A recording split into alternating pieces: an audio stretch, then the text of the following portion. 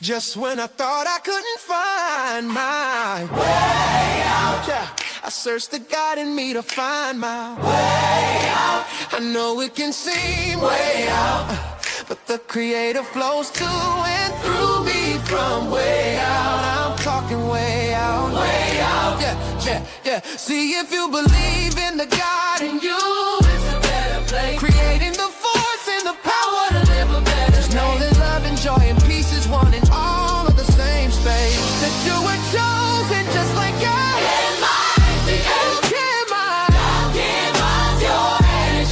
That's right. Only you can make the change. Shine your head at you. Shine so bright from darkness to light. Hey, hey, hey. From darkness to light. Yeah. And you'll find your way out. Oh, it won't seem way out. The power of God will flow through you from way out. Welcome. This is Alchemizing Energy. And so, listen, today, I wanted to revisit a live that we done. I would like to say, I have over 2,000 videos on my channel. And it was really interesting as I combed through, because I was, trying to figure out what I was going to talk about today.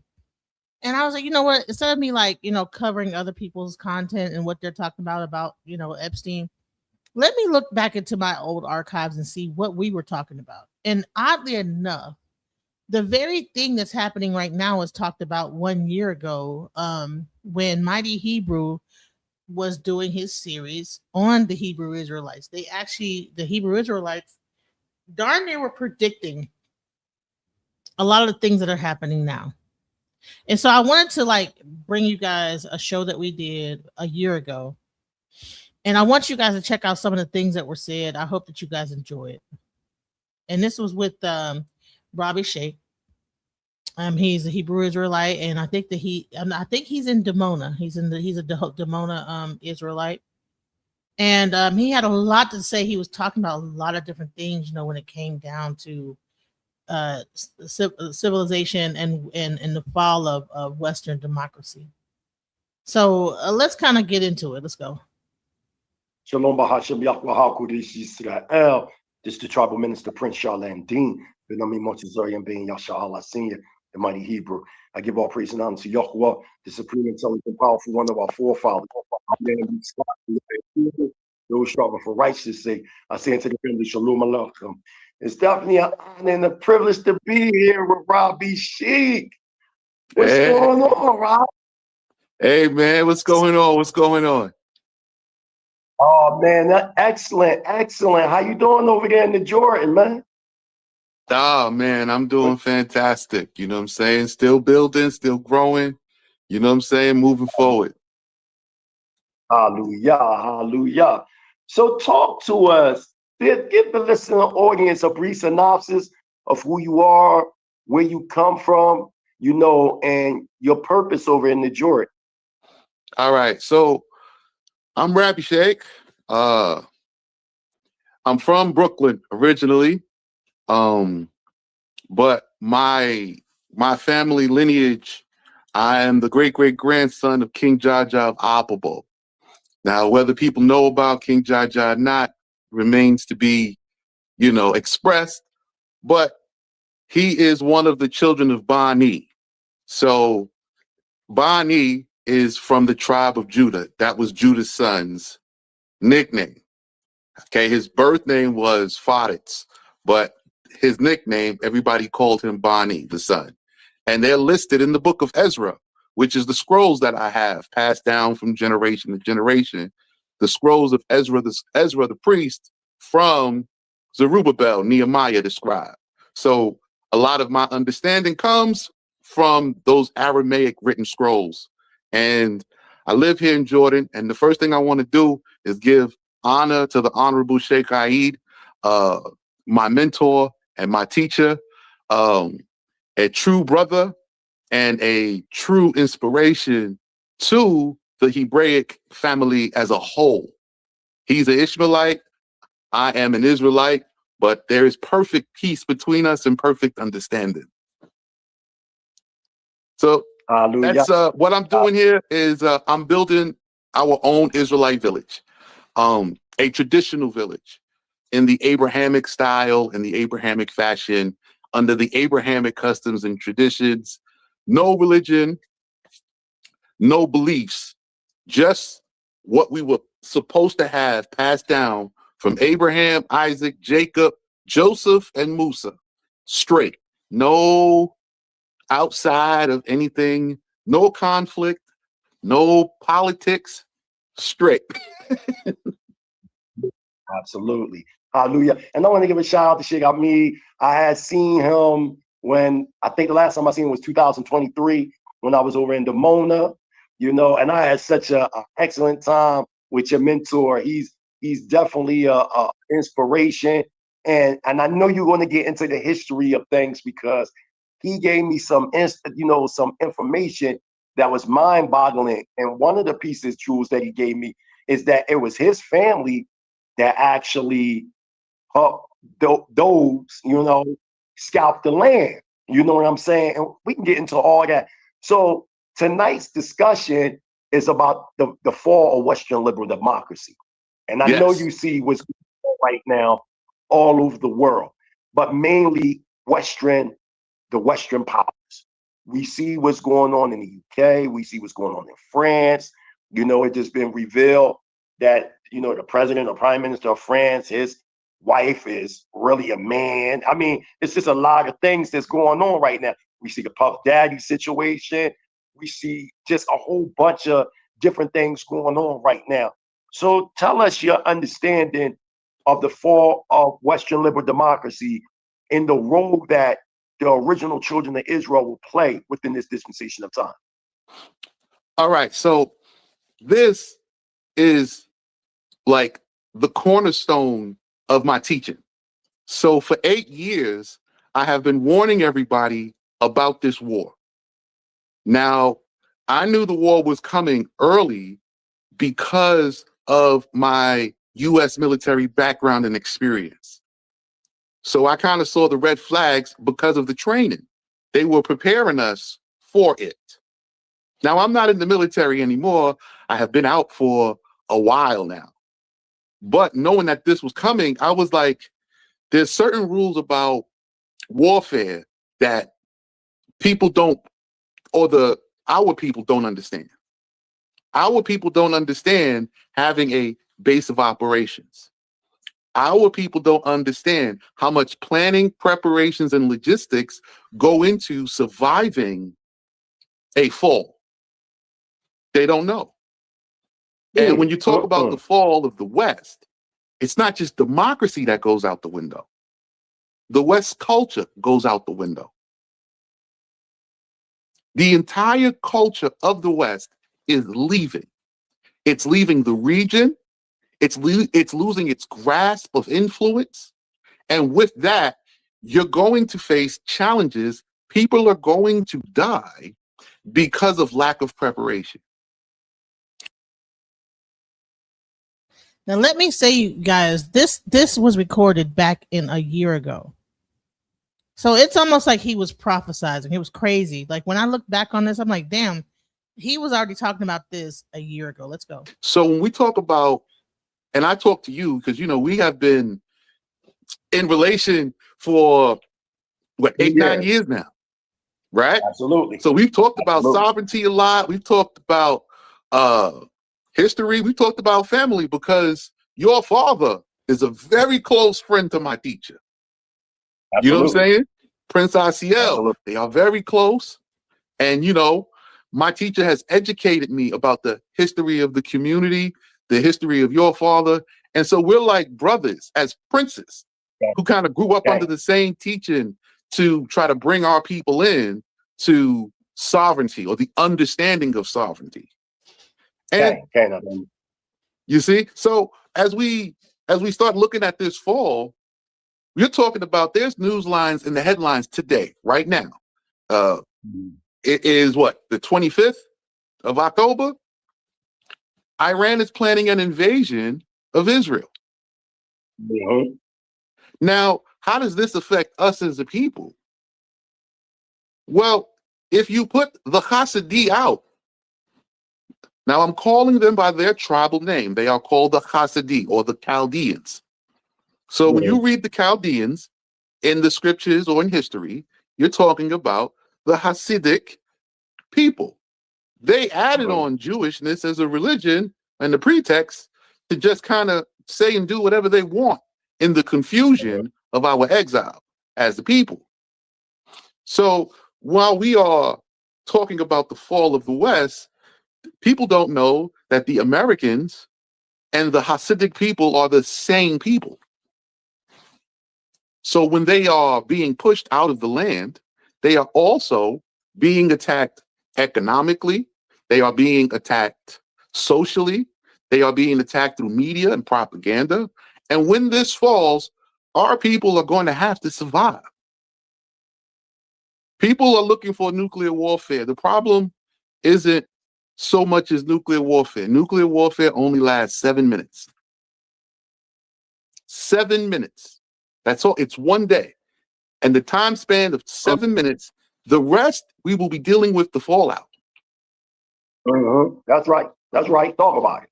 So the nuclear fallout, when you are talking about nuclear fallout, you're talking about a crash of the ecology. The ecology crash is going to kill people. People are going to die of contamination. People are going to die from starvation. People are going to die from illness and disease. When you talk about the crash of the economy, the logistics goes down. You're talking about a population of our people of 55 million at estimate in the US alone. They all get food at the supermarket. Nobody's growing food. So what happens to those people? Because the trucks are going to stop, the shipping is going to stop, everything is done. Welcome to the panel, Prince, aka Mighty Hebrew. When I saw this video, I said, "Dang, this is almost like he was prophesying what was going to happen a year ago." This when he said all these things, I went back and I watched. I said, "Dang, he's pretty much saying everything that's going to happen," and that's exactly what ended up happening. What are your thoughts on what he's saying? Absolutely. Hallelujah. First and foremost, I give all praise and honor to Yahweh. Y'all can hear me, right? Yeah, definitely. We can hear you. Okay. Giving all praise to Yahweh, the supreme, intelligent, powerful one of our forefathers, Abraham, Yitzchak, and Yaakov. Those striving for righteousness' sake, I say unto the family, Shalom Aleichem. It's an honor to be on Alchemizing Energy. But absolutely, getting straight to the point, when you understand, one of the key understandings is the book of Daniel or Daniel, and the rise and fall of the image of gold, silver, bronze, and iron being symbolic to the Babylonian Empire 586 BCE, then the Medo-Persian Empire 444 BCE, then you get the Greek Empire 332 BCE, and then the Roman Empire 146 BCE, and then the breakdown of the Roman Empire by the Visigoths, the Vandals, the Goths, and all them breaking into Western Europe, which is the 10 toes, and then the clay mixed with iron. Now you're seeing the rise of bricks and other things. So when you understand it from that retrospect, the Rabby is definitely on point. I remember we did this October last year, and he was saying the things, and I mean, we've talked about this for many years, because remember what he just said. He was talking about my grandfather, the late Prince Asiel, and he was like, yeah, me and you, we've been discussing all this for at least over 9 years. So not only did you, play this a year ago or do this interview a year ago, and the things that the Sheik said was going to happen, it's happening now.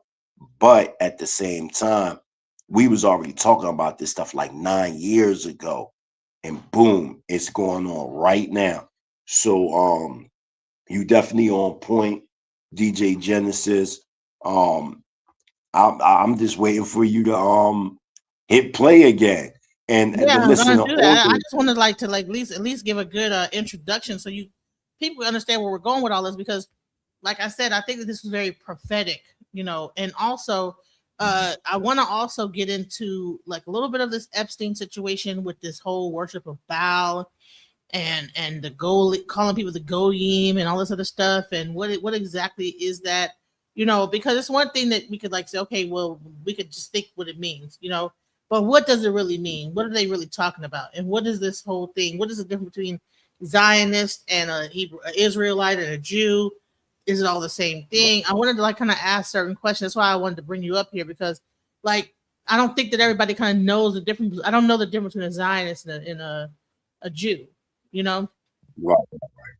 So I wanted to Absolutely. be clear about what each thing is. Are they the same? Is the No, worship they're of Baal different. in Jewish religion?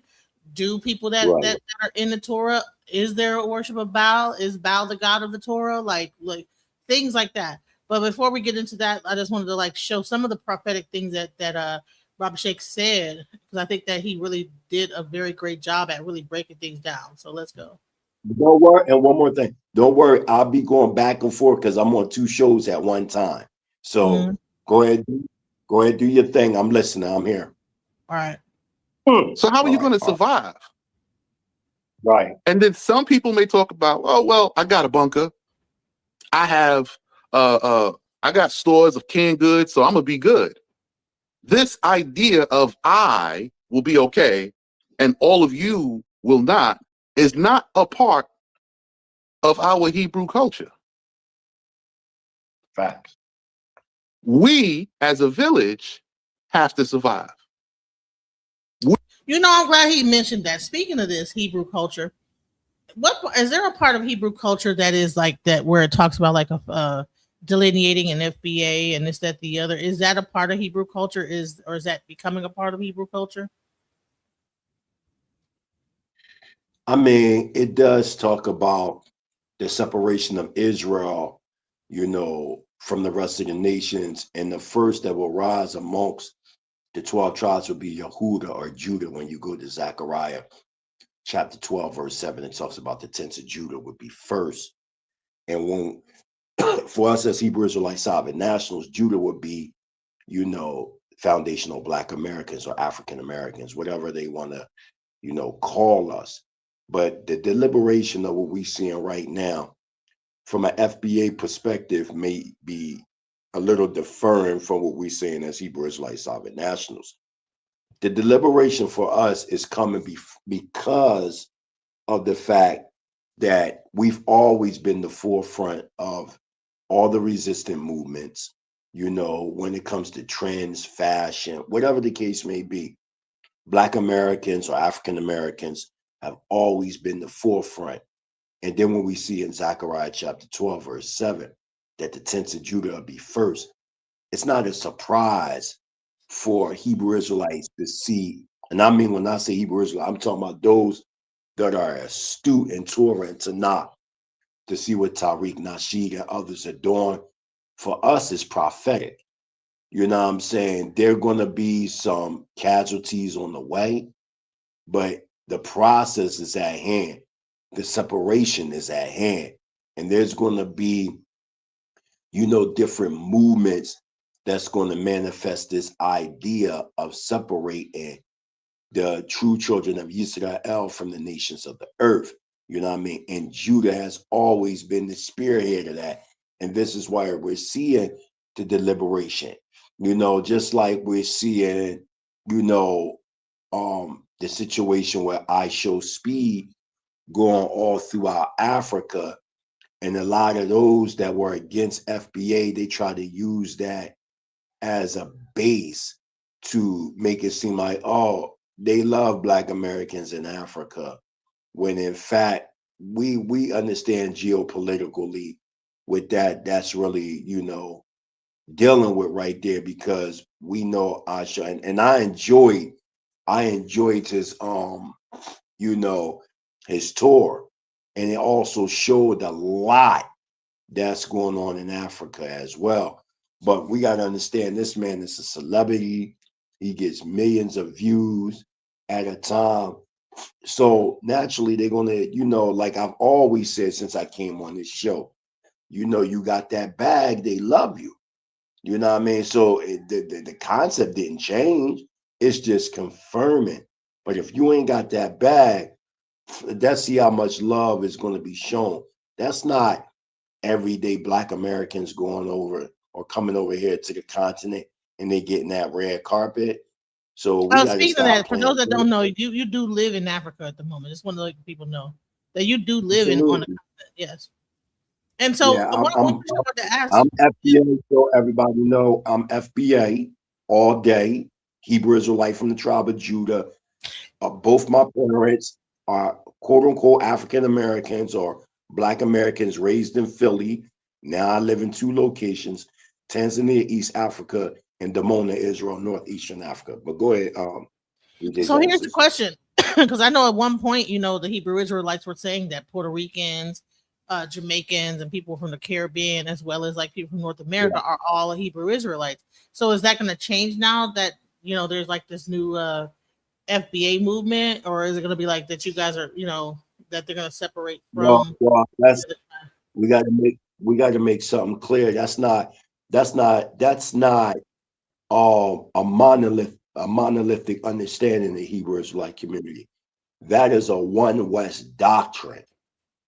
Like we got to make that clear. When you see the 12 tribe chart, that comes specifically from those of what is known as universal practical knowledge that was created in 1969 out in Harlem, New York, 125th and Madison, one West. All right. And then you got splinter groups, the House of Israel, the Sons of Thunder, the Lions of Israel, Sakari, all those that you see on YouTube, and they got the GMS, the 12 tribe chart. All of them are descended from what you know as the original UPK that was founded by the late Rabbi Bivens. He was originally from Philadelphia, Pennsylvania, and then shot over there to New York. So we got to make that clear. Most Hebrew Israelites don't believe in the 12 tribe chart. I do not believe that the Native Americans as a whole are Israelites. Are there Israelites amongst Native? Sure. Are Puerto Ricans Israelites for the most part? No. Are there Israelites amongst them? Sure. If you talking about the Afro Latinos and stuff like that, but to sit back and say that Ephraim is the Puerto Ricans, Reuben is the Seminole Indians, et cetera, we don't acknowledge that. Are the Jamaicans Israelites? Absolutely. Are the Haitians Israelites? For the most part, absolutely. But we don't subscribe that all the slaves that came on the slave ships are Israelites. There was a conglomerate of Israelites along with other indigenous, African Edenic tribes that came over, into the Western Hemisphere. So we're not them Israelites that are under the persuasion that, all the Native American Indians are Israelites from North, South, and Central America. All the slaves that came over on the slave ships, they're all Israelites. That's just historically inaccurate. But there were Israelites in the midst of them people. So we got to make that clear. That concept of people looking at, the Eskimos, the Hawaiians, and all these different people as Israelites, that is all a one West doctrine. The Eskimos being Israelites, Sakari can't believe that. The Hawaiians and the Samoans being Israelites, that's GOCC. So we don't acknowledge that stuff. All right. Our understanding, one more thing. Our understanding, let's make it clear, that our Israelites are those that are connected to the Bantu expansion. What if you talking about, the Yoruba, the Ashanti, the Chaga, the Haya, the Narumbo, the Party, the Black Americans, Jamaicans, all these type of people, they are the Israelites. So here's another question. So when you say that okay, so you have a different separation between one West and the what would that be considered the Demona Hebrew Israelites, or Who are the Hebrew Israelites that are separate from Well, the One I'm West? saying the most Israelites are not a part of One West.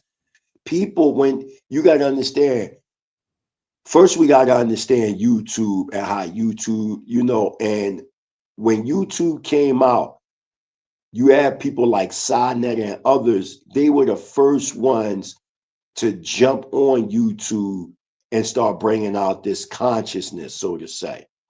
So you had Sinetta, he was putting up 10-minute clippings because that's how it was back in the day. The reason why he's known as the godfather of consciousness, because he was the first one on YouTube to do that. So by him being the first, he became what you know as the controlling element. So the very first Hebrews to be on the scene on House of Consciousness was myself and Priest Zabot. I was representing the Torah to not understanding. Y'all know I don't subscribe to the New Testament. I'm Torah Center. And then you had Priest Zabot and all them, which was a splinter group of the original UPK. So by me, being like an ambassador at large for the Hebrew Israelite nation coming from out of Demona, and stuff like that, I was constantly traveling. So by me traveling and teaching and doing lectures, I wasn't really heavily in the midst of the House of Consciousness. When I would have like time off, I would go shoot, see Sinetta, do things like that. But by Sinetta constantly filming on the streets, he was more in tune with the One West, Israelites. So the main ones he was dealing with was a group known as the Ambassadors of Christ, which was ran by a man by the name of General Hashar. And then you had the House of Israel, which he was recording, which was pre-Zabat in them. And then you had an off branch of them that became known as the Lions of Israel with the late priest Loyal, who passed away and passed the torch over the priest Danaala, right? So now you get in Sinetta being more in tune with these One West camps.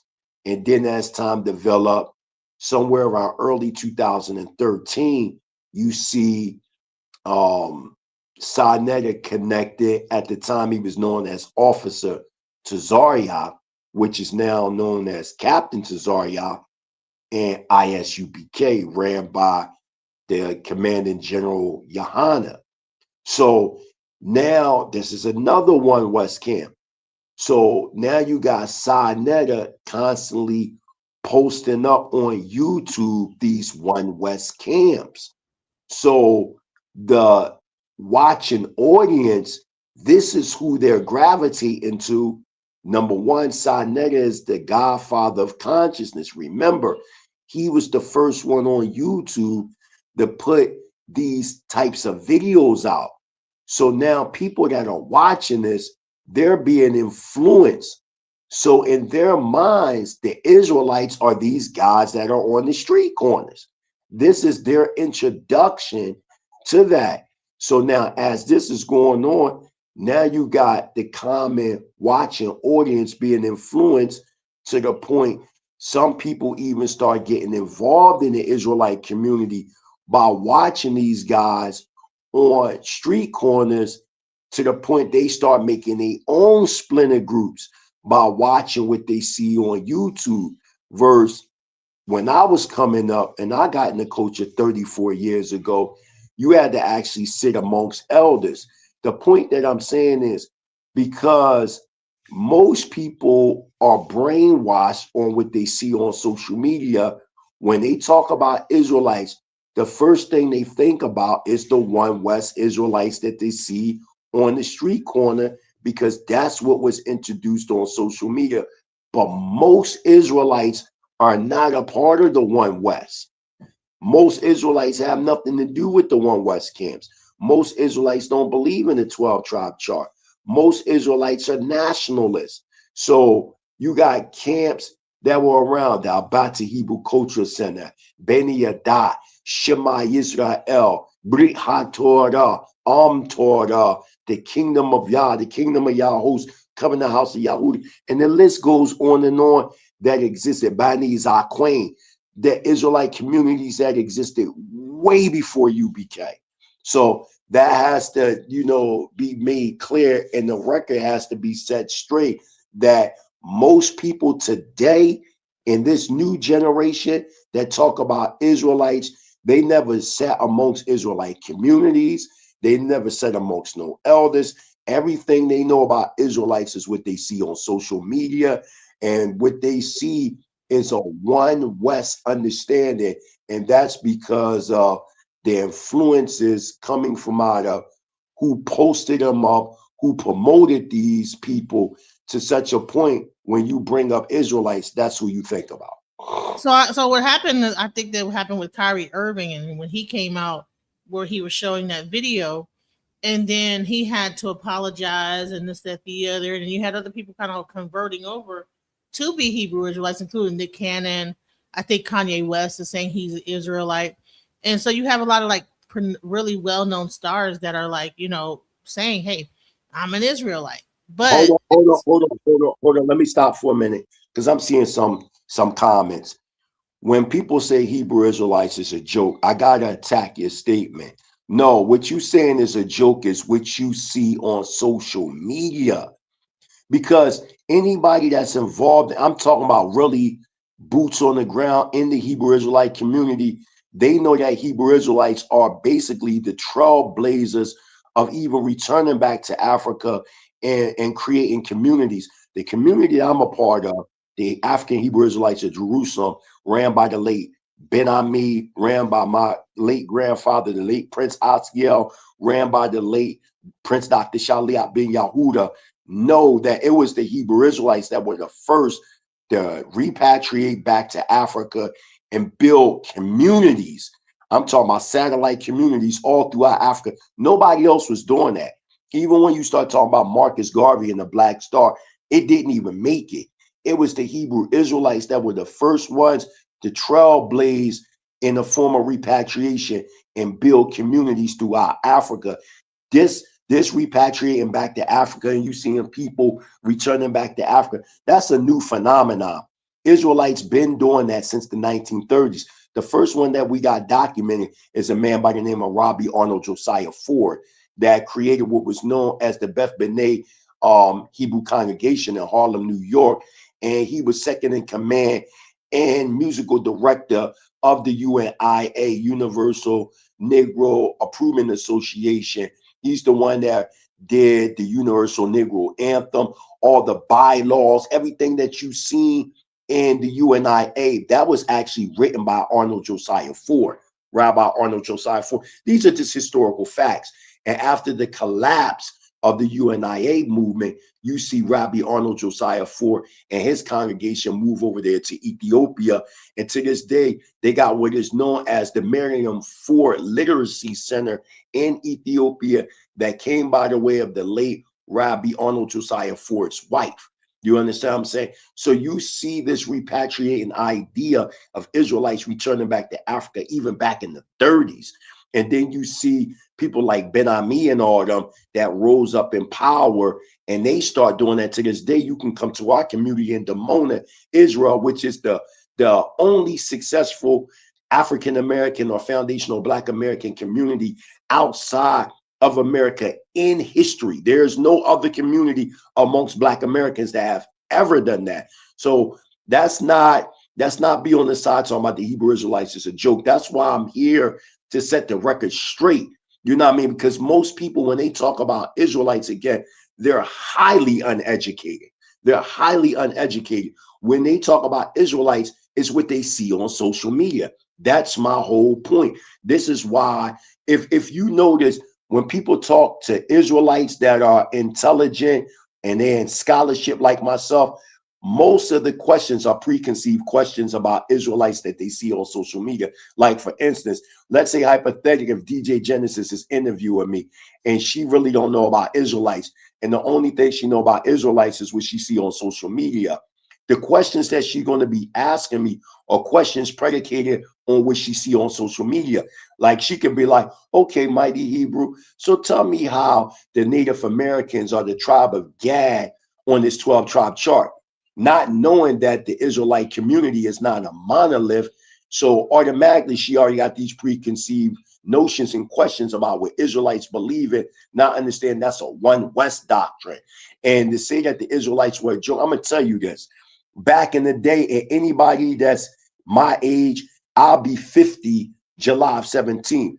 People know for a fact that in the 90s, the 80s, and the 70s, you couldn't even fuck with the Israelites because we ain't play no games. People that were known to be Israelites back in the day, they were always known as men of respect, men of renown. Like you could not come amongst the Israelites back in the day and manifest slanderous remarks because we'll fold you up like a pretzel. I remember there was a time, if let's say hypothetically, if a man put his hands on an Israelite woman, you have like 8, 9 Israelite men knocking on your door to fold you the fuck up. There was a type of a way that you had to conduct yourself amongst Israelite communities back in the day. You couldn't back in the day just say, I got from Babylon to Timbuktu, the King James Bible. I read some history books for the past 4 months. Now I'm a teacher. No, you couldn't even wrap a turban up unless you had knowledge, wisdom, and understanding of Torah at least 10 years. This is a fact. You know how people right now, they can just say they're Israelite and wrap a turban up on their head? You couldn't do that when I was coming up in the Israelite community. You had to sit amongst the Zakwanim, which in Hebrew, it means the elders in our community, for at least 10 years to get permission to wrap a turban up. You could not just get up on the podium and say, I'm a teacher. You have to prove beyond a shadow of a doubt that you are a teacher. Like me, for instance, I'm a Nasi, I'm a prince. I didn't just take that title prince. I was appointed a prince and went through the ceremonial rites to be a prince by the late Prince Asiel ben Shaliach ben Yisrael. When you go amongst these Israelites on social media, I'm giving it to y'all real with no chasers, straight up, right? You know how these dudes that they say they're Israelites, ask them who their teachers are. Who did they sit on under that gave them the accolade to say, yo, you know what? I'm a teacher in the Israelite community. What footwork that these guys put in to say, yo, I'm a teacher in the Israelite community? No, these are guys that are sitting on social media, watching YouTube videos, getting teachings from YouTube, and then turn around and say, I'm a teacher. And then when you ask them, well, who were your teachers? Who gave y'all the green light to say it's okay for you to teach? Who did you sit under? I sat under the likes of, you know, Sar Dr. Kazrael Ben Yahu, the Dean of the School, the Prophets Institute in Damona, Israel, Northeastern Africa. I sat under the late Zaquain Ishkael Ben Yisrael of the late school Beit Hetzabah. Professor Rudolph R. Windsor, who wrote From Babylon to Timbuktu. His brother, Rabby Cole Windsor, taught me Ivri, taught me Hebrew. I sat under Dr. Moreh Yoel Ben Yisrael. I'm talking about who were these guys teachers for us to respect these people to say, yo, they're teachers, they're leaders in our community. So to say that the Hebrew Israelites are a joke, let's rephrase that and say, well, maybe the people that you've seen on social media, but when you actually go on the ground, we talking about the Hebrew Israelite movement is an international phenomenon that's involved in African geopolitical affairs in Africa right now. So we want to be careful with our words. Hallelujah.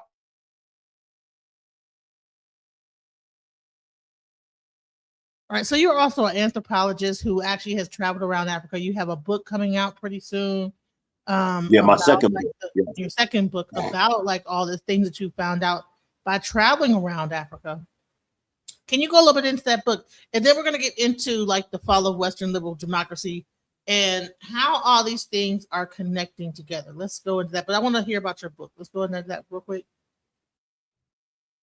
Absolutely, absolutely. Again, giving all praise and honor to Yahweh, the supreme, intelligent, powerful one, our forefathers out there in East Scott. Yeah, cool. Yeah, my first book came out 2017. Y'all can still get that, you know, online. It's called Our True History of the Diaspora and Our Freedom. That was just breaking down, you know, you know, the different oral traditions of Israelites going by the way of ancient Israel through the Levant, by the way of the Bantu expansion, pushing into East Africa, Central Africa, Southern Africa, and West Africa, and then coming into the Americas. Very powerful book. I get into the brief synopsis of who I am, raised up in the Hunting Park section of Philly, North Philly, you know what I mean? And, you know, being raised up by a father and mother is very interesting. My background, my father's side, anybody from Philly, they might have heard of my father. He was one of the original OG gang members out of 8th and Oxford. His name is Peacock. And anybody that you know from Philly, and they know who my father is. You know what I mean? He passed away 2015. So on my father's side, they came out of the Nation of Islam. You know what I'm saying? Heavy hitters in the Nation of Islam, had affiliate ties with the Black Mafia, but I'm not going to get into all that too much. And then on my mother's side, you got, you know, that Native American side along with the Black American side, because on my mother's side, heavy, you know, into the Native American culture. And then when they came into Christianity, they was in a Christian movement known as the Hebrew Pentecostals. So since a young son, I've always heard on my mother's side that we were the original Israelites. Even on my father's side, even though they subscribed themselves to being the lost tribe of Sabas and, you know, the Nation of Islam teachers, they also had an understanding that they were the true Hebrews. They had the understanding they were that, but they didn't have the concrete practice of it.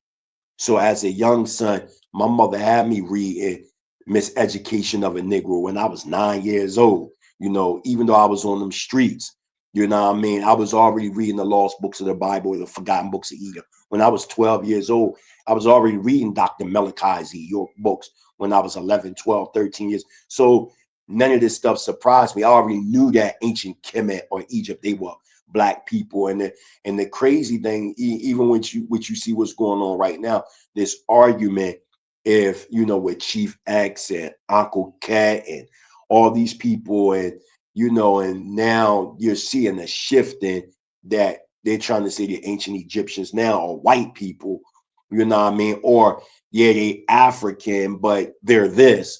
You know, we've seen this, you know, this recycling of historical eras go on for years. And we've seen pioneers such as Dr. John Hammer Clark, you know, Dr. Yosef A. Ben Yochanan, Sheikh Auntie Droop or Sheikh Auntie Diop. We've seen Obanga, we've seen Dr. Shaka Musa Barashingo, and many others have these arguments in the 80s and 70s, and even as far as the 60s, even in the 50s, we got George G. James with Stolen Legacy, you know, arguing amongst the academia that, you know, Egypt was an African civilization, or we in amongst African Hebrew Israelites, Jerusalem, we would correctly say African Edenic society, you know what I'm saying? And now you see in the argument today that that's not the case.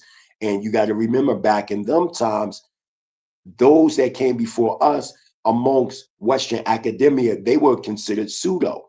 Dr. John Henry Clark was considered amongst the academic world as pseudo. Dr. Shakamusha Berashingo, Dr. Ben, all them amongst Western Euro-Gentile academia, they were known as the pseudos of that time. And it's funny, like we are here today, we will be considered amongst our own peers pseudo by saying that the people of ancient Kemet or Egypt are African Edenic. We're being looked at as pseudo. You know what I'm saying? And it's funny, those that are saying we're pseudo, we got clippings of them just 10 years ago saying that the people of Kemet were African Edenic. So now you're seeing this paradigm shift, so to say, or this change that's being taken place. You know what I'm saying? Because we know in the book of Daniel, it said knowledge shall increase and it'll run to and fro the earth. A lot of people look at that verse as, yeah, you know, knowledge will increase. That's a good thing. But it's not talking about good knowledge. You know what I mean? It's talking about the worldly knowledge that you receive and not digging when y'all hit that Google link or that Yahoo link, y'all ain't even dig the fact that the word Yahoo is a short term for Yahuwah or Yahuwah. So when they talk about going on the web, yahoo.com, they basically saying this is the mind of the creator Yahweh. But y'all ain't get to that point yet. What these people are trying to do here when it defines, not define, when it comes to having knowledge, wisdom, and understanding. So again, to set the point, yes, ancient Egypt is an African civilization, African Edenic civilization. Ancient Israel is an African or African Edenic civilization. The land of Israel sits right on the African tectonic plate. When we study flora and fauna, when we look at the Negev Desert, which I sat there, I went there myself and look at the flora and fauna of the Negev Desert. It's the same as the Sahara Desert. The Negev Desert of southern Israel is an extension of the Sahara Desert. That brings me into my second book, 311 trillion, 40 billion BCE. And now, that is going to be one of the most shaking, most breathtaking and shaking books within one's foundation within the Hebrew Israelite nation, and even through the Black conscious Afrocentric community, because I'm one to say that the book of Genesis is not talking about literal days, but it's talking about epochs of the time, starting at 311 trillion, 40 billion BCE, hitting into 1000 BCE, and that we are the Elohim embodied in human form. So this is what I'm saying, that the Israelite community is not a monolith. You know what I mean? Because you might have some Israelites that are more esoteric in their understanding, that understand that we are Elohim embodied in human form, that we don't subscribe to the New Testament. I don't believe that JC died for our sins. That goes against Devarim or Deuteronomy chapter 24:16, Ezekiel chapter 18, and many other verses within the Tanakh, miscalled the Old Testament, that no man can die for another man's sins. So this is what I'm saying. When one say, that the Hebrew Israelites is a joke, because I find that very disrespectful, because the Israelites have done a lot of good within the Black American or quote unquote African American community. And just because you got some knuckleheads that come on social media and say stupid things out of their mouth, that the whole Hebrew Israelite community is getting this bad taste. But to me, that's all COINTELPRO. That's all COINTELPRO tactics. You know what I mean? Even when you go to the House of Consciousness, right?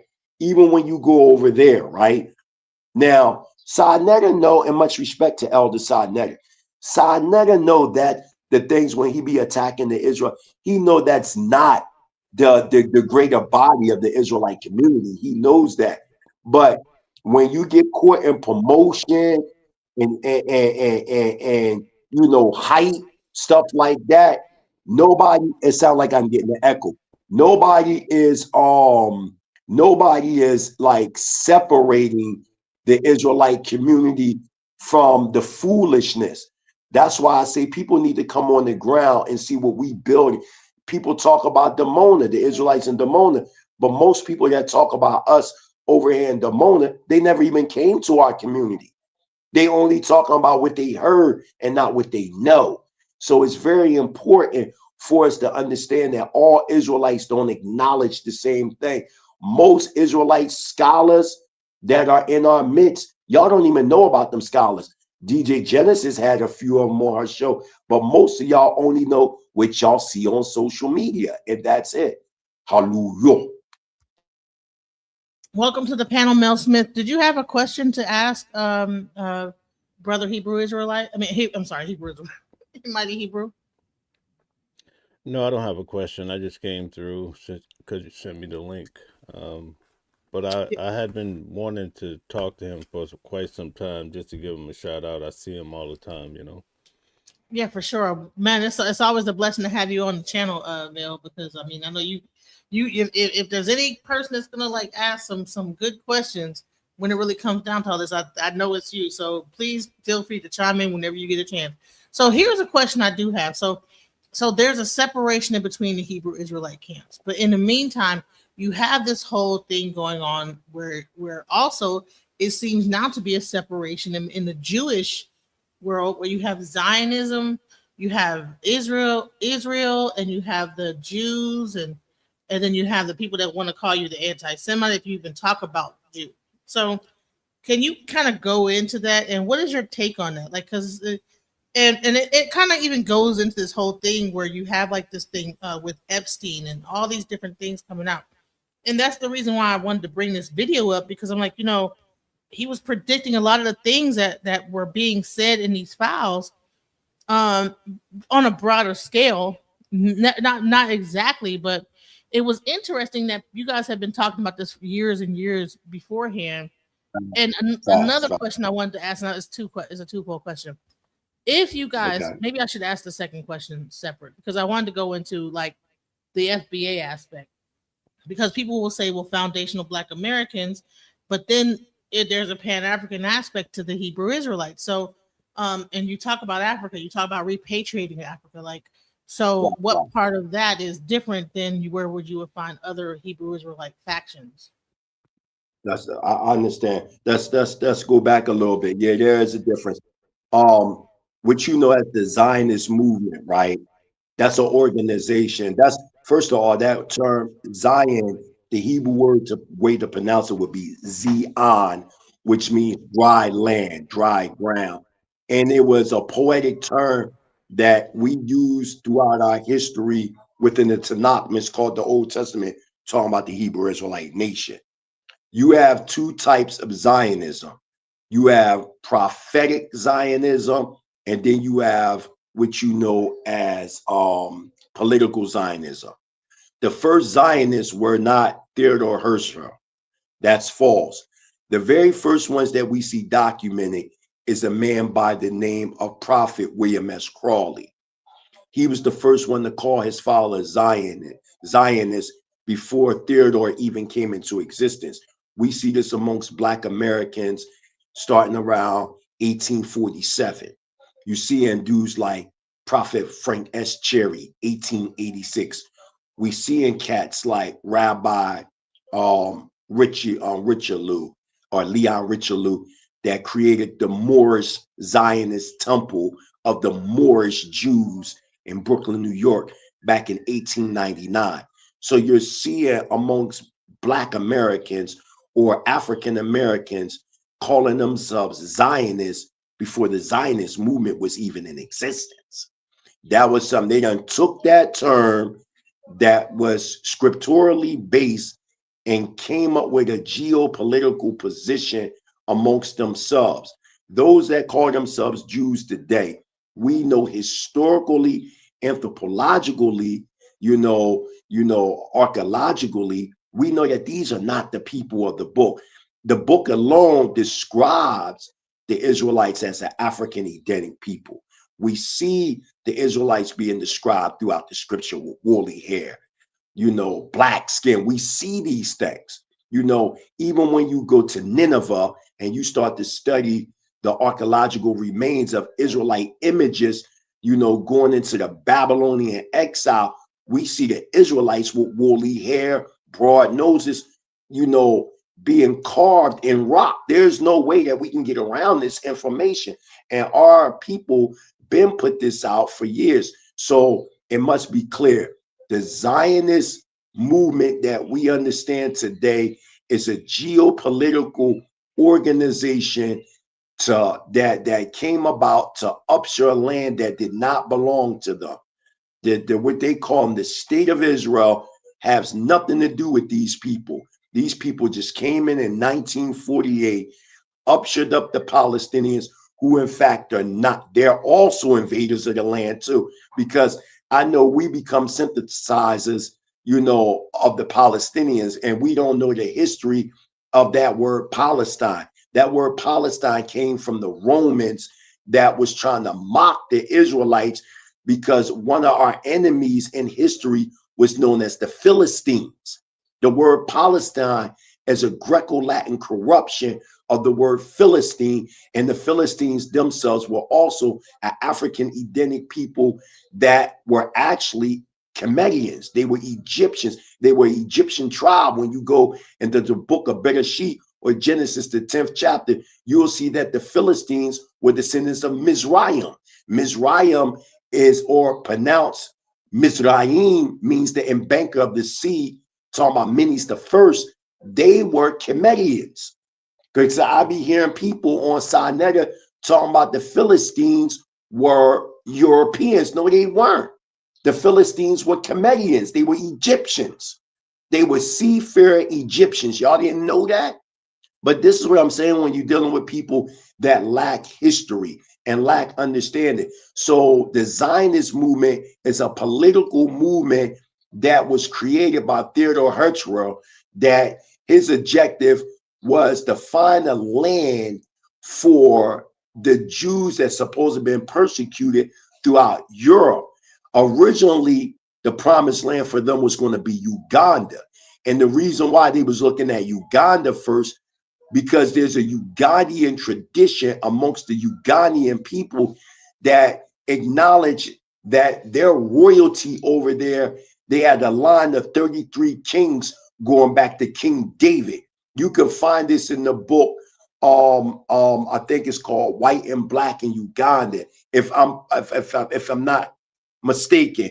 But if I have the name wrong, I get, because I'm not at home right now, I'll get, the name and send it to DJ Genesis.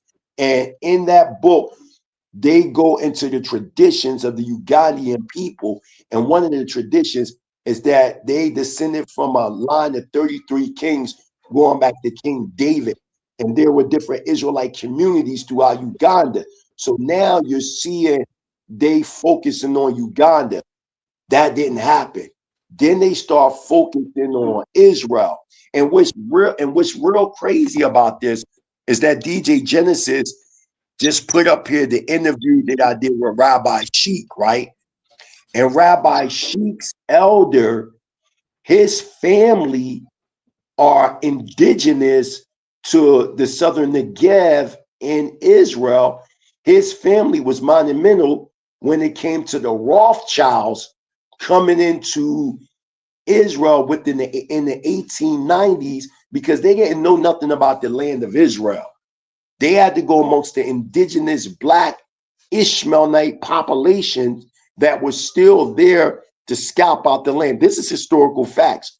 This is Rabbi Sheik's teacher family that actually showed the Rothschilds the ins and outs of the land of Israel. There are old clippings on YouTube right now of footage of 1910, even back in 1890s, of the Black presence of Israel.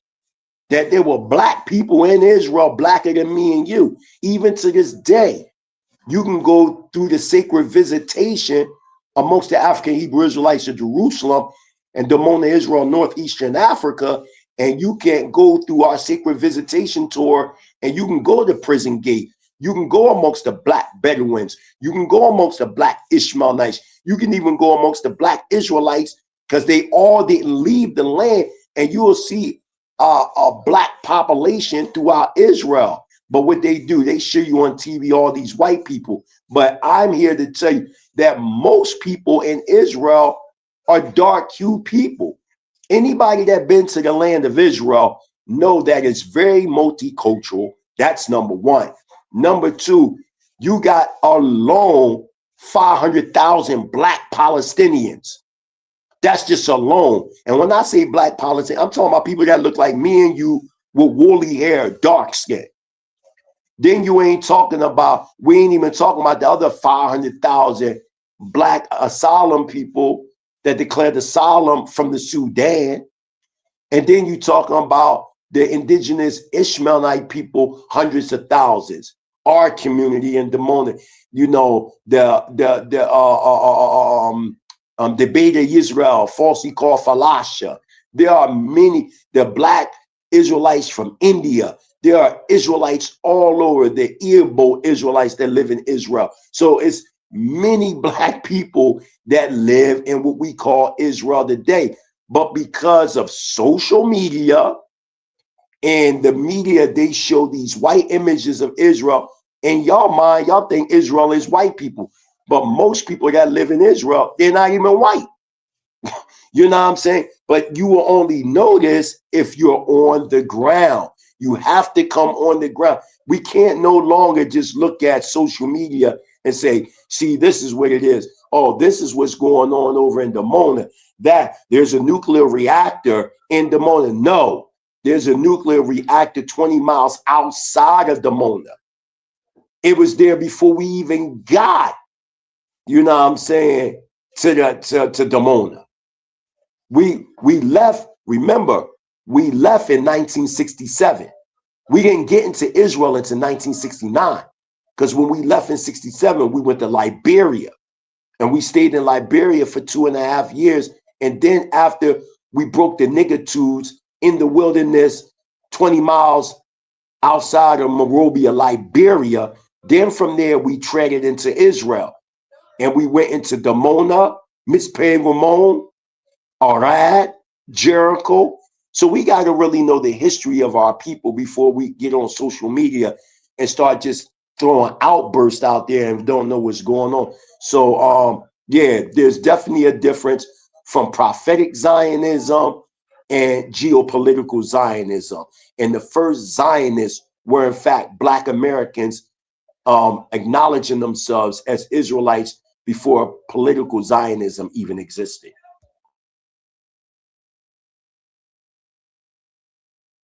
So so when you talk about this whole Zionist movement, when you talk about this thing, one of the things that came up in the Epstein files was this thing called Baal.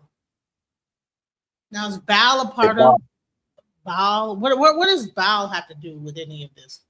I mean, yeah.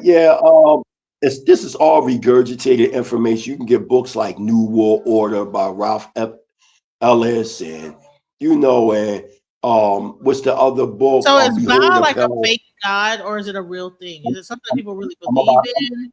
Yeah, I'm about to get into that. Yeah. Again, I'm gonna be honest with you. The whole Epstein files to me is bullshit, and let me tell you why. Because let's look at it for what it is. There are 6 million pieces to this file. They give you a little over 3 million. And all they giving you is shit that we already knew about. Because social media is already in the mind state that Jay-Z is a part of a cabal, a luministic organization. Notice what's standing out in the Epstein files. Baal worship, Jay-Z, stuff, Beyonce. But these are things that that people already been talking about. They're not giving us nothing deep. We've been heard about the Clintons and the Bushes and all them Baal worshiping and Moloch worshiping at the Bohemian Groves, in California with the owl and all. So none of this stuff is new to us. And Nicki Minaj putting out there just a comment without facts.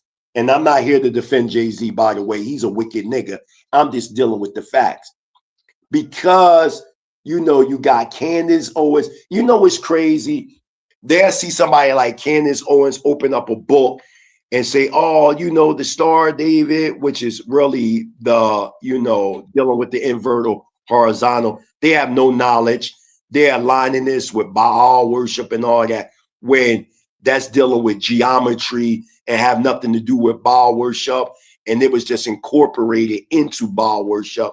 You know what I mean? You have these people like Candace Owens and people like, oh my gosh, she is so deep. But Israelites been on the street corners talking about this stuff for decades. This ain't new to us. Yes, these people are Baal worshiping. Baal worship go back to the ancient Canaanites. The word Baal means my master. Originally, it was just a term that a wife would use towards their husband. But as years developed and you had Canaanite worship, they incorporated that word Baal with Canaanite worship. And within the Canaanite pantheon, they believed that giving their firstborn offering to Baal, they would get greater blessings. Whether you're talking about your firstborn child, whether you're talking about your firstborn crop, whatever. And as time went on, this became incorporated within different secret societies.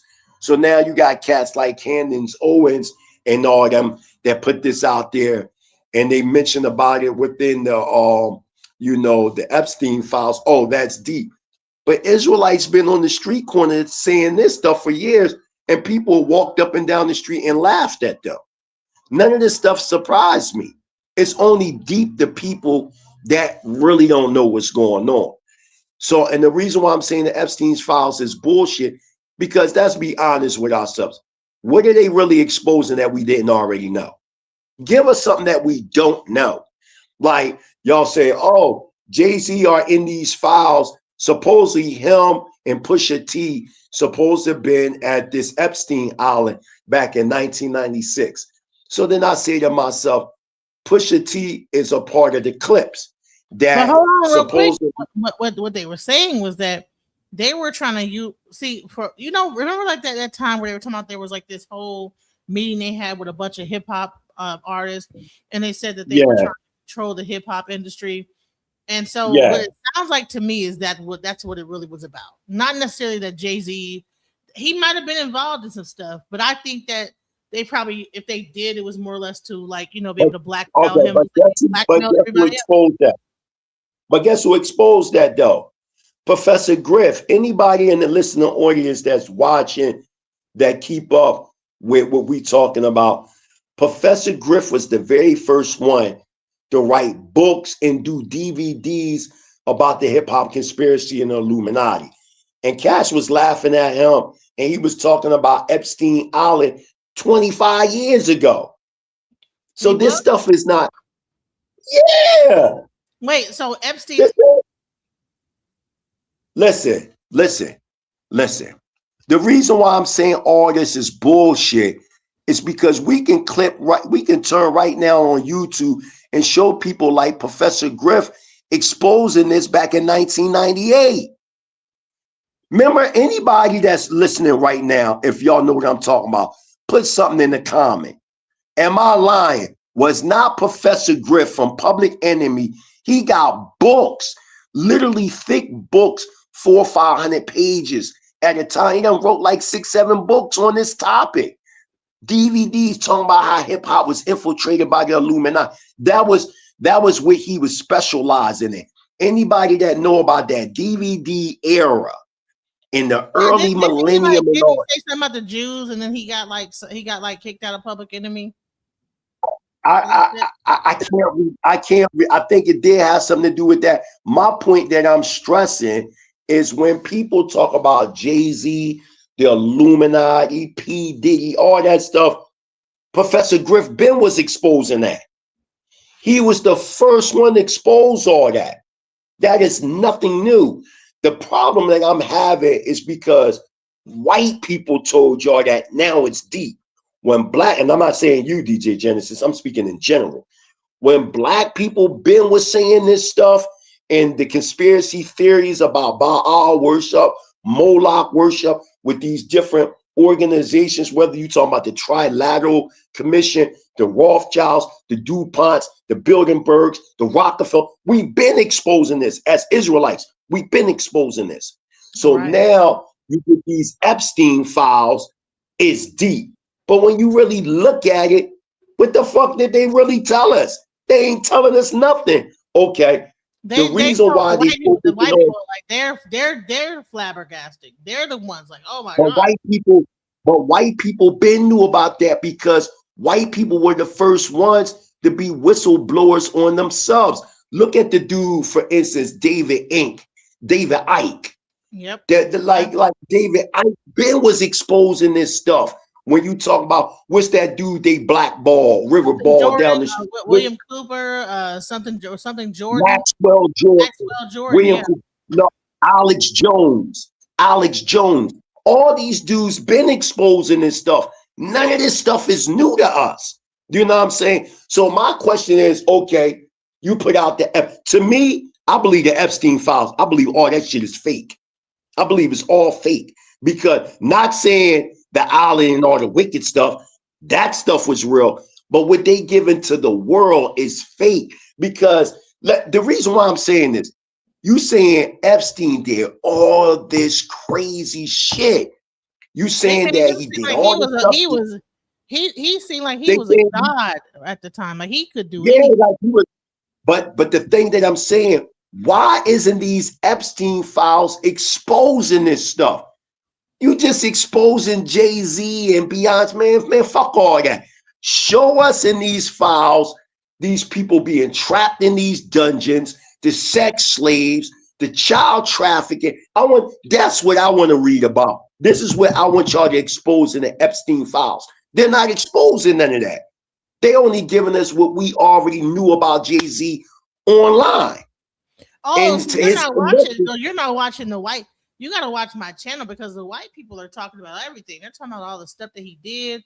They're talking about Donald yeah, Trump. they're talking about it, but they're not showing it directly in the files. Like for instance, they might say, yeah, you know, we got these Epstein files, and yeah, you know, Epstein, he was doing this and human trafficking, but they're not going in the file and showing it. That's what I'm saying. Like I'll be watching. The ones I'm seeing is that they're actually showing the actual document, the emails. They're reading the emails that he sent and all this other crazy stuff that he was saying. Like there was a time where he was talking about that he was saying that all the people were goyim and I don't even know what Yeah, is. I've seen that. I'm talking about. Listen. That concept that all the people are going. That's nothing new. You can get a book called "The Protocols of the Learned Elders of Zion." And in that book, goyim originally was a term in the Hebrew language that meant the nations of the earth. But they took that word goyim as a code to talk about the control of the population through the banking system. You see this in the Protocol of the Learned Elders of Zion. So Epstein calling people goyim is nothing to me because I know people. I know those that are involved in these secret organizations. That's how they look at the populations of the earth. We understand that. My thing is, show us in the files. I want to see human trafficking. I want to see it directly written down in these files, and it's not doing that. The things that they're exposing is what people already been talking about. We already been talking about this man being a monster. We already been talking about Jay-Z having interconnections with these people and Beyonce. Remember, they was talking about how Beyonce had an alter ego within her named Sasa, and it was really an evil deity or a demon that was possessing her. So, and that they were into snake cult worship and so we've already been hearing this stuff.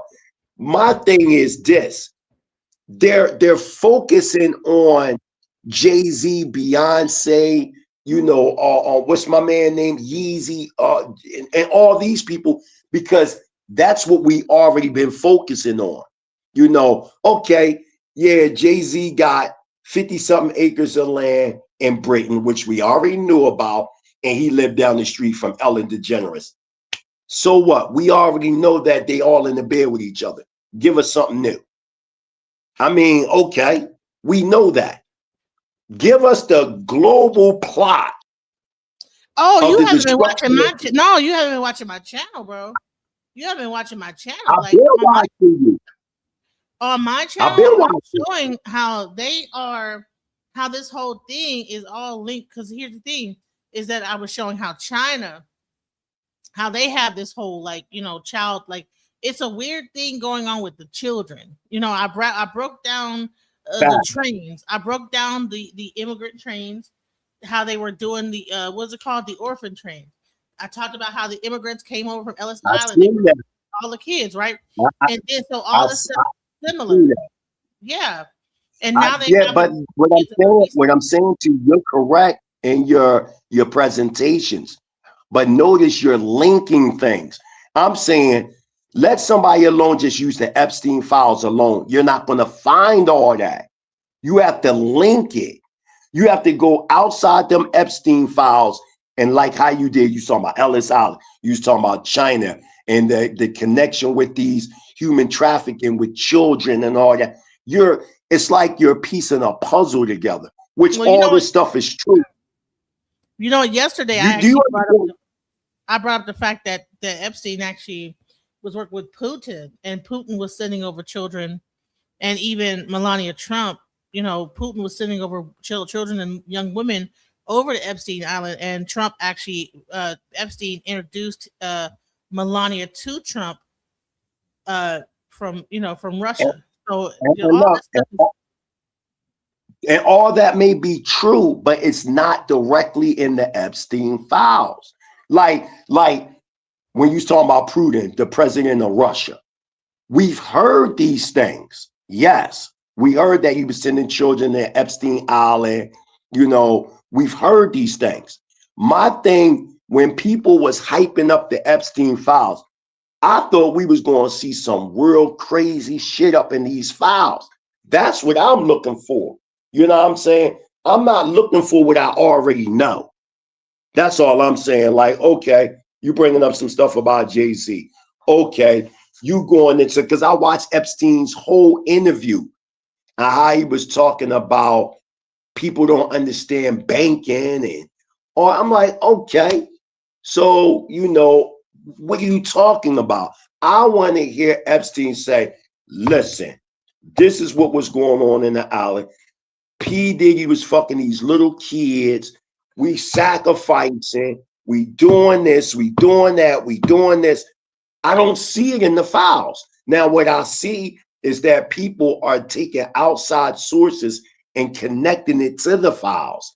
That's what I'm seeing. no. Depending on what source you're watching, you will see them bring out actual files where when they're talking to Epstein, they're saying, "Hey, you know that last little girl I got." You know, they'll really like say this, like pretty much on some, yeah, like that girl, pretty much like saying that they did some wild stuff, like they, huh? I'm saying, what's the names of the people who in the Epstein files did they go? Okay, this is my question to you. Who in the Epstein files was literally exposed based on what we didn't know? Well, I That's think my that question. there were certain politicians that were contacting Epstein. What's their names? What's their names? Dang, I forget what the name is. I gotta like go back to the video, but But notice how. This is what I'm saying. All I'm saying is we got to stop giving credit to these people, man. We've been exposing these people. My thing is, if it was so deep, these Epstein files, we should be flooded with names. Like, I want the celebrities. I want the name, these politicians. I want them all. I don't want what I call shadow people. You know, Epstein, such. Oh, yeah. And the little girl. Okay, who are these people? Who are these people? Well, they're redacted. They're redacted. But yeah, Bill. They were, and I'm glad you. No, you're correct. They were redacted. But why didn't they redact Jay-Z? Why didn't they redact Pusha T? Why didn't they redact Beyonce? You want to know why? Because they are what is selling right now. You put out something out there a while ago talking about generational wealth. And you see in the Black community amongst P. Diddy and all them, they was building what they would consider generational wealth. In the Epstein files, you redacted all these people, right? But when it come to Black people, you ain't redacting their names. Their names is clearly in them Epstein files. But I'm talking about, where did we see Donald Trump name in the Epstein files? Yes or no? Doing anything crazy? Well, they said he killed the girl. There were some actual. Where in the Epstein files? Where in the Epstein files? Who said he killed the girl? Who said this in the Epstein files? Hold on, I was watching that earlier. I don't want to hear somebody. Where's the proof that Trump killed this girl? Raping and threatening to kill. All right, here we go. Yeah, read that to me. I want to hear that. In Bill and Hillary Clinton, it's because they're trying to distract from the fact that Donald Trump is in the Epstein files thousands and thousands of times. In those files, there's highly disturbing allegations of Donald Trump raping children. of Donald Trump threatening to kill children. So I encourage your press Stop. to go look Stop at that. Stop that. allegations. Stop And that. I'm highly Stop disturbed it. that Deputy Is that who's that? A Chinese? Oh no. Go ahead. Now I can see it now. Go ahead. Press Yeah, play. he's Press a Republican. He's a Republican. Wait. Is he Representative Lou? Yeah. So let me just start it over. Is he a Yeah, Republican? sorry, no. But now I So can see it. I can see it. Rep Lou says Epstein files have allegations of Trump. Let's go. So why are Republicans so interested in Bill and Hillary Clinton? It's because they're trying to distract from the fact that Donald Trump is in the Epstein files thousands and thousands of times. In those files, there's highly disturbing allegations of Donald Trump raping children, of Donald Trump threatening to kill children. So I encourage your press to go look at these allegations. And I'm highly disturbed that Deputy Attorney General Todd Blanche just got the law wrong. Yesterday, he said essentially that it is not a crime to party with Jeffrey Epstein. Well, that's actually not correct. If Jeffrey Epstein was human trafficking minors for these sex parties, and you show up and patronize the establishment at that party, yes, you're guilty because patronizing. Do you got copies of the Epstein files? You got copies? It's it's on the Department of the Department of Justice website. Can you type in real quick? Can you type in something like real quick, like Donald Trump and the child rape allegations of children in the Epstein files? The reason why I want to see who's saying these things, because he said there's thousands of accusations of this taking place. I mean, from what I've read so far, I haven't seen it. Is there a way you could type it up so we can see some of these allegations? Because it's like a blanket statement, like, okay, you saying that there's allegations of Donald Trump raping these children and threatening to murder children. So I want to know who's doing the allegations or throwing these allegations out there, and the responder of these allegations. I want to know the name. So I don't, because I've heard this, but I want to see it like actually in the document, if y'all understand what I'm saying. Because a person can throw out a blanket statement, and I'm not saying it's not in there. I'm saying, like, if these allegations are out there, like, this stuff got to be addressed. You know what I'm saying? For him to just be sitting in the president's seat and these allegations are out there like that, are these allegations being taken as legitimate allegations or just hearsay? You know what I'm saying? I want to see if somebody, let me ask the listening audience, anybody in the listening audience, if y'all seen that allegation, could y'all put the name of the person that's saying the allegations and the responders of the allegations? Because I know the listening audience, they dealt with it too. Bring my phone back. So this is actually, I don't know if this is not the Epstein file, but when you said go take a look and somebody said that Trump even was talking about sexual stuff on his own daughter. Yeah, somebody so said if you look at this, saying he's seen it. He said, I've seen this before. Right, so this is an actual case that was filed the September. Hold on. One more thing. The guy said we wouldn't be saying that if Donald Trump wasn't in a mess with the Khazars. What are the Khazars? Khazars are the so-called Jews. Somebody said Post Malone is in the Epstein files. Bill Gates. According to I'm just reading some of the comments too. They All right, say so are you according looking to at this right here? hold on, let me go to it. All right, if you look at They right said here, it Patty says, LaBelle. They saying Patty LaBelle name was in it too. so it says in the United States District Court, Southern District of New York, it says complaint for rape. So this was filed Don't say that September. word. We don't want this to get struck. Right. So this is what it's saying: complaint for all these different things, right? Duress, false All right. imprisonment, and defamation. Plaintiff Jane Doe, proceeding under the pseudonym, brings this action against Donald J. Trump and Jeffrey E. Epstein, and alleges that parties, plaintiff is the individual residing in and a citizen of the state of California. Upon information and belief, defendants Donald Trump and Jeffrey E. Epstein each reside in this district and are citizens of the state of New York. So let's go. This is jurisdiction. So it says Plaintiff was subject there's to a acts of Jane GRAPE, Doe. misconduct, acts, abuse, touching, battery, intentional erectness, infliction of emotional distress, duress, false imprisonment, and threats of serious bodily harm and death.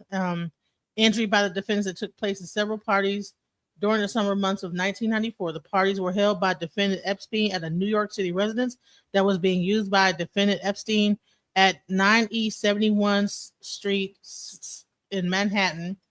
During this period, Plaintiff was a minor at the age of 13 and was legally incapable under New York law of consenting to sexual. Oh yeah, I know. I know about that. I know about this case. Yeah, so that no, right I'm talking about this. Yeah, I know about this, and they even trying to say, this was the time when he was in his 50s, and they even got this picture of the 13-year-old girl with him and stuff. No, is this from the Epstein files? I mean, that's like a case that's based on the Epstein. I'm talking about. Listen, I'm talking about, and that's supposed to happen in New York in '94. I heard about that, and they swept down to the rug. I heard about that. I'm talking about the man made a statement that there are thousands. There like thousands of you. See, I listen to the verbiage of people, man. He's saying there are thousands of either hundreds. He even said hundreds or thousands. I believe he said thousands. You can rewind it. Matter of fact, rewind it. When you say there's thousands of accusations, it should be easy for us to go into these Epstein files and just find it. You know what I'm saying? That's all I'm saying. Like, okay. So right here we go. All right. So I just typed in Donald Trump. I just typed in Donald Trump. This is the Department of Justice website, the Epstein Library. Right. Okay? Good. And these are all of the files, and let's go the last one is 147. So there's like so just give me a name of the person that's saying it and the responder. Just read something. I'm not saying that it's not in there. I'm just saying let's hear what the files are saying. Like, you should be able to just spot it. I mean, I have to go through hundreds of files to go through. So I'm not gonna be able to. You know what I'll do? Okay. What I will do is it don't have to necessarily. But it don't have to necessarily be something with sexual. It can be anything. It can be murder. It can be whatever. Just read something that's being said negative. Because I mean, I know his name is in them files.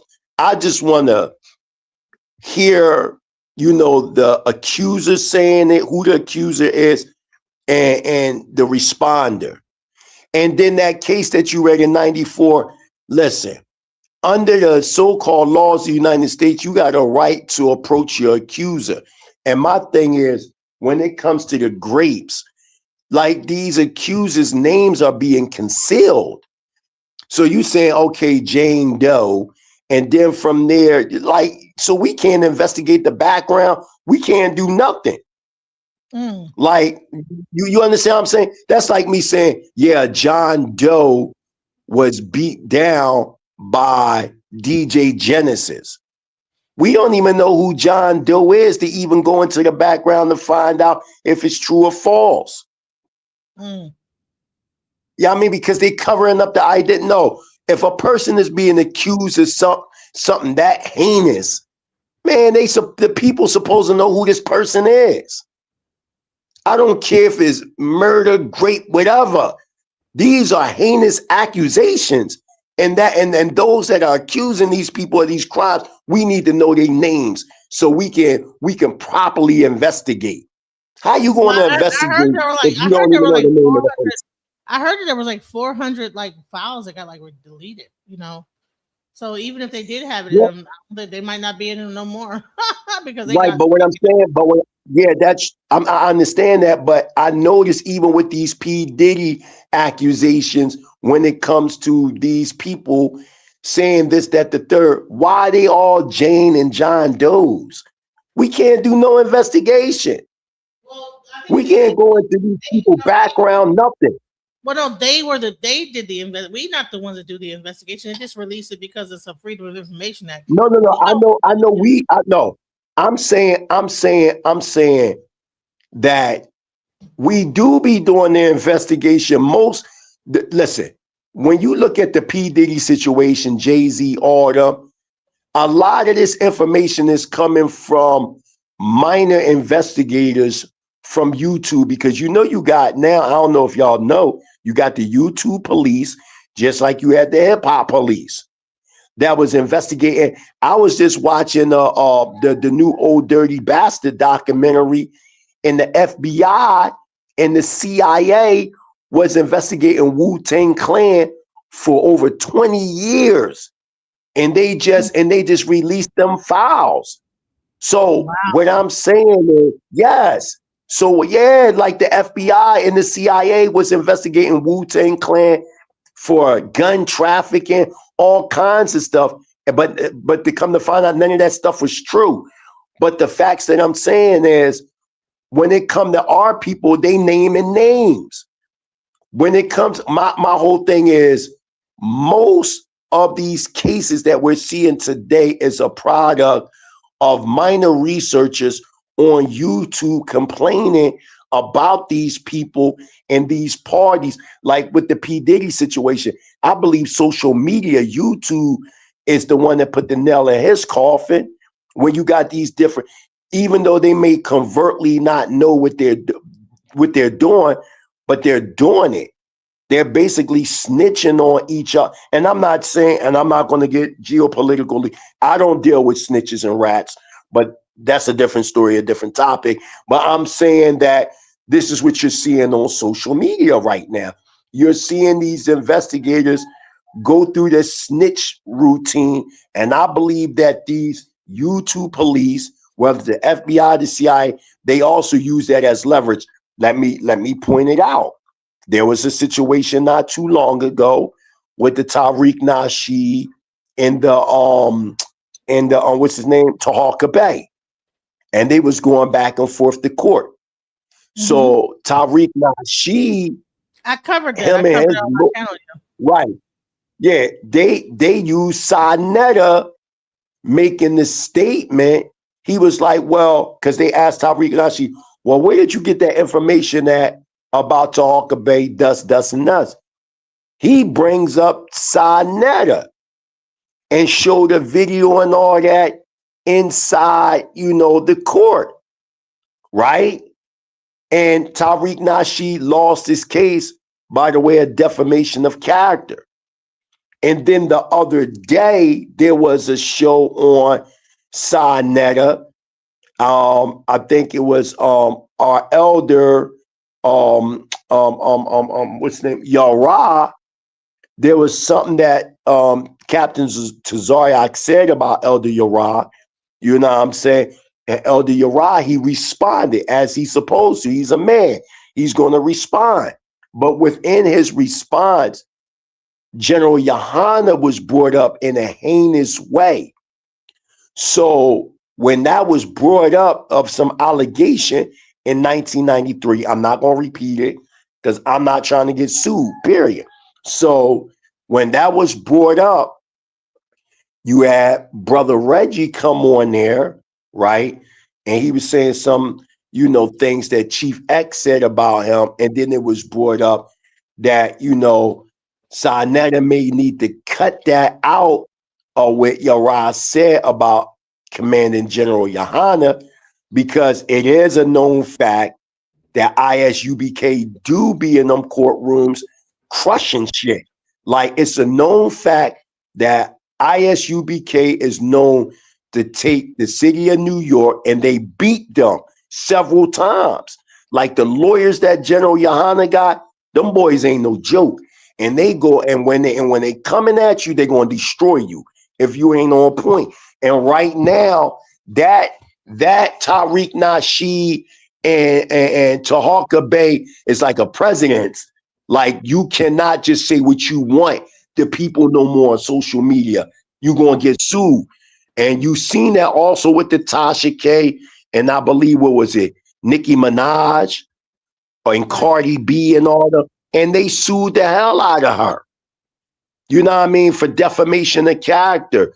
So we want to be on point. That's why when you hear me keep saying, well, I want to hear the person that's doing the accusing, and I want to hear those that are spitting out, like they responding to the accusation. So that's why I said, because this man said it's thousands upon thousands that, and notice the word he's saying, he's being careful, accusations.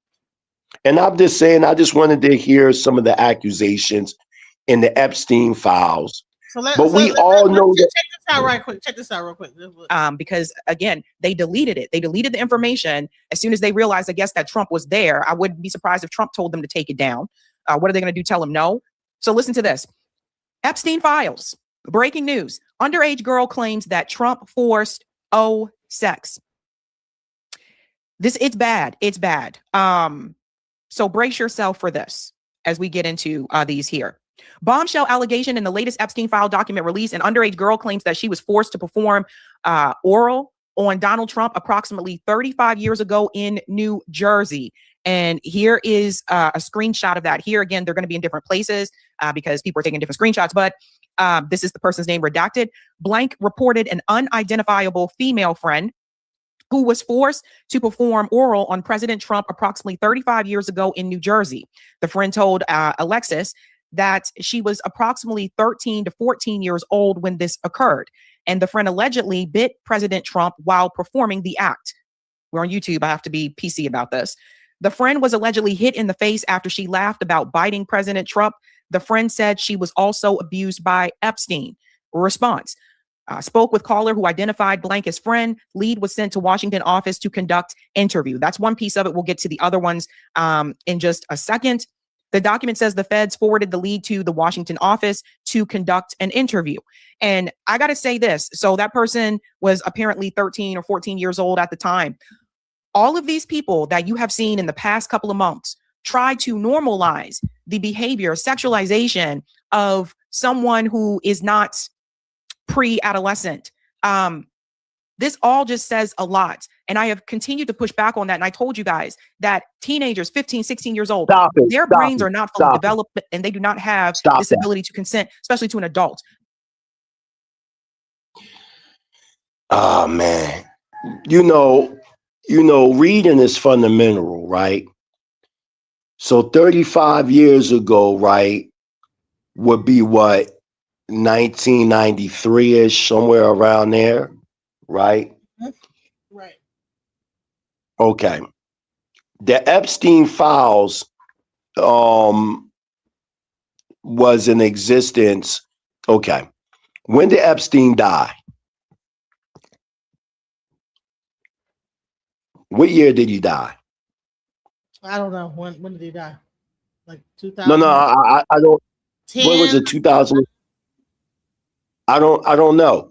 But which she read, it didn't come from out of the Epstein files. They're talking about it. That's the point. Because remember, it's saying, well, 35 years ago, thus. Because in the Epstein files, it's conversations. that statement that she read, it's talking about it. I need a direct statement. This unknown person, such and such bit 35 years ago, wow, wow, wow, wow. Okay, we heard about that. We know that. I'm saying I want to read the document itself where the conversation is taking place. You know what I'm saying? I want to hear Epstein say to such and such, well, you know, such and such at the party and whoop and Trump. And it was this girl named Dust. And the thing that's being said now is the actual file where this is all mentioned. It was, you know, it disappeared. And people are taking snapshots. Show us the direct snapshot of Epstein having this conversation, because what she's saying is basically, and I'm not saying that that didn't happen. I'm saying it's possible it did happen. The thing is, right now, what she's giving us is hearsay. That's what she's giving us. Does anybody in the chat know more about like the details? Because I've just been watching. Right, because I think you see what I'm asking. Mm-hmm.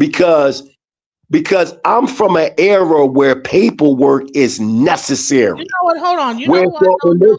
Because Mel is actually in the courtroom with the whole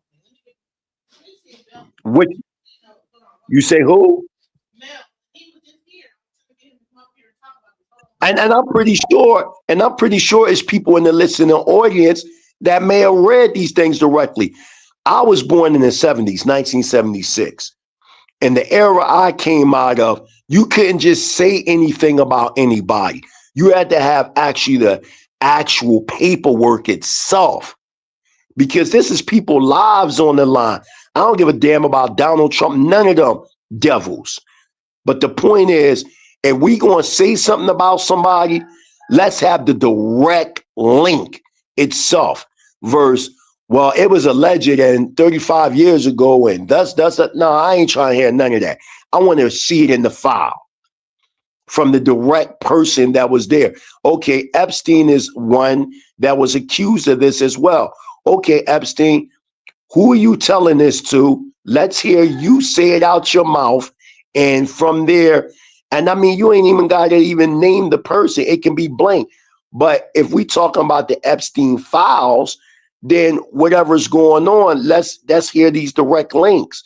Versus, you know, it was alleged that this happened at this time, and this person said that. No, that's hearsay. That's hearsay. I want the direct link. Let me look at some of the comments real quick, and let's see if anybody in the comments is giving any direct links. Hold on. Go on a little bit more here in the article. Another allegation, which the feds deem not credible, is from a female who claimed she was a victim and a witness to a sex trafficking ring at Trump Golf Course in Rancho Palos Verdes, California, between 1995 and 1996, involving big orgy parties with young girls, older Victoria's Secret models, and celebs like Trump, Bill Clinton, and Robin Leach. Robin Leach is this guy. He used to host the show called the Lifestyles of the Rich and Famous, for the younger people who are not aware.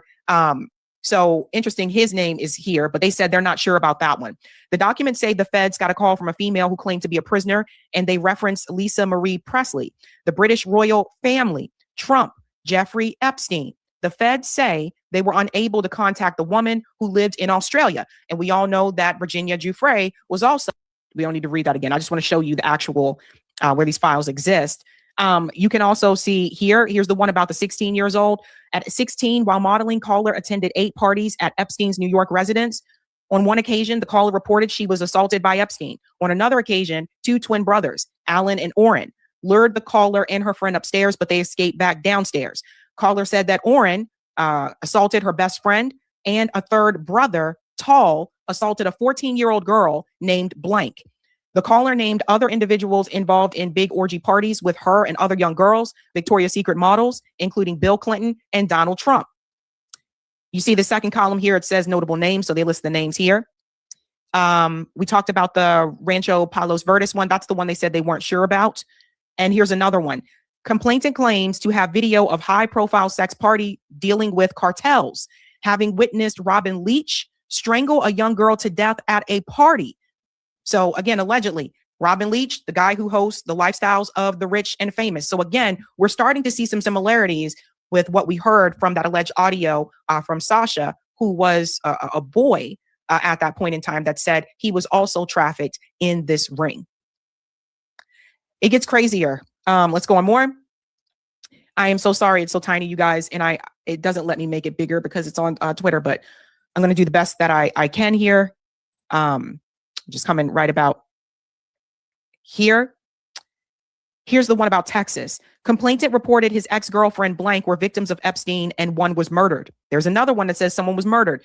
While working as a limousine driver, the complainant recalled picking up Donald Trump in 1995 to take him to Dallas-Fort Worth Airport. During that ride, the complainant recalled some of the things Trump spoke about on his cell phone were very concerning and described being a few seconds from pulling the limousine over on the median. It's the lane in between lanes on the road. And within a few seconds of pulling him out of the car and hurting him due to some of the things he was saying. The complainant noted Trump repeatedly stated the name Jeffrey while on the phone. One of the complainant's ex-girlfriends named blank told the complainant Trump assaulted her, as did Epstein. This is the part about Lisa Marie Presley, which we got into that part. Let's get to this one here. Complainant following up after a call with NYPD officer regarding her previous tip, reporting that she was forced to perform sex acts when she was 13 years old. And pregnant in 1984. Complainant also reported there were high-profile individuals involved in sex trafficking and the murder and disposal of her newborn daughter. This is one of the ones I told you guys about before. Complainant reported Donald Trump participated regularly in paying money to force her to perform sex acts with him, and alleged Trump was present when her uncle murdered her newborn child. So we know about that story as well. Here's another one. Caller was taken by boat to Epstein's Island. Caller said it was complicated and involved Jeffrey Epstein and Ghislaine Maxwell. She said, it says the caller became a school counselor and had a meeting with the school principal, Linda Kitts, and a police officer where the caller was informed there were pictures of herself with Epstein. The caller reported the school was mad at her for not being a Trump person and that the school wanted her to testify and say things against Andrew Cuomo. The FBI and Donald Trump were on the phone during the meeting. The caller believes the FBI has baby pictures of her with Epstein. So all these names that are being mentioned, Andrew Cuomo, right? And here you see the school was basically wanting her to protect Donald Trump. They wanted to protect him. You see how they cover for the wealthy and the powerful? All right. So all these are like the notes taken from people that called in or wherever they were getting the different witnesses that had been through different Right. things. Right. You said you wanted to actually see a real person that actually says that they have been, and it's a guy named, have you heard of a Sasha Riley? No, I that name, I never heard of him before until just now right here. Can you hear me? Are you there? Yeah. All right. Here. All right. Let's see. Let me. This is from the Epstein files, right? Yeah. Those particular this is the actual files that they took screenshots of because they actually deleted them from. I'm sorry. Okay. This is so that's from the Epstein files, and who's the one that right there? Who's talking? She has a page called Sabby Sab. So she's No, not the lady that's talking, but what she's reading from. Who's that talking like saying, well, this date, this happened, that date, who's that doing? The FBI is okay, taking that's notes. the FBI. Okay, Yeah. Got you. So these are the notes Okay. that they took based on their investigation. This is like the files of who they interviewed and that, like the notes that they took. That's evidence now. That's evidence right there. That's what I mean. Okay. So this right here, y'all saying was in the Epstein files, but they took them. They're not there no more. Some of those things got taken out. But they got them before they were able to take them out. But so when they first released them, they had all this stuff in there. But then as a few days went on, things started getting like deleted. So they're not in there no more. So that's why when you go into the Epstein files now, because I'm looking right now and I can't find nothing. Right. So the Epstein files that's up now, that stuff, anything about Trump or anybody like that, all that stuff is deleted now. Yeah, she talks about how things got deleted. She said she had covered it before and was talking about it on her channel, but things got deleted. Let's go. Shots of that information. And what I'm here to tell you, ladies and gentlemen, is that it is very bad for Donald Trump. Let's go. Hold on, let me go back. We have breaking news, you guys. It appears the DOJ has released more Epstein files, and Donald Trump is implicated in the worst way. To make things crazier, he decided to then start deleting this information. Literally, if you go there now and you click on the DOJ's link, the information is gone. But luckily for us, there were people that captured screenshots of that information. And what I'm here to tell you, ladies and gentlemen, is that it is very bad for Donald Trump. Let's go ahead and get into it. Let's start with the clip of the DOJ. They sound very, very nervous during this part of the conversation. Let's see what they're saying, ladies and gentlemen. Again, we have breaking news here, ladies and gents. This is very damning for Donald Trump and his administration. Some of the victims of Epstein have expressed frustration with the entire process. I want to give you the opportunity to speak directly to them. Well, I don't know what you're speaking to. I mean, if there's frustration with, quote, the entire process, same here. I mean, you have a situation where for many, many years, nobody even breathed a word about Jeffrey Epstein. And then all of a sudden, it was all anybody would talk about going into the last spring and summer, culminating in the passage of the Transparency Act. And President Trump has said for years what I think everybody will find to be exactly true, which is detailing his relationship and lack thereof with Mr. Epstein and what he thought about Mr. Epstein. And notwithstanding what the department has been saying for a very long time. Now, remember, they are not showing you what I'm going to show you. Remember, the information was released and immediately deleted, but we got screenshots. Okay. Also, to this point that he makes that nobody was talking about Jeffrey Epstein, this is 100% false. Whitney Webb has been talking about this for a long time. Journalists have been talking about it. So I find it very interesting. He's like, oh, all of a sudden people want to know about it. No. People committed serious, serious crimes, and you guys tried to cover it up to protect your buddies. And that is a problem. We're still where we are today. Listen, victims of Mr. Epstein have gone through unspeakable pain, and there's nobody that should say anything differently. And I to the extent that there's frustration, I understand where that comes from, just from what we know about Mr. Epstein. I hope that the work that the men and women within this department have done over the past 2 months hopefully is able to bring closure. I think that what we told our reviewers is that was the goal. You know, there's this mantra out there that, the Department of Justice is supposed to protect Donald J. Trump. And that's what we were telling. That's not true. That was never the case.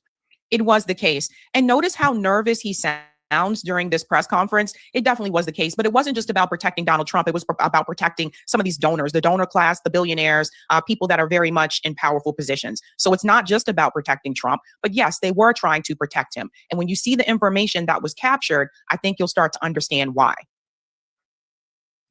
We are always concerned about the victims. When we said that we were not legally allowed to release documents, that's a fact. That was true. It remains true today. And then with the Act's passage, we are able now and directed to release documents, which is what we are doing. They're releasing documents and deleting them. So what are you releasing for? You know? So what happens is that you then she gets into it and she's actually going through the files. And yeah, you're listening to the actual files that were released. And this was what here's the story about the Calendar Girls. Donald Trump, the president, had parties at Mar-a-Lago called Calendar Girls. Jeffrey Epstein would bring them in. Trump would auction them allegedly. And we've read this part here about, we don't need to read that again. I just want to show you the actual where these files exist. You can also see here's the one about the 16 years old. At 16, while modeling, caller attended 8 parties at Epstein's New York. I think we already went through that one, and then I think she goes even further. And here's another one. Complainant claims to have video of high-profile sex party dealing with cartels, having witnessed Robin Leach strangle a young girl to death at a party. I think we talked about that. Damn. Oh, stop. Some of the things he was saying. Stop. So they said they got evidence of Robin Leach. That was the guy from the Lifestyle Rich and Fam. Choked a girl to death, huh? Yes, yeah, it gets crazy. Oh. Yeah, so and he's dead now. He's dead now, so he can't even be charged. Ain't Robin Leach dead? I don't know. Is he? I think Robin Leach is dead. I think he died. Yeah, so it's a lot of stuff like But I've been covering the people that got the actual, that's reading the emails, that's talking about what Epstein says when him. So here, there's a whole thing with this guy named Peter So I Thiel. see what's going on. So the files that I got, because I've been looking over these joints for almost a week. So the files I got is basically the files that everything been deleted. And those statements that are being said are basically snapshot copies before they were able to erase.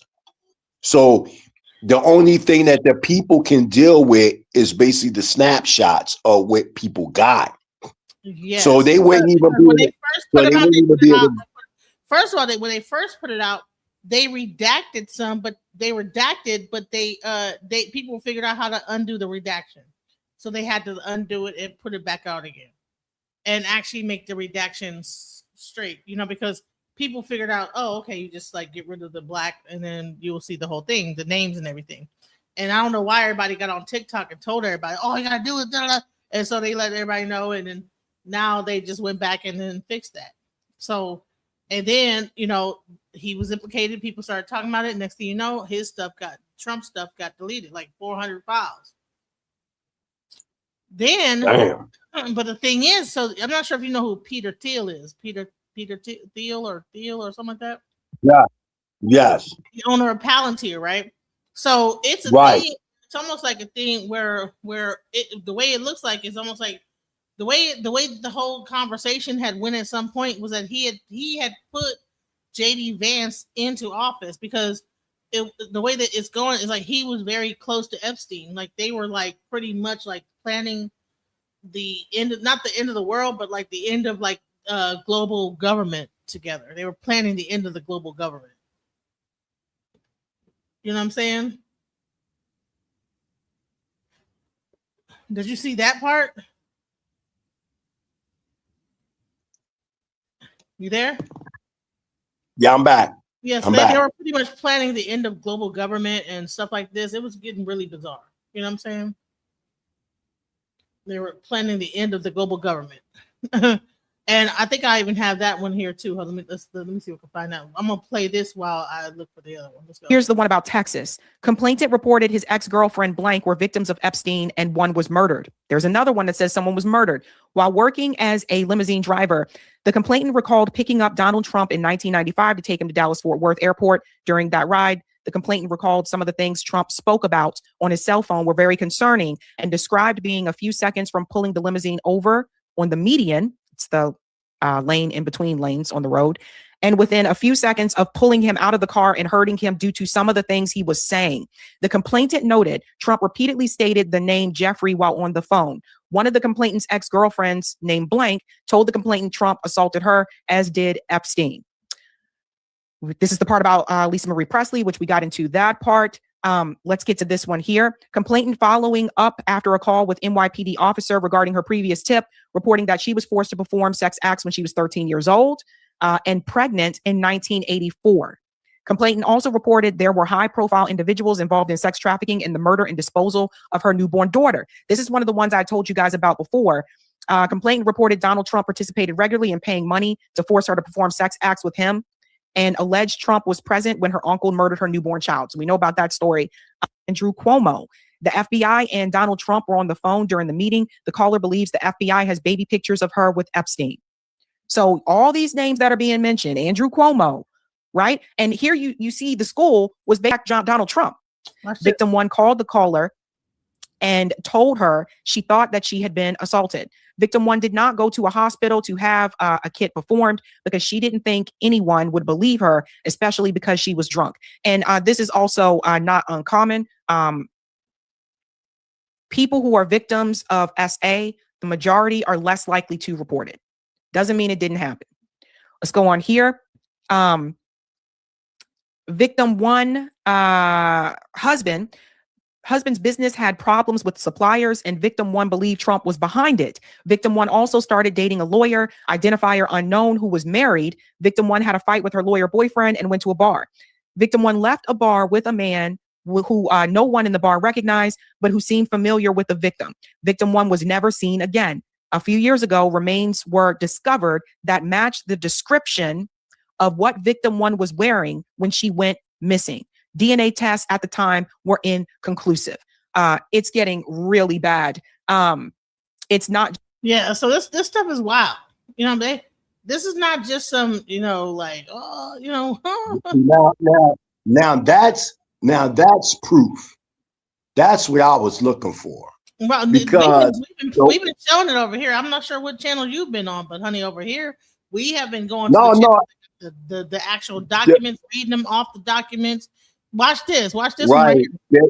Jeffrey Epstein and Peter Thiel discussing how anti-globalization rhetoric, political chaos, and culture wars create opportunities for them to benefit financially. You know, all of the anti-woke rhetoric being pushed by the Republicans for years now that's caused a lot of division in this country? Well, it turns out those narratives did not appear out of nowhere. Here's what Epstein said: return to tribalism, counter to globalism, amazing new alliances. You and I both agree zero interest rates were too high. And as I said in your office, finding things on their way to collapse was much easier than finding the next bargain. Here's what that email essentially confirms. Modern political outrage did not happen out of nowhere. It's been rewarded and strategically amplified in ways that are meant to benefit the people at the very top. When society is divided into tribes through culture wars, it becomes a lot easier to distract people from the real enemy at the top. Now take a look at how culture war content works. It keeps people engaged, angry, and most importantly, loyal to personalities instead of people's policies. This makes it much easier for billionaires like Donald Trump to claim they're outsiders or anti-establishment, even while they're directly benefiting from the system. New emails show Jeffrey Epstein and Peter Thiel discussing how anti-globalization. And so there was also this guy right here, Sasha Riley, that actually there's a whole interview with him where he was talking about how he all the crazy stuff that went with him. So let me see if I can like go. I'm here.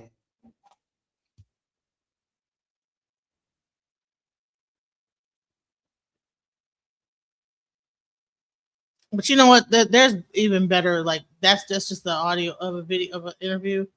But it's that's the so let me see what I do. Who is Sasha Riley? Let's go into Sasha Riley real quick.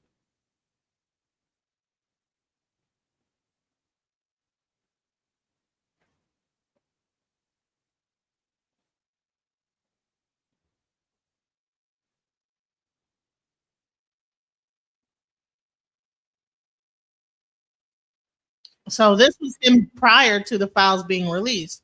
And then I think he did this is his recorded testimony.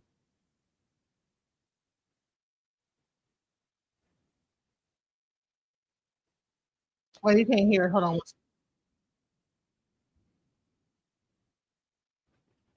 You can't hear it. Let me just stop it real quick and bring it back up. I can't hear. No, I can't hear nothing. All right, I'm about to bring it back up. All right, let's see.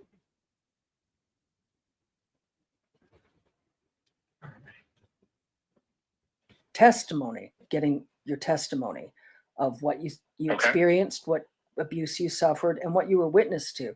I am for whatever puts a light on this, because in my mind, the powers that be are already aware of my position on it and aware that I have spoken up. And, you know, the more light that is shed on there, I don't think that I'm incurring more risk, except for some maybe lunatic that wants to be a soldier for Donald Trump. I don't mind whatever would bring a little bit more light to this, particularly the stuff, if we can get some of this stuff verified, you know. And I know that me speaking up is one thing, but then the verification process, you know, is important too. I am confident that it's there because somebody that I served with in the Army got put out of the Army. My chain of command talked to me and they said, hey, you know, some of these images, some of the films or whatever that he had looked just like you. And that was the first time I think I had ever talked to anybody about having done those films. And I told them, yes, when I was a child, I had to do those things. My name is William Sasha Riley. I was born Manuel. If you get a chance, go ahead and check out Sasha Riley. You know, So the bottom line is that you have this whole like this group of people that's like meeting up, doing all this weird stuff, and they're also talking about like some things that have something to do with government. And that's why I thought it was interesting of the interview that you did with the brother, because I said, you know what, this actually is relevant. Let's go. Hold on one second. Let me go.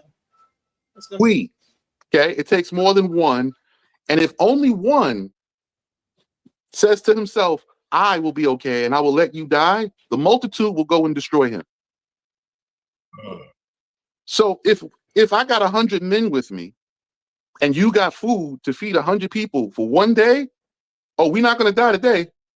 Those 100 people are going to go and they're going to attack that one man and they're going to take his goods. They're going to take what he has. This is the American mindset because there is no village. However, our Hebrew mindset is not like that. When you come back to the original culture, in hardships and in hard times, we band together, we pull together, and we share. Facts. All things. We share. So when you talk about the tithe is food, basically. If you read it, it's food. And that food is shared on festival times, Shabbats, new moon feasts, and any other holy day. It is shared. We all eat from it. That's how it was done in tradition. Today, in modern times, everything has become money, money, money, and people have lost the ancient understanding. So when he talks about the ancient understanding, the bottom line is that you have these people that are claiming Israel and Jew and this, that, the other, but at the same time, it seems like the whole thing's being skewed. You can't talk about. I mean, do you know that Netanyahu gave Google like 45, some like crazy amount of billions of dollars, like I think last month, and you can't even talk about anything having to do with Israel or anything like this. It's considered anti-Semitism. Are you aware of that? Oh, okay. Yes. I'm aware of it. Right. So, like, I believe that, like I said, all this stuff that he was talking about the fall. Let's go into. He talks about nuclear war. Let's go into that. Selves up slowly from a small amount. Most people don't know. You know that it's projected that the day after nuclear war, 90% of the population will die. You know what's so crazy? I don't even think it's nuclear war is what we got to be worried about. Do you know that when President Trump went in to get the president of Venezuela, they had weapons that made people vomit and all type of different stuff. They don't even need no nuclear bomb. They are able to use, they have, and I think even Donald Trump said that we have technology and weapons that, I mean, that you couldn't even imagine in your mind. They have access to, right? And then you go and that's when it gets into Project Looking Glass and a lot of like stuff that they say is conspiracy theory. But that's what I wanted to like kind of get into is that, you know, a lot of times we're looking at things from a older standpoint, but you know, there's bigger weapons out there than nuclear bombs now. You know, so let's get more into the video. Over the next 40 years. So it's not about the 90 dying in one day. Over the next 40 years, 90% will die. That means if we're at 55 million in the United States, only 1/10 of that will survive. In other countries, so what are people doing to prepare? We see the war. World War III is here. The United States and its military forces are in Israel right now, supporting and fighting against all of the factions that they're fighting against. So not only are they fighting Hezbollah and Hamas and these Iranian proxies, in Iraq and in Syria. There is a That's right. superior force now coming to meet this fight head on. Mm. You have Saudi Arabia, Egypt, Turkey, and Iran directly coming to exercise these people from out of the land, to It drive them sounds out. like, and it sounds like what you're talking about is reminding me of the visions of Daniel and the image of this image of this man, the gold, silver, bronze, and iron. Now we're in the portion of the clay and iron, and we're seeing that iron be on the Western European powers, and the clay is the opposition, because we know clay and iron can't mix. So we're seeing what you're saying, Sheik, Rabby Sheik, is absolutely true. There's going to be, and it's deep, that you've never seen this power force like you're seeing right now. Iran, Syria, Palestine, and one more. What's the other one? So it's Iran, Was it Turkey, Syria. Turkey? Yep. And Turkey, like, come on. So And I heard they bombed I think the president's one of his houses. they did. Yeah. They did. So Yeah. when I'm talking about it, when I was saying this is going to come 8 years ago, it's I because the Aramaic text said a whole different timeline. remember. The Aramaic text does not have the timeline that is written in the Bible. Tell It us doesn't. about this timeline in the Aramaic text, the original So- Aramaic text. So first of all, I want everyone to know, okay? So I not only am talking from some imaginary book somewhere, the books are available online. I published them. Mm. And not only did I publish the direct understanding and translations of the books, I published the scroll too. Excellent, excellent. And I was able to do it because of my birthright. Mm. Amazon couldn't say nothing when I printed it. You know, they try to say, you know, oh, this. And when I showed my right, the ownership of the scroll, which belonged exclusively to me and my father's house, I published it. And it's under Hallelujah. the ancient Hebrew manuscripts on Amazon.com. You can go get it right now. Mm. So in this timeline that comes from the Aramaic, so let's give people a little understanding of language history. Noah spoke Aramaic. Adam spoke Aramaic. Shem spoke Aramaic. Abraham spoke Aramaic. This was the source language. Later, the Hebrew dialect was changed when they came out of Egypt to Shami. It was called the Shami dialect. Sham or Shem is the father of the Hebrew nations. So everybody that is birthed from Shem is considered Hebraic in nature. And each family has a branch: the Ishmaelite branch, the Israelite branch, the Syrian branch. Each of the descendants of Shem has a branch. And when you talk about language, Aramaic was first. It is the first understanding. Out of Aramaic, all the other languages of the Arab nations broke off. And Like the sister languages. Make this clear. He's not talking about Arabic. He's saying Aramaic. That's Yes. two different. So I want to make that clear. Arabic is new. It is later. Aramaic, Aramaic, which was called Aramite in the land, is the source language. And one of the languages that came out of it was Arabic. So in the Aramaic text is written that they will win the war, but the world will become small. We will return to using swords and bows. So what are they attacking in this war? Everything is ran by computers. So every day there's all type of cyber attacks. So the computers are going to end up being useless at some point. They're attacking energy sources. That's oil and electricity. They're attacking food resources. So the international shipping lanes are coming into jeopardy. So what happens when you lose energy? They're going to still be making guns and bullets? With what?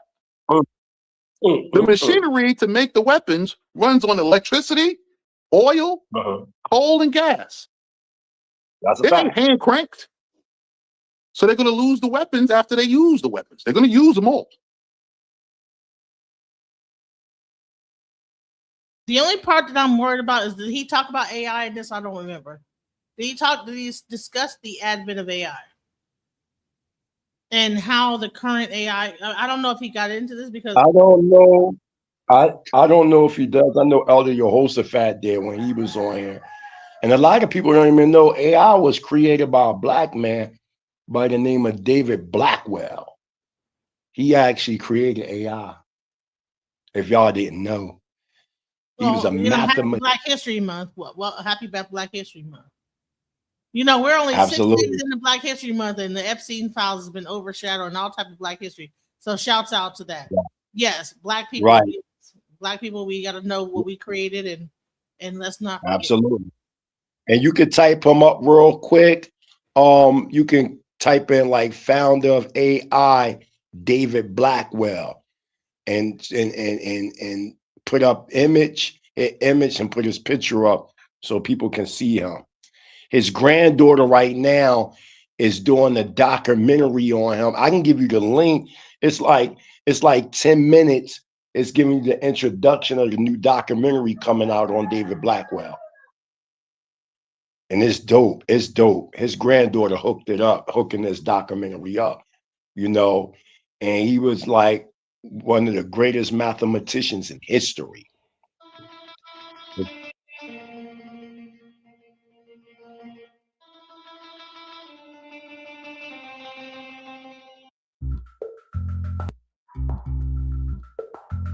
No, this is, I don't What's think this- that? I was trying to show about David Blackwell. Let me go. Just type in new documentary of David Blackwell, founder of AI. It should pop up. Let me get it real quick for you. Hold on, let me get it. Hold on, let me get that for you real quick.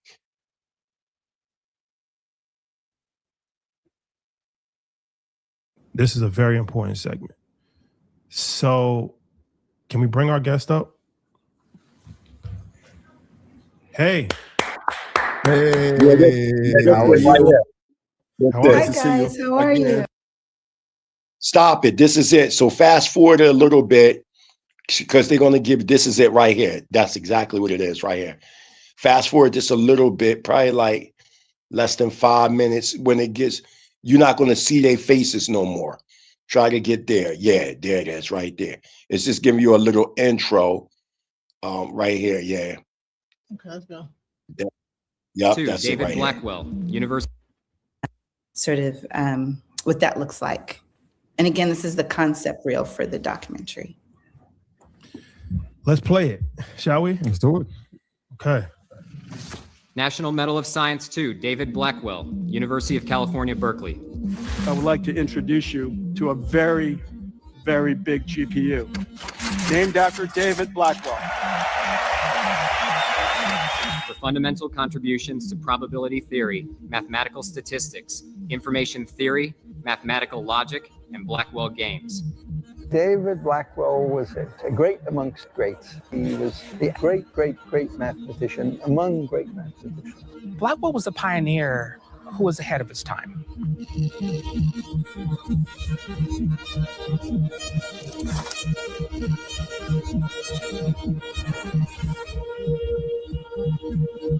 I thought I knew my grandfather. Eggs at dawn, martinis at dusk, and a 5% dividend man all the way. Years later, NVIDIA named their platform Blackwell.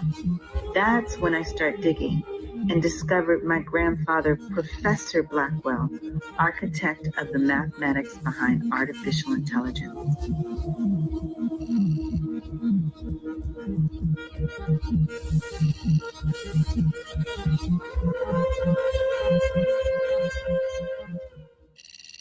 a lot of his ideas really caused people to rethink, how do we interpret data?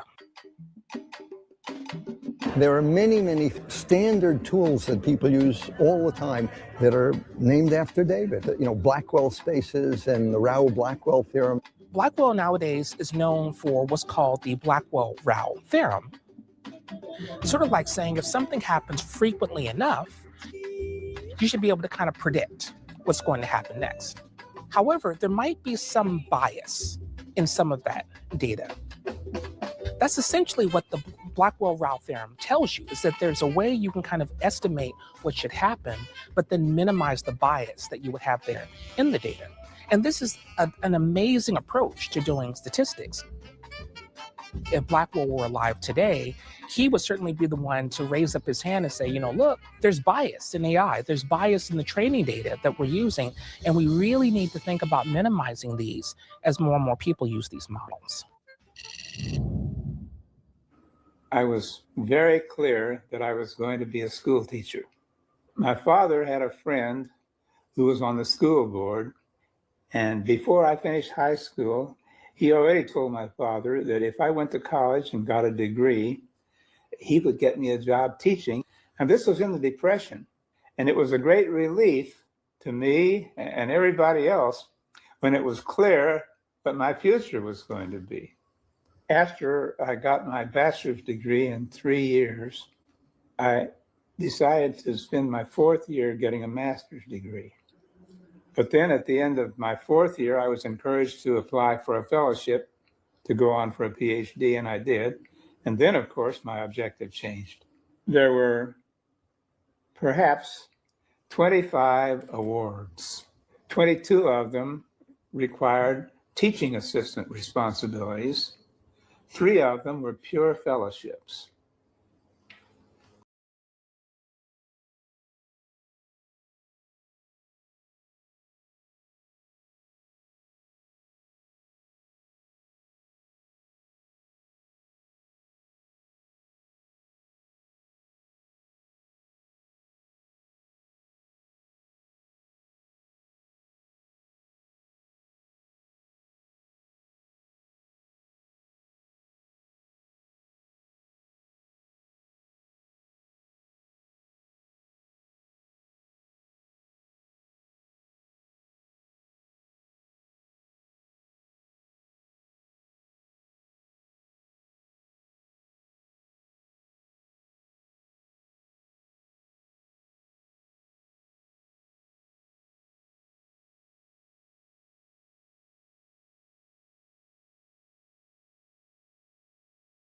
He was a black mathematician, and there are no black mathematicians that would that it were, but they're very few anyway. What was it like to be David Blackwell? I never could get him to talk about that. Anything about what his experiences were in Berkeley. He had the problems of not being hired in the 1950s because the wife of the chairman of the Berkeley math department said, well, I wouldn't want to see us hire somebody that I couldn't invite to my home. Yet Jersey Neyman realized that David Blackwell was David Blackwell and did hire him over these awful people's dead bodies. But to try to get David to tell any story of that sort, he just wasn't a negative person.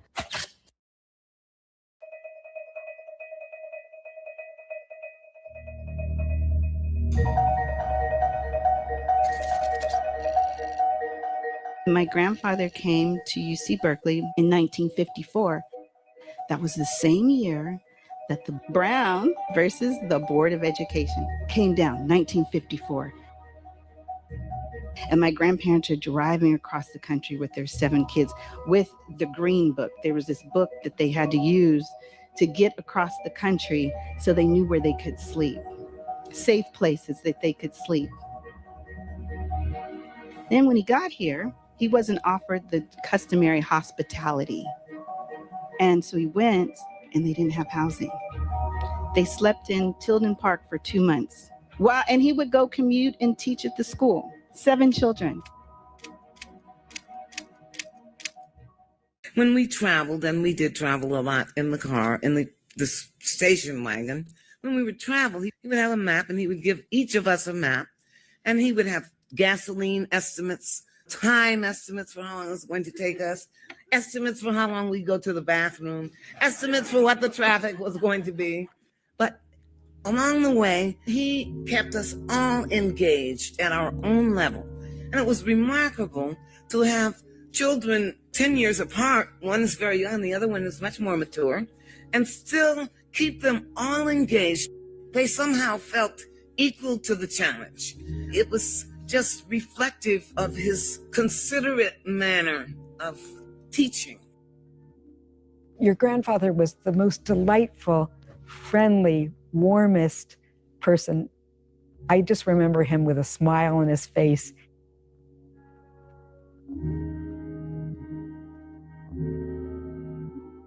All the years I had heard people talk about David Blackwell, they never talked about him being angry or bitter. Most importantly, they never talked about him saying anything negative about anyone else.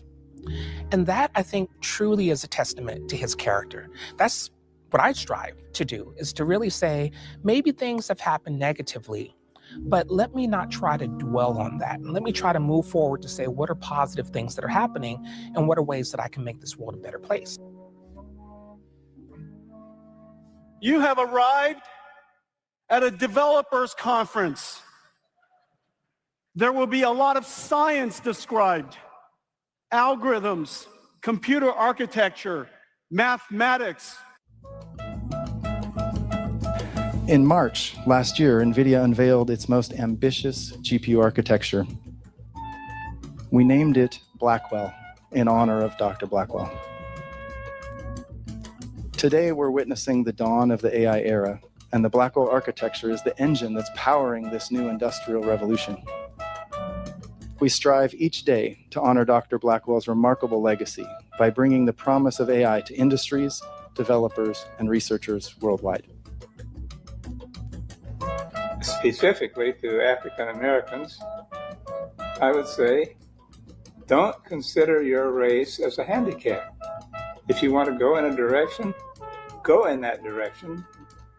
In other words, make decisions on the same basis as if you were Chinese or white or anything else. Don't worry so much about race. It's going to be a factor, but let other people worry about it. Don't you worry about it. David Blackwell was the epitome of excellence. We had a booth at a math conference. An individual walked by. He wasn't a Black mathematician. He pauses at the table, looks at the picture of Blackwell and is very confused, and then says, you know, I'm a statistician, but that picture can't be right. David Blackwell wasn't Black. So I asked him, so how are you convinced that he wasn't Black? And he said, well, there's this Blackwell-Rao theorem, and it's an amazing theorem.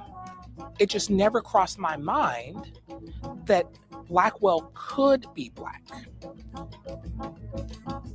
So imagine if David Blackwell didn't have to be hidden 50 years ago. If he wasn't hidden 50 years ago, what would STEM look like today? What's it going to look like tomorrow if we don't uphold his face and those like him?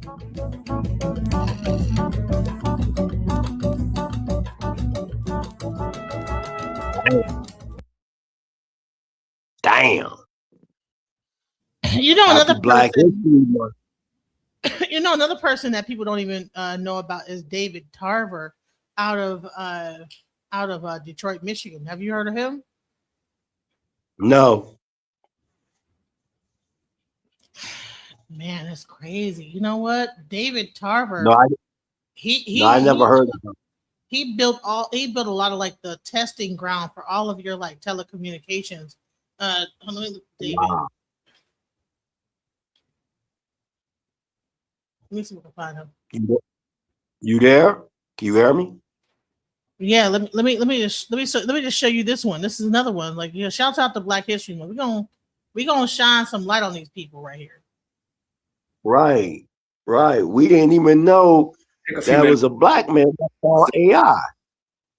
Yeah, exactly. So yeah, we're gonna take a second out to promote, Black History Month, and our developers and our really smart people that are making waves in the community.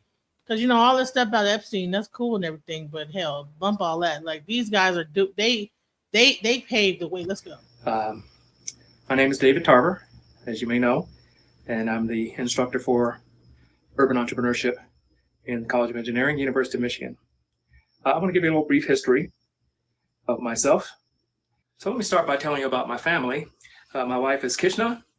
My son is Aaron. He graduated from University of Michigan School of Business in 2011, and he's living and working in San Francisco. My daughter, Stacy, graduated from NYU and got a master's from Columbia. She's worked in New York, San Francisco, China, Portland. Right now, she's between San Francisco and New York. And my daughter, Nadia, is 12 years old now. She's going to 7th grade in school in the Birmingham, Michigan area. So I grew up in Flint, Michigan. From a young age, I was interested in electronics. In fact, I developed an abiding love of electronics, and I got it from my father, who loved electronics himself and repaired radios and TVs for people in our neighborhood. But the Flint, Michigan of my youth was a boom town, and it was home to a thriving automobile industry, had the second highest per capita income in the United States. And everywhere you look, there was progress. It was progress generated and inspired by entrepreneurs. During all 4 of my high school years, I was a finalist in the Flint Science Fair, and my projects always involved electronics. And consequently, or maybe just it happened, I decided in high school that one day I would start my own electronics manufacturing company. So I started my college career at General Motors Institute. It was called GMI, and now it's called Kettering University in Flint. And I went there because it was nearby and it was cheap. The money that I earned as a GM co-op student more than paid for my education. So financially, it was a good deal. While attending GMI, one night I stumbled in on a live electronic music concert, and I became fascinated with electronic music synthesizers. And I decided that I would start a business building and selling digital electronic music synthesizers that employed a brand new technology at the time, something called a microcomputer. So after 2 years at GMI, I transferred to the University of Michigan to study in the College of Engineering, to study for an electrical engineering degree. And I continued to work on my music synthesizer. And that music synthesizer ultimately became the subject of my master's degree thesis. And I was determined that this synthesizer was going to form the basis of this business that I wanted to start. After receiving my master's degree in electrical engineering from the University of Michigan, I began working at AT&T Bell Laboratories in New Jersey. Bell Labs was like Mecca for an electrical engineer. And I thought it was the perfect place to gain the experience I needed to start my own electronics company. Bell Labs was just incredible, futuristic. It was just a great place to work, and it employed thousands of the world's best researchers and engineers and computer scientists. So I worked at Bell Labs by day, and I continued to work on my music synthesizer at night. But ultimately, my music synthesizer idea and business idea failed. I didn't know my customers. I had never even shown my music synthesizer to a musician until after the whole thing was done, and by then it was too late. I had spent years working alone, and in that time, the electronic music industry passed me by. But while I was doing my work at Bell Labs, I came upon an idea for a new product, and this was one that was aimed at communications product developers.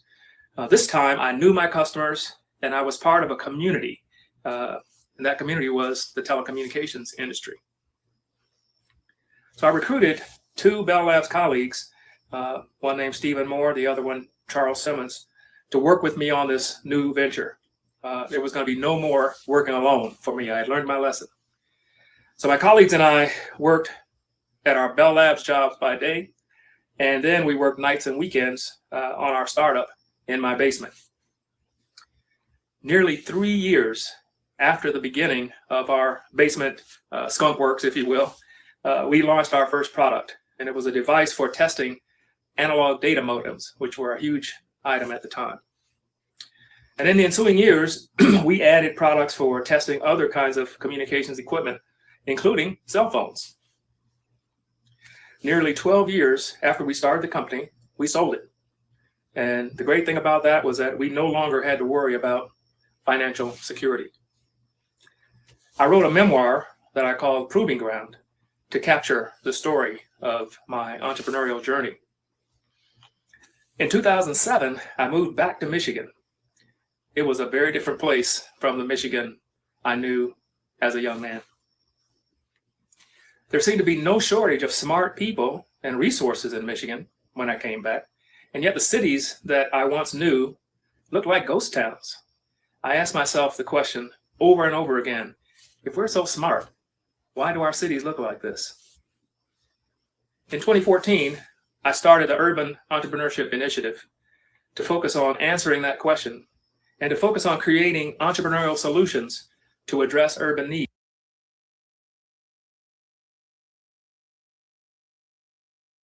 Let me just put out that he sold his company for billions. Okay. David Tarver, if you actually look up his information, go shouts out to the Black History Month moment that we're having right here. David Tarver, you look him up, David Tarver. You'll see that he actually sold his company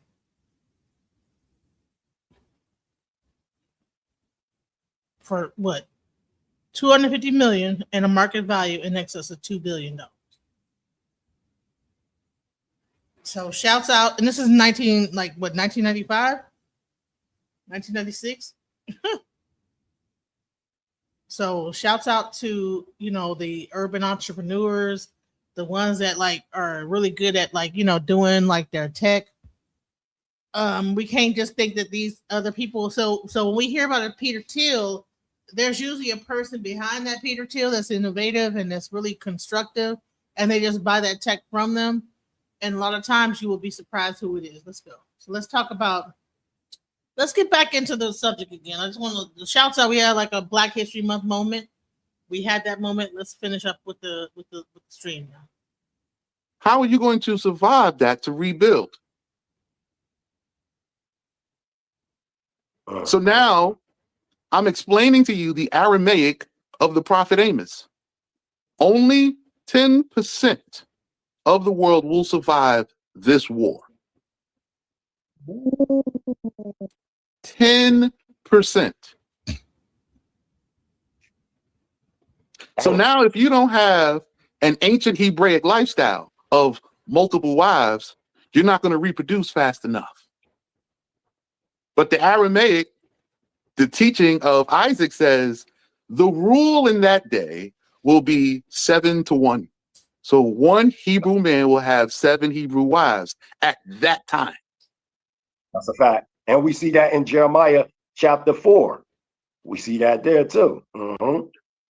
So the puzzle pieces now become easier to put together because you have the source materials details. The rules and the prophecies are instructions for us to survive the unstoppable doom. We are not involved in this war. We have neither the technology, the power, or the ability to participate in the war. We are the only people that don't have a unified leader. The last unified king of our people was King Jaja of Apabo, the son of Zerubbabel. The last unified leader of our people. Yep. From our tribe, from the tribe of Judah. Absolutely. Now, people don't understand how come we got so many princes in our Hebraic culture. How come we got so many kings?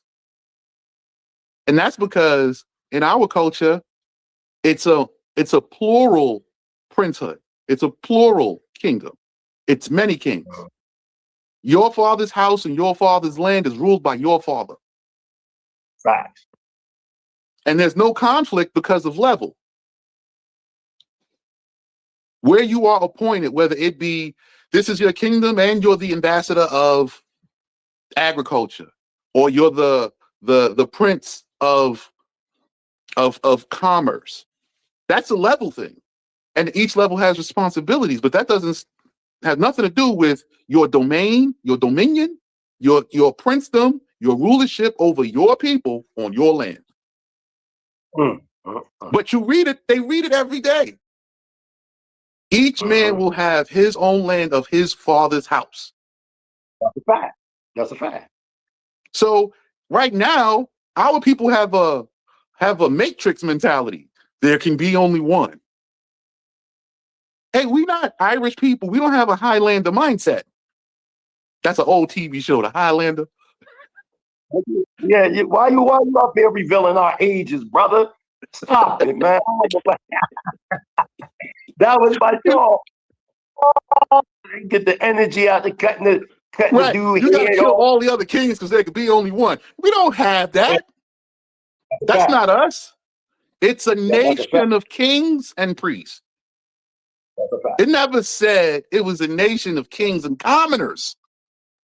Right. It didn't say that.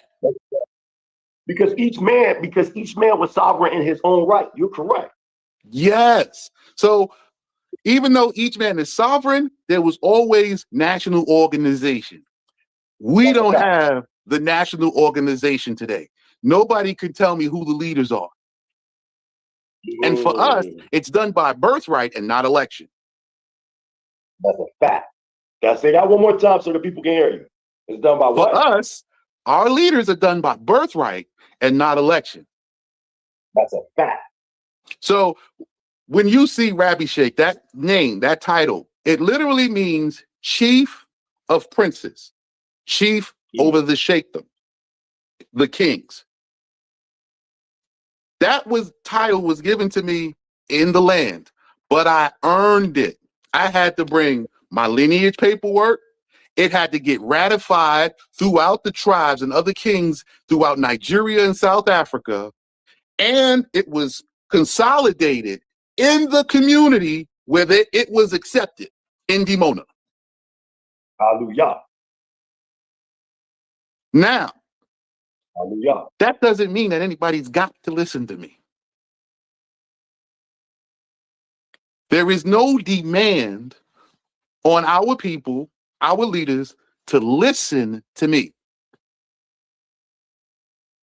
But my job as the birthright is to ask,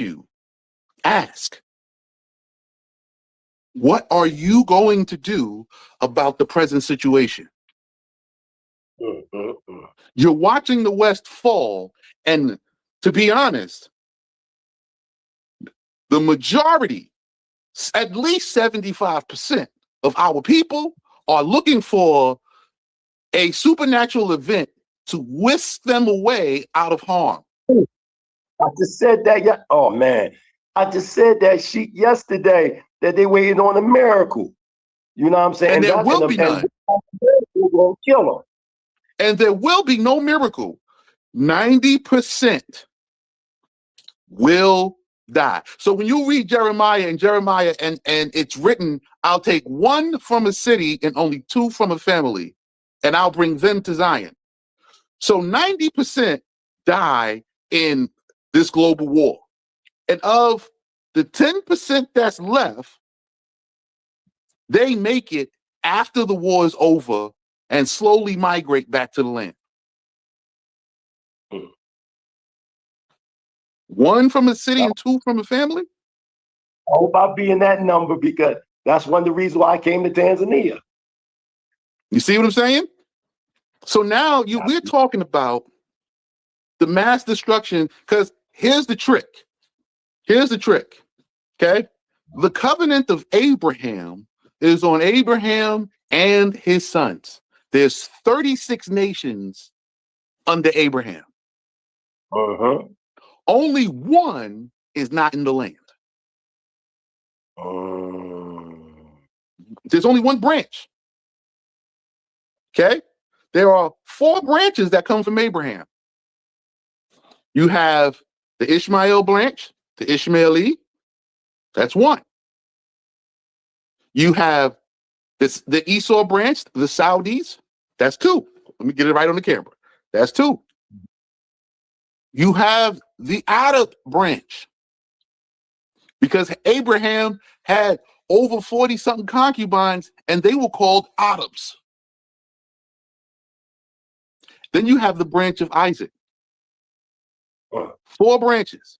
12 sons for Ishmael, 12 sons for Saudi, and 12 sons for Isaac. That's 36 nations. And the Arab is just Arab. It's a branch. It's here. But they don't have any covenant.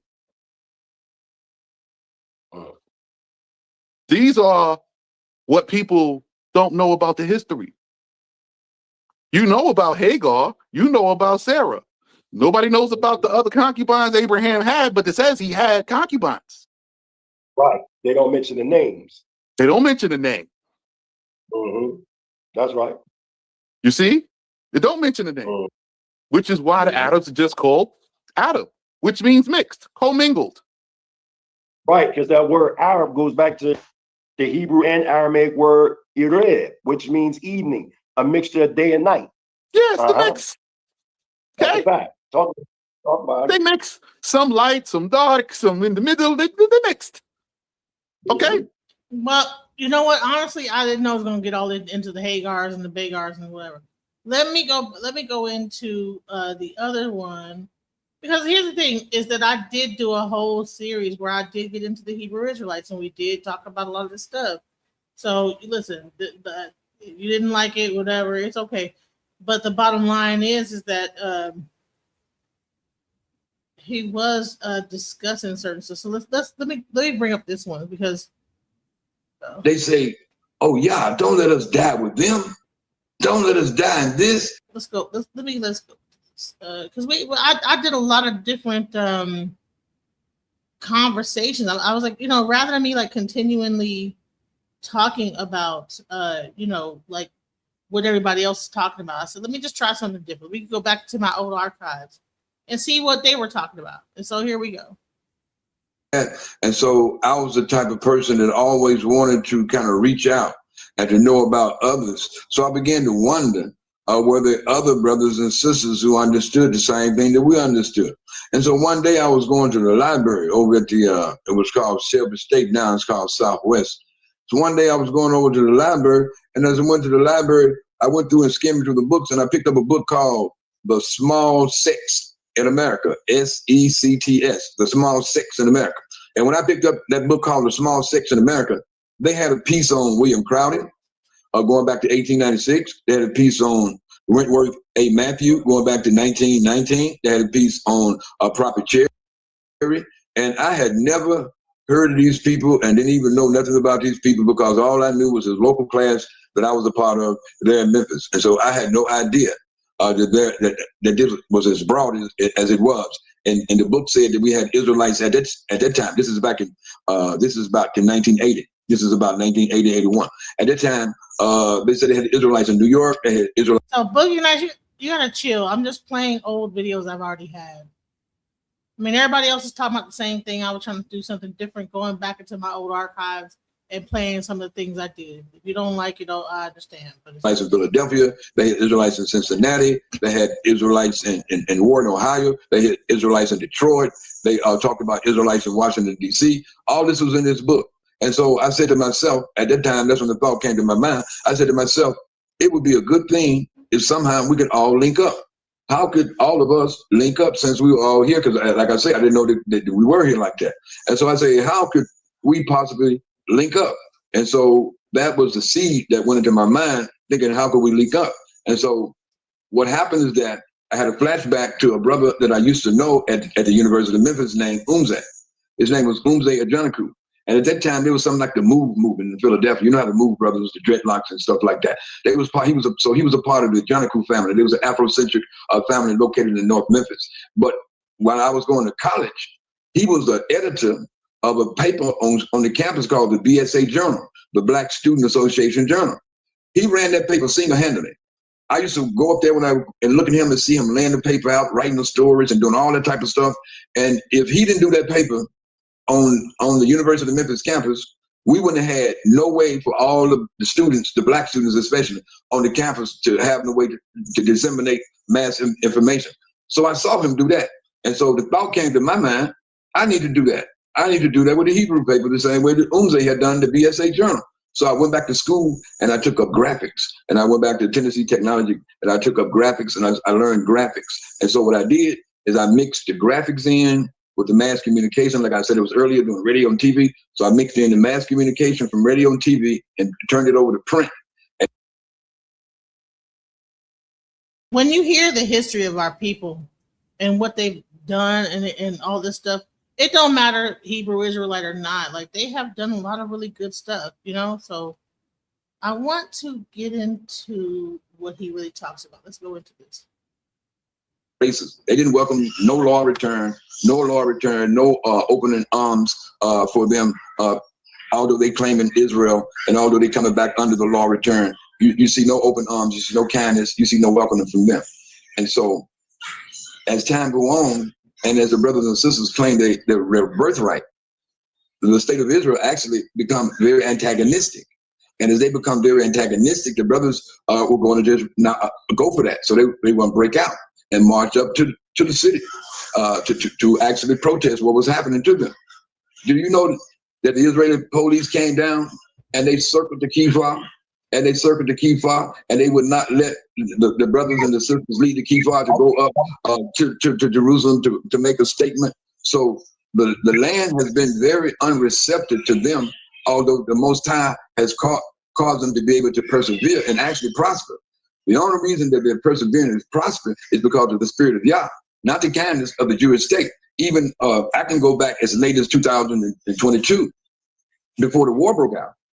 They were talking about deporting several families even then. And here we are, these brothers and sisters has been in the land ever since 1969. So they were still being antagonistic, even up until that point. But again, the land belongs to these brothers and sisters and belongs to you and I and all of us so-called Black American in the United States of America. And that brings us to the book. But this is why the statement and the title of the book is Yah's prophetic utterance to Black America and all mankind. We have to understand our birthright. And our birthright is the land of Israel. Our birthright is that we are the Hebrew people. And our birthright is our nationality is the land of Israel. This is the majority of the descendants of the transatlantic slave trade who come to the United States of America in bondage, who come into Jamestown, Virginia, as of August the 19th of 1619, beginning a 400-year Holocaust in the United States of America. This land, the land of Israel, which is known as Palestine, ancient Canaan, that land belongs to the brothers and sisters who went there in 1969. And that was very prophetic, very prophetic. Think about it, what I just said. I said the American captivity started in 1619. I said the brothers and sisters, they entered Israel December the 19th, 1969. Actually, 350 years later. So 350 years after the beginning of the Holocaust in the United States of America, the spirit of Yah moves upon these brothers and sisters. He moves upon these brothers and sisters, and they make the Aliyah, and they leave the captivity, the land of the enemy, 50 years before the 400 years. And so the Most High used them to move, to pave the way, and for us to begin to think outside of America. And this is the role that they played. They began to make brothers and sisters start thinking outside of America for the first time. Even, because our people, since Marcus Garvey, nobody had done that. And you know what happened to the Garvey movement? The Garvey movement was put down by the FBI, J. Edgar Hoover. And so nothing had been done since then as far as repatriation, as far as redemption, as far as our great return from the land of captivity, until the Most High rose up those brothers in Chicago and sisters in Chicago. And they came together and they unified and they made that prophetic, historic move toward the land. 350 years, only 50 years short of 2019. And so when 2019 came, it actually was a jubilee year for them. They had been there for 7 times 7. They had, plus that one, they had been there for 50 years. And the Most High had helped them to persevere. And so they were like the he-goat that led the way. Now, once the 400 years was completed, as of 2019, where we are right now, at this point, Our people in the United States of America who continue to cry about racism and continue to cry about the conditions and continue to cry about the unfriendliness and the hostility of America, what they fail to realize is that the captivity is over. It's almost another spiritual Juneteenth for our people in this country. And we know what Juneteenth was. And Juneteenth, what happened is that Abraham Lincoln had already issued the Emancipation Proclamation as of January the 1st, 1863. But the people didn't get the message down in Galveston, Texas until June the 19th of 1865. We're talking about almost a year and a half later, 2 years later. And these people continue to pick cotton, harvest tobacco, and be a slave when in fact the command on high had already released them from bondage. This is the same thing that Black America is doing right now in the United States of America. As of 20. I don't think that the land they're claiming in Israel has anything to do with that land that was established in 1948. But shouts out to that. You're 100% correct. 19, the captivity has been completed. Our people are still functioning as if we're still in 1819, as if we're in 1719 or 1919, as if we still on the plantation, and we still, as if it's not a global world out here, as if the continent of Africa is not here for us to go and set up our own civilizations, our own communities, our own networks where we will be free and have our own dominion over education, our own dominion over economics, our own dominion over leadership, our own dominion over our healthcare, where we will not be forced to, because that's what they're trying to do in America, force an anti-Yah agenda on our people, anti-Yah to the core. And so we would not be forced to fight this anti-Yah agenda that our people are actually being devastated by here in the United States of America. Our people are being devastated. And see, this message is not, and I want to say this to our people too. See, for too long, our people do not understand that when we say Hebrew, we're not talking about a religion. Hebrew is not a religion. Hebrew is a ethnicity, like an ethnicity. Like, what's your ethnicity? Somebody may say, my ethnicity is I'm Irish. Somebody say my ethnicity, I'm Italian. Some people may say my ethnicity, I'm English. Well, when you say Hebrew, that's our ethnicity. This is the people that we are. Another word you can use is your race. This is the ethnicity. So when we say Hebrew, we're reclaiming our birthright as the descendants of the ancient Afro-Asiatic Hebrew people. But it's not a religion. And what they do in America is that when we say Hebrew, they lump us into the same pot as if when they say Christianity, or when they say Islam, or when they say Judaism, or when they say Buddhism, and so forth. Those are religions. When you say Hebrew, you're talking about a nationality. Now, our nationality is Hebrew. Our ethnicity is Hebrew. Our nationality is Israelite. So when we say Hebrew and we say Israelite, we're not talking about religion. And so the people in the United States of America, that they've given the names colored, they've given the names Negro, they've given the name Black, they've given the name Afro-American, African-American, all the different proverbs and bywords that they've called our people about over the last 400 years. None of those names describe who we really are, because as well as they brought us in captivity and colonized us economically and colonized us politically, they also colonized our mind spiritually as well. So we walk around talking about we Black. And Black is not even an ethnicity. And Black is not even a nationality. And this is why people are able to play games on us. Going back to the situation that you were addressing just today earlier, my brother, when you addressed the situation about Kamala Harris. And the fact that because our people do not have any knowledge about the ethnicity and the nationality, and they know only a color, like black or white or blue or green or red, those colors, those are not ethnicities, those are not nationalities. And because our people have been stripped of that, and be given these negative titles that have been given, our people, anybody that's got melanated skin can claim to be us. I don't care whether they're Kenyan, I don't care whether they're Indian, I don't care whether they're from India, I don't care where they're from, because we have no knowledge of nationality. We don't know what nation we come from.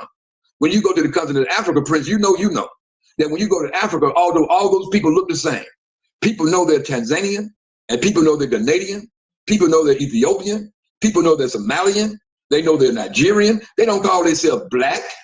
They call themselves by the ethnicity and by the nationality. They don't do that nowhere but among us, because we are in the valley of the dry bones, of people that don't know our past, our present, and our future, and all they've given us since we've been here is religion. Y'all know what he mean by ethnicity. Ethnicity. So ethnicity, that's not even a real word. Y'all crazy with this. I'm gonna try to play this one again, because you know what, organic. I wanted to like I played this before and it got like kind of some stuff about like whatever, but I'm gonna still play it again because I think that Baba Yashabai was cooking on this one. But I mean, please go through my archive, guys, because I mean a lot of this stuff, I've had conversations with different people, and you'd be surprised of the information that was given out. Let's go. You can start in the middle and catch a cow by the tail, but there's a lot of things that already was done prior leading up to where we are today. And what I want to do, if I may, I want to use a disclaimer. And that disclaimer is don't believe nothing I say, do the research. Don't get any emotion and go out here. Go and do the research. If you have not done the research, don't get me into your film. I'm like Dr. Henry Clark. I only debate my equal and everybody else I teach. So the thing is this, that if you have not studied any of these things, you're not going to pretend and fake me out with like you do, because there are things we need to know. I'm going to be asking questions. We're going to be bringing up some information that you may know and you may not know. And here, nobody knows it all. We all know in bits and pieces.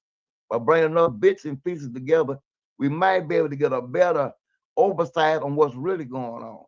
So I want to make that disclaimer. And I want to thank Sister for bringing us on and having this fantastic platform. Now, first and foremost, I want us to understand this. A lot of the stuff that's in electronic media, you got to know whether it's AI, whether it's fake, as my boss say, fake news, or is it real? Most everything we have going on is a distraction from what the real deal going on behind closed doors. I call it behind the iron cut curtain. And that is, number one, what is that? Let me get the right letter. Commanding Chief Donald Trump is what he is. And his name, you can look it up, his name was changed from Dump to Trump. His real name is Donald J. Dump, and he's German. He has German roots and Swedish roots. We'll get into some of that because people got him mixed. And a lot of times, the way to keep people from looking at your life is keep them looking somewhere else. And he's good at that. He loved to do this acting thing like with The Apprentice, and he's good at what they call the diversionary things. So we want to get into, first of all, people want to know how this man able to do what he do based on the Constitution. Have you ever thought about that, Sister Monica? Why is it this man got 34 felonies, got twice impeached, and know he led the riot against the Capitol, yet he was able to run for president when the law said under the old Constitution, what is it, the 14th Amendment, that he couldn't run. How was he able to still run and get around the 14th Amendment? Because we're not I don't know why. Well, because he's neither Democrat or Republican. Commanding Chief is a Federalist. He's not operating by the 1789 Constitution. He's running by the 1871. So if you don't mind, you pull up the 1871 Constitution, because there's three constitutions that determine the nature of this country, and the one that really is effective is the 1871. So if you don't mind, you pull that up. I like it. You pull up. Maybe I can show you this, and you can put it up on the thing. It says, United States, the two constitutions, 1789 and 1871. Pull that up for us if you can. We're going to school today. Still got this in civics class.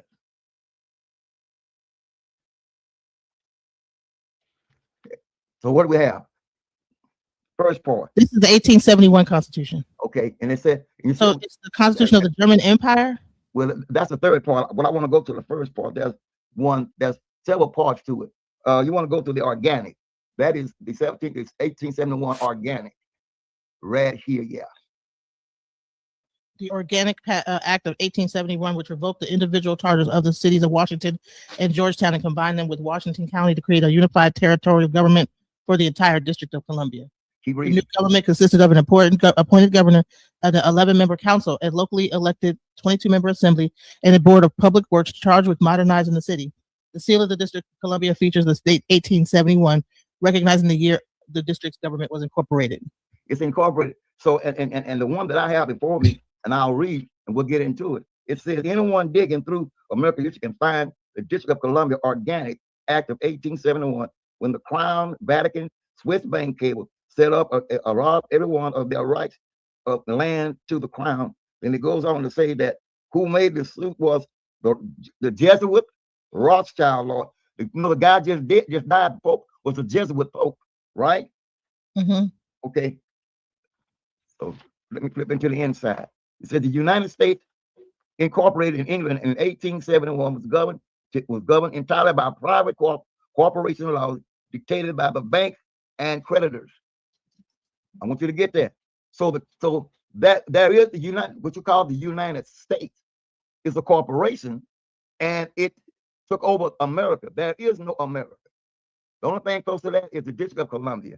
And as you brought up earlier, you know, I've noticed that lately they've stopped saying United States of America and just saying United States. Even when you fill out your paperwork and documents and stuff, it doesn't say of America. That's because of the way they try to ease it out, because for a long time it was United States Inc. United States Inc.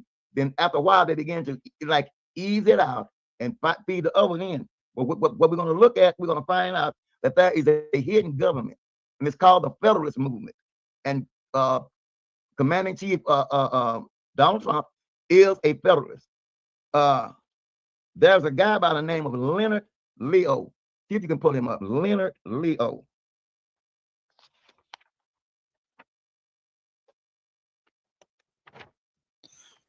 Would you say who would you say Leonard? Oh, his name is Leonard Leo. And this may get us kicked off the air, but see, everybody running around won't know what he's doing. All that is window dressing and distraction while they're cutting a big deal. Because it wasn't too many years ago that he was talking bad about a tar and all this stuff. Okay, Chairman of the board of the directors of the Federalist Society. The Federalist Society controls all of your schools that deal with law. They run every one of the schools, falls under them. Let's see if we can find anything else about the Federalist movement or organization. What else? Is there anything else in there?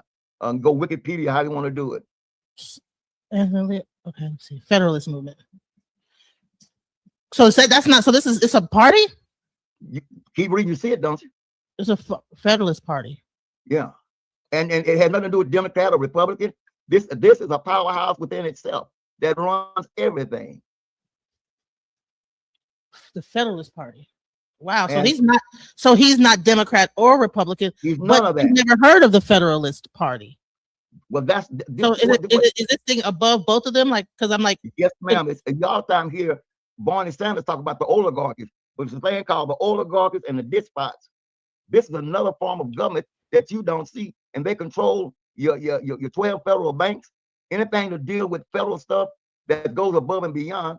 And then you got people that's tied into it, keep going. You bring it on up. See, these are the banks that he talk about that owns the United States Incorporated. What's his name? Elon Musk. Mm-hmm. It's a joke. He's the richest man only through government subsidies. Have you ever heard of a group called? They're trying to say it dissolved 197 years ago. It ain't dissolved. It's still active. Oh wow, that's crazy. It's still, matter of fact, they control a lot of your so-called education for as laws. You know. So what they did? So what did they do? They just like kind of take it out of sight, out of mind. Right. So you don't hear about it, but they're running it, but you don't see it. So it's like matter of fact, if it was dissolved, when was it supposed to be dissolved? It said it was dissolved. It said the Federalist Party was founded 236 years ago, and it dissolved in 1828, 197 years ago. If that's the case, what is Leonard Leo doing being the chairman of the Federalist movement in this day and time? Bro, wait a minute. Shit, come on. Wow, wait, that's a good point. Yeah, so if it's dissolved, so that's interesting to say what they still try to throw you off. Yeah, the whole thing is. If you look it up, it's like, oh, okay. Chairman of the board of the directors of the Federalist. Yeah. Okay. And that was what they say the Federalist Society. So maybe the Federalist. Okay. Ask this question. What does the Federalist Society control? Ask that question. We going right here. Right? Let me share this. Okay. So the Federalist Society Okay, they have chapters all over the country. Right. But they dissolved, right?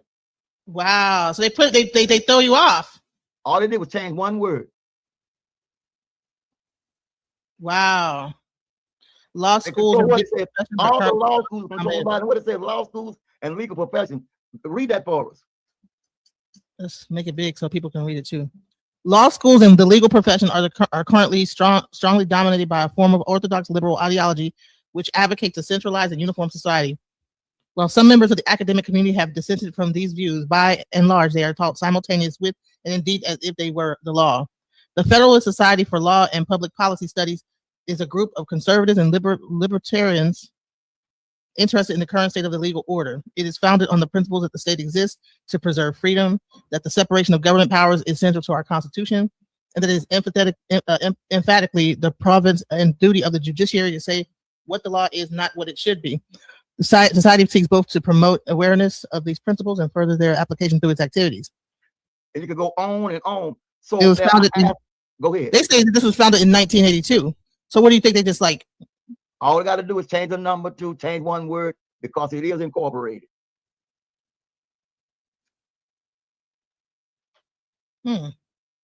This who governs Commander-in-Chief Donald Trump.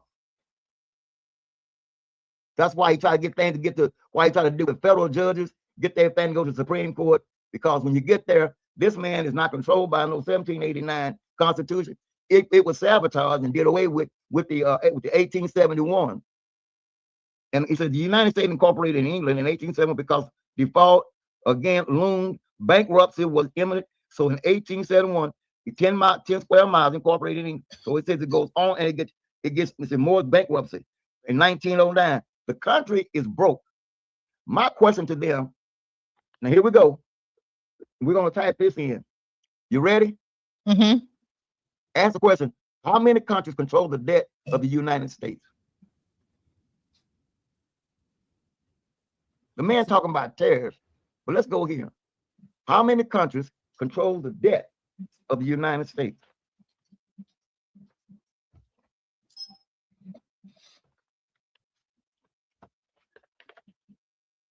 It says the largest holders are typically Japan and China, with the UK and other countries also holding substantial amounts. Because this saying it's not accurate to say that a limited numbers of countries control the U.S. debt. Foreign investors, including governments, central banks, private entities, collectively hold a significant portion of the U.S. public debt, but no single country has outright control. The largest holders are typically Japan and China. See how they try to word that? How much? How much do they owe? They own. I can give you a roll call. Now the thing about it, with all that they own, we're $39.6 trillion in debt. $39.6 trillion. We owe all these other places. We fought Japan. Why do we owe Japan $1.1 trillion? We owe so China holds about 759 billion in the U.S. debt, representing roughly 2.6 of the total. Keep going. And it says Japan currently holds the largest amount of U.S. debt among foreign countries, with 1.125 trillion. Yeah, and why is that? Because they broke after the Civil War, and after these various wars, the country went in debt. Even the gold in Fort Knox is not enough to cover the debt.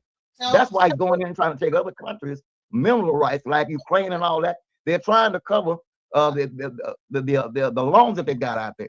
Okay, and what we do, and what happened is the United States is now a slave country because the writer says in the book, the borrower is a slave to the lender. So if you owe me, you're a cash cow. Why would I not control you? So wait, hold on. Let's see. My daughter kind of came in here and started talking about something. But so wait, why does Japan hold the largest amount of the U.S. debt? Because the thing about it, the money we borrowed from and we used when we fought Japan and dropped the bomb on Nagasaki, and he was in.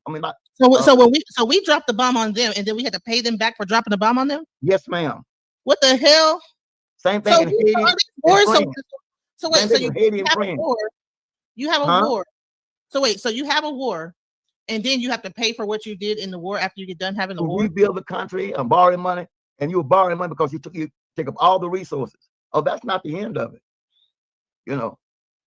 So we owe China $1.125 trillion, and we owe Japan $1.125 trillion, and China 759 billion. So Now, Asia, we now, thought that China was ruling this country, and it's Japan. Okay, check this out. Mexico, we owe them $102.60 billion, and the list goes on. Norway, $137.50 billion. Wait, hold on, let me see. Brazil, you know, Who it's going owns to the all list. the debt? Yeah. Intergovernmental debt held by the public. So more than 2/3 of public debt is held by domestic holders. Okay, and you think that ain't the story. Ask the question: how much land does China own in America? How much land do China own? Hold on. See, we talking that smack, and we're a slave country, and the people is a commodity, and I'll get to that in a minute. You know. So as of 2023, Chinese investors held an interest in 277,336 acres of agricultural land in the U.S. farm, according to the USDA Farm Service Agency. So they own the farms. They own the majority of the farms. And that's what I'm trying to tell people. So if they control, they bring in. So wait a minute. No, so now they're bringing in these South Africans. What are they going to do? Give them some land too? Well, the thing about it. Well, who's going to get that? Whose land are they going to get? Like what? Because they're saying the farmer. So all right, listen, friars, if you want to come up and clarify, please do. Please do. Same thing they did before with the United States land Open forum, if you want to when we came out of slavery, a lot of blacks that was guaranteed land. The land was taken from them and given to poor whites that they brought down from Arkansas and other places to destabilize the South, because at one time most of the Negroes and blacks in the South had plantations and they had big money. In order to break the country, they had to counterfeit this money in the South and put the almonds on the North. People don't know slavery was more than just what we think it was. It wasn't about color, it was about economics, because many of the blacks owned slaves, black and white, owned a lot of plantations, was bringing in more money, bringing in way more money than the average white. They tell us the story in Hollywood, but I can name you several people that you can look up. This man, they're giving Afrikaners so-called government land, but they ain't even giving us 40 acres and a mule yet. There was the 40 acres and a mule was only promised to those who fought in the war. It wasn't promised to everybody. They didn't take the 40 acres and the mule was only promised to those who actually fought with the Union against the Confederate, right? It wasn't about for everybody gonna get it. That's the lie that people thought. That is not what it was about. And some of the folks did get it. Where I live at right now, some of the folks did get the 40 acres. They said, keep the damn mule, give us the land. And they've got it. What I want to go to now, we're talking the hidden government. During the time when Reagan was in office, this came out. Oliver North went to Colombia to cut a deal for guns for drugs. And that was to go in to destabilize the Black Panther Party and other groups that were coming together by putting drugs in our community, right? So to destabilize, they brought in this thing, the drug thing. So it was guns for drugs. Now when they went to Vietnam, it wasn't so much about democracy as it was time to get the poppy fields. IBM was in there. Every war we ever fought was about taking the resources from the country we was fighting under disguise of democracy. There is no such thing as democracy. You cannot have a democracy in a capitalistic society. Think about it. You cannot have democracy in a capitalistic society when it's based on what they call on a social order. You got the upper class, middle class, and lower class. It's a caste system. So where's democracy at? So you're saying that America is running underneath a caste system? Yes, sir. Yes, ma'am. We hear it all the time. Well, we're gonna take care of the middle class. Yes. Where's the middle class? The GI Bill, was that during that time? Yeah, because I was in the military. Yeah. All that, but remember, what you get told in society is not, and if you do the research, it's not exactly what people got it going. People saying that it is. The 40 acres and the mule. Get to look at the history of it. And many of them did get it. But at the same time, a lot didn't get it because they were not a part of the battle. Now, this hidden government, we're talking about the Federalists. What is the most strongest What is the most important paper out there? Type in Federalist paper. Type that in.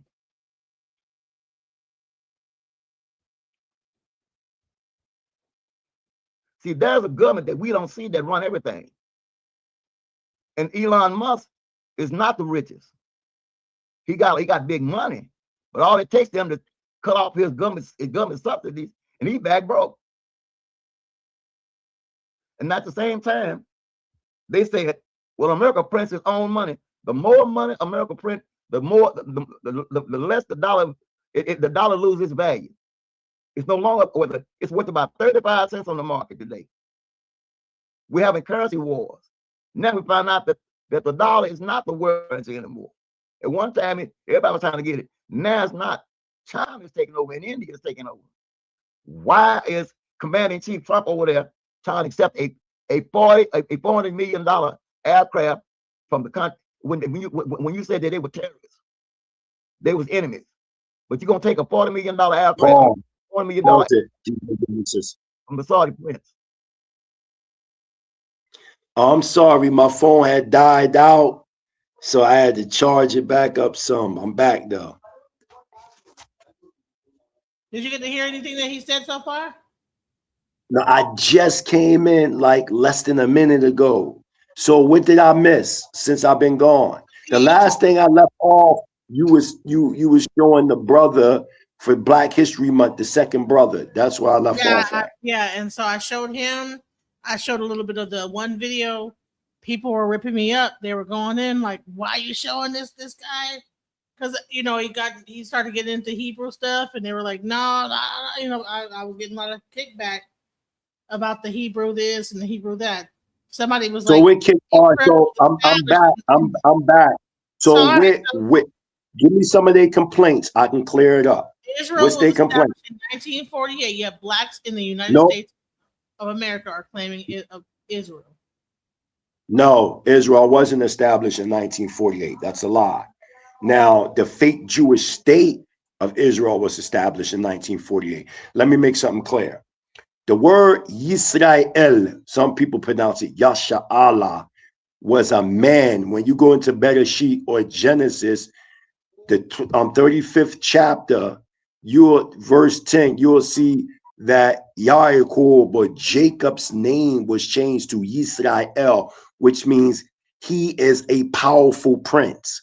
So Yisrael was a man who had 12 sons, which produced the 12 tribes of Israel. So those Israelites are not predicated on because they're from a land called Israel, but they're Israelites based on being connected to a man named Yisrael. So let's make that clear. And later on, that name became identified with the land. Like a lot of, let me make something clear. A lot of you brothers and sisters from the United States that keep fighting against this, you're really fighting against your own heritage, because the problem that's happening is that these people don't upshare an identity of another people. You assume that these people that call themselves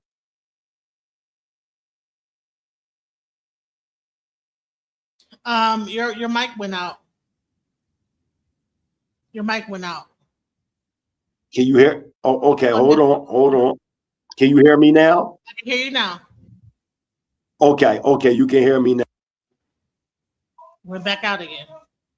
Okay. Can you hear me? Yeah, I can hear you. Go ahead. Continue. Okay. The problem is a lot of these brothers and sisters lack understanding of who the Israelites really are. So they'll fight tooth and nail for the Palestinians, not even understanding that the Palestinians, they're Arabs. I ain't talking about the black Palestinians, but I'm saying that they're Arabs. So this is what we going to do, right? I'm gonna get this link real quick. And it's only like 5 minutes, and I want you to show the people, because our people have a misunderstanding of what Israel is. So let's just So this guy says they don't relinquish their United citizenship though when they go over to Israel. So and then this one guy was making fun of the fact that he was saying ethnicity, because I was playing the video you showed me to play, and people were eating me up, and I was like, you know what? it got kind of crazy. So I was like, you know what? You're not even here to discuss, to like get back with you. So I went ahead and I went to Baba Yashabaya. Oh, you talking about ethnicity? He was saying ethnicity. He was saying, instead of saying ethnicity, he was saying ethnicity of the people. And they were like making fun of that. And I was like, okay, well, you're not here to break down what he's saying, because he was really breaking down ethnicity. I was playing the video that you told me to play about that because you wanted to discuss it, but you were gone. So I was like, well, I can't continue to play that video because it's getting ate up. It's getting ate up on this thing. So, and I'm not here. What video? Hold on. What video was that? It's this one. I'm playing. Hopefully when I hit it, okay, it'll start from where it was at. Hold on. It was this one.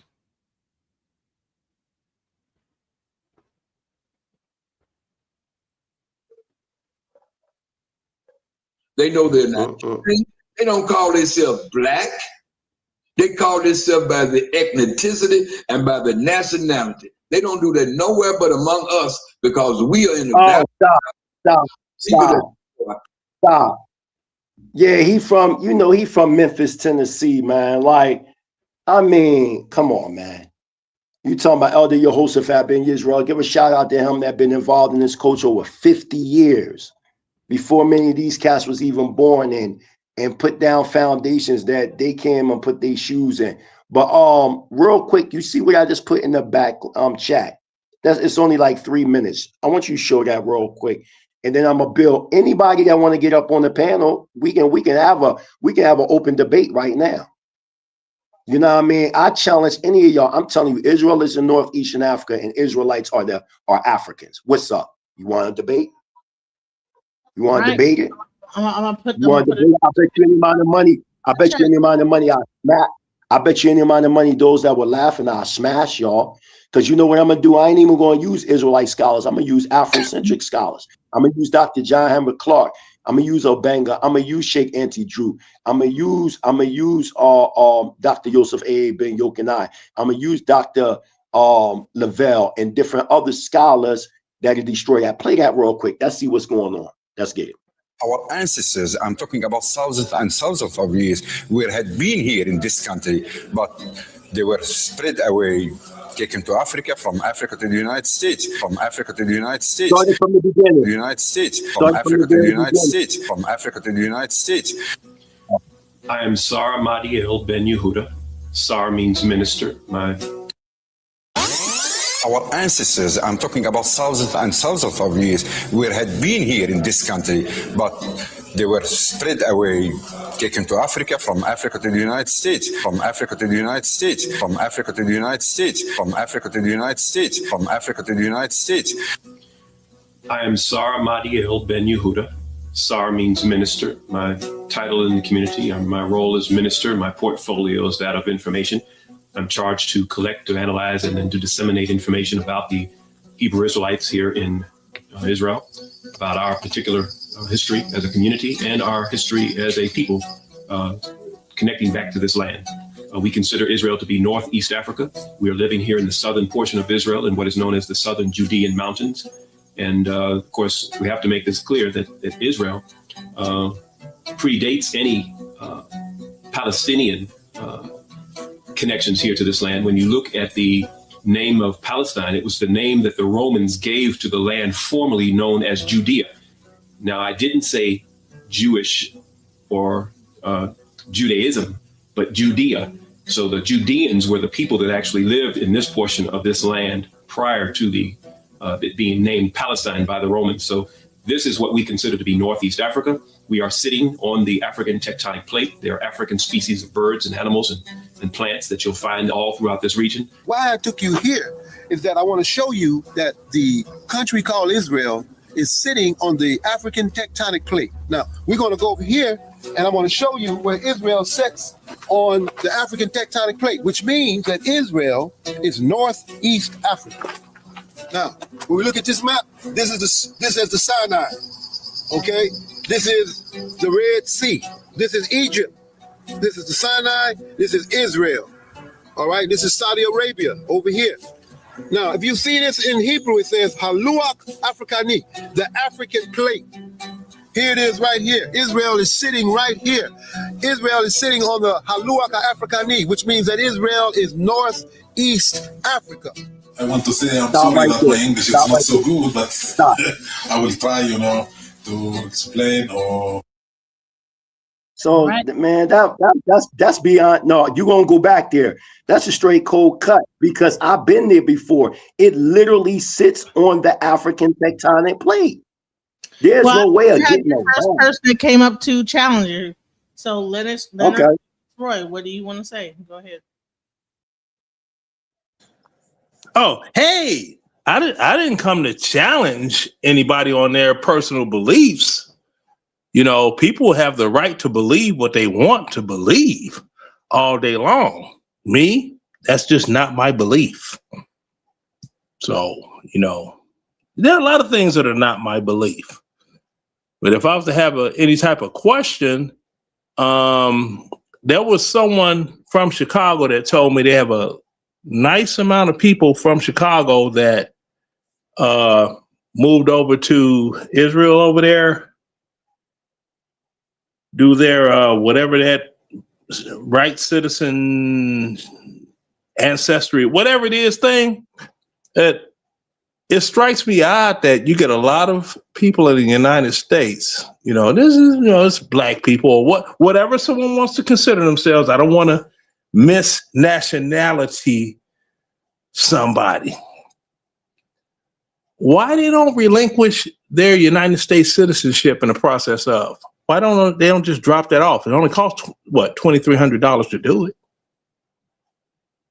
That's a good question. First and foremost, I give all praise and honor to Yahuwah, the supreme, intelligent, powerful one of our forefathers, Abraham, Yitzhak, and Yaakov. You talking about my grandfather from out of Chicago, the late Prince Asiel. They just named the street after him, Prince Asiel Way on 75th Street. We also got the Soul Vegetarian Restaurant over in Chicago. I'm from Philly, but those founding brothers and sisters that you talking about was the late Ben Ami and all of them back in 1967. We wind up leaving from the confines of Chicago, going to Liberia, and then shooting over there to Israel. And there are many people over there in Dimona that did relinquish their U.S. citizenship, and they are actually Israeli citizens now. What happened, originally, they had something called the Aliyah, or the Law of Return, that was founded in 1958. And in the Law of Return, it was said that if you believe that you was quote-unquote a Jew, you could return back to the land. So what happened when Hebrew Israelite sovereign nationals start returning in great influxes into the land, what they did was they changed the law of return in 1971.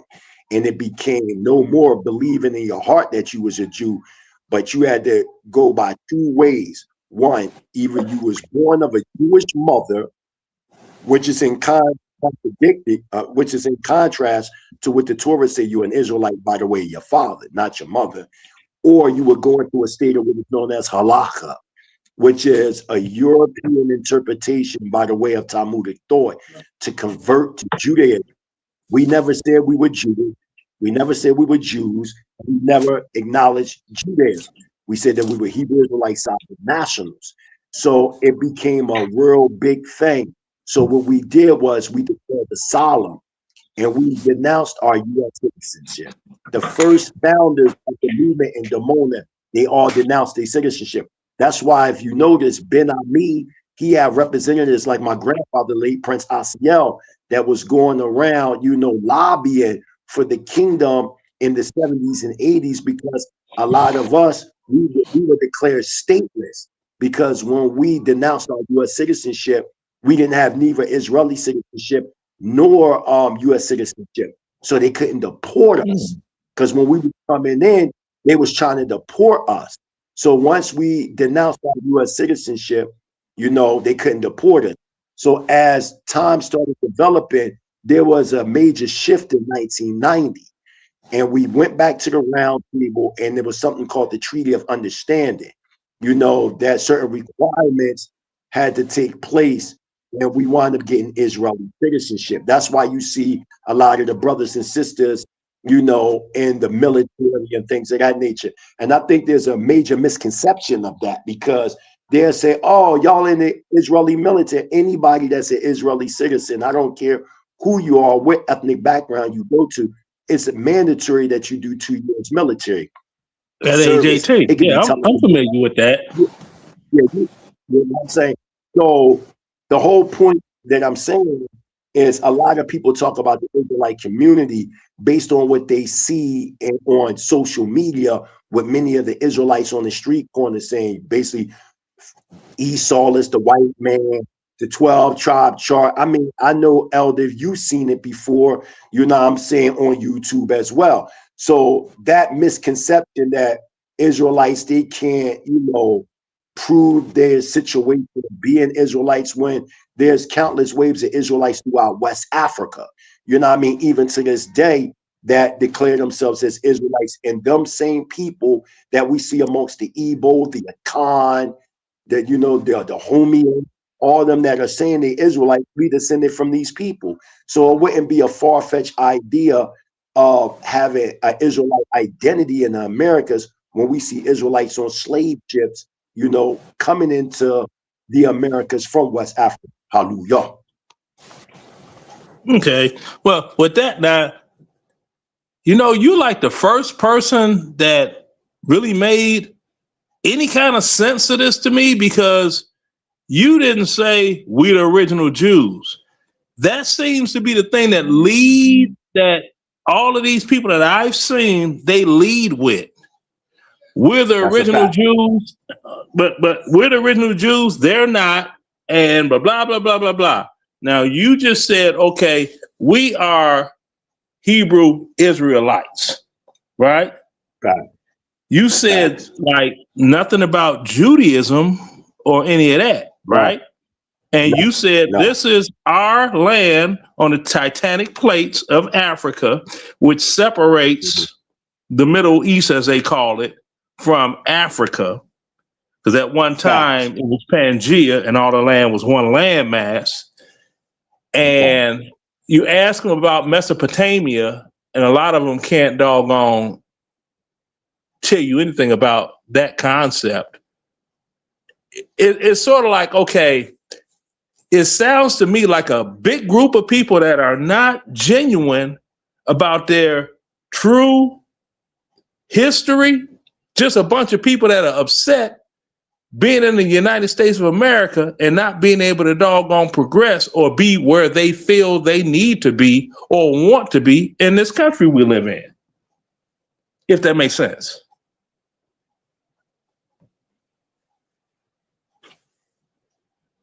Yeah, there's sense to it. I just want to add, it all depends on one, you know, social upbringing. Most Israelites today, they learn it on social media. But let me get this confusion about the word Jew. We know in the Hebrew language. Please. Yeah, the word, there were 12 tribes in Israel. The fourth was Yehuda, which they translate as Judah. So let's say I'm a Hebrew Israelite from the tribe of Benjamin, or I'm a Hebrew Israelite from the tribe of Gad. I'm not a Judite. So you can't be like, I'm a Jew. The only true Judite were from the tribe of Judah. Like, I'm a Hebrew Israelite from the tribe of Judah. You might have another Israelite, he might be from the tribe of Simeon, Naphtali, whatever the case may be. But this is where the confusion is coming in at. The so-called Jews, they're labeling all Israelites Jews. That's false. You can't. The word Jew is a distortion for the word Judah. So yes, I'm a Hebrew Israelite from the tribe of Judah, but I'm not a Jew. I'm not Jewish. I don't subscribe to Judaism. I don't subscribe to the New Testament, the Quran, none of that. Strictly the Torah and the Tanakh, which is known as the Old Testament. See, now if the rest were like that, a lot of people could stomach it more, because the way they present it, like me, I don't believe in any of it at all. You know, the Bible, the whatever. I'm like, you know, it's like Santa Claus. I don't believe in it at all. That's just me as an individual, you know. And I don't try to push that off on anybody else, you know, and try to tell them, you believe this, you this. No, I'm like, I just speak on myself, one self person. But man, it's refreshing to have somebody talk about this that actually makes sense, that I could understand. Like, okay, here we go. We right here tracking like an old hound dog, because it's making sense, opposed to these other ones that they get all irate. And I'd be like, but I didn't do anything to you. No, because see, they're like, what? I didn't do anything. Oh, so because I don't believe what you believe? No, you need to get educated on. And I'd be sitting here like, why are you yelling at me? Like, I ask a simple question that has really a simple answer, I assume, but you're the first person that answered things simply and didn't get emotional. I could appreciate this. I'm like, DJ Genesis, clip this. Clip this, make this into a short, clip this portion. Because people need to see this. They need to see a portion of video where you have a Hebrew Israelite talking to not only a United States citizen, but a non-believer in any form of organized, sanctioned, whatever religion. And it makes sense. It makes tangible sense. I'm enjoying this. See, I wasn't, like I said, I didn't come here to debate. I was just seeking clarity, and I'm getting nothing but clarity from this brother. This is cool. I'm digging this.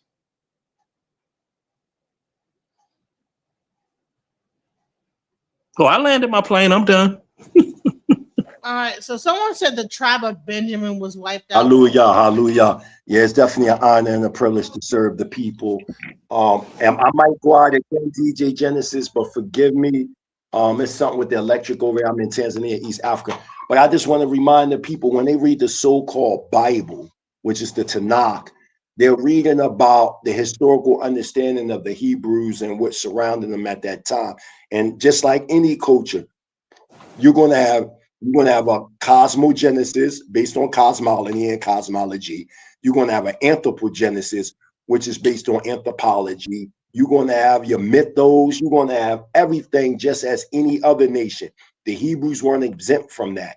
If you're talking about ancient Kemet or Egypt, you're going to see it there. If you're talking about Mesopotamia or the land between the two rivers, you're going to have it there amongst the Imuni Elish tablets, the epics of Gilgamesh. Whatever we're talking about, you're going to have history mixed with folklore. And the only ones that can abstract that understanding that are those that have a Hebraic base. So to make it clear, the Tanakh wasn't for the whole entire world. You know what I'm saying? It was dealing with the Hebrews of that Pacific time and in this time for today. So, you know, you're going to have those that may, they may not believe, so to say, for the lack of words. But I'm going to be more frank.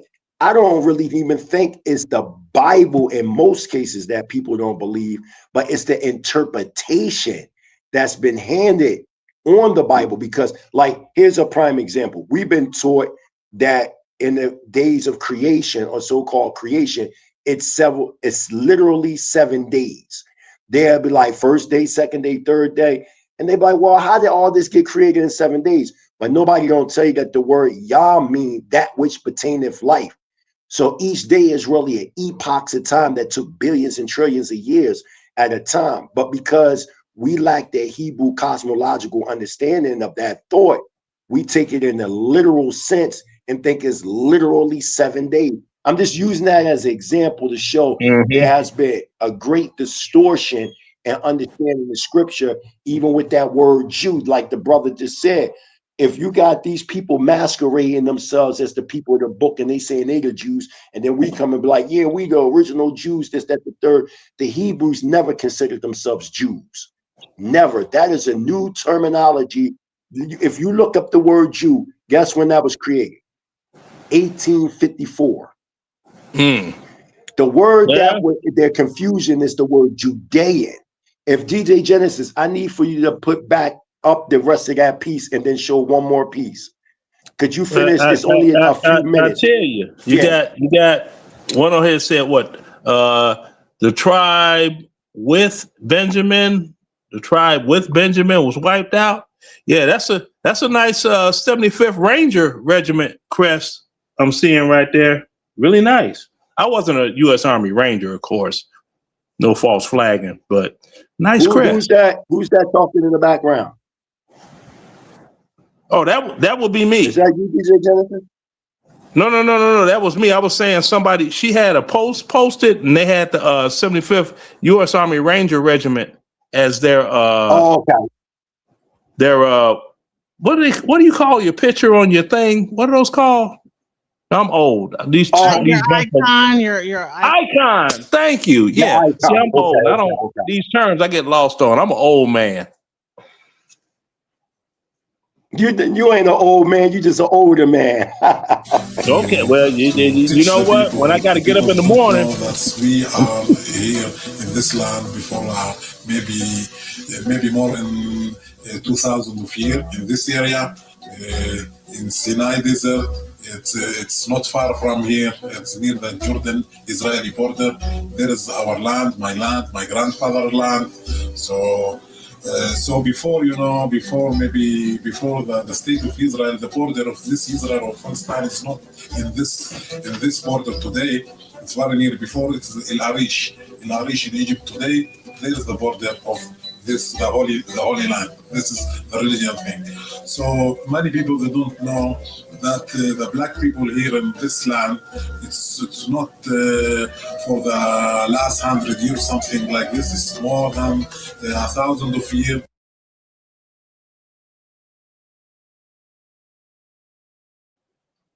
Okay, what happened? No, I think that was the ending of that. So was that the end, DJ Genesis? It just ended cold, like what? Yeah, that was the end. Yeah. I don't know I don't know if you meant to play that whole thing, but yeah. I don't know, but yeah, I mean, it's like I said. In the middle of him saying whatever. So he was saying something, and I was just like, okay. I couldn't understand what he was saying. Anyway. Me either. You're not by yourself. I'm glad you said it because I want to say, was it just me or? Right. So what do you think? There's no Hebrew Israelites in West and Central Africa. You're spreading pseudo ideology. You're too scared to even visit. And then he's saying that is religious pseudo. So this is Jane Putin, Jane Jantapun. So that person to know. I've been to Ghana, I've been to Mali, I've been to Nigeria, I've been to 17 African countries. I'm a social anthropologist, and I've been studying on the ground for over 34 years. And there are Israelites all throughout Africa. In Ghana, you have an Israelite community known as the Akan. I mean, you can just literally type up Israelite communities in Ghana and it'll just pop up. Matter of fact, let's just deal with a demonstration real quick. Let's not talk about it. Let's just look up something real quick. DJ Genesis, just type up real quick Israelites in Ghana. and it'll just pop up on YouTube. Like when people say things are pseudo, right? So are we going to say that the history of Sudan that was written by Tariq El-Fatah in 1652? Now we're talking a primary source, right? Okay. So Tariq El-Fatah was an eyewitness in Timbuktu in 1652.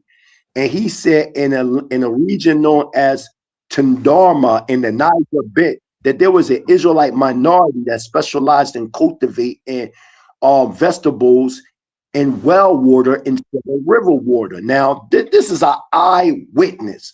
So are we saying that Tariq El-Fatah in 1652 he's lying too? Look how she just typed that up, and what do you see? Now, are these people in Ghana? Are they a part of the One West, or they got their own thing? No, they their own community. Not them. Not take that up. Not that. Okay, not that. They like but One them West. right there. They're actually Israelites from Ghana, them right there. I'm not talking about this. Let me give you a link. I'm talking about actual, people over there in Ghana. I mean, I'm pretty sure you see different videos. You see different videos. I know you see different videos. So let me do this and give you one myself. Yeah, those are some nice self-powered QSC dual 15 speakers they were using over there on the tripod. You see, Ghana, we have freedom of worship. Therefore, it gives everyone a chance to choose whatever he wants to do. Whenever I put on the kippah, the talit, and when I put on the tefillin, it teaches me that it draws me close to God, and it makes me feel that when I pray, God hears it directly. You don't wear shoes here. And when I think of it, I realize it's... Yo, you can turn that off. You can turn that off. You see that link right there? You see the link? There you go. That's filled with scholars in Ghana themselves. You see that right there? Teacher of life. It's Those who cannot remember the past are condemned to repeat it. Deuteronomy 32:7 tells us, remember the days of old. Reflect upon the years of other generations. Ask your father, and he will tell you. Your history is the teacher of life, and those who cannot remember the past are condemned to repeat it. Deuteronomy 32:7 tells us, remember the days of old. Reflect upon the years of other generations. Ask your father, and he will tell you. Your elders, and they will inform you. Most of our parents are actually older than Ghana, so we should ask them. So they inform us about the past as the Torah commands. I had the opportunity to do this with my father not too long ago, and the wealth of information about our origins was quite breathtaking. Since I'm a Ga, I'm going to be talking about the Gandangbes of Ghana. We, the Gas of Ghana, are Hebrews. We are Hebrew Israelites. A little education before the history lesson. Can I just say this real quick? Boogie Nights, if you don't agree with it, just come up and say something. Don't be in the chat room screaming propaganda. Let it. Don't worry about it. Let it finish playing. Just let it. It's only a few minutes. I mean, and that's the thing. I agree with you, sister. If you do have something to say, why don't you ask the question to the brother? You may just learn something, because I surely did. And he said, did I not? And he is willing to challenge. All right, so even you, Key Braun, come up here and ask your question. I'm a Hebrew in Dallas. Come up here and ask your question. I would love to Yeah, I mean, I learned something tonight. I was just like, oh, this is refreshing. I love it. My propaganda. Let's go. Father, and he will tell you. Your elders, and they will inform you. Most of our parents are actually older than Ghana, so we should ask them. So they inform us about the past as the Torah commands. I had the opportunity to do this with my father not too long ago, and the wealth of information about our origins was quite breathtaking. Since I'm a Ga, I'm going to be talking about the Gandangbes of Ghana. We, the Gas of Ghana, are Hebrews. We are Hebrew Israelites. A little education before the history lesson. When I say I'm a Hebrew Israelite, I am saying I'm not a Jew, and I am saying I don't practice Judaism. I'm going to define my terms now. Most people incorrectly associate the term Jew with Israel. While Jews are Israelites, not all Israelites are Jews. This is very clear in scripture. Yet it is one of the many misconceptions Christians tend to have.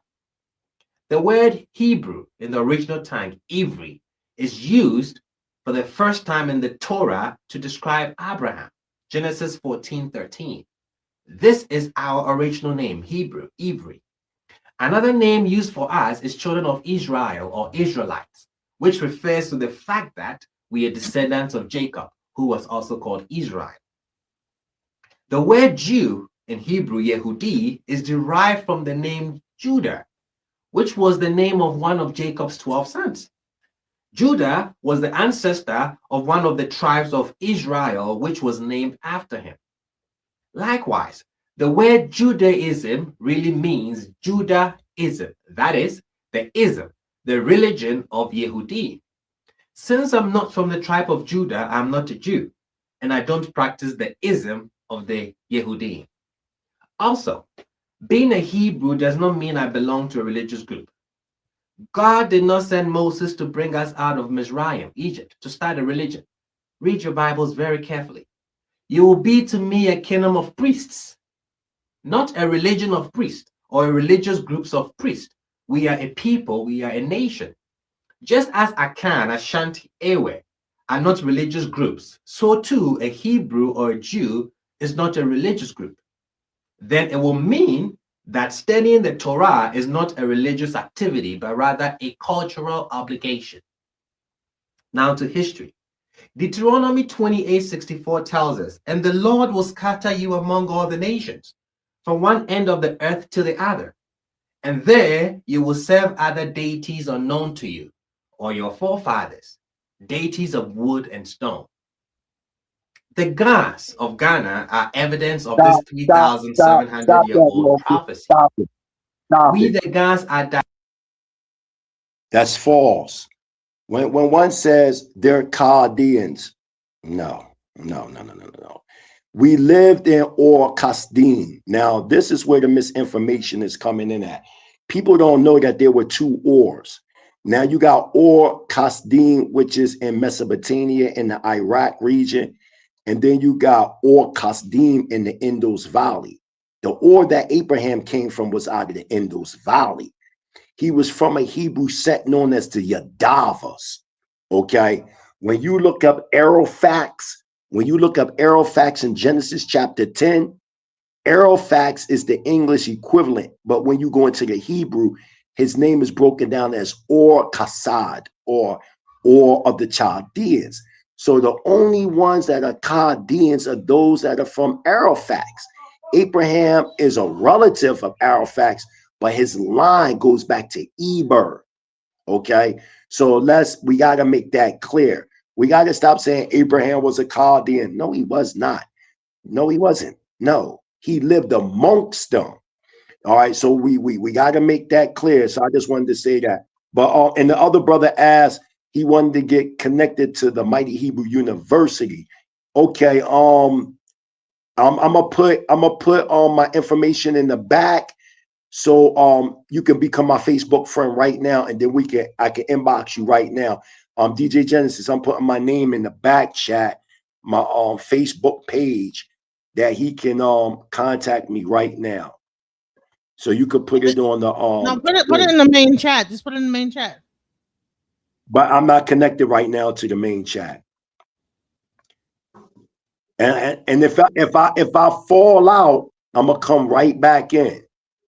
So it says there's no blood relationship. They're just Jewish by tradition and religion only. No, anybody can be Jewish, but anybody can't be an Israelite.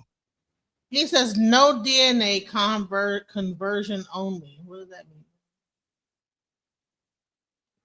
That's a new argument that they're trying to say that we converted, but there's no evidence of that. First of all, when you're dealing with the DNA of so-called Jews, let me break this down. There was a man by the name of Dr. Rabby Kleiman who created what you know as the CMH or the Cohen model haplotype. And in their mind, they think that the J2 is what defines Israelite DNA. The problem with that is they never scraped any DNA from any ancient Israelite bones to determine who's an Israelite or not.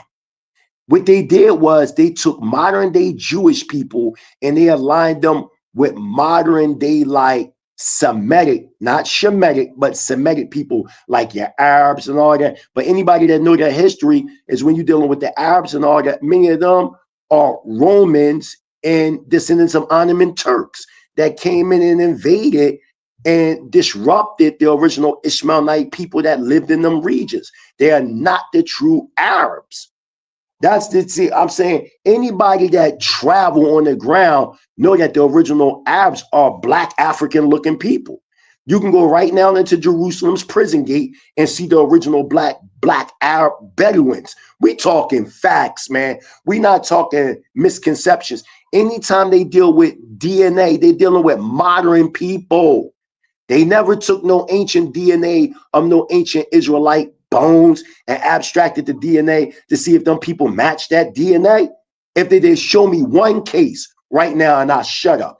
Show me a case right now where they abstracted ancient Israelite DNA bones, at least around 2,500 years, and match them to the Y chromosome of the people that's calling themselves Jews today. I bet you they can't show me that.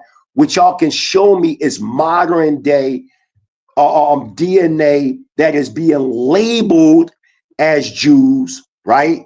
And they're aligning them with modern day Arabs and all that, and showing that they have the same Y haplotype, right? But what they not telling you, yeah, they're gonna have the same because they were the invaders. This is easy. This is light work. Listen, guys, if you want to join, everybody's saying they can't figure out how to click the link. Now, either it's pinned at the top, but if you can't get it from the top pin, go to the post on my page, and the actual link to join the chat and to have a discussion is right there. Stop. I never denied about the Beta Yisrael. See, this is things that y'all don't know. Let me break this down. Beta Yisrael meaning the house of Israel. So this is the story about Beta Yisrael.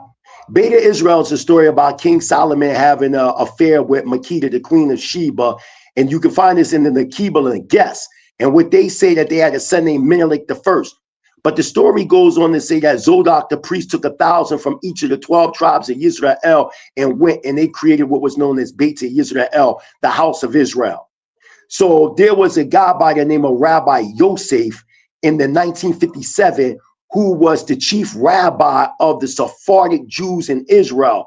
And he labeled them to be the tribe of Dan. Now you got to ask yourself, why would they label what they now call the Falasha Jews or Beta Yisrael, the house of Israel, as the tribe of Dan? Simple, because if one understands sovereign law, you have what is called ecclesiastical jurisdiction and national jurisdiction. Ecclesiastical jurisdiction would be the Levites or Levi. Why you think in the court of law, you got, why you think in the court of law you got things like Levi and sons and all that? Because they looking at the court of law as ecclesiastical jurisdiction. And then you have national jurisdiction, which would be the Malakim or the kings of Israel, which would be the Mushakim, the anointed ones coming from out of the line of Judah. So they didn't want to label the Philistines as that, because if they did, they would lose power. So they said they was from the tribe of Dan, but the contradiction arises if 1,000 from each of the 12 tribes of Israel went with Zodok the priest. Why would you label them only Dan? That was a conspiracy that they did when they had Operation Solomon and Operation Moses, and how they was airlifting the Israelites from Ethiopia over there to Israel. Okay. And furthermore, I never said that the Beta Israel was Jewish. I don't consider them Jewish. I consider them as Israelites. The ones that are connected with the E1B1A DNA, and the women are L2, L3. I do not believe that the J2 haplogroups are Israelites. I'm saying that you're talking about the Bantu expansion throughout Africa. You're talking about the Israelite expansion, because we can go to them same Bantu tribes today and you see Israelite persuasion all throughout their culture. Here's a prime example. One of my wives, I have wives that are Israelites over here in Tanzania and Israelite wives in the United States. One of their customs that we see is circumcision. Why is it to this day that the tribe over here in Tanzania circumcise their children on the 8th day? And please don't come and tell me, well, circumcision go back to ancient Egypt. No, it don't. Circumcision existed before Egypt was even in existence, number one. Number two, right? The Egyptians did not circumcise. They only circumcised those that were initiated within the Egyptian mystery system. The common people weren't circumcised. The Israelite children, the first males, they were all circumcised on the 8th day. Why? Because number 8 in Hebrew gematria is the sign of the covenant. 2 + 6 = 8. Remember, the creator's name Yahweh comes up to 26. 2 + 6 = 8. 8 is the sign of the covenant. So we can't, there were many forms of circumcision. It's not about who created circumcision first. It's about the application of the circumcision. So all the Hebrew male children were circumcised on the 8th day. All my sons, except my youngest son, Todiah, because he was a preemie, were circumcised by Rabby Baruch ben Yahuda of Ben Yadai of Brooklyn, New York, on the 8th day. That is the sign of the covenant. When women go through their circumcision, not their circumcision, they need out of menstruation. I got my woman right here. She'll tell you she separated herself for 7 days. They still over here doing the Feast of Tabernacles. They still over here doing Pesach HaKak Matzah, meaning Passover and unleavened bread. Okay, you say that we converted, right? They saying conversion, right? DJ Genesis. I want you to type in. I want you to type up the Israelites in Nigeria. There's a group in southern Nigeria known as Imo Yom Kodum, which in Yoruba vernacular means the strange people. Now, in their own story, they say that they were driven during the Babylonian exile from Oase to Oase, and they landed in Timbuktu for a period of time. Then they wound up finding a region that was good in water. And in the Yoruba vernacular, they called it the Omi, which means good water. That name was pushed further to the coast and became known as the Homie, and that region was known as Nigeria. So my thing is this: we have Israelites that existed way before European, peoples that came with conversion, right? And they got stories and they got in parts their Torah in guess what language? In Aramaic. When we came out of Babylonian captivity, we were speaking Aramaic. So these people in southern Nigeria, known as the Imo Yom Kodum, they got imparched on animal skin, the Torah in Aramaic. Why they don't have post-Torah teachings that you see in the Maccabean revolt? Why they don't know nothing about Judaism? Why? Because the story is true. We talking about the anthropological understanding of the people. You have to come on the ground. Y'all have to stop listening to crackpots on social media. I'm in Africa right now. I'm in Tanzania right now. It's 10:55 p.m. I'm from Philly. I'm on the ground doing the research, and I'm telling you that there are Israelites all throughout Africa that did not convert. And my question is, who converted these people? Y'all all keep saying convert. Y'all have no motive. Y'all never tell us who converted them, and y'all never show the proof of conversion.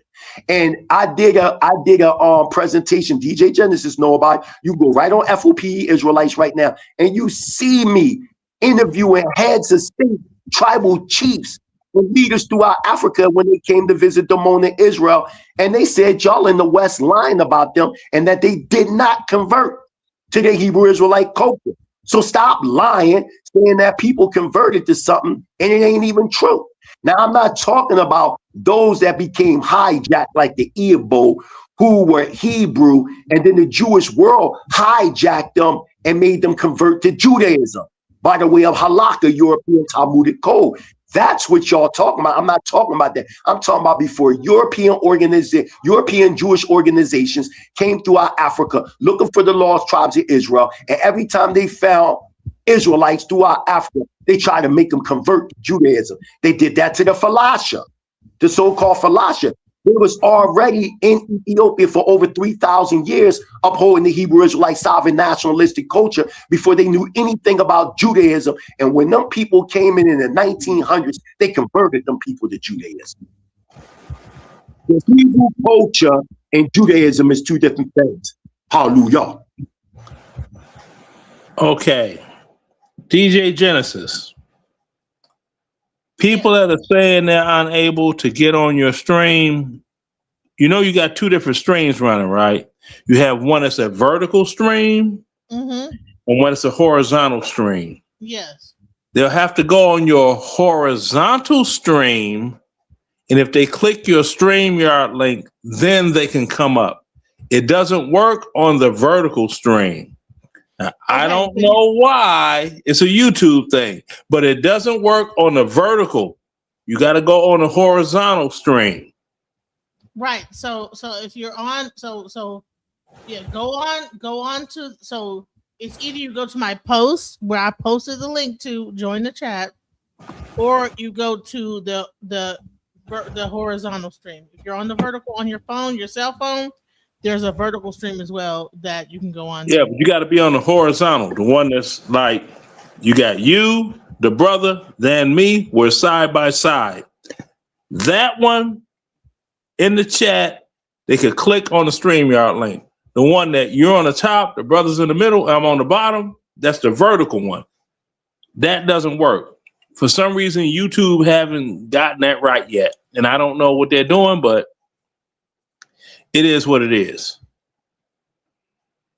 Just try to help you out there for them that are saying, we're clicking the link and nothing's happening. You have to go to the other page. They want to challenge the situation. They're in the chat going crazy. It's like, well, okay, well, come on. Because I'm like, all this Frank Ruben. Okay, here we go. Finally, someone made it up. Super real. That's super real. I can't listen. I can't really debate people that haven't been on the ground. That don't even make sense. That's like me debating a doctor who specializes in open heart surgery. Well, I may have read a few books. You can answer questions. KG, what's your question? 2300. KG 2300. What's your question? Yeah, can y'all hear me? Mm-hmm. Hey, I just had a question. How would I go about if I want to get the understanding and the knowledge of what you're talking about, Mighty Hebrew? Because I've been watching you for years. I tried to join a university a few years ago. I just couldn't find it. Where would you recommend I start? What would be a good starting point to, go down the right path?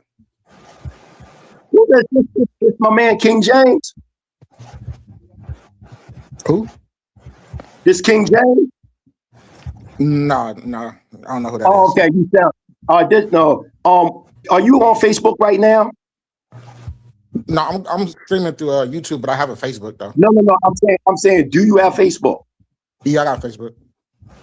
Okay, all right. Do you have WhatsApp?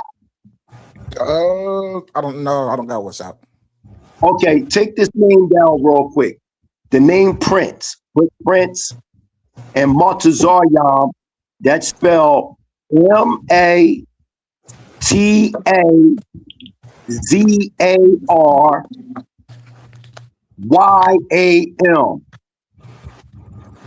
You got that? Yep, I got it. And then put last name Yasha Allah. YASHAR. She's got you highlighted. Oh, she got me highlighted. She got you Become highlighted. my friend right now. Request my friendship right now. All right, so and I'm she got you highlighted. That makes it easy. But that vertical YouTube, it is some garbage. But I think they were trying to compete with TikTok with that or something to do something different. Different ain't always good. Vertical YouTube is garbage. Stick with the original format and you can get in. Okay. Oh, there you go. Another person. Okay. Yeah. Yeah, people are figuring it out. All right, Steve, what's your question, Steve? So going back to what he said, and this is why it's going to be a difficult problem, because the only time that I know about Israel is from the scriptures, from the Torah or from the Old Testament. Okay. That's where it comes from. I don't know any other place. And in that, it's very clear about who Abraham is. Okay. Abraham's parents were in the Ur of Chaldea, and we know this because of their religion. The religion was they worship three different deities. One was Nana, but basically they worship the moon, the sun, and something else. That's what they worship. And he went and tore those statues down because his dad sold little statues, like little prayer statues. And that's what he destroyed, and then he left. So these are Chaldeans. Okay, Chaldeans are clearly from Iraq. That's all that I'm talking about. Those are his sons. Those were the sons he had. He had Ishmael. Ishmael married an Egyptian woman, and he went and lived in the desert. He said he was as wild as a mule or wild as a donkey. Okay, that's a desert donkey, which is in Africa, but it's also in Iraq. Okay, so that's right. Where he's from. He married an Egyptian, What's your question? What's your question? I'm getting there. And then after that, he had sons, and he had Jacob and he had Esau. Okay, so and Jacob had 12 sons, and those are the Israelites. Those 12 sons of Jacob are the Israelites. Right. We talked about that. But it's a good question Okay, so because you said I'm the getting to only my thing. question. Hang on. I know, I'm but I getting want there. to back up a little bit what you said. Go ahead. You said that the Torah, because I'm Torah Tanakh only. I don't subscribe to the New Testament, none of that. So and I speak Hebrew fluently. I speak Ivrit. You speak Ivrit? No, I know of it, and I've let me finish. I've studied it. I know that you guys speak it different than the the Yiddish. I don't. I live in Israel. I speak. Okay, so the then language you speak actual right. So then you speak the same language as the Jews who live in Israel, who worship there in Jerusalem. Right. Okay. Keep going. What you were saying about the Torah, right? If you go into Bereshit or Genesis chapter 14, 13, it lets us know from the rip that Abraham was a Hebrew. Yes, Abraham did live amongst the Chaldeans, but nowhere does it speak about Abraham worshiping three powers. That story that you connected with, that's parents. in the Talmud. I know. Hold on. Let me finish. I know, but let me just let the people know so they don't get confused. That story which you said is nowhere in the Torah. That story is in the Talmud. In the Talmud, it speaks about how Abraham's father was. Yeah, and we don't subscribe to the Talmud. Explain to her the Talmud. I know. Hold on. What the Talmud is. What is the Talmud? Explain the Talmud. I know, but hold on. Let me answer this real fast because I don't want people to think that stuff is in the Torah. Nowhere in the Torah does it say that Abraham worshiped three gods. Nowhere in the Torah does it speak of. Listen, let me finish. Nowhere in the Torah does. No, you didn't say Abraham. You said his parents. Nowhere. I know. Let me finish, please. Nowhere in the Torah does it speak about Abraham's parents worshiping these deities, and I know the story that his father was building these idols, and then Abraham, he destroyed these idols, whatever. That is a Talmudic teaching. That's nowhere in the Torah.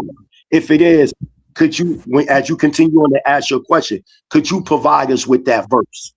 Well, first, what is the Talmud? Stop, guys. What is the Talmud? We have to understand what the The difference Talmud. is. Okay, the Talmud is interpretation of the Torah and its litigation, because with the Talmud, there's something connected called the Sanhedrin. So you have what is known as the Babylonian Talmud, and you have the Jerusalem Talmud. And in this, it gives you ways of cleaning yourself, things of how they litigated law, things like that.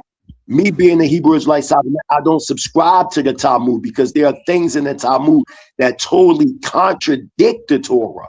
So for instance, determining what makes an Israelite. In Judaism, you're a Jew based on your mother being Jewish. And the Israelite culture is based on your father, not your mother. So that is a total contradiction in what we acknowledge. And they say they did that. So, but I want to get to your question, but I just want to explain what the Talmud was. Okay, I have one question about the Talmud. You said the Talmud and you said another text. Now, these other two texts that you were talking about, right? Are those actually written so people could read those texts? You talk about the Torah. You talk about the Torah and the Tanakh. I'm not talking about the Torah. And the Tanakh, right? No, I'm talking about the one you said was the opposite of the Torah. With the Timu? Can I explain that real quick? Yeah. Can I explain real quick? Hold on, brother. I've been very getting understanding out of all this, and the questions I asking, I'm not asking any combatant questions trying to have a pissing contest. He's answering the question. Those other two forms of, these are the writings. Well, I don't want to say these are the writings, but that's what I'm saying. These are the writings. You said it's an interpretation of the Torah. Okay. Is the interpretation of the Torah that's in, did you say the Talmud, whatever you said it was, is that written anywhere for other people to actually read? Is my question. Oh yeah.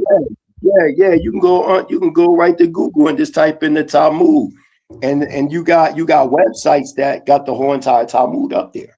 Okay, Yes, that's it's what I was asking. If that was something written. Yeah, it's a European Jewish interpretation on Afro-Asiatic culture and history. And in this retrospect, we're talking about the children of Israel, the Hebrews. They were African Asiatic people. They did not practice Judaism. They weren't Jews. They didn't practice Talmud, none of that. Even if you're talking about the story, if they're saying that we came in 69 souls, right? And it makes us 70 because Joseph was already in the land and we was mixing with the Comitian people when we left from out of Egypt. Even if one would try to create a false narrative that the original Hebrews weren't black, they sure as left Egypt black. If that be the case, even though we beg to differ, but I'm just throwing out a different sided argument, even though we know that the original Hebrews were black. And when one speaks about or the Chaldeans, if we talk in anthropology and archaeology, we only talking between the 7th to the 9th century BCE Chaldee. And we know that Abraham was born 2166 BCE. The Chaldee that I'm saying Abraham come from is the Indo-Valley. When you read in Genesis chapter 11, it says that we came from the east. The Hebrew word there is Chaldean, which means India, from the Indus Valley, and we migrated into what is now known as Sumer, which is now known as modern-day Iraq during the Ramayanian War. This is a historical fact. And that Abraham and they were ex-Brahmin priests. I'm gonna keep that quiet right now. I'm gonna just let cats deal with the Mesopotamia idea for now. But what I'm saying is nowhere in the Torah does it say that we were Chaldeans. It says we were Hebrews. So can I respond to that real quick? Yeah, go ahead. Okay. So just to make it simpler, what he's talking about, so first of all, there's an oral Torah and there's a written Torah. So, but let's not even dwell on that. We'll go back a little bit, and to best explain the Talmud, Talmud, the Talmud, like he's saying, are writings that parallel. You should be asking your question, not coming up here. You're supposed to be asking the question. I explained the Talmud, and y'all trying to say it's oral tradition. Oral Torah. Listen. Let me talk. No. This is my show. I'm the guest. So you come ask, just like the gentleman came up and asked the question. We all know that Jewish people try to say that the Talmud is the oral Torah. That is not true. That's not what I said. That's not what I said. If you would listen to what I said. But I don't have to listen. You're supposed to come up and ask a question. You're trying to teach me something. You said something that I just stopped you. Hold on. I stopped you because this is what you said, man. You brought up the Torah and the Tanakh, and then you start trying to talk about Abraham. What's the Tanakh? I know what the Tanakh. The Tanakh. I didn't bring up the Tanakh. I didn't bring up the Tanakh. Is an acronym for Torah, prophets, and writings, which the people now consider Old Testament. Torah, I didn't bring that up. Hanabaim, and Kuftaim, which is comprised as Tanakh. What I'm saying to you is when you first came up here, you was talking about the Torah, but you incorporated the Talmudic. Let me finish. Muting Genesis. Let me finish. No, why would I let you never answer the question? You came up with a story and then you never answered, and then I stopped you and you said, "Well, let me answer." Just and when I'm trying to answer, you keep cutting me off. No. I'm gonna show you the difference. When the brother came up, he immediately asked a question. You didn't do that. You coming in with this whole statement to get to a question, and you was in error because you incorporated a Talmudic teaching to the Torah, and that Talmudic teacher was the story of Abraham's parents and all of them. And I said that's not in the Torah, and I asked you to give a verse, and then the brother came in and said, "Well, what is the Talmud?" No, DJ Genesis asked first, and then from there he got. The Talmud, like I said, is litigated. When you read it, it's court hearing, litigation, traditions. But the Jewish people try to say that it is the oral Torah. The oral Torah and then you got the written Torah. And they trying to say that the oral Torah is the Talmud that was handed down from Moses and the 70 elders. That's not true. They can't That's prove not what that. I'm saying. It's like this. You're But what I'm trying saying to. is, You're afraid of my words. You're afraid of my words. Let me get my words out. Let me get my words out. If I may, Hold on. No. Y'all already, hold on. I am the guest here. So what I'm saying is I'm a guest too. No, you're not a guest. Show some respect. My name is DJ. You don't know. DJ Genesis is my people. That's my people's. I'm a guest too. No, Show you're some not a respect. guest. No. You are someone that came onto the show to ask questions. You're a participant. Okay. I stand corrected. So what I'm saying to you Can I ask the is question now? answer the. Are you ready for my question? What I'm saying. This is what you're doing. This is what you're doing. You're trying to defend Judaism. That's number one. Number two, hold on. Let me finish. Number two, ask the question. Don't try to come up here and teach us anything. We know about the Talmud. So we know about the Talmud.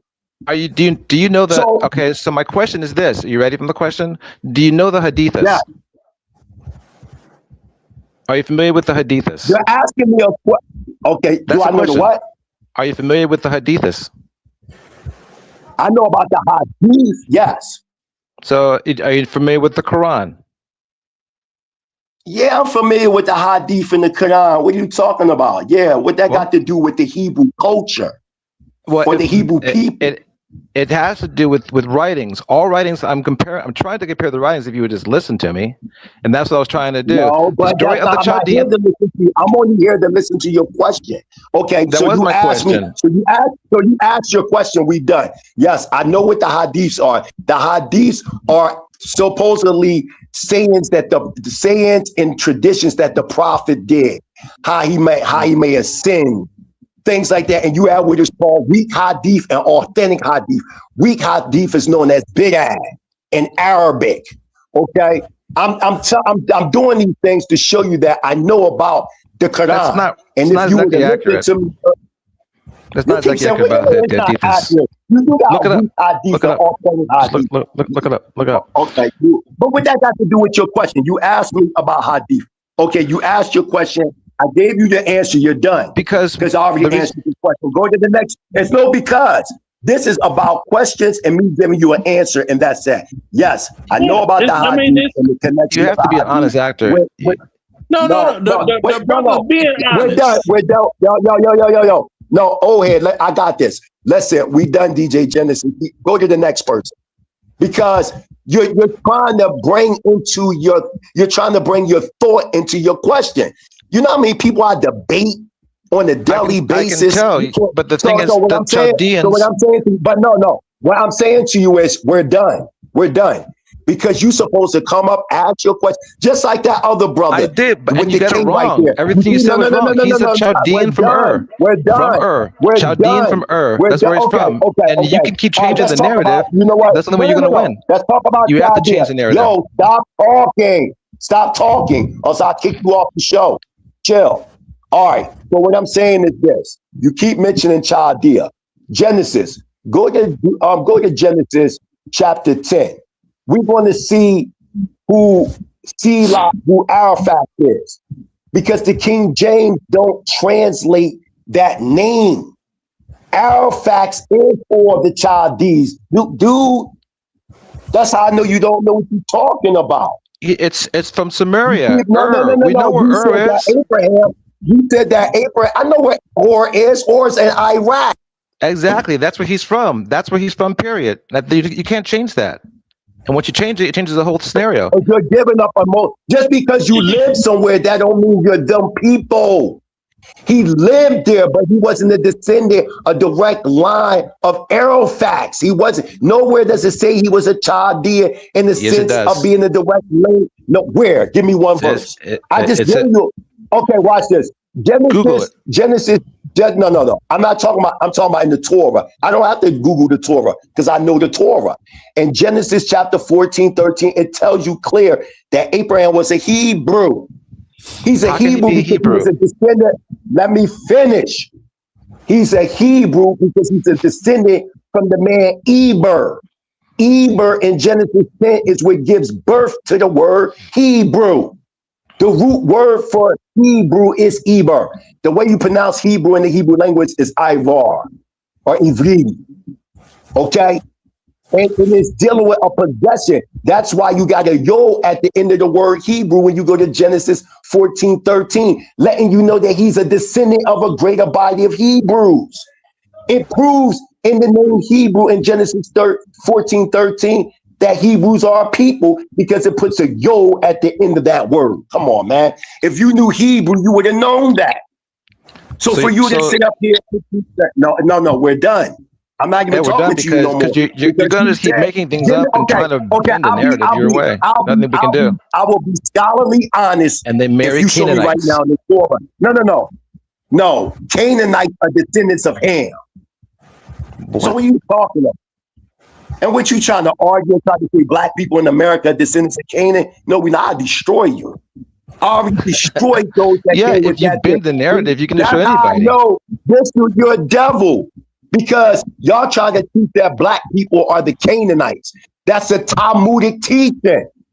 That don't have nothing to do with the Torah. I told y'all. See, you telling on yourself, yo, because you talk too much. You talk too much. You supposed to came up here with a question. But when you try to say that we Canaanites, I already knew from the back the theosophical background that you coming from. I'm asking you, give me one verse. Now I'm going to ask you a question. Give me one verse in the Torah where it says that Abraham was a Chaldean. Show me anywhere in the Torah right now.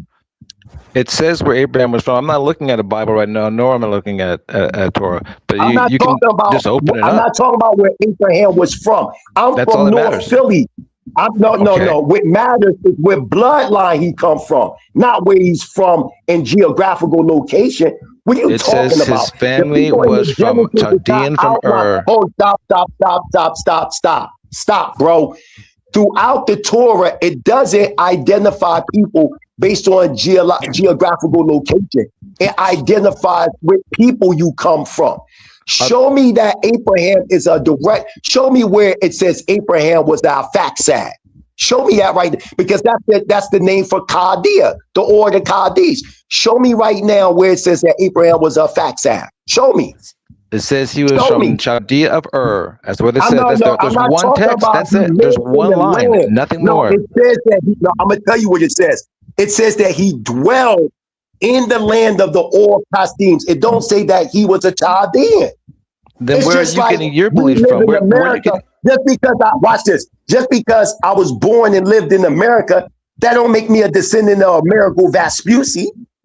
You're not making sense. I'm saying that Abraham, no, stop, brother. Let me teach you now. When it says Abraham, you're teaching false doctrines. It says, okay, You're tell me teaching what false this means. doctrines. Genesis I'm gonna go. 14:13. Can This is a somebody screaming read match. that and get off there? Genesis 14:13. Can somebody read that to me? He who cannot listen cannot learn. That's Leonard Roy, verse 1 of my life. Facts. Can we listen? 14:13. He doesn't want to No, listen to hold anything. I on. can't even get the word out. Elder. No, I'm grinding him up because y'all got to stop letting people come on these platforms without no facts. You cannot grinding come up to false me and say information. just because somebody lived in a region, you're identifying that with their national origin. That's dumb. If a Chinese person is born in New York City, they still Chinese, yo. No, they're American. Like, they're dumb. American. No, they're no, American. But their They're ethnic American. background is still no. That is the name of a geographical location. Ancient people didn't think like stop, yo. Because you're making things up, bro. I'm gonna go because you just make things up. You're trying to connect modern day thinking with ancient thinking. They didn't think like that. And modern day times, one's nationality is determined on the state that they're connected to. So if I'm born, my phone may go out, so I'll come back in. Let's say if I'm born in United States, they'll say I'm American because I was born in America. But in ancient times, if you are descendant of a particular progenitor, that is what determines your national background. I'm an Israelite because I'm a descendant of the man Jacob, whose name was changed to Israel, not because I'm from the land or the state of Israel. That's two different things. Now, question. over all these years of different people getting with different people, and you've got all of this mixing of the blood and all of this and all of that and all of this and all of that. All right. How do people measure their doggone Africanism? Do they measure it by, well, white anthropologists said that the oldest living bones were found in Africa? Or do they measure themselves by how many different people from different regions they have within their DNA? If you're asking me, there's two ways that you measure it. One way, for example, the Native Americans don't recognize DNA. What they recognize is lineage. So you know that this person was born in this family. Like you can trace your family roots back, and you can do that in the United States. Trace your family roots back. That's one way. And there's no Hebrew Israelite that can trace the roots back to pre-existing times or DNA. That's it. There's only two ways. Bruh. I'm not a Hebrew Israelite or anything of the sort. What I'm saying is this, okay? As long as you've had the so-called Black American in this country that has every complexion of the spectrum of melanin, from the darkest of the dark to the lightest skin of the light, damn near white.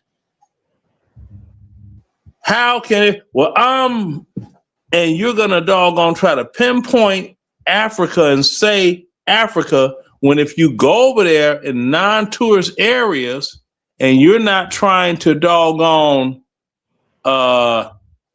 it's not simulate or whatever it is, they're gonna call you Bob.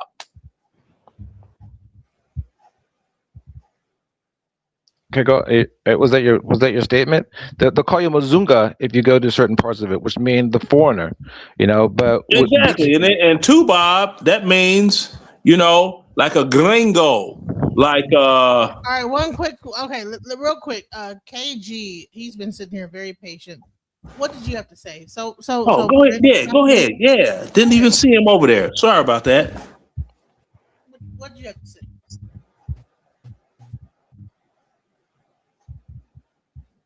KG.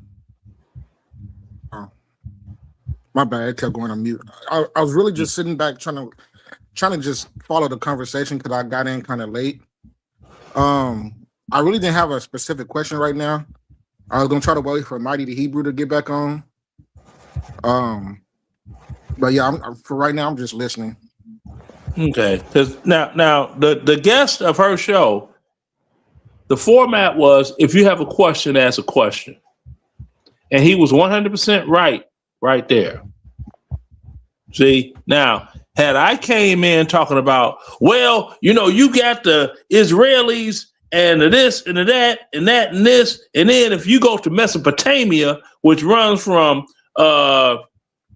northwest Syria all the way to southeast run right through Baghdad, that's not a question. You're making statements. He was like, look, ask me the question.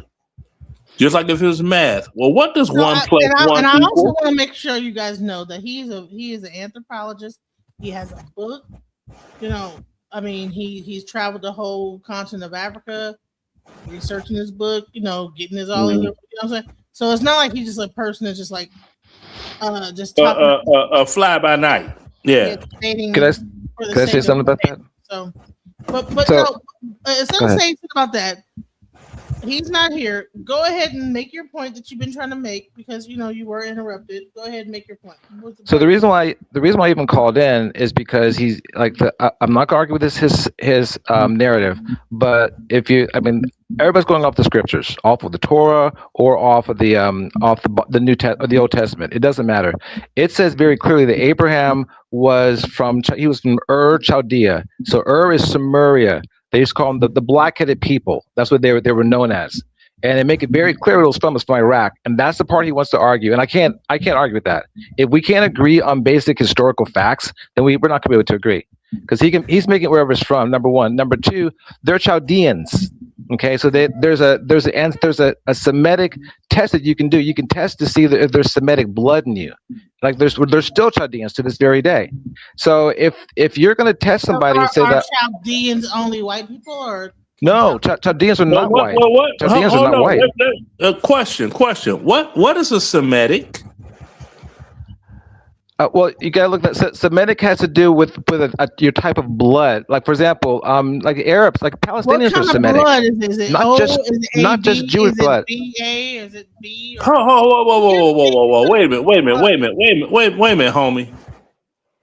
You say Semitic is a type of blood? No, it's a type of DNA. I didn't mean blood. I was misspoke. It's a type of DNA. But remember, the Palestinians are Semitic too, as well.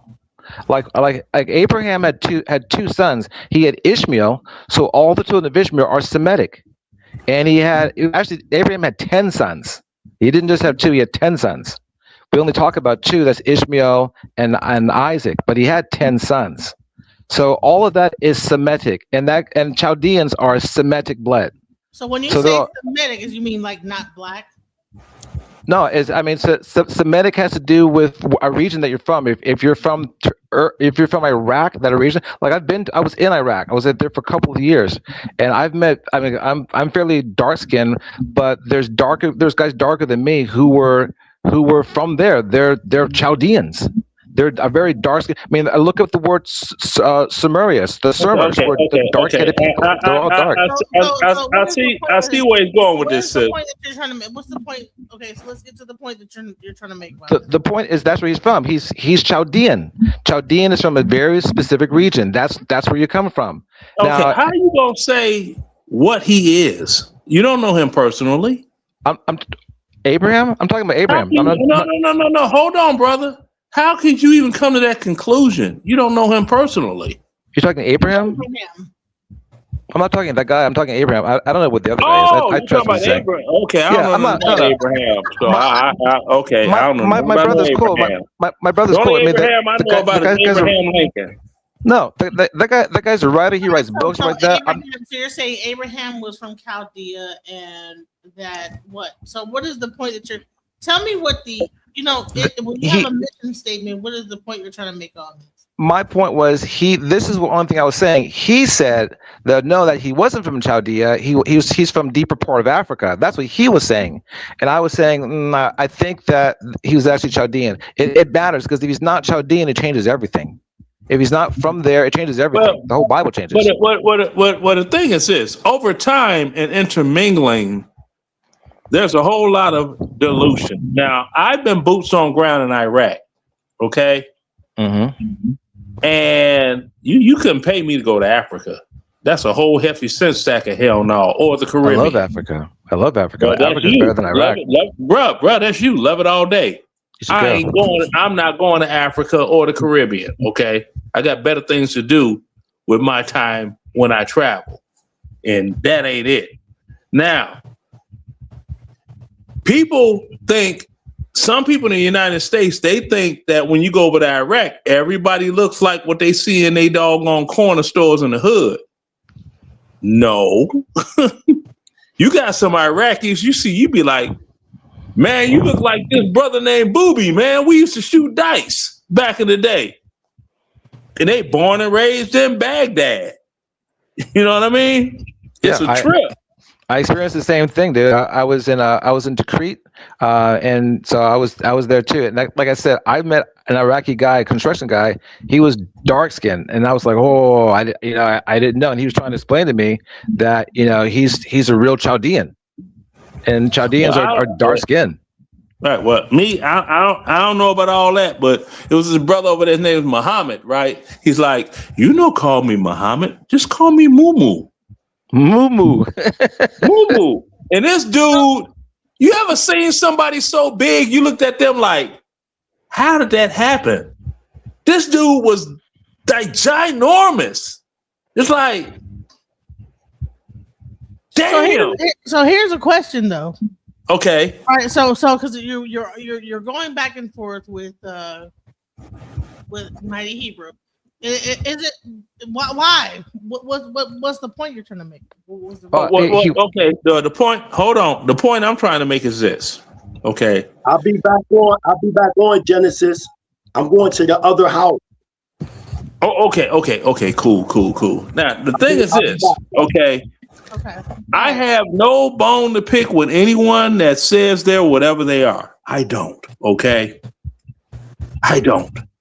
Let me make that perfectly clear. Now, when people, they get this strong, just extreme strong claim to Africa, but they're born and raised in the United States, okay, fine. Now, you could go to the continent of Africa and you could take DNA samples of people there, and you will find nothing but their people.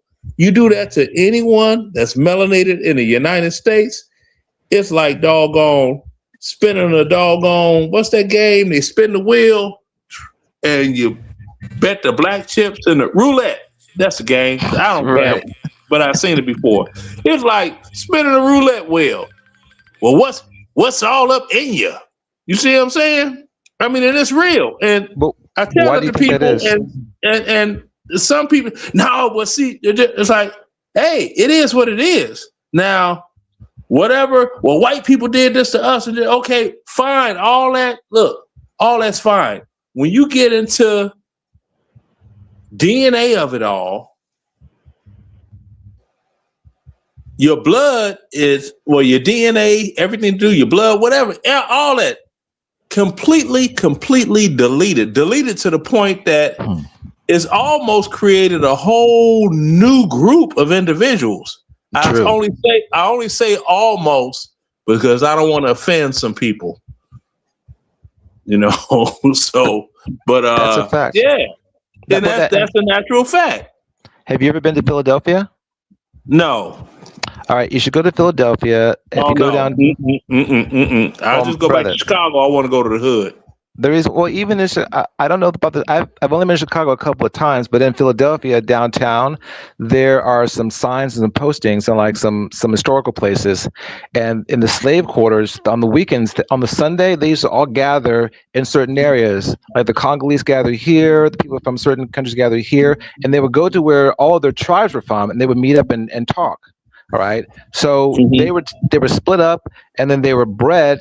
And then in the United States, we had places where they just bred just slaves, and they bred like this gene with that gene.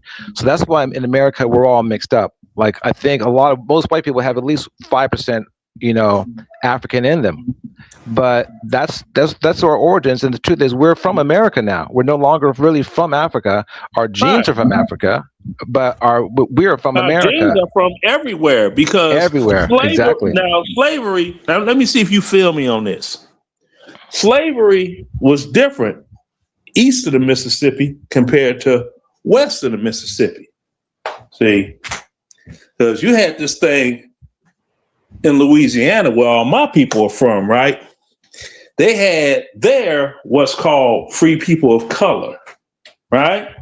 Right. And you had all of these fancy little digs, doodads, and whatnot. And it was a whole lot of intermingling with the French, right, and the Spaniards, the Afrikaans, and this and that, and that's what made, my particular ethnicity of people, which would be Louisiana Creoles, and you also had the Cajuns, but the Cajuns were the ones that came down from Canada that did not intermingle with the French, Africans, well, mainly with the Africans and the Spaniards, right?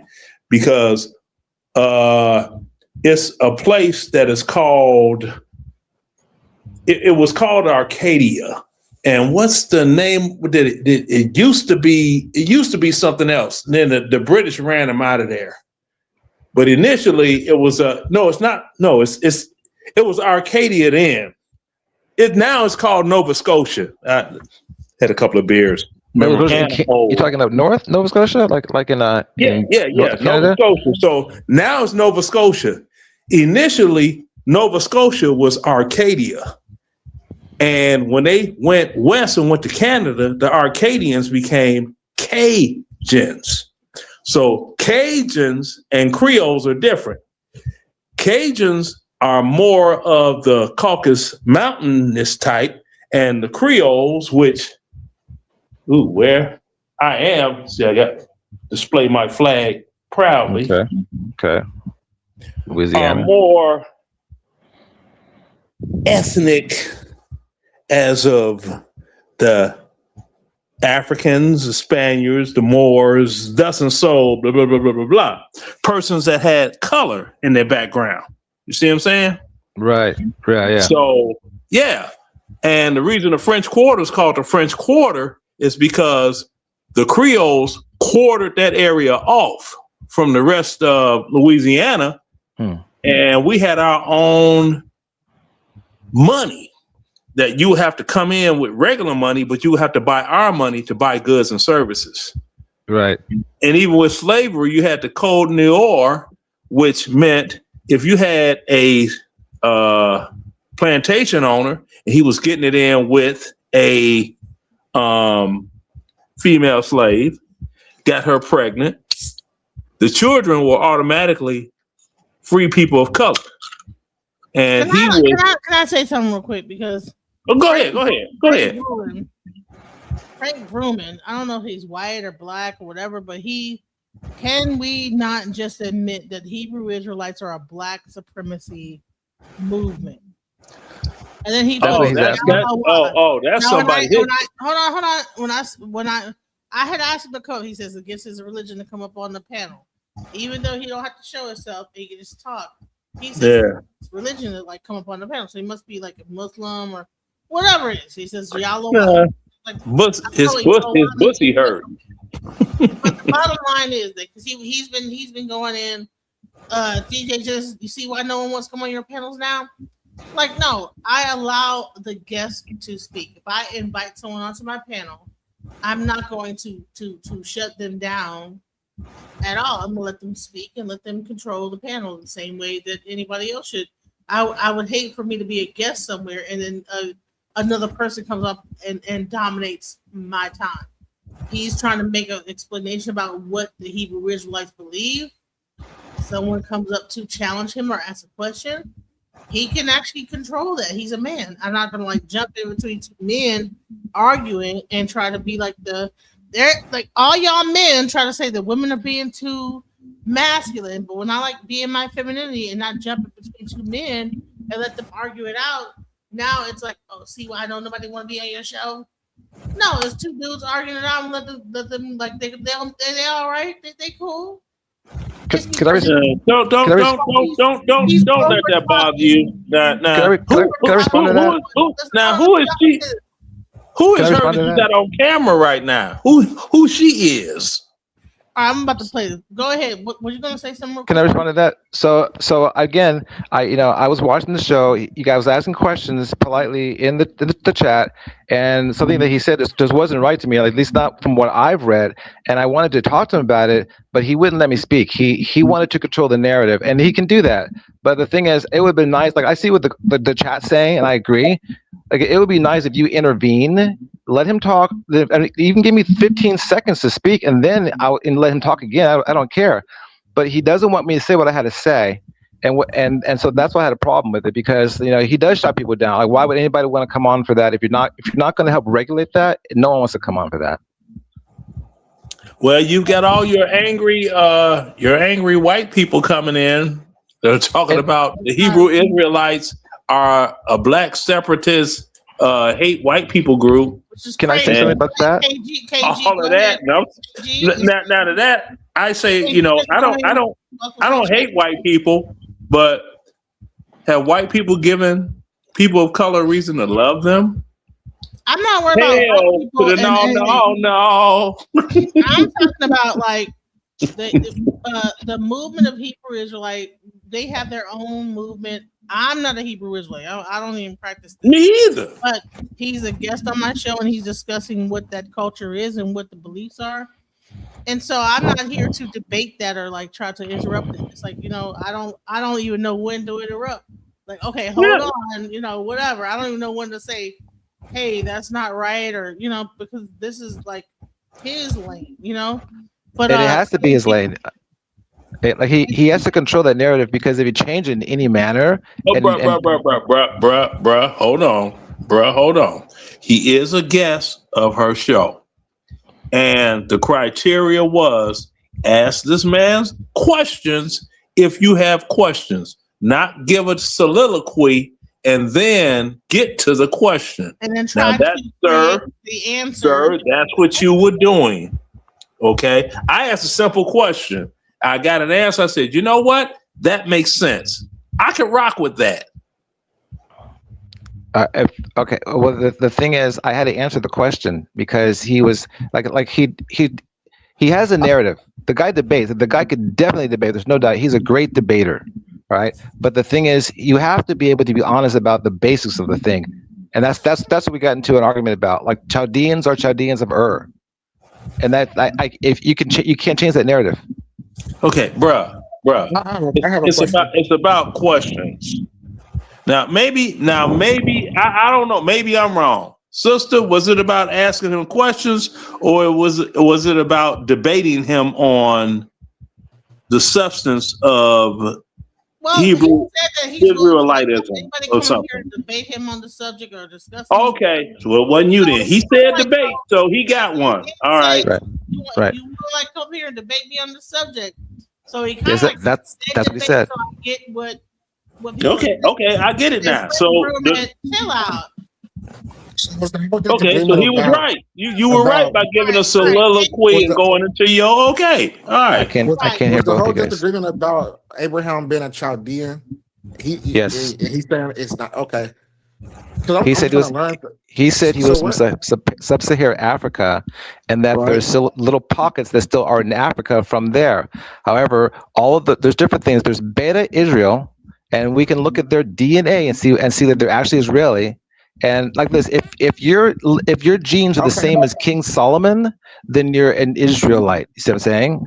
And that's those other guys are converters. And you can read all, like for example, the Khazars in Europe, they converted to Judaism. There's no DNA connection to the land. They're a conversion, and many of those in Africa are conversions. The Hebrew Israelites, they have their own narrative, and you can't argue it. There's no paper trail. There's no DNA. Are you saying that because the Africans in Sub-Sahara right now, if you get their DNA, that it doesn't trace back to the Israelis?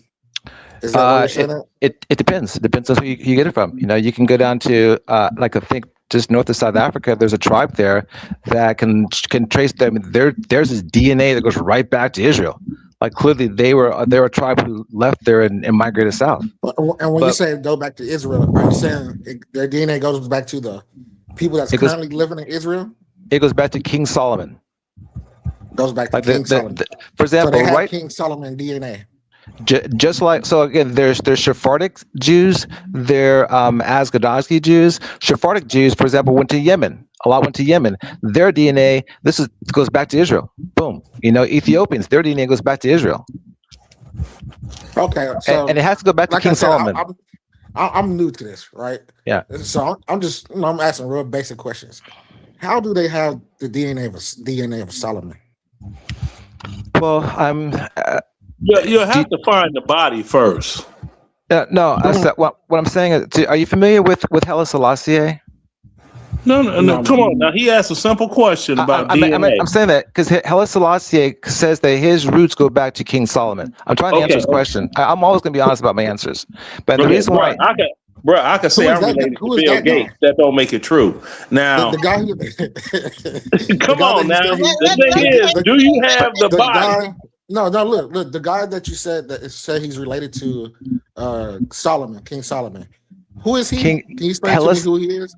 Yeah, King Haile Selassie was the last emperor of Ethiopia. If you familiar with Bob Marley's song "War," That's Yeah. those words are of Haile Selassie. So just look that up, and you can see where he is. And What, the what way year did he live? Like what age period did he live in?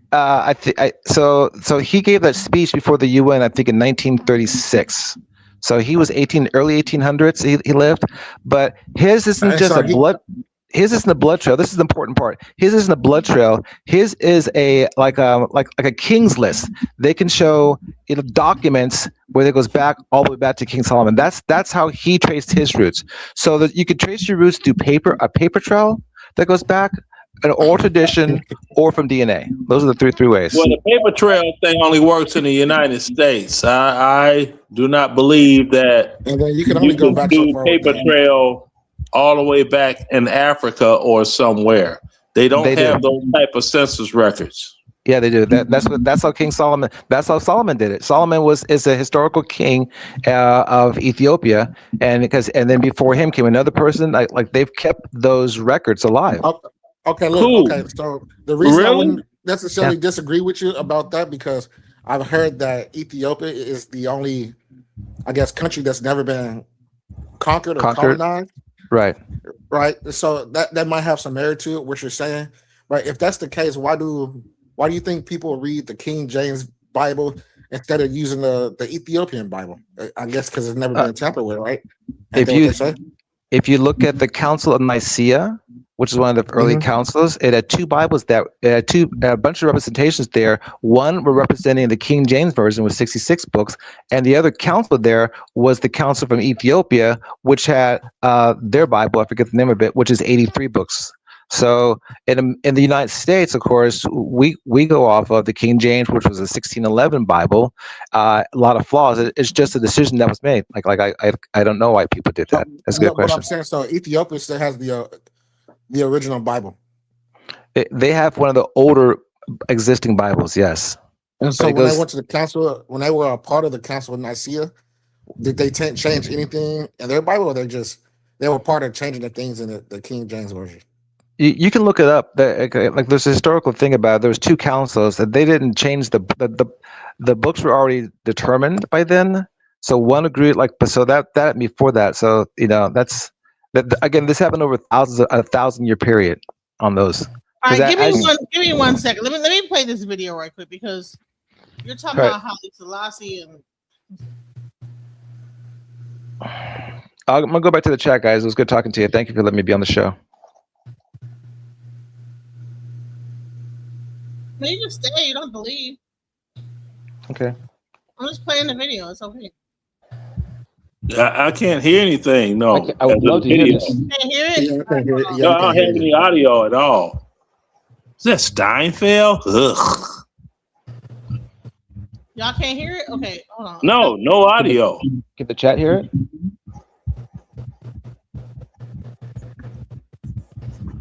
Hold on.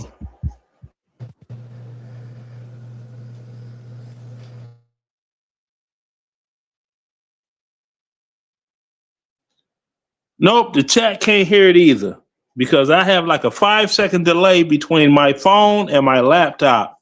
And I turned the laptop volume on, muted the phone so I didn't get an echo, and it's no volume. All right, so the chat can't hear it either? Nobody can hear. Okay, this how you do it. Everybody in the chat room. I'm gonna do it. Yeah, everybody. I was going to say, everybody in the chat room. If you could hear audio, push 1. If you can't, push 2.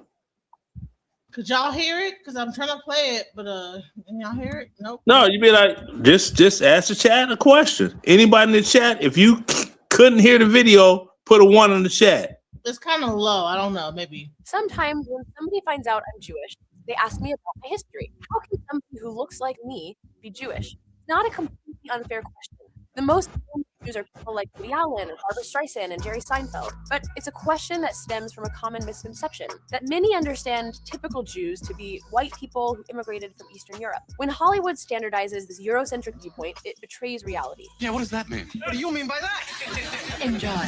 because the image of Jewishness is actually a wide array of Jewish characters, cultures, and something far broader than just skin color. Whether we're talking about European, Ethiopian, Yemenite, Indian, Asian, or Turkish Jews, the story of racial and ethnic diversity of the Jewish people goes back millennia. The story of Jews in the Americas, including Black Jews, begins only about 400 or 500 years ago. Imagine being able to build an app with your name on it, just by thinking about it. Now you showing a Meet commercial. Base 44, a The Israelites who built an independent kingdom in the land of Israel 4,000 years ago probably didn't look like this.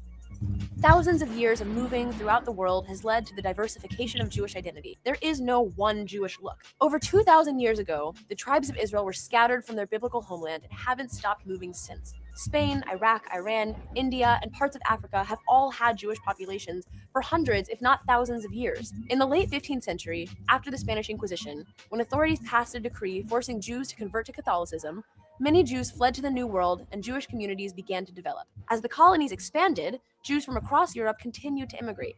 It wasn't long after this that the first Black Jews appeared in America, when in the 1500s, European colonizers in Africa began sending African slaves to their newly built colonies in the Americas. According to research, it's highly possible that the first Black Jews in the New World came as slaves from Jewish communities in Africa, like the Ethiopian Jews known as the Beta Israel. During the 15 and 1600s, slave ownership became more and more common in the New World. Over time, these slaves took on the faith of the homes in which they were enslaved, whether by choice or by force. For most, that meant becoming Christians. But for a small group of slaves, that meant becoming Jews. Over time, some of these Jewish slaves or their descendants were sold to slave owners in the United States. While records are sparse, there are accounts of at least some Black slaves in the US who maintained their Jewish faith and identity. Regardless of whether they were Jewish or not, Black slaves felt a strong connection with the Israelites of the Bible who were rescued from slavery in Egypt and chosen by God for a unique destiny. A verse from Psalms particularly bolstered this connection. Princes shall come out of Egypt, and Ethiopia shall soon stretch forth her hands unto God. This verse empowered and uplifted many, while leading others to believe it to be a proof of a historical connection between the biblical Israelites and modern-day Black peoples. With the Great Migration of the early 20th century, millions of Black Americans relocated to northern states in search of opportunity and to escape racist Jim Crow laws. Around the 1920s, Black leaders founded Jewish-inspired African American congregations. For some, these communities would be a path to joining mainstream denominational Judaism, namely through the path of conversion. Conversions would go on to become more common among Black Americans in the decades to follow. The most famous example of conversion was the world-famous singer, actor, and comedian Sammy Davis Jr. Born to a Catholic mother and a Baptist father, Davis began his journey to Judaism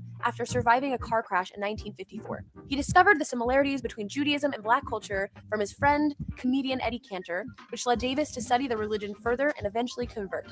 Another notable convert from this time was the civil rights activist Charles McDew. He converted to Judaism in high school, finding inspiration from a quote from the Ethics of the Fathers, "If I am only for myself, what am I? If not now, when?" McDew felt that this quote established a moral obligation to fight injustice and would become a mantra for him in his decades-long fight for civil rights. High-profile converts like these lead many people to believe that if they're meeting a Black Jew, they're meeting a convert. But that's not the case, especially today. I myself am not a convert, nor were my parents. My father is a Black Christian from Georgia, where his family had been for generations, while my Jewish mother's family came to Kansas from Eastern Europe. While interracial marriages like my parents are not unusual today, they used to be extremely uncommon and were even illegal in many states until 1967. That's when the Supreme Court ruled in Loving versus Virginia against anti-miscegenation laws, allowing for legal interracial marriage across the U.S. Many of those marriages were between Blacks and Jews. In the second half of the 20th century, the number of Black Jews increased significantly. This included those born Jewish, those adopted into Jewish families, and those who converted. That tapestry was on display in December 1993 at a symposium at the California African American Museum entitled Where Worlds Collide: The Souls of African American Jews. Shortly thereafter, Black and multiracial Jews began forming organizations to support their particular concerns, issues, and Jewish heritage. In 1995, Robin Washington founded the National Conference of Black Jews. Around the year 2000, B'chol Lashon was founded to support Jewish interracial families. Around the same time, Yavila McCoy, a Black Orthodox diversity educator and consultant, started the Ayeka Resource Organization to provide support and resources for a multidimensional Jewish identity. Other multiracial Jewish organizations include Jews in All Hues, founded in 2009 by Jared Jackson, the Jews of Color Initiative, founded in 2016, and Joyous Justice, founded by April and Baskin that same year. Not to go, excuse me, into all this, but the bottom line is that there's all kinds of Jews. Now, but the thing is that Hebrew Israelites does not consider themselves to be Jews. Thank you. So what are the difference between Jews and Hebrew Israelites? He's saying that the tribe of Judah, when you really break it down, has another meaning. So there's a Jewish connection, because you see that there's African American Jews, right? And then you have the Hebrew Israelites. You saw that the Jews have been here since the African American Jews have been here for a long ass time. This is not something new. You know what I'm saying? So it's a thing where we have to say maybe this is so the organization, these Jews, some guy came out of that organization and started an organization and go back to Israel. But the bottom line is that there was some connection to that land, and that when it comes down to it, Judaism is not just only the Chaldeans and the white people and this and the, you know what I'm saying? There were black Jews here even during the slave trade. Is there a difference between Jews and Judaism? Because I think I heard Mighty Hebrews mention something earlier when I first came in about one is a bloodline, one is a religion. Okay, and so I think that's the main difference. Yeah, because he said we're not Jews. He said we're Judaism. I don't just to pass on what I know. Like the first Jews, whatever they call themselves, they arrived in New York, like those that arrived on Ellis Island later. That's their first stomping spot was right there. Then you have to consider, okay, were any of them plantation owners? I mean, did they move south? No, they were seen as less than for whatever reason. Look, the best way to monetize your audience is building your own community. If you go on heartbeat.chat, you will find this community built. That discusses the Hebrew Israelite versus. It's a whole different world. I don't know even how to explain it, but you feel so proud, so good about what you've accomplished, and then there's nothing. You feel like there's no stopping you. Loves the Jewish people, and you're simply trying to educate yourself, there is one answer. If you are an enemy of the Jews and claim that you are the real Jew, then the answer is different. And for the sake of just doing it at least once, I'll do this. I'll explain to you. If you're a Jew or a lover of the Jews and you're looking for the truth of what it actually means, Hebrews are what were the Avraham Avinu was called. Abraham was a Hebrew. Why was he called a Hebrew? Because he was a monotheist. He was the only one that believed in God, and everyone else was an idol worshiper. So he was in one side, and the rest of the world were idol worshippers. Okay. Now Avraham had a son who was Yitzchak, and Yitzchak had a son who was Yaakov. Yaakov was renamed by God to also have the name Israel. So, and all of his children and descendants were called Israelites. Why? Because his name was Israel, and therefore his children are called Israelites. Now, this continued until we got to Mount Sinai. Once we got to Mount Sinai, meaning until then, we were originally Hebrews. At the time of Avraham, at the time of Yitzchak, we were Hebrews. Then, at the time of Yaakov, the grandson of Avraham, now it changed to Israelites. Same exact people, just we've progressed. Now we have, in essence, a new name, a new brand for the chosen people, a new brand for the people that are serving God and following His Torah. But then when we got to Mount Sinai, once we got to Mount Sinai, that's when we officially became a people. That's when we became officially a people. That's when Judaism began. Why? Because we accepted the Torah. Until then, we had the tradition of the Torah, but we weren't obligated by all of the rules of the Torah until Mount Sinai. Weren't obligated by all the rules of the Torah. But once we got to Mount Sinai and we accepted the Torah, now we had a new set of rules. And from there, that's where Judaism began. So Judaism starts at Mount Sinai. When Moses gets the Torah from Hashem and gives it to all of Am Yisrael, that's when Judaism begins. And the first time that the word Jew appears in the Tanakh is in the book of Esther, where Mordechai, he's called Mordechai the Jew. Mordechai the Jew. Obviously, it doesn't say Jew in English. It says Mordechai Yehudi. Yehudi is a Hebrew word, which means Jew. So, in essence, all of the Hebrews, the Israelites, and the Jews are all referring to the same group of people, just in the progress of time and obligation to the Torah. Now, if a person is a Jew or a lover of the Jews, this is sufficient. This is more than enough. If a person is not a Jew, but believes they're a Jew, and in fact, they are the so-called true Jews, like the Hebrew Israelites believe that they are, then nothing will suffice other than simply explaining to you that you're wrong, and everything you've been taught is wrong, heretical, man-made, foolish, and the reality is that you are being sold a bag of tricks by a bunch of leaders that are just simply sucking you dry of every ounce of energy and money that you have in order to enrich themselves by, in so many words, enslaving you all over again into a new ideology that will make you feel like you are being empowered by some false belief that someone stole your power, someone stole your truth. The reality. I mean, do y'all believe that the whole like Hebrew Israelite doctrine is made by a bunch of people that are trying to steal your power? Like, okay, I don't know. This is very interesting. I'd say this. I'm gonna make this plain about myself. I practice Ephi. I'm not a Jew. I'm not a Hebrew Israelite. I'm not any of this. I practice a whole different, set of like beliefs. But I'm open to understanding different beliefs and understandings. But to me, it's like it seems like a lot of infighting about a lot of stuff, and no one can seem to have the Chaldeans. Everybody's arguing and fighting. No.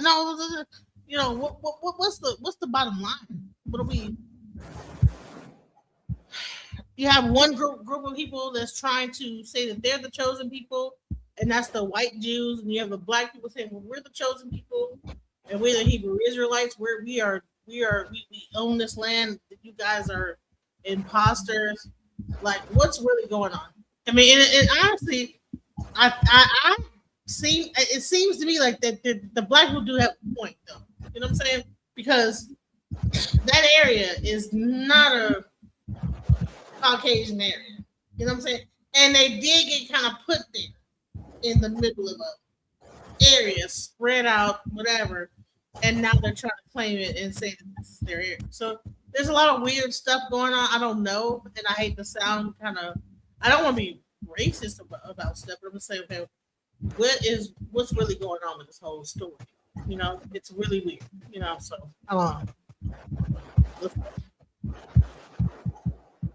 But I think he was kind of making I sense. had a point, I think he but was I kind of forgot making it. sense up to the point. I think he was making sense up to the point where he said we didn't actually become a people until we accepted the Torah. But he said they were following like the rules and the ways of the Torah, but until they accepted it, that's when they became a people. I mean, fundamentally, they just don't really make sense. If you were really already had a community and you were following these certain rules, and the only thing different was a book, when you had to accept it, and then that's when you became a people. He kind of lost me there because I think Mighty Hebrew was explaining earlier that, and I could be wrong again, but I think he was saying something like Moses. I mean Abraham. I think he said Abraham was from somewhere. He believed in certain, but the only thing that made it different was that he changed his name to Israel or something like that. Like the man was explaining the timeline of how to be the chosen one. Huh? Is this all everybody just fight to be the chosen people? We're the chosen one. I'm the chosen one. We're the chosen one. Yeah, I mean, my whole hold on. Let me land this real quick. Let me know when I can go. I don't want to. I keep forgetting my point. Okay, I'm gonna be real quick. I think the whole point where he was saying he was describing it more like a religion. But I know Mighty Hebrew, they teach more of a lifestyle, a way like, and more of like a nature type of thing. That's what kind of caught me off guard when he said we didn't come people until we accepted the Torah. That's more religious to me. Like it just, the way they explain it, we're just nature. We're here. I mean, I don't know. It was just that caught me off guard. Go ahead, brother. Go ahead. Well, I'm like this. When you see him, You know, you don't see them in middle class neighborhoods with their bullhorns screaming at people. You see them in downtown cities or urban Black American hoods, talking their talk as a whatever, trying to build their memberships and thus and so. And me personally, I say, well, I understand your frustration in America because you haven't figured out how to get your come up in this great country that we live in. So, you know, that's You talking about Hebrew basically it. Israelites? From the ones that I've seen, every time I've seen them, like say if I was going to a particular place in Atlanta, right? You see them over in the West End, and I'd be like, okay, do what you do, bro. What's your FICO score again? That's what I thought. That's what the fuck I thought. Okay. So that's how I see it, you know, because a lot of people, they got, Black folks got a unique way of blaming everything but themselves for their personal problems. It's always white folk this, white folk that, blah, blah, blah, blah, blah, blah, blah, blah. And I'm from Chicago, and Democrats have run Chicago for 95 years. There haven't been a Republican mayor in Chicago for 95 years, going on 100, and they're going to make that 100. But yet still they sit here and complain. Check out the video. Which one? The one with all the anti-Semitic comments. Do you realize how little that narrows this down? Like, no, you don't mean. Oh God! No, it do look like he. No, not again. Why? Why does this topic keep getting more relevant?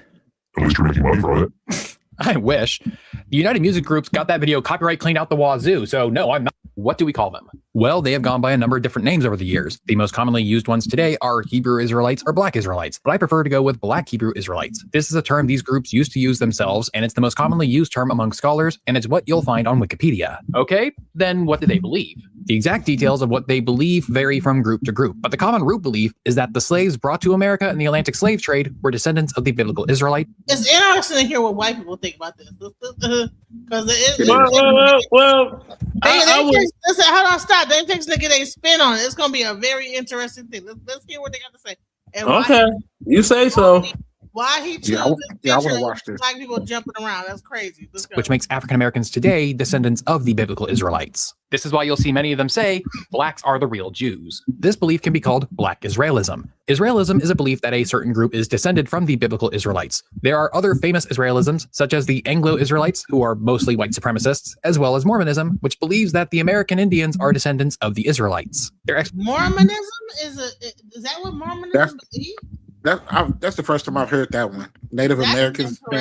Listen. I just found this video online.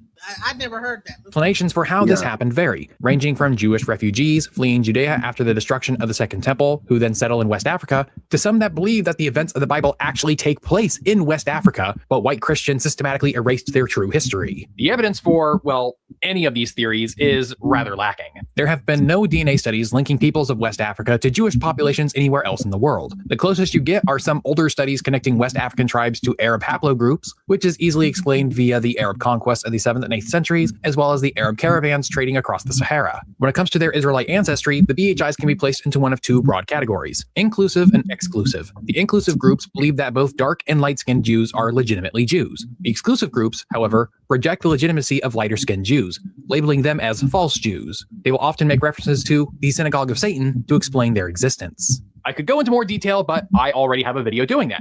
So let's go into what their ideological beliefs are. The movement began in the late 19th century, with numerous self-professed prophets claiming that God had told them about their origins. Most of these early groups were Christians who incorporated Black Israelism into their teachings. They were heavily influenced by the Seventh-day Adventist movement and very easily fell into the wings of charismatic Christianity. Later, why is he showing what the? Groups, however, would begin rejecting Christianity, abandoning the New Testament entirely. This creates another two broad categories for the Black Hebrew Israelites: Christian BHIs and Jewish BHIs. This is determined by which scriptures and texts each adopt. Among the Christian BHIs, we have two camps: those that retain the entire New Testament, and those that reject the books written by St. Paul, whose epistles do the most work in differentiating Christianity from Judaism. Among the Jewish BHIs, there are those who reject the Talmud, referred to as Tanakh-only BHIs, and those who recognize the Talmud, called Talmudic BHIs. And then there are the 7 books of the Apocrypha or Deuterocanon. Most, but not all, Christian BHIs like to incorporate the Apocrypha into their scripture. I think this is partly because most Black Hebrew Israelites grew up in Black Protestant households in which the Bibles don't contain the Apocrypha, thereby adding to this mystique of there's a truth being hidden from you. There are also Jewish BHIs that incorporate the Apocrypha as well, despite most traditional Jewish denominations not including them. When you look into the BHI movement, you'll see they borrow ideas and concepts from other movements, Israelism being the most obvious, as well as teachings about divine gifts such as prophecy or the speaking or understanding of tongues, which is borrowed from charismatic Christianity. They also like to lean on the work done by non-religious movements, such as the Hoteps. The Hoteps are a whole other can of worms that I don't feel like dealing with here. The short version... Man, y'all, what the hell? Man, I stumbled upon a white person white-splaining black shit. Is that they believe that the ancient Egyptians were actually black. They base this assertion on the existence of the Nubian dynasty, which came out of modern-day Sudan, and their leaders are depicted with dark skin. But it was a single dynasty that's not even included in the numbered dynasties of Egyptian historiography. The Hoteps take this limited dataset and assert that the ancient Egyptians were all black. If you ever heard someone say, we were kings, this is where that idea comes from. And the Black Hebrew Israelites like to lean on the Hotep's assertion. Y'all, I'm glad I played this, because while we argued amongst each other, everybody looking at us like this, because they're like, man, y'all, while we up here arguing, well, no, this is the other than the Chaldeans. This guy's like, none of y'all made this shit. We did all this shit. About ancient Egypt to back up their own historical claims. They will bring up the story of Mary, Joseph, and Jesus going into hiding in Egypt to escape King Herod. They will say, why would God tell them to hide in Egypt if they were going to stand out like a sore thumb? This argument doesn't make sense until you realize that they are presuming the ancient Egyptians were black as well. The first is that white people are descendants of Noah's son, Japheth, whose descendants are traditionally believed to have gone and settled what is now Europe. Now, the Bible is silent on skin color. It's not really something it cares about, but the Black Hebrew Israelites will claim that there are clues hidden in the text, or that the references once existed, but white Christians rewrote the Bible to cover it up. Well, one belief is that all humans prior to the great flood of Noah were black-skinned, but after the flood, Japheth asked God to make his skin white. From this point forward, all lighter-skinned people's existence is attributed to miscegenation between the descendants of Japheth and those of Ham and Shem. Now, where is this belief first written down?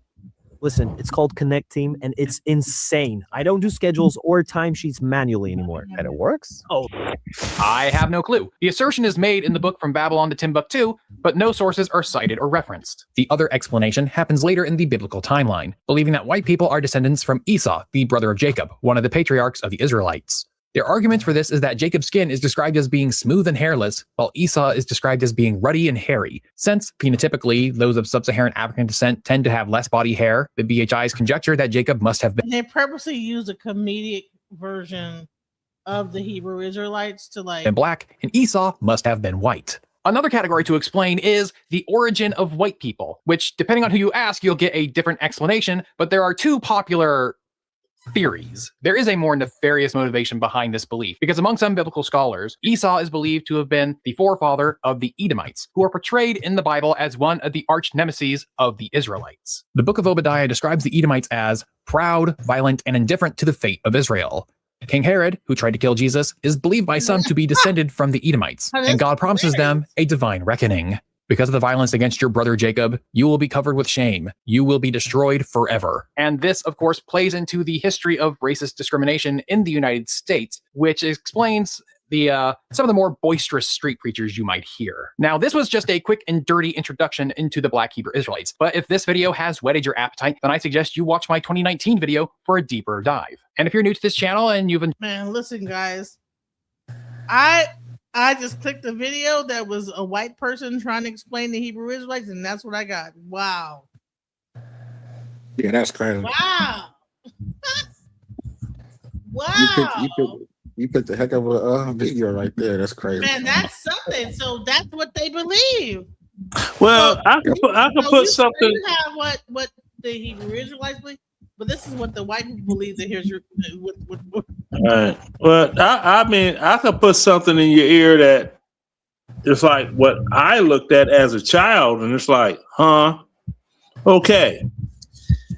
There were two people created, right? Adam and Eve. Right? Mm-hmm. They had Cain and Abel, right? Mm-hmm. Can two men make a baby? No. So, what? No daughters born. What? So, where these females they was getting it in with come from? Then on top of that, if you are doggone doing that within your gene pool, family wise, you're gonna have birth defects and thus and so. So how do you get three distinct variations of people? The Asians, the African, and the pink people, for the lack of a other term. You got three particular different people that, you know, you can designate who is who by sight. And it's only three of them. Everybody in between could, well, maybe they this or maybe they that. You see what I'm saying? How that happened? So, evidently somebody lied. Somebody lied, and somebody used a book to try to control people, because that's all it is a form of control. Didn't it say something like he found a wife, like he left and found a wife somewhere? So it had to be like other people out there. Wait a minute. Did he say Cain and Abel both had twins? Wait a minute. I was reading the chat. Wait a minute. All races of people go back biblically. I saw somebody saw the Great Flood.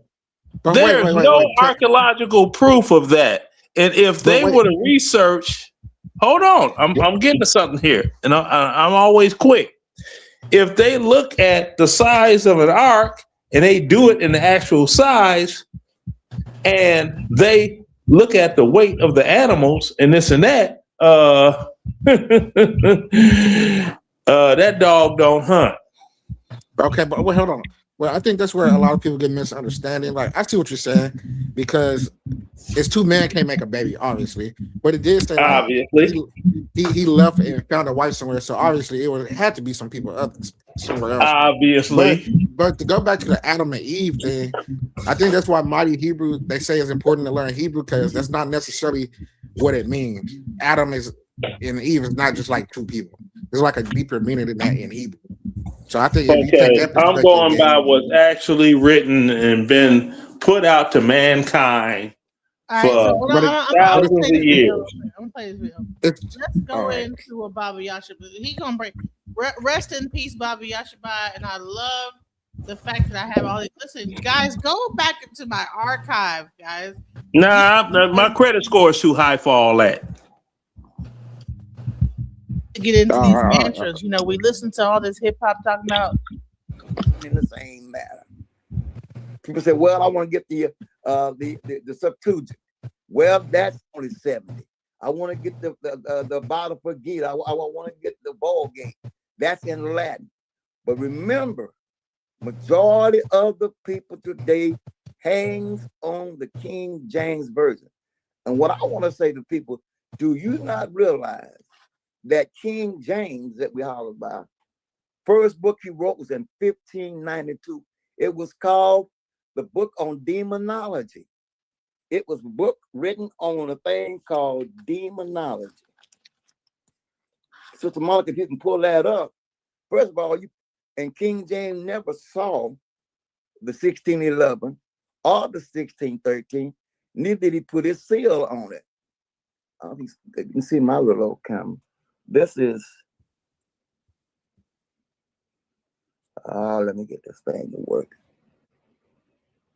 You see the royal seal? This book was on demonology, on witchcraft, the mystery, the mythology of religion, the whole thing. So his first book was written by King James, and the only book was written in 1592. And some people, well, they want to make him black. I don't care what you want to make it. But if you're trying to find this book for authority, you're looking at a man that was into demonology. The only reason that they wrote the King James, you can look it up, was that King James was trying to unite Scotland and England, and he wanted to marry the Queen of Scotland, but the Catholic Church wouldn't allow for it. So he created his own book. You can look it up. Is that an original, not the word original manuscript, other than what we have? I wish we had a couple other people, because we're gonna need some help, because we got some stuff for you. So buckle up. Now, I said some things at the last time. I came to solidify with documentation. Sister Mark, you tell me when you're ready to share, if you want to. If you happen to have that information. Then there's a book written called The 30,000 Gods Before Jehovah. So when you say God, that's a generic term. My question to you, what God are you talking about? And the ironic thing, sisters and brothers, unless you have the proper tools or the proper reference, you'll think that God is just one. That is not true. That is not true. And I'm going to try to take my time and give it to you. And then if you have anything that you want rebut, you can rebut. But let me start out by like this. And I heard Sister Monica's beautiful, beautiful debate with the brother who was in his emotions. He's throwing all these things out here and he don't have a clue. First and foremost, if I must say, Moses could not have written the book of the Torah based on chronology. If you look at am I moving too fast? I feel like I'm moving too fast. But no, you're good. Go ahead. Go ahead. Go ahead. The problem is we study these things literally out of emotion. But the young man kept saying allegory. The other week we let you know that the first 11 chapters of the book of Genesis is myth and legend. We also told you that the oldest book in the Bible is the book of Job. And I want to solidify that. My first thing is, it says books of the Bible timeline chart. This is the quickest way to go from AI beginner to AI fluent in 2026. Watch this. Books of the Bible timeline chart. Remember, you want to study the Bible from etymology, chronology, and language. In this, it's called Bible Wisdom timeline. It plainly says, the question is asked, what is the oldest book in the Bible chronology? In it, it said that the book of Job is the oldest book.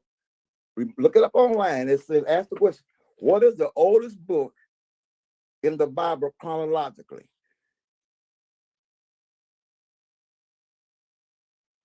It says the oldest book in the Bible chronologically is generally considered to be the book of Job. So Job was neither Israelite nor Hebrew because the book is older than the book of Genesis. When was Genesis written? According to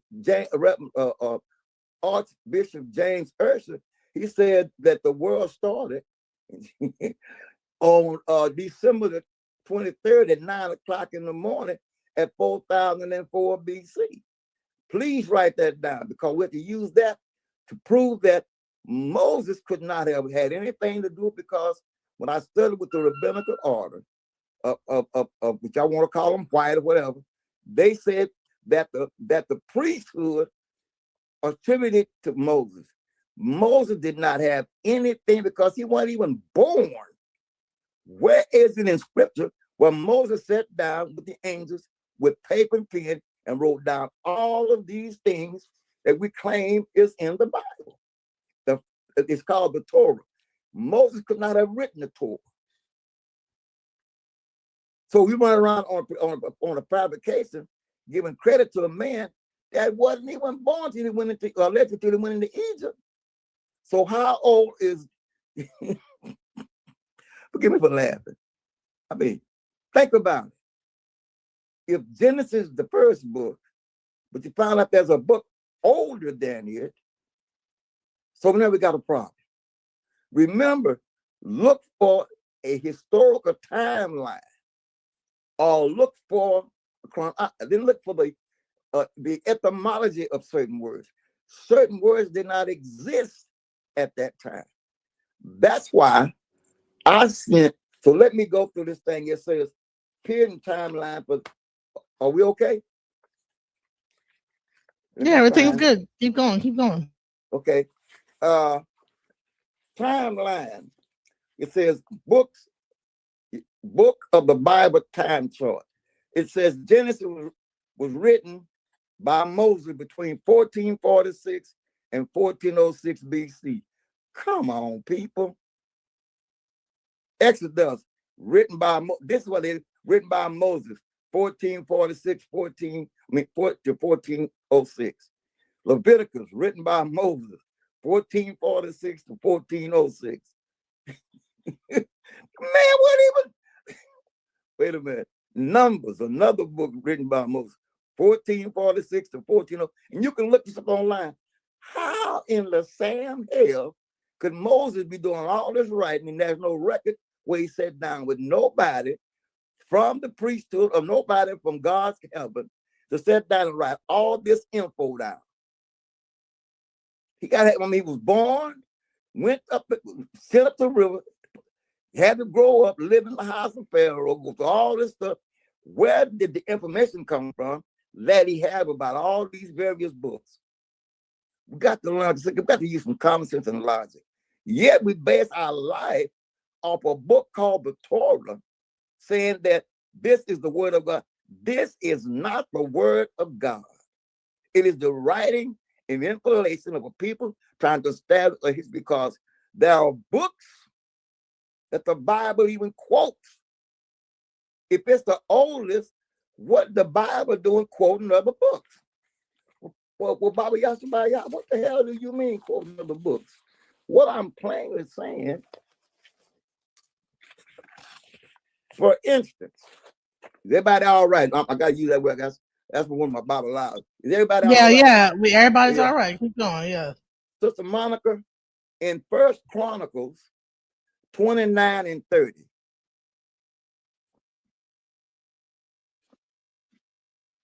I want to use the book.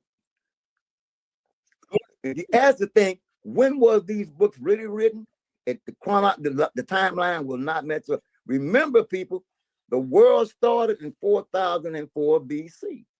So you got to count down from 4004 BC to then when you get to Abraham, all that. So 4004 is a basic number. So if these other books were written in 1446 to 1406, Exodus written in 1440. Here we go. What you got? Okay. It says, as the event of kings range from the beginning of the end, they're all written in the record of Samuel the seer. Where in your book is the book of Samuel the seer? Where in your Bible do you find Nathan the prophet, or the record of Gad the seer? Where are these books in your Bible? Remember, the Bible's quoting other books. Do you need a loan for your business? Well, if you've been around for over... And peace to the panel. May I speak, please?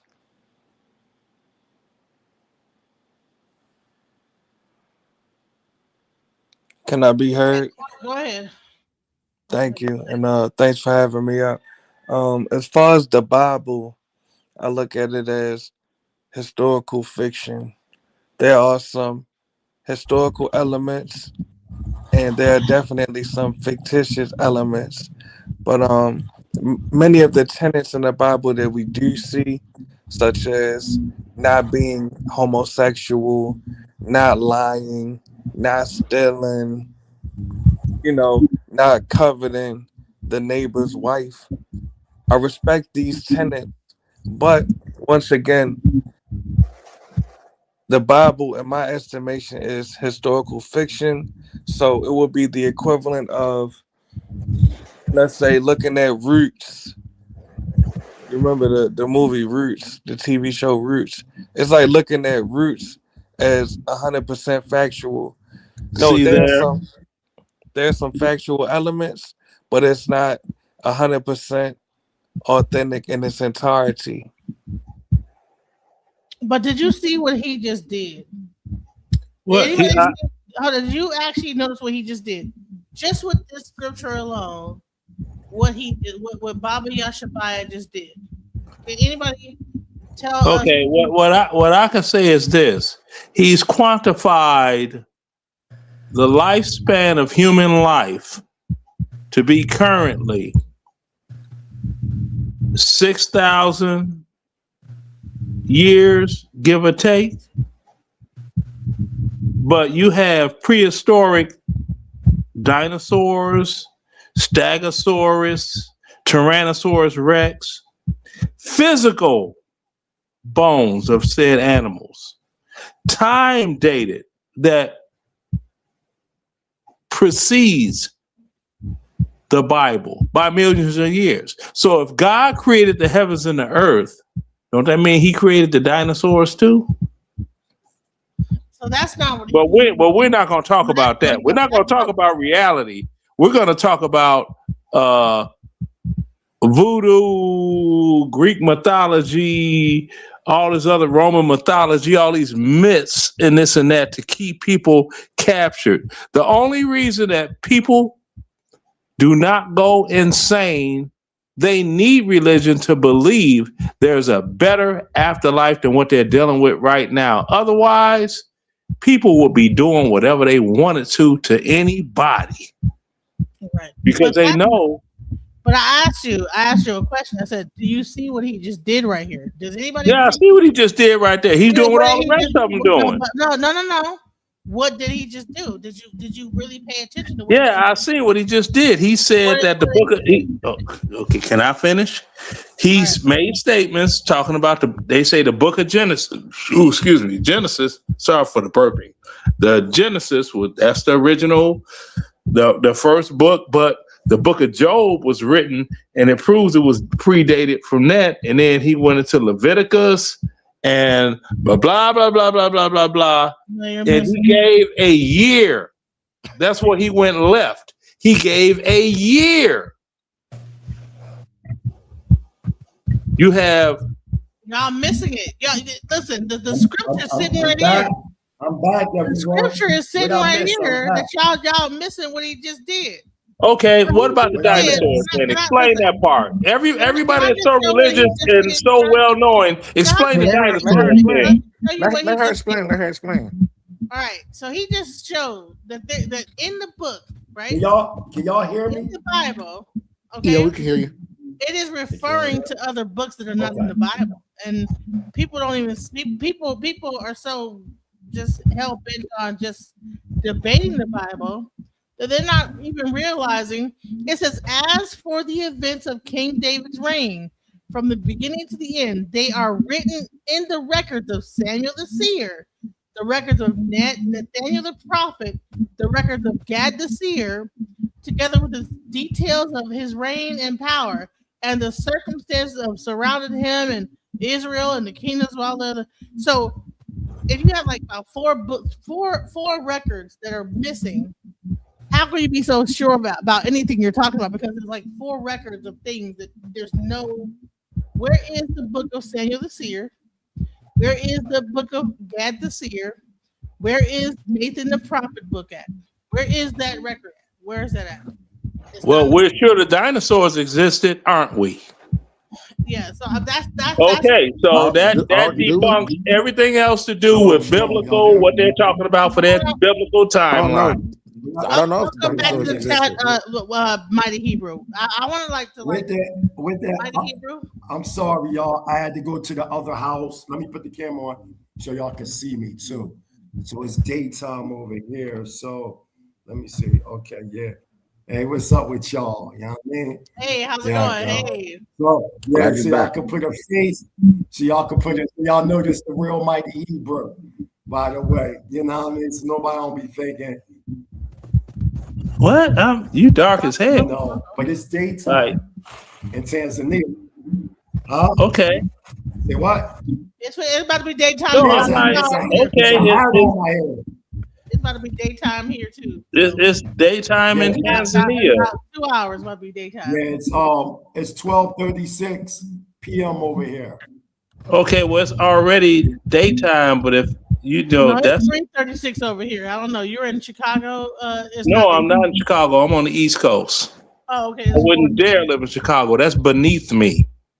You're from Where Chicago. you from? Where you from in the East Coast? He's from Chicago. I'm from Chicago. Oh, you're from Chicago. Yeah. So anyway, I'm living in the outer bands of Fulton County, Atlanta. I'm not even in Fulton County. The only reason that I'm up this way is because there were too many doggone hurricanes that hit Chatham County. I was completely happy in Savannah, but homeowners insurance went up so much that I had to move further inland just to I want to ask a save question. on that. But the dinosaurs were here. Hold on. The dinosaurs were here. What do you think we get petroleum from? Yeah, All the that dinosaurs oil. did exist.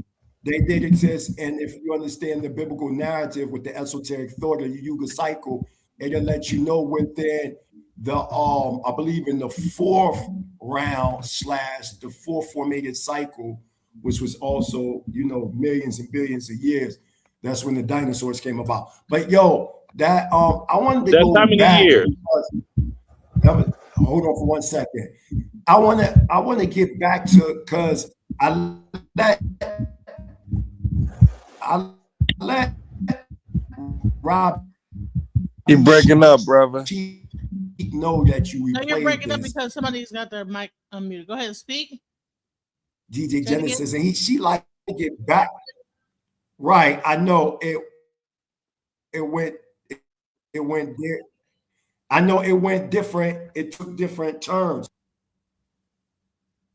Go ahead. DJ Genesis. Yeah, I'm Can here. you hear me? Yeah, I can. This is what I want to say to the family, right? Okay. When you have a historian or people that's really doing the ground footwork, we gotta get into the mode that we gotta let these people talk, because just picture an actual heart surgeon on this show and people that's debating a heart surgeon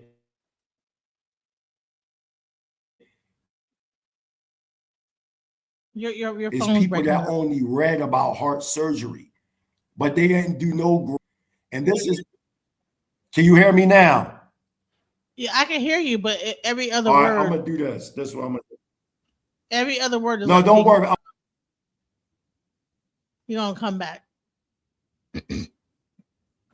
But I do want to shout Well, out at least the you know brother. it wasn't my mic causing a. I don't know. I don't know because your mic has a echo on it. But I do want to shout the brother out for being Black American and moving to Tanzania. I live in Puerto Rico. I like seeing Black Americans outside of the U.S. buying real estate, you know, having things, really. Since so many foreigners are in the U.S., Black Americans need to be in these foreign nations. So that's a good thing, a great thing, respectfully. The only way my mic could have an echo if I was using two sources, and I'm not. I'm just using this one No, phone. what's happening is like it's like a Can you hear me now? It's a sound like. Can you hear me now? Oh, yeah, we can hear you. Okay, yeah. Okay, y'all can hear me now. Okay, so It's a woo woo woo sound. It's a woo woo sound. Yeah, my Right, phone is let me- jacking up. I know that sound. Okay, I'll be right back. everybody- Let me start over. It's like a woo woo woo. Okay. I need everybody to mute. I need everybody to mute their mics because this gotta be understood. Listen, our people, Black people, we gotta stop doing the things that we do, man. When DJ Genesis or any other Black platform have the historians, the scholars that they got ground footwork, y'all gotta listen to them scholars, man, them historians. It's like let's say a surgeon comes on, DJ Genesis show, and he or she is talking about the 30 years of open heart surgery that they've been doing through experimentation and saving lives. But in the listening audience, you got crowds of people trying to debunk somebody that actually have the on-ground footwork research by the way of experimentation of open heart surgery. That's what's going on. When the first gentleman came up, he asked a question. I gave an answer. The next gentleman came on, he asked a question. I gave an answer.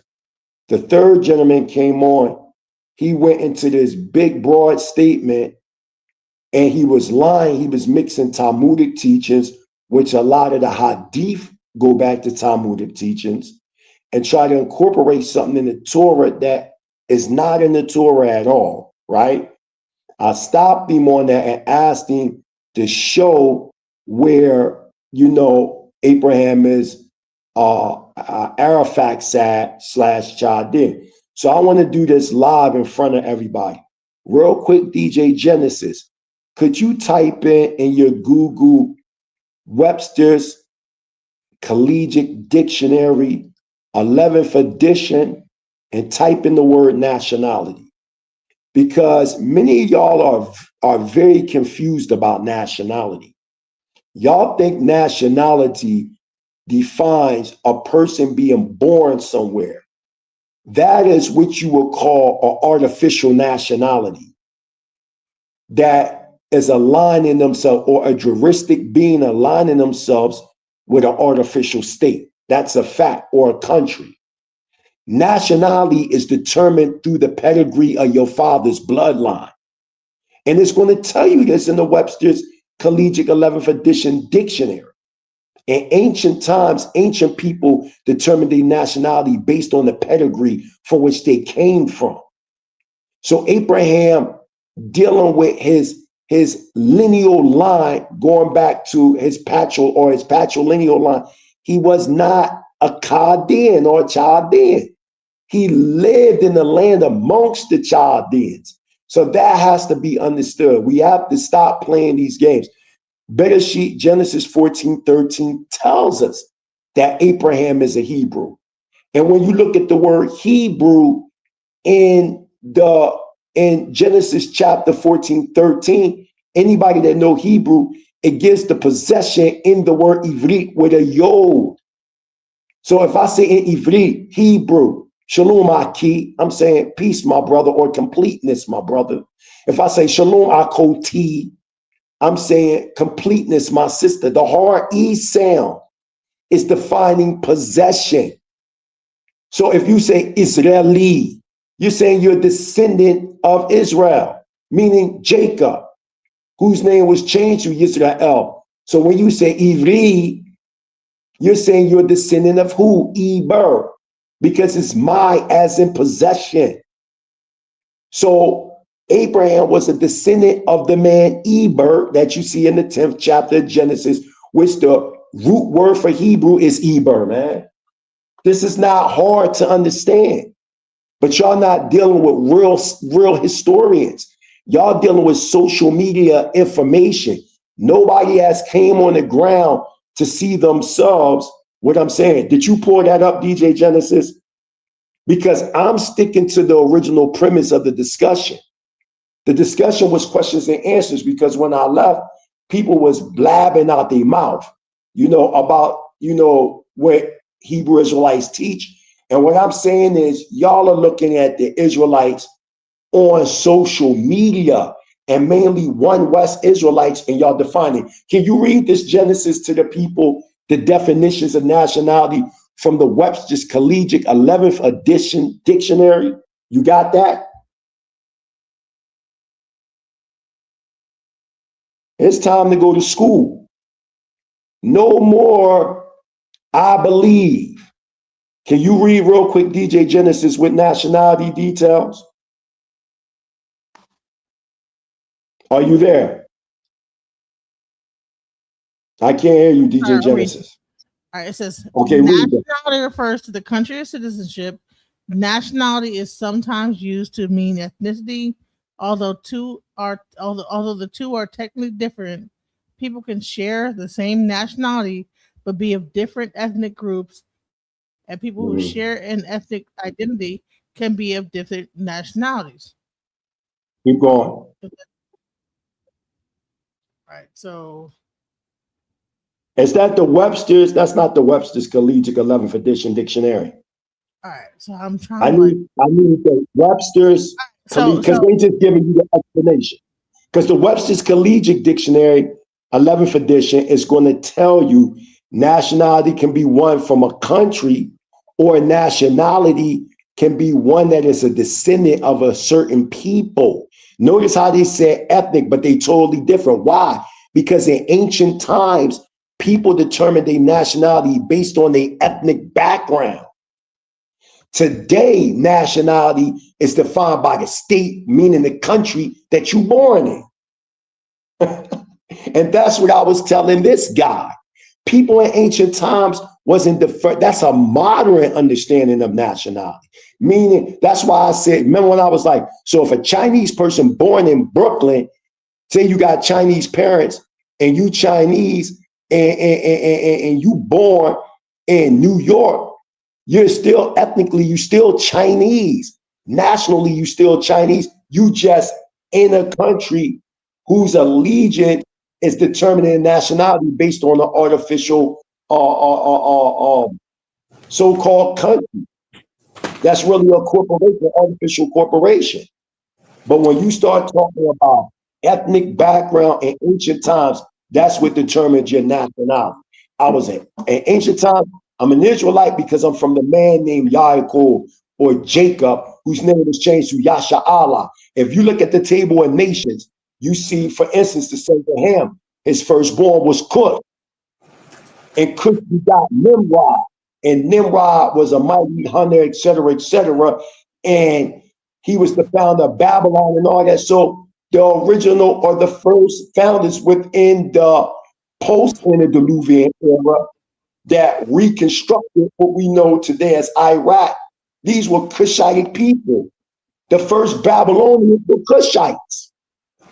So what y'all talking about? The people that repopulated Iraq after not a global flood, but a regional flood was the people of Cush. So what are we talking about? Babylon was founded by a Cushite, right? Those Cushites, the only way to be a Cushite, if your nationality was a Cushite, you had to be a descendant from the man Cush. If you was an Ishmaelite, if your nationality was Ishmaelite or Ishmaelite, you had to be a descendant of Ishmael. So when we determined nationality in ancient times, it was through the seed of your father. It had nothing to do with where you was born in. God trying to bring in a modern understanding or social construct.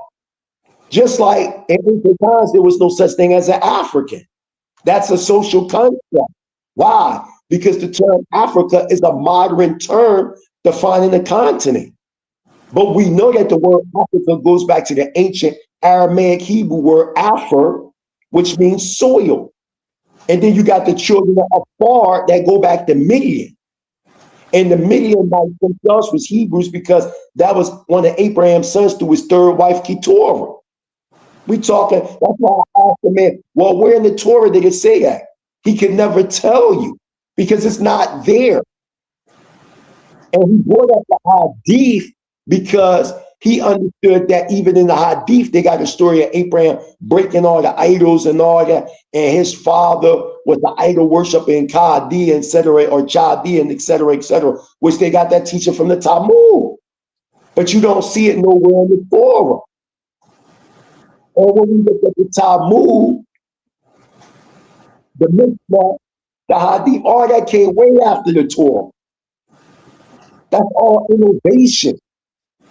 That's one interpretation of what they think happened, but they don't have no actual facts to prove that that actually happened. They're just making it up. So what I'm saying is, Challenge the research that I've done on the ground. Challenge the people over here in Africa that's saying that they're Israelites. We're not saying all people in Africa are Israelites. We're saying that there are Israelites in Africa. Israel is right next to Egypt, and all throughout the scripture, you constantly see us going to Egypt, Ethiopia. Even when you look at the 4 rivers in the Garden of Eden, it's giving you the demarcation of the garden, which is northeastern Africa. From East Africa, starting at Lake Victoria, right? And it got into the Mediterranean, and Uganda to the Mediterranean. It's talking about the Blue and White Nile River, which is 4,200 miles long. And then the Euphrates, talking about the Tigris and the Euphrates. So yeah, from the East Tigris Africa, and the Euphrates River, yeah, south, east. I've been there. I've been there, hold bro. on, let me finish. No, let me finish though. Let me And finish. combat So, boots but I've and an been, M16. right, let me just Go finish. ahead. Let me just finish. I haven't been on for over an hour. I'm trying to get back to, because the show got my name on the show. So I was invited as a historical guest. So I'm saying for us, we got to listen to the people that's on the ground doing the ground foot research. We're on the ground with these chiefs over here in Africa and hearing the oral traditions. And most of the West African chiefs told me in areas of West Africa where I went to, they said they're not originally from there. They're originally from the East. They said they were from Israel. This is what they say out there. You know what I mean? This ain't something I'm making up. These are the stories that they told me directly, and our video recorded it and put it on YouTube. So nobody can say, well, he's making that up. No, I went to these tribes. I said amongst these tribes. Can you put the drop the link in the back where you did that? Yeah, sure I can do that. Sure I can do that. I got a bunch of them. Hold on. But as I was saying to the people,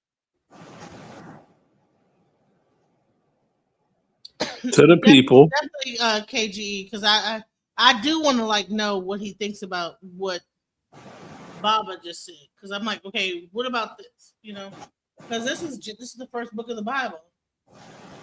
It's been proven that Genesis was not first, that Job was first, right? Well, that's what he said, right? So, what he says, he said, and he used the Bible against himself to prove what he stated to be correct, right? Well, no, what he did was so he proved what he proved that there we're talking about like Samuel the seer. Yeah. I mean, come on, we got to stop being naive as a people. We know that our people wrote many things that became destroyed. Even when you look in the Maccabean revolt in the book of Maccabees, chapter books 1 and 2, you see that Cilicius coming into our land, and first they desecrated the Holy of Holies in our temple, and they sacrificed a sow / swine on the altars. I'm talking about Epiphanes, the Cilician revolt, and they sacrificed pig on the swine and destroyed many of our records.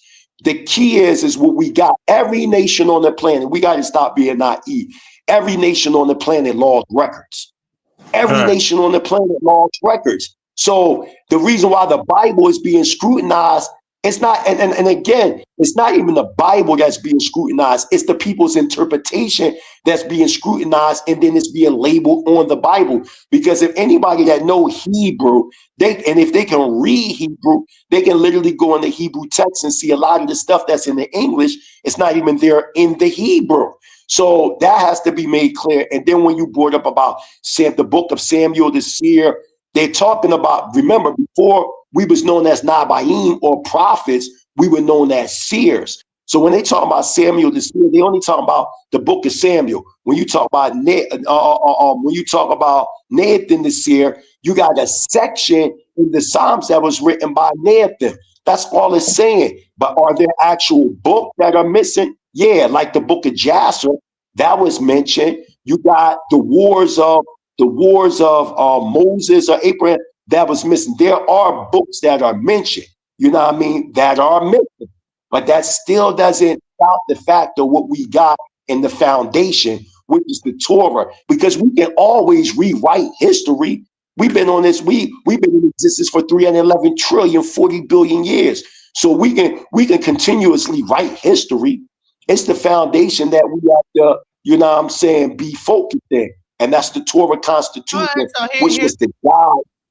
Okay, so I have a question. All right. So Joel was written, but Joel was written before the better sheet. Joel was written first.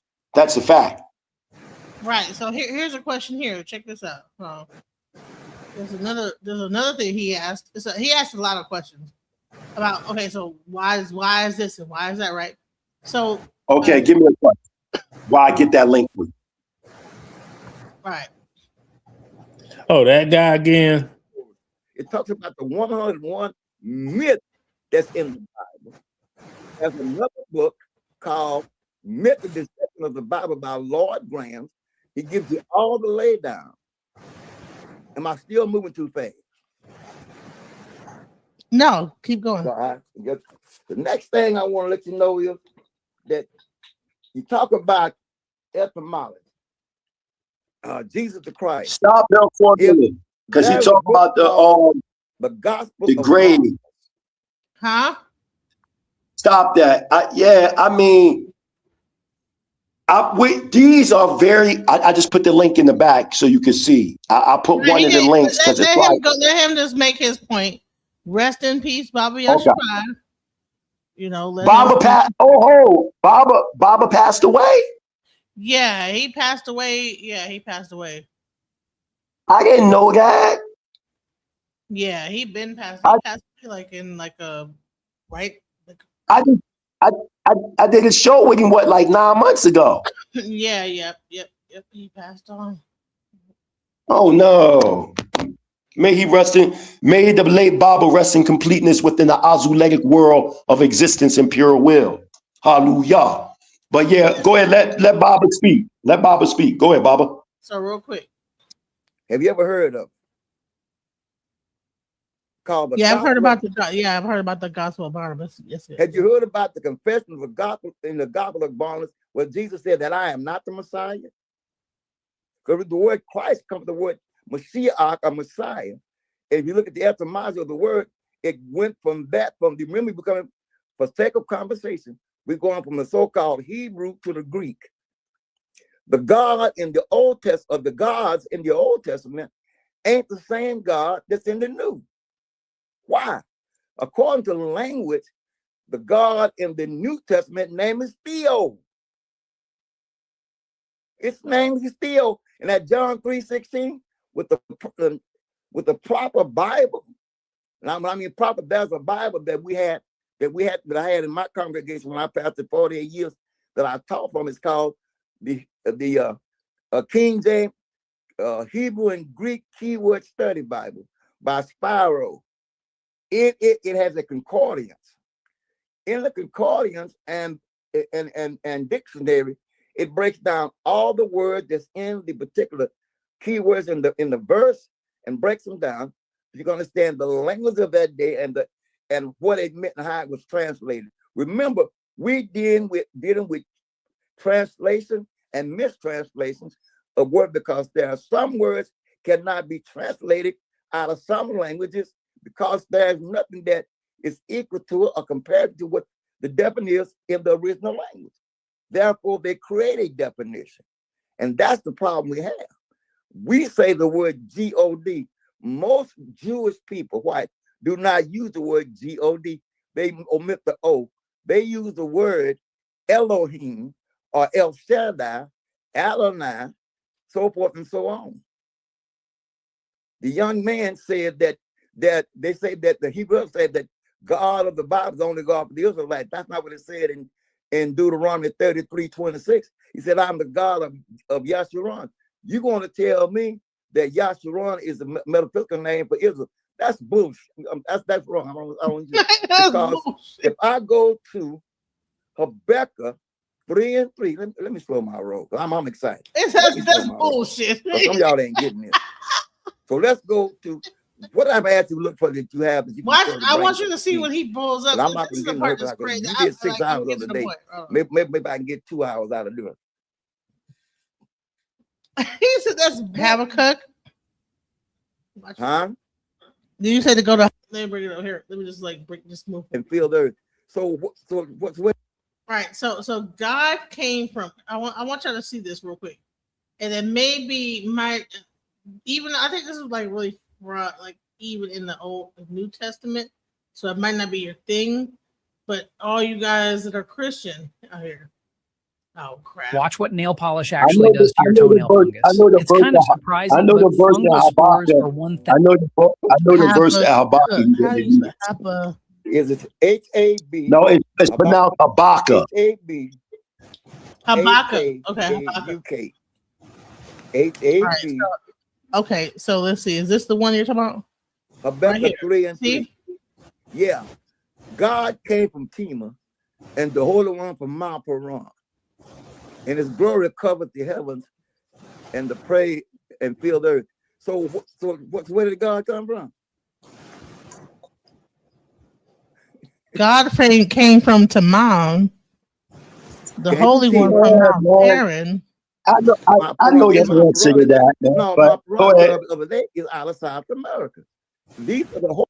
So these places are in South America. That's where no. Listen, no. That's wrong. That's not true. Let me break something down to y'all real quick if y'all don't understand. Listen. There was a dude by the name of Horace Butler. He wrote a book called When Rocks Cry Out. And back in the day, I remember Baba, may he rest in completeness, because you know me and him know each other and the same people from many, many years ago. And when he was an Israelite down south, he believed, this is what he taught, that South America was the promised land, because during the time he was Kohen Yahashabah. He was Kohen before he was Baba. You know him back then. Oh man, you know him. I knew him as Kohen, and he taught this concept that he got from Horace Butler, that South America was the promised land, and that right there, Mount Sinai, is really Mount Seir amongst the Edomites. And Mount Paran, that's over in Mesopotamia.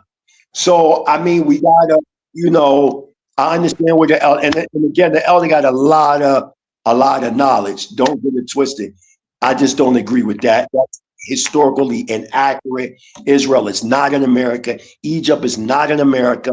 Now, symbolically, Egypt and America fit, yes, in the symbolic sense, like you see in Deuteronomy 28:68. Only Israel that's in America would be the children of Israel, who are known today as foundational Black Americans, Jamaicans, stuff like that. You know what I mean? Really? Are you serious?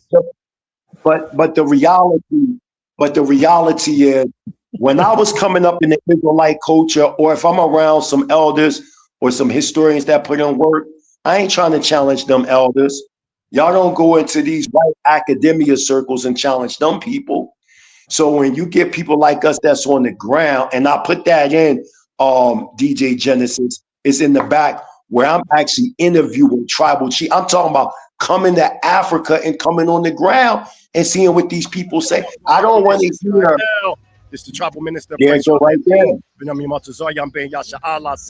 mighty Hebrew. I give all praise and honor to Yahweh, the supreme, intelligent, powerful one of our forefathers. Okay.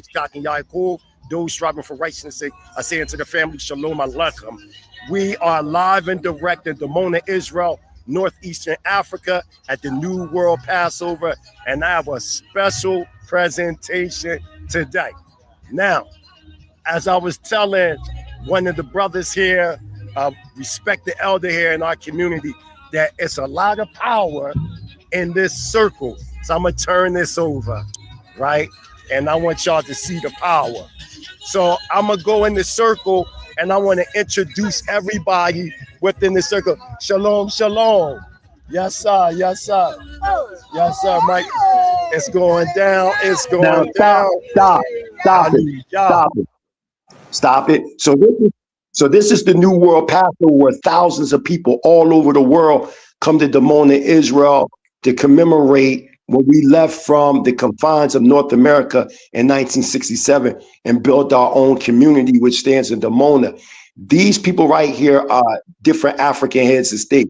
If y'all remember the documentary piece that we put up a little portion where y'all said y'all didn't understand the person, well, that person is the first person you just seen when I turned the camera around, and you're going to see heads of state from Nigeria. They're in this circle. You're going to see the royal family amongst the Ashanti.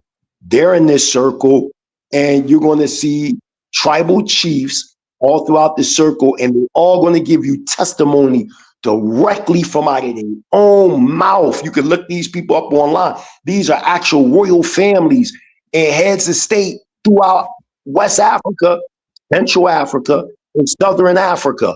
And out of their own mouth, they telling you how Israelites migrated from Northeastern Africa to their respective regions in Africa, and they themselves are saying that they're Israelites. So nobody can tell me that, oh, people converted this, that, the third. Let's hear what they say out their mouth. That right there, that woman right there, that's the royal princess of the Ashanti Kingdom in Ghana right now. There she go, right? Come on. Y'all play games. I don't play games. Nana Yasantua from the Ashanti region, Ghana. So you're a princess in Ghana? Yeah. Hallelujah. So we got tribal chiefs here. We got princesses here. Sareems here. We got chiefs, everybody here. So here's the argument, Dr. Kazriel, right now. The argument is that the African presence that's displaying Hebrewisms are a product of conversion. This is the new argument within the Black Afrocentric community. And they're pushing this agenda that the people in Ghana, the people in Nigeria, the Cape Coast, they're converts to Judaism. Now we have here present actual people from Ghana, Benin, Israel, and these different areas. So I want to start with you. What do you say about this, and what information can you give to the people? And it's growing right now. So, first of all praises to God. But let me ask you a question. You saying that they fear that the Africans in the diaspora are converts, as well as the ones in Africa.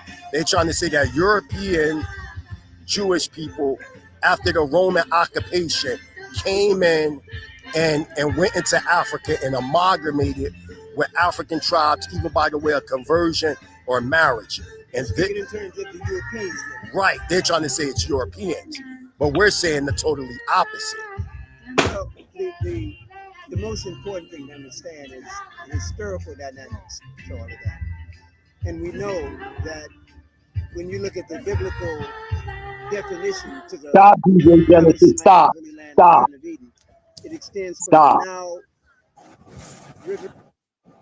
So you had this man on your show. This is Dr. Kazriel Ben Yahuda, Dean of the School of the Prophets Institute in Dimona, Israel, Northeastern. Now, we talking about real historians, real PhD educators that's on the ground. Not only is he a historian, he's an archaeologist. These are archaeologists, anthropologists in our community, paleontologists in our community. So y'all gonna say after y'all see this that all these people that live in Israel and that live in these parts of Africa that saying the total opposite, they lying? So they lying too. Press play. No, I'm not saying that. I'm just saying I'm glad that I'm not saying you. I'm not saying you. I know, I'm not saying but you. can I say something? I mean, let this play, brother. Like, people supposed to come up here asking questions. Everybody doing their own little show. No. If I want to do my own show, I'd be on my own channel doing my own thing. But that's what's going on. I come as a guest historian. I could be doing something else. I know you come as a guest historian. So you don't do that. You don't listen. When guests come on my show, because I run a show too, I don't let people bombard the guests and take over the show. No, the guest's supposed to be the one controlling the show. Any guest that come on, it's no sense to having a historian on if y'all not going to utilize the historian. That don't even make sense. The white platforms don't do that. When they have their historians on, now we're going into white. Now it's a white thing, no, huh? I'm talking about all ethnic groups. When Chinese people have historians, come on, no, I'm showing you about. I'm talking about etiquette. I'm too light skinned to even be a part of you people. I'm not even talking. No, I'm not talking about you being light skinned because the next person that I'm too light skinned for all that. No, I'm glad that I made it in the United States of America. Yo, and didn't have to leave. DJ Genesis, new elder, man. I'm not gonna do that, man. The next person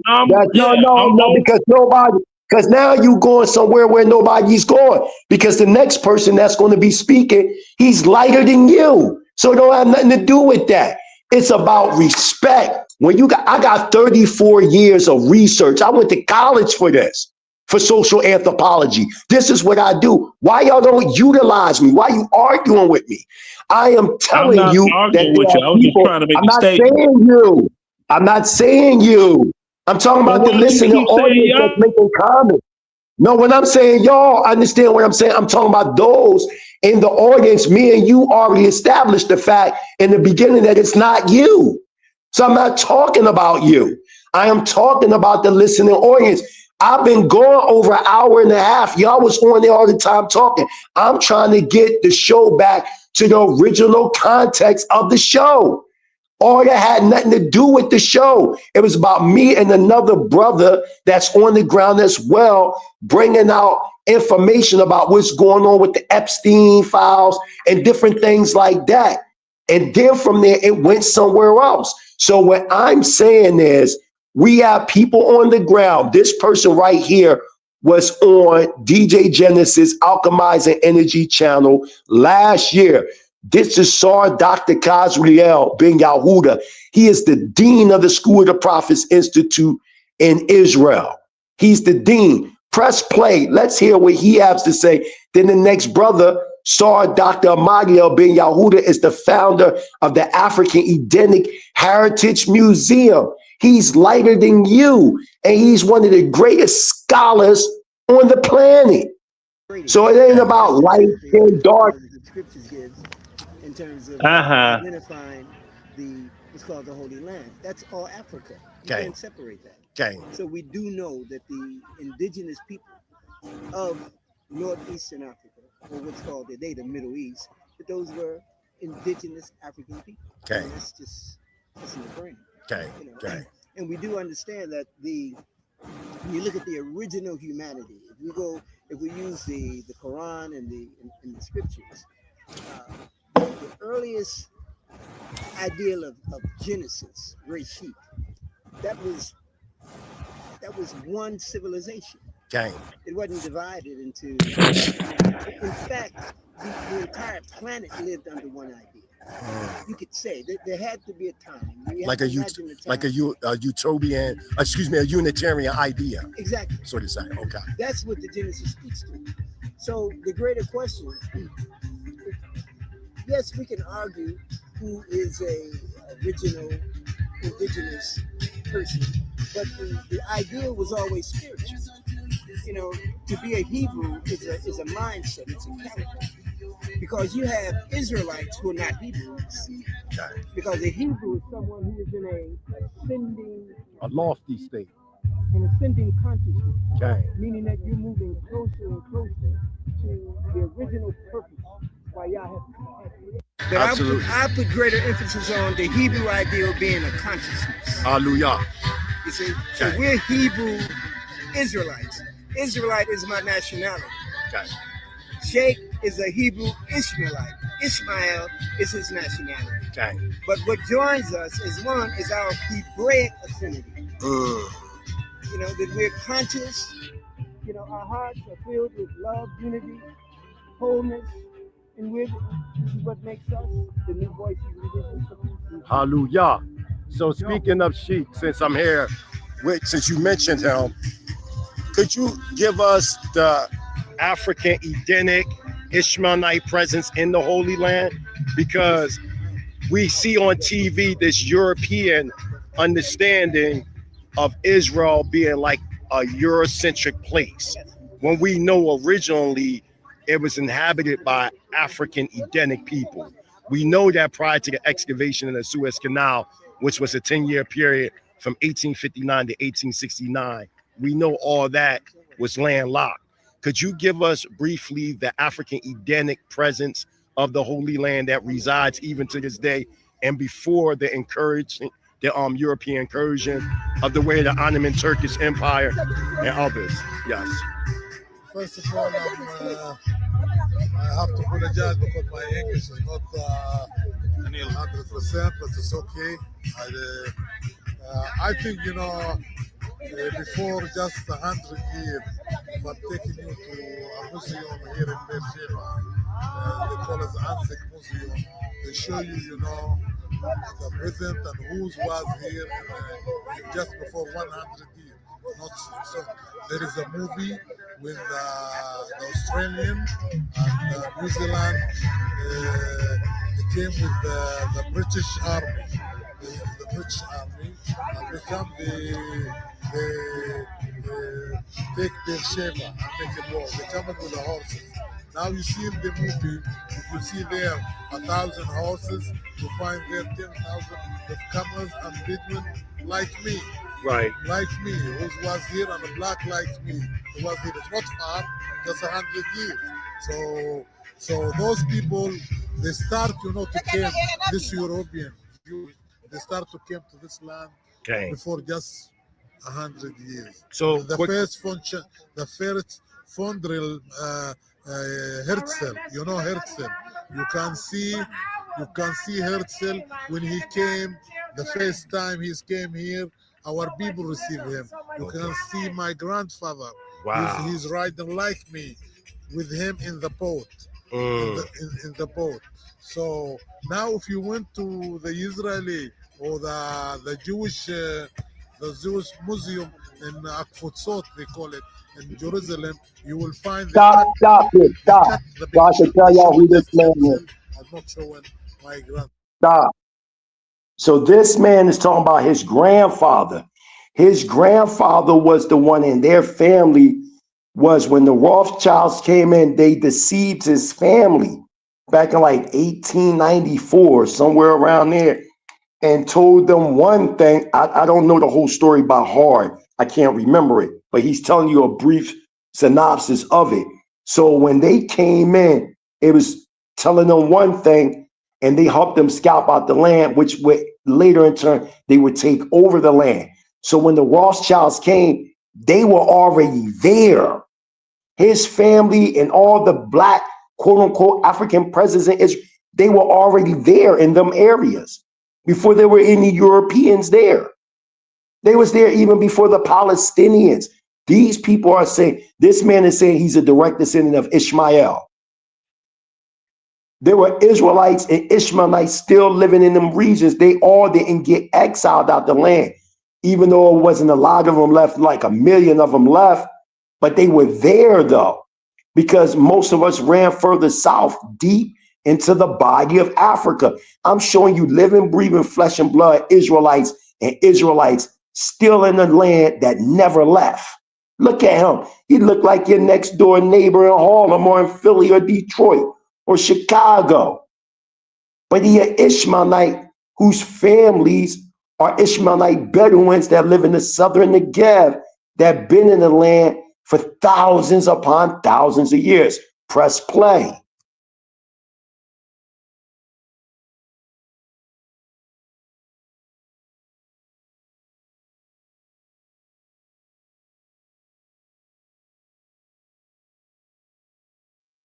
Hit play. Hit that play button.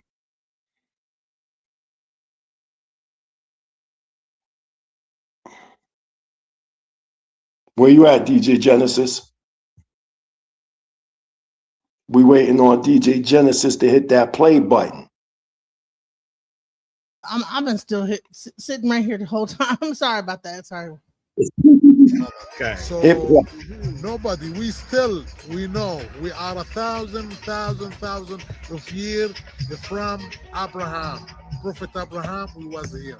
Before him, we was here. Wow. Before him, when he came to north of Iraq, he came to live with us here in near Beersheba. Maybe if you have a time, I take you visit and to see his house, Wow. Sarah house, Hagar house, and everything was over here. And I think in the, So you and it. So it's the fact that Abraham did exist, and he was our forefather. And how long? So it could be on record.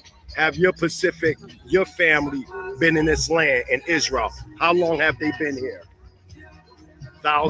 my family wasn't here. We live in just on this side on the border of Israel and Egypt, and we the people who established this state today. They call it. Wow. You can see in the first how they call it declaration of Ben Gurion, the first prime minister. He said this land is belong to the Bedouin and to the Jewish who's coming because we support them.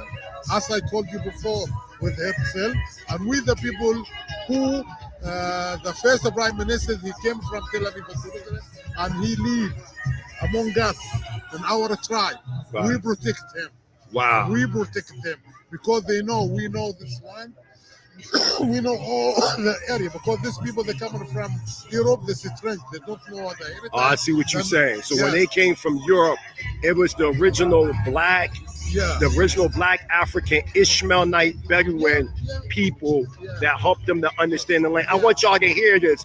Before Europeans came here, these are the brothers and sisters that was here before any of them was here. I need y'all to see this, understand this, recognize that.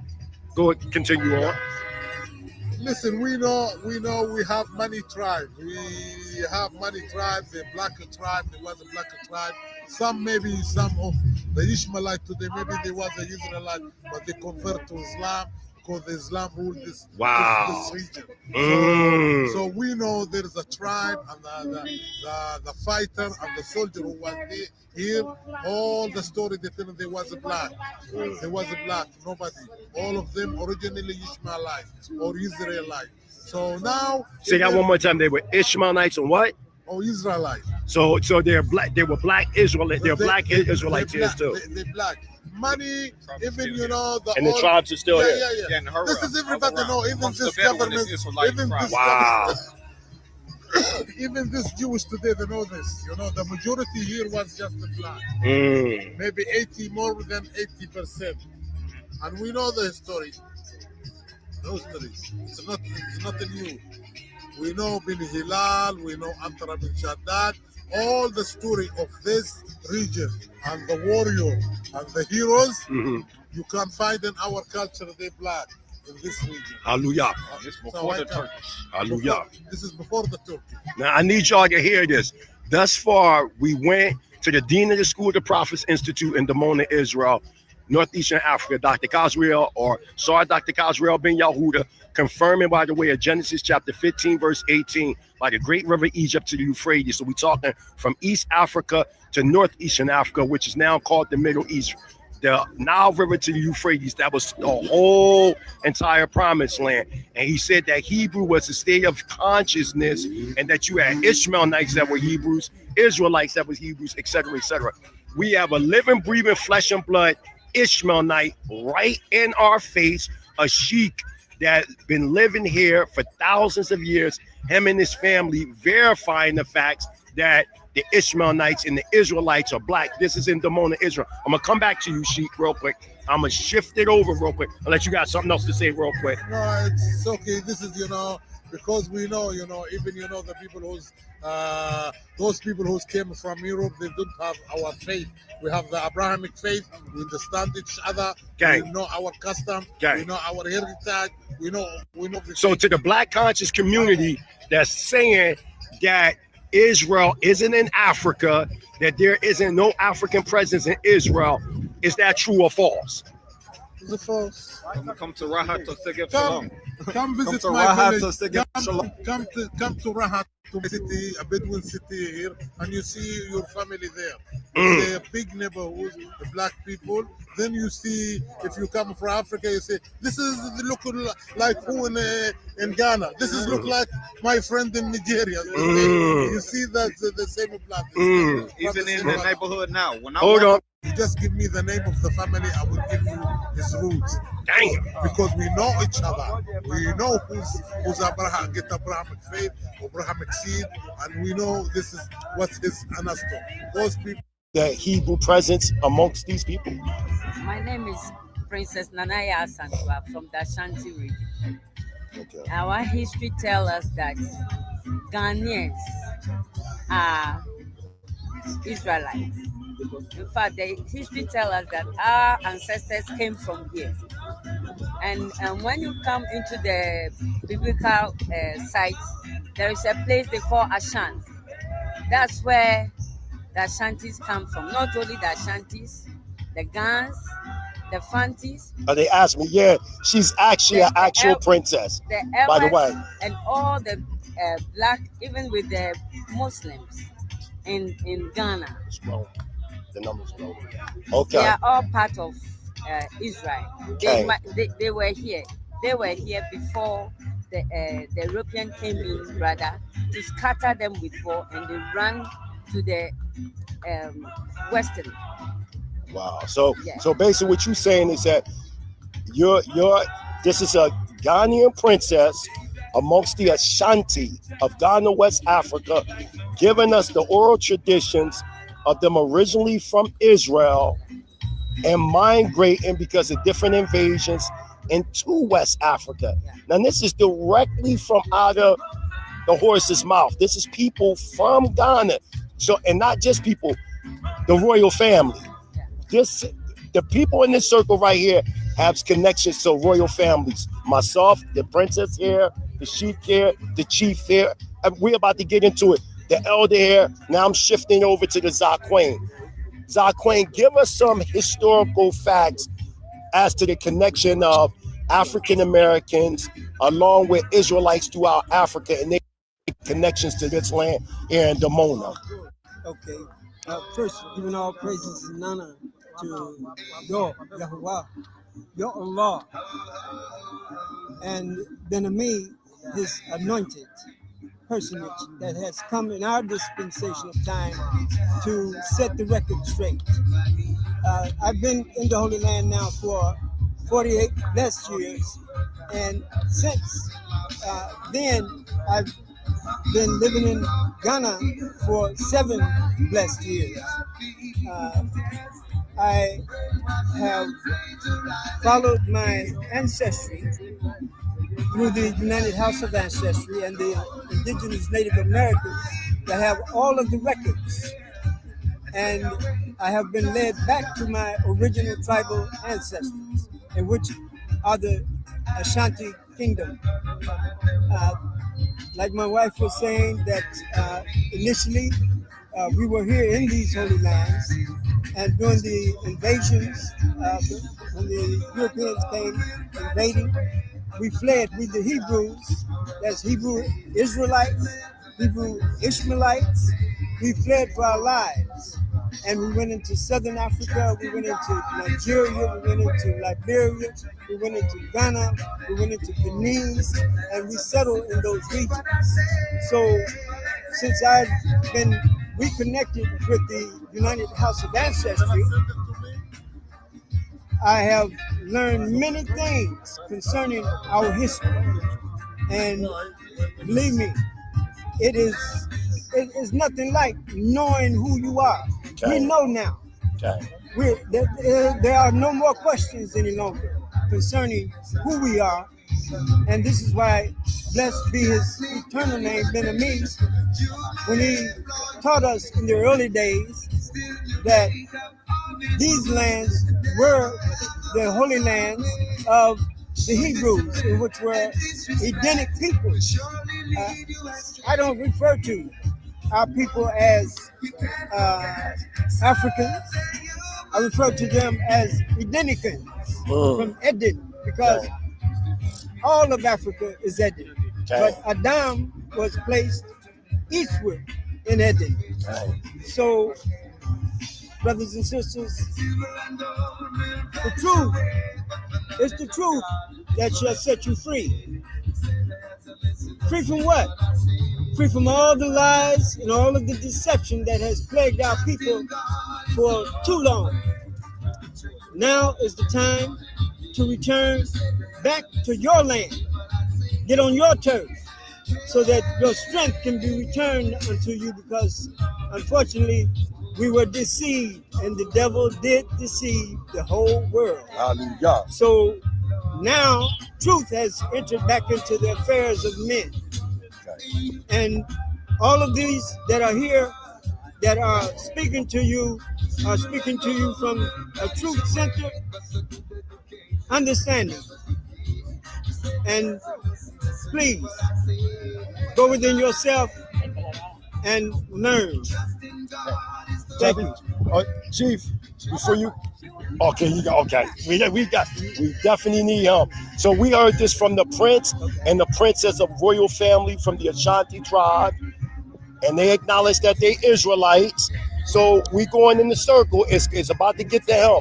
So we see too many people, not just people, but these are royal families saying that they're Israelites.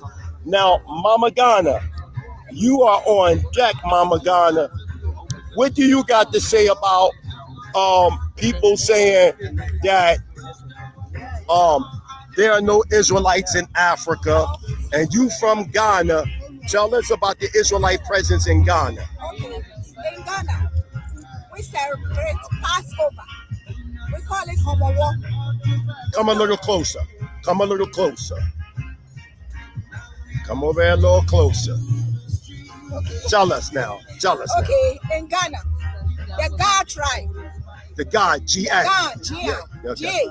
Okay. God tribe celebrate Passover. Passover. In Ghana, we call it Homowo. Homowo is hunger strike. Now, every year we go to my grandmother's house to celebrate this Passover. So when I was younger, it got to be 8, 9 years old, I asked my grandmother, why do we come to her house every year to do this? She said, this remind them of when they was in Israel as slaves. They was in Egypt. They was in Egypt as slaves. You know, the same thing happened when Moses and the children of Israel was in Egypt, and they told them to put the red on their door, the blood on the door. So my grandmother told me this reminds them of when they was in slavery in Egypt, but we officially from Israel.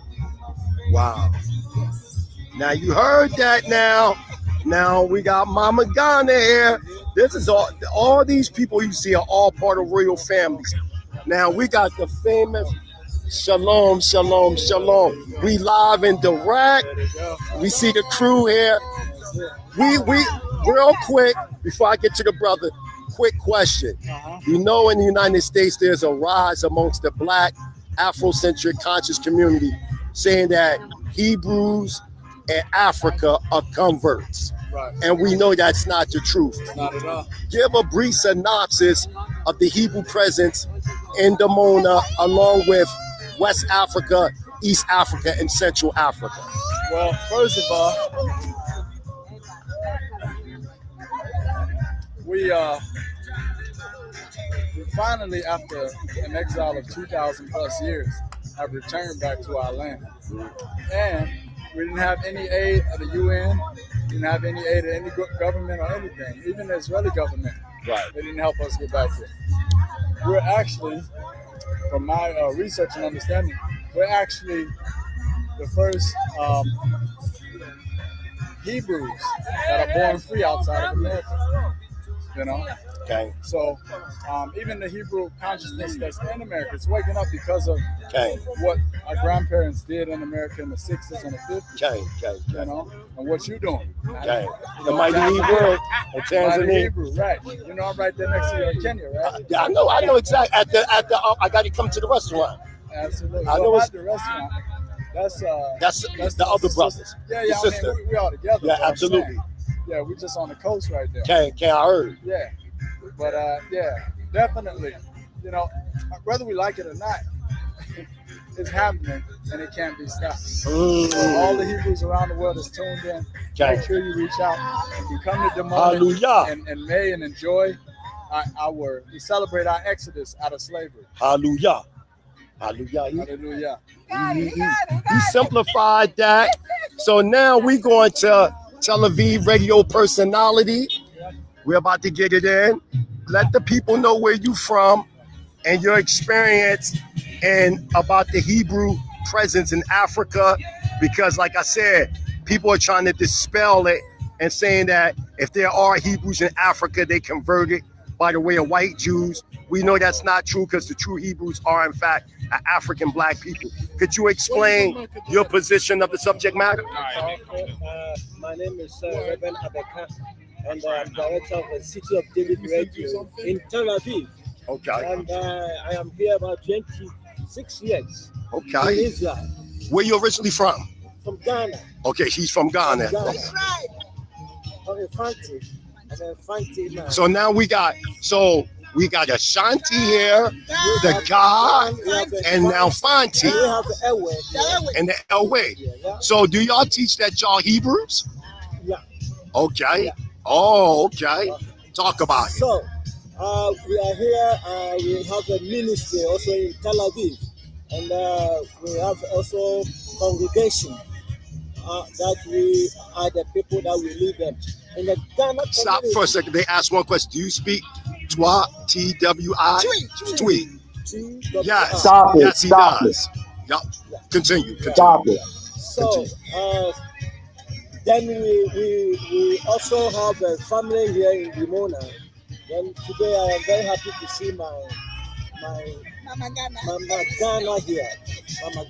And we also stay in Tel Aviv, and we have a very much community, Ghanaian community in Israel, in Tel Aviv.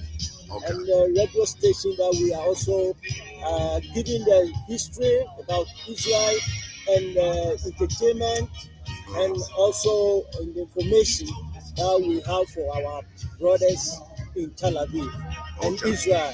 Okay. So today I am very happy to come here as a 50th anniversary that we are celebrating for our brother from Dimona. And we know and we believe that they are rare Jewish people, that they are also here in the land of Israel. So y'all recognize that the true Hebrews are in fact many tribes in West Africa, East Africa, and the African Americans. Yes. Okay. Hallelujah. Yes. So now, excuse me, my brother. Yes. Your turn. So now we're in Nigeria now. Now a lot of these people around us are part of royal families. So we're here amongst the Yoruba. Yoruba. Do y'all teach that y'all Israelites in Nigeria? Of course. Tell us, give us a brief synopsis of the Hebrew presence in Nigeria, because I know I did a DNA test. I went to African ancestry. My DNA takes me back to a Hebrew clan known as Igbo. So tell us about the Yoruba and how y'all Hebrews. Yeah. Historically, we believe that Oduduwa is the father of the Yoruba. And we have two stories around the existence of Oduduwa. There is one that believes that he descended from heaven and landed to the land of Israel. And then he migrated from Israel down to the present place in southern Nigeria where we are. And then there's another one that says that Oduduwa was a prince of Hebrew, and that he came to where we have presently as a result of trying to escape some intertribal wars. And at a point, he settled down there because he came to rescue the people from being dominated from their neighbors. So, and these are the two stories surrounding the existence of the Yoruba, attached to Oduduwa and then the land of Israel. Man, listen, man. Y'all hearing this out of the horse's mouth. Y'all can't say the mighty Hebrew said this. You can't say Prince Charlandine said this. Hold on, they want me to ask you something. Oh, they said ask him about the Eri family, R-E-R-I family. The offspring of the sixth son of Gad. Oh, he's talking about those. I see what you're saying. You talking about amongst the Igbo, and if you go to the 46th chapter of Genesis, they teach that they come from Eri and then they migrated. Yeah. Not that. I'm talking about E-R-I. Not that one. I know what you're talking about. This one was a man that the Igbo say that they descended from, which was from the tribe of Gad. Yeah, I'm hip. We're only descendant of the Igbo here, maybe just me. I'm looking for anybody else. Sister, I got to come to you. Come. Move on up here.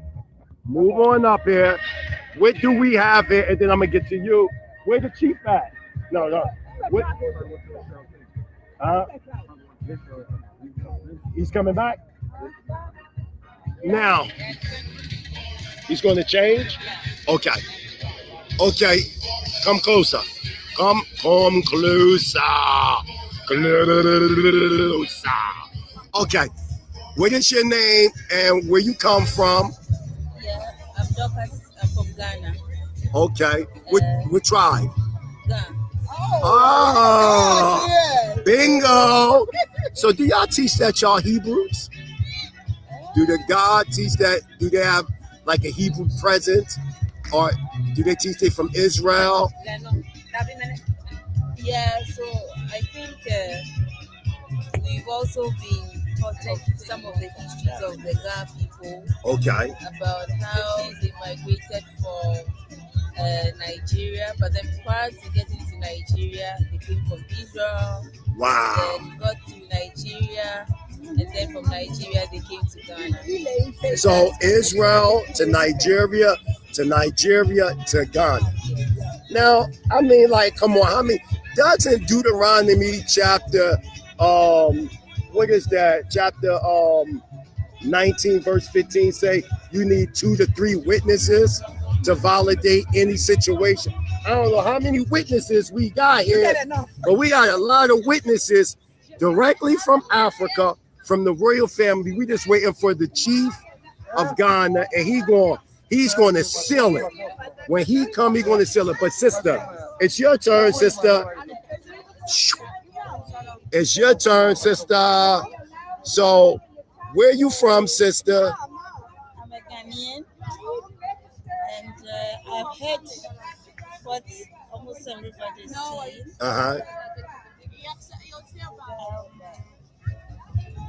The Bible says that it all begins from here. Israel. Okay. And so there's no doubt in my mind that everybody around the globe can be right for claiming Israel to be the source or to be a place of its origin. Because where did it begin? If we want to believe the gospel, if we want to believe the Bible, Whoa, that was fire. It was so much fire coming from her. It blew it back. Go ahead, sister. Take from Genesis. Yes. If we want to look back at the father of a nation, from Abraham have other children. Okay. Apart from Sarah's children. Okay. So, and if we go back to the Garden of Eden. Okay. And we believe that's where human race begin to spread. Okay. So you definitely agree with me that we were all living in one place. Okay. And then when we try to reach, to be more smart, to reach heaven. Right. That is where Almighty God in His own wisdom scattered us. Okay. He scattered us all over the world. Okay. So every globe. Okay. In those days, the method of worship was Judaism. Okay. So we were all Jewish. So if that is the beginning, if that's the way of worship. So that was then. Okay. And then we begin to spread. Okay. So if we were all spread from one spot, right, and our languages were distorted. Okay. So if I move with you and you could understand me, then I follow you. Okay. If you could understand this one, you follow me. That's how we spread all over the world. Okay. So it's hard to argue that somebody don't belong here. Boom. Thank you. Oh my gosh. Man, I don't even know if we need the chief with all yes. Excuse me, brother. They asked you a question. Question's coming to you. Somebody said some say the Yoruba people come from Mecca. Did you hear that? I've heard this before. Middle East. Okay, explain that.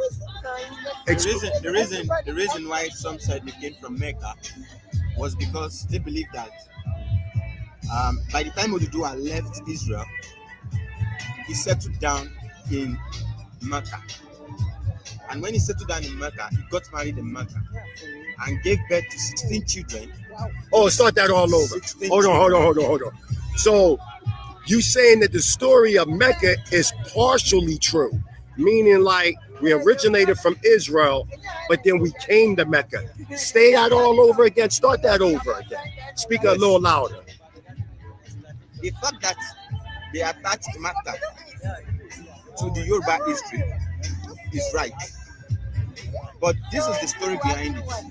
They believe that Oduduwa left Israel to settle down in Mecca, where he gave birth to the first child, Oromiyan, who later gave birth to 16 children that gave birth to all the subgroups of the Yorubas today.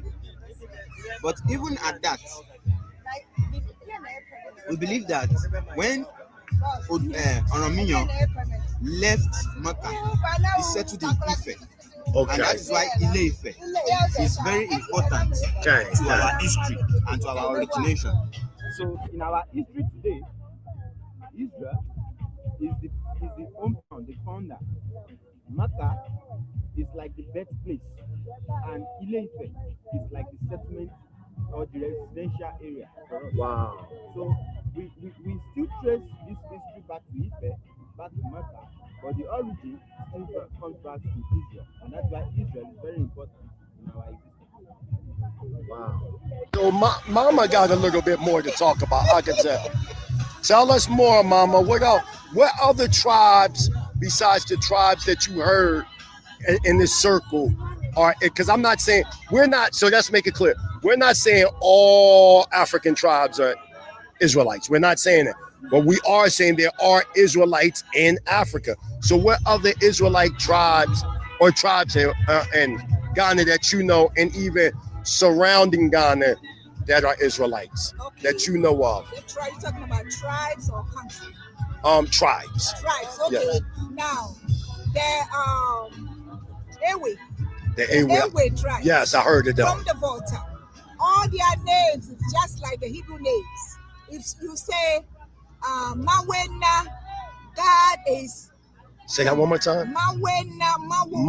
I want to say it with you. Say again. Mawena. God is Esinam. Right. God is.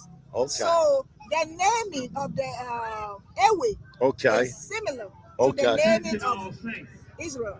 Okay. All their names is with their meaning, just like my Hebrew name is Okaba. That's a shining star of God. So the naming, is similar to the names here. Okay.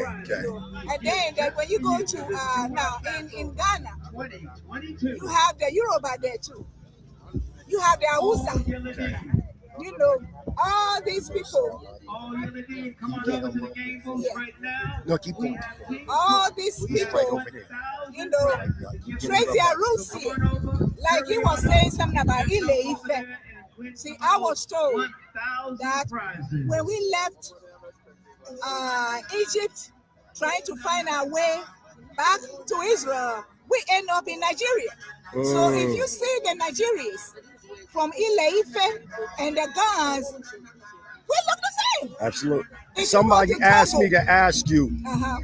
Ask her, do the Ashanti tribe call God Onyame,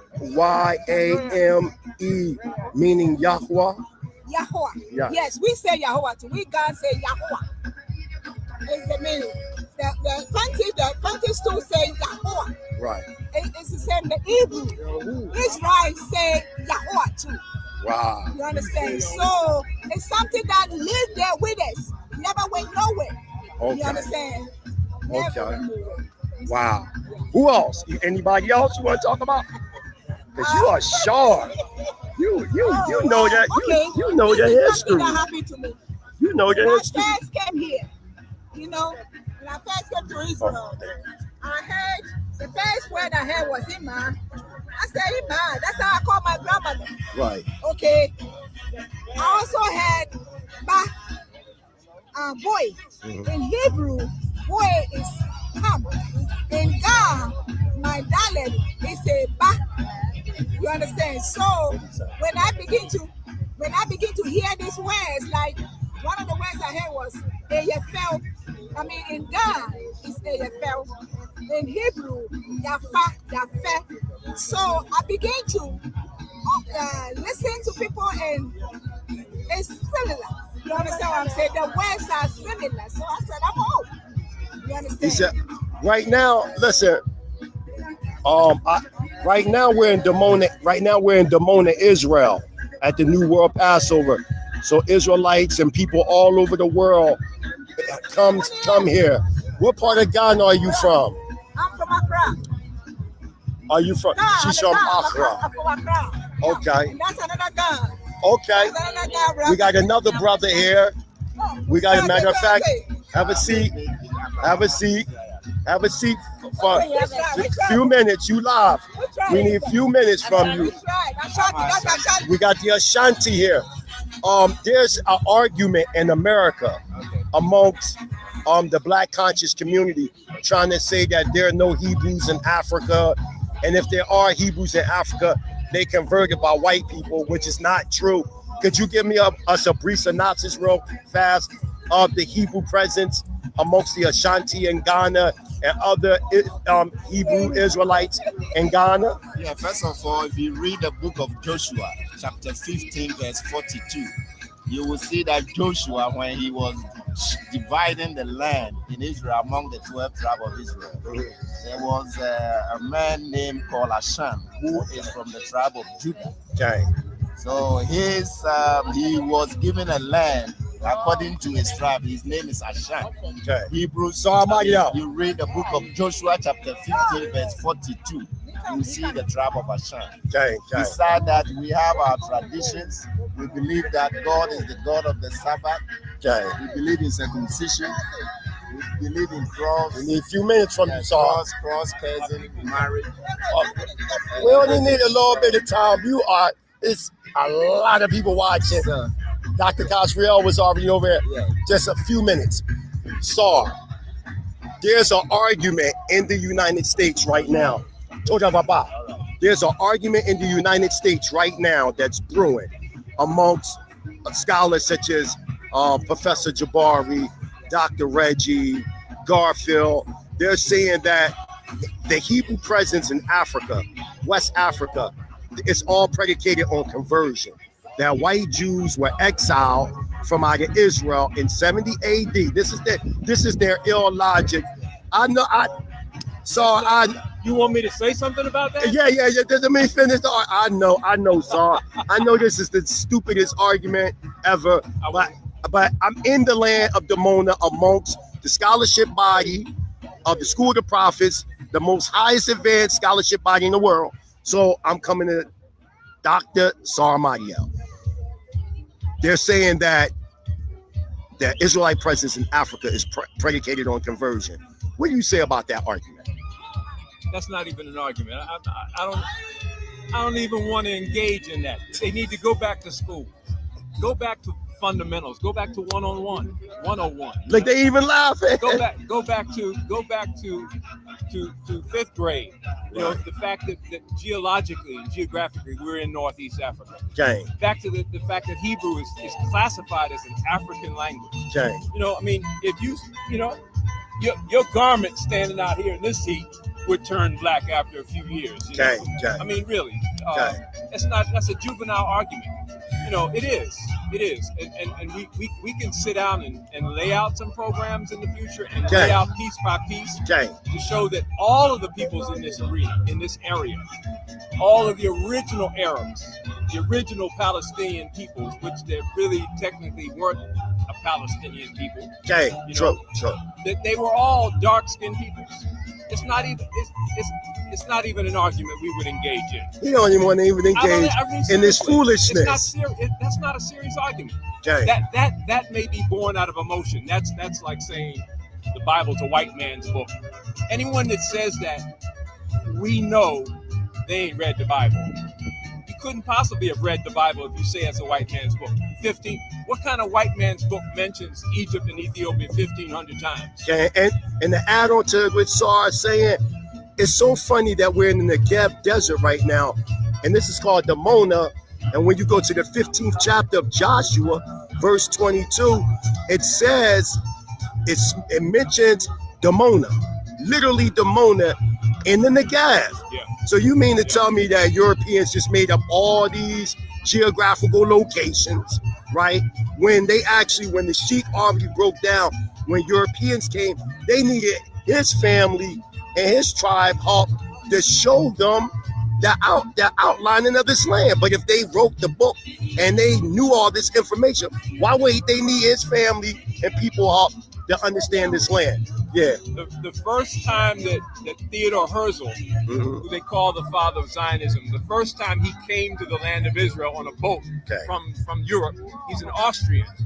When he's on the boat with a brother, his complexion, wearing that type of dress. Okay, so well, when you go to the Museum of Jewish History, they have the same photograph. I seen that. That side of the photograph has been cropped. I seen that. I seen it on Facebook. Obviously, for us, when we see a brother, we like, wow, who is he? Okay.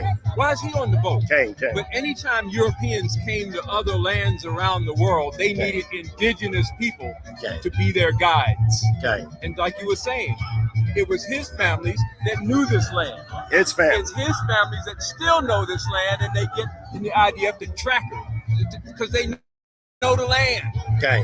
They're people of the land. They love the land. Okay. So it's not even something we want to engage So in on a serious level. as a matter of fact, I apologize for interrupting your day for such frivolous rhetoric but the thing is, I'm in the land and the people's like, listen, we need you to ask the people in the land what's going on.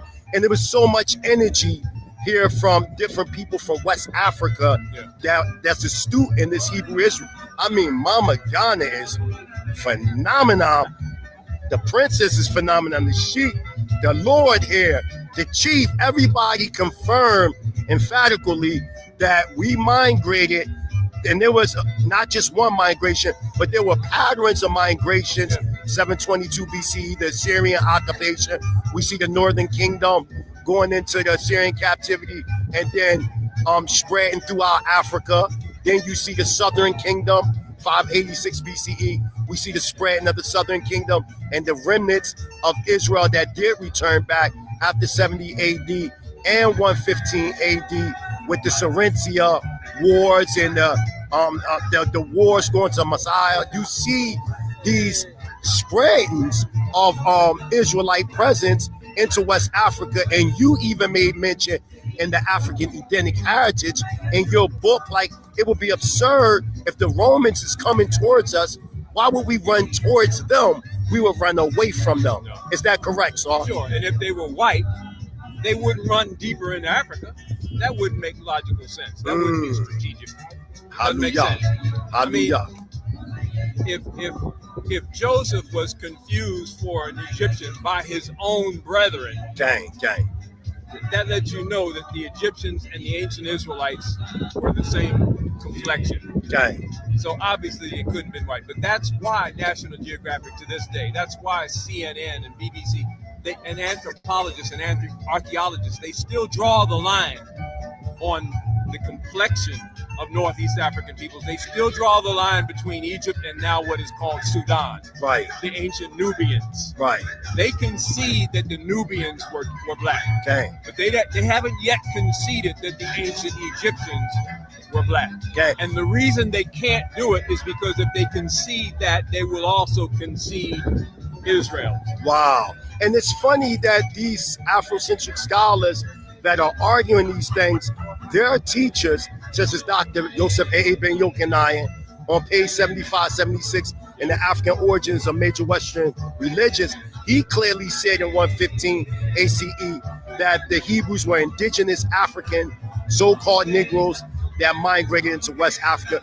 We got Sheikh Anta Diop and pre-colonial Black Africa. saying the same thing on page 233.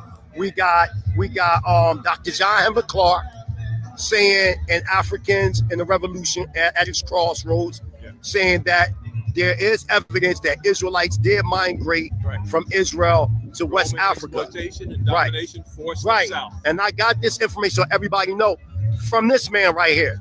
This is the master teacher who led me to go into deeper research to find out that these pioneers of Afrocentric thought is saying what we're saying. It's the new wave that's saying different. So to close this out, I feel as though y'all shouldn't argue with us. Y'all should argue with y'all master teachers, not us. You say argue with us, you got to argue with them. But Toda Rabbi saw 2022 ain't nothing for us to debate and argue about. Absolutely, it's about the work. When we go around the land and we've got brothers and sisters like Sheikh here. Gang. This is family. Gang. This is family. Gang. And they just down the road. Gang. Half hour, if that long. Gang. You know, so this is the confirmation of what it's all about. Gang. So this is the alignment that they are coming together. They right. Yes, this is sorry, Dr. I keep thinking Ami, I don't know why. Ahmadiel Ben Yahuda, he's the founder of the African Edenic Heritage Museum. He also wrote a book called The African Edenic Heritage, which is it's a compilation of his work dealing with the African Heritage Museum. I'm going to arrange it some way to get him on the Lions Den to do the African Heritage Museum. Hallelujah. Hallelujah. Toda Rabbi. Anything else before I close this out? You didn't say nothing yet. Yeah, I can't just do that. It's not really too much to say. You just have to visit, and once you visit, you can see it for yourself. Prime example, I live in a Bedouin neighborhood in Segev Shalom, and when I walk around, nobody can tell I'm not native from here until they hear me speak English. If I go anywhere in this country, everybody in Nablus, Shechem, prime example, you know what the main hairstyle is? Rastas. In my neighborhood, and there's a lot of Rastas and Israelites in Tanzania. That's a lot. But mainly amongst the Bedouin, you can't see them and think they're not American. See what I'm saying? And that's been my experience. You'll just have to come see it for yourself. Wow. Hallelujah. So what we're going to do, I don't see the chief here, but that's okay. I could do something totally separate with him when he come. Okay. Listen, y'all. Do I got to say any more? To close this out before the chief, because I'm going to do a separate piece with the chief. I'm going back to the Sheik one more time. Do you have anything to say, Sheik, before we end this? Since you're the elder here, I close it out with you. I think, even if you move around this land, you find, they change all the names. They put a new name. But if you go to our original book, to Genesis or Hosea or Exodus, you find the right name and the original name and the ancient name. That's why they want to cover everything. We are live right now We are live right now on the Lions Den. This will be booted up on the Lions Den. Here goes the chief now. Here's the chief now. Sister Karima. I talked to Jeremiah Judah. He has to go to work, but we're going to boot this up on the Lions Den. We got the chief. Can the chief sit right here? So I need for him to be close to me. So yeah, I need him to be close to me so they can hear him good. I want them to hear every word you say. Is there a way he could sit here or close? So the Black Afrocentric community has said that there's Sister Karima, what you're going to do is you're going to boot this up because Jeremiah Judah had to go to work. So since he had to go to work, I decided to be the host for the Lions Den. I done had listen, the royal family has spoken. Princesses from Ghana, the Sheik, the Sareen, everybody has spoken. And last but not least, we have a tribal chief in our midst from Ghana, West Africa, right here. Where did the brother go? The young brother with the dreads. Okay, because I'm on his hotspot. So I'm going to sit. Let me move this over a little bit. So I don't want to be like directly at his face. So shalom. So could you tell the people your name and speak up so the people can hear you? My name is Emmanuel. My school name is Safino Pamela from Ghana, Central Region. Okay. Hallelujah. So the argument is this, and I know you heard. The argument is that you have some Black American scholars that are trying to say that there's no Hebrew presence in Africa. We know this not to be true. They're trying to say that if there's any type of Israelite presence, it's by the way of conversion of white people. Now this is foolishness, and you being the chief, I don't want to insult anybody's intelligence. That's number one. Could you explain your connections to the Hebrew Israelite community and the Hebrew presence in West Africa where you're at? Thank you very much. You know, I read a lot of books telling me that we the Black Africans from Israel. Yeah, because our forefathers were native here. And at the same time, we the Black Africans, we didn't read a lot. We didn't read a lot of books. We know what is going on. We didn't read a lot. That's our problem. And secondly, Jews. They said, okay, hold on. They say, have you speak up.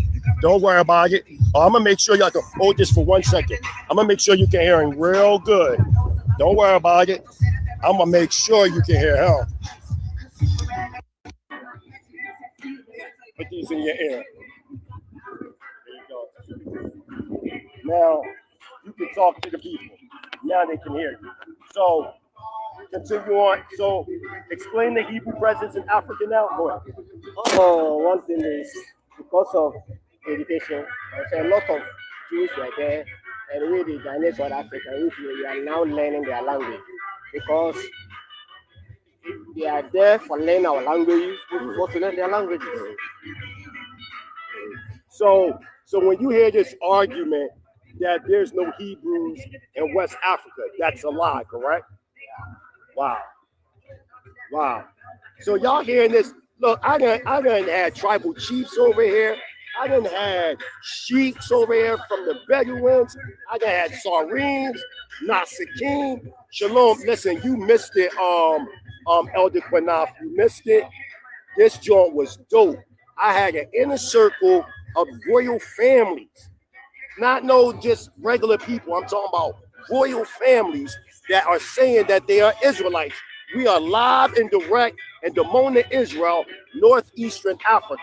It don't get no playing in that, so y'all can see me. Okay? And that's what I'm telling y'all. We here, we in Dimona, and I'm telling you, all right, another question I want to ask you, Chief. What tribe, what Pacific tribe, all right, let me turn it over. What Pacific tribe are you from? Akana. Okay, I read a book from a person from the Akan known as, you ever heard of a book called Revelation? Okay, you heard of that. And by Akimba. And he was saying that the people of the Akan are in fact Israelites. And the book was like over 500 pages. And it was breaking down y'all tribal customs, y'all tribal history, and it was breaking down how y'all came from Israel to Ghana. All these things are facts, correct? Okay. Anything else you want to say about this? Yeah, that's why I said we the Africans, we didn't learn, we didn't read it. If we read a lot of books, we know what it's saying because our ancestors was from here. From Israel. Israel, yes. And a lot of books I have read means we the Ghanaians or we the Africans from here. But we didn't learn, that's why. Okay. Give a shout out to the Lions Den. We are live and direct in Dimona, Israel, northeastern Africa. Look who we had. We had Dr. Kazriel Ben Yahuda, Dean of the School of the Prophets Institute, and Dimona, Israel, give a presentation. We had Dr. Ahmadiel Ben Yahuda, founder of the African Endemic had this museum on deck. We had the sheep. We had the sheep amongst the Bedouins. It's okay. Amongst the Bedouins. Look, this is what the original Bedouins look like. I thought y'all said that it was Europeans. What are you talking about? What are you talking about? We got, look, come here. One more thing, princess. Come here, princess. Princess. Come here, princess. One more thing. Look, let me show you from the royal family of Ghana. Here. A couple of sisters got questions for you. Okay. So let me turn you over so the people can see you. It's like, there you go. Okay. So let the people know, because there's a bunch of people on here that wasn't on here. Just a recap: who you are, tribe, and are there Hebrews, and is your tribe a Hebrew tribe? Once again, I'm Princess Nanaya Santwa from Ashanti region, Bantama Royal. The tribe I come from, that's the Ashantis. They are Hebrews. Say it one more time. They are the original Hebrews. When you check your Bible, if you read your Bible, if you read Quran, if you know your history, you know that the Ashantis were from here. In fact, Ghana, all the tribes in Ghana were from this land. We have working with Middle East African Diaspora Council in Ghana. When we come here, we go on secret visitations. There are places you see the Ashan side, you see the writings. You see the writings where you know that this is where the Gans are. This is where the Ashantis are. This is where the Northerners are. Even in northern region in Ghana, we have a tribe we call them Moshi. They are the Moses descendants from here, the tribe from here. Okay, and let me tell you something. We got good news for you, Jay, and you. FOPE Israelites is a world-renowned internet radio station. They want to interview you and you. That's what they said. The brother with the white hair rap, you, on round, like to interview him and the sister speaking. So I'm going to make sure, Elder Quanaf, I get all the information and I will arrange it for an interview if y'all accept. Do you accept the interview? Yes, I accept the interview. Hallelujah. Hallelujah. So that's it. So we're going to close out. Sar. Come here, Sar. Listen, it's just too many people keep walking past. It's hard for me to shut this interview off. I've been trying to shut this interview off. I told you. Didn't I tell you? Didn't I tell you? I said, when I get into the land, right? I tell you, I'm going to go get the elders.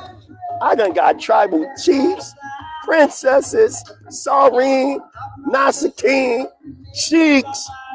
What are you talking about? Look. Oh, shucks. Oh, shucks. The man with the master plan about to come. The man with the master plan. I told you. What did I tell him? What did the mighty Hebrew tell him? I told you. What did I tell him, Sheik? What did I tell him, Sheik? Sar, if you don't get over here, Sar, we ain't going to play no games. Sar, you got to... Listen, you are live on the Lion's Den. It is hundreds of people. We need one thing from you. Dr. Sarkaz Real was already over here. Sar Magiel was over here. There's an argument. And it's an argument in the United States right now that they trying to say that Hebrews in Africa are converts to the Hebrew culture, that Europeans supposed to have migrated into Africa and converted all these Africans. Now we got the master of masters here. Now I'm gonna let him tell you out of his own mouth how he feel about this absurd rhetoric. Here you go, sir. Yes, sir. I'm gonna say it one more time. I want you to say what they say we have done. Right. So I can get that straight. So can I hear that again? They're trying to say that the Hebrew presence in West Africa is really a product. These cats like Garfield, Ankh West, Jabari, Dr. Reggie, all these guys are saying that we converted by the way of Judaism. So I'm going to let the one that does the African Edenic tour. Now we got our tribal chiefs, we gonna have the sheiks, we gonna have the Sarim, we gonna have the Nasakim, we gonna have all kinds of people confirmed without a shadow of doubt by the way the oral tradition, by the way the Bantu expansion, and we use your own master teachers. We use Sheikh Anta Diop, we use Dr. Yosef A. Ben Yochanan, we use Professor Dr. John Henry Clark. They all testify against today's Black conscious community. You're saying that Black people are converted to Judaism or the Hebrew culture. What you say about that, Sar? Here you go, Sar. Put that in your ear, and we're just going to listen to Sar. Eliakim, tell us if this is true or not.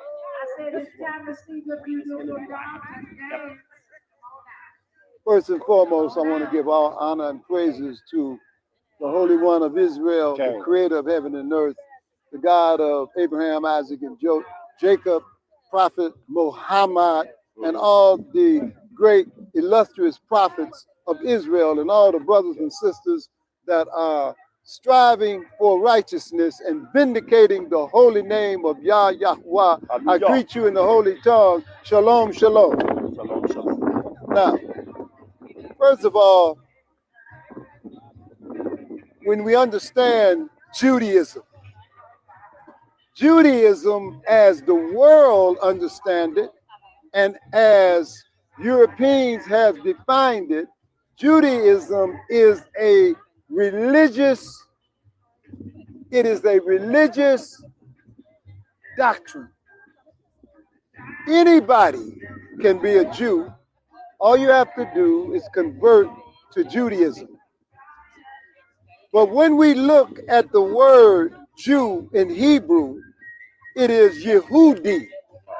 Now, what is the root word of Yehudi?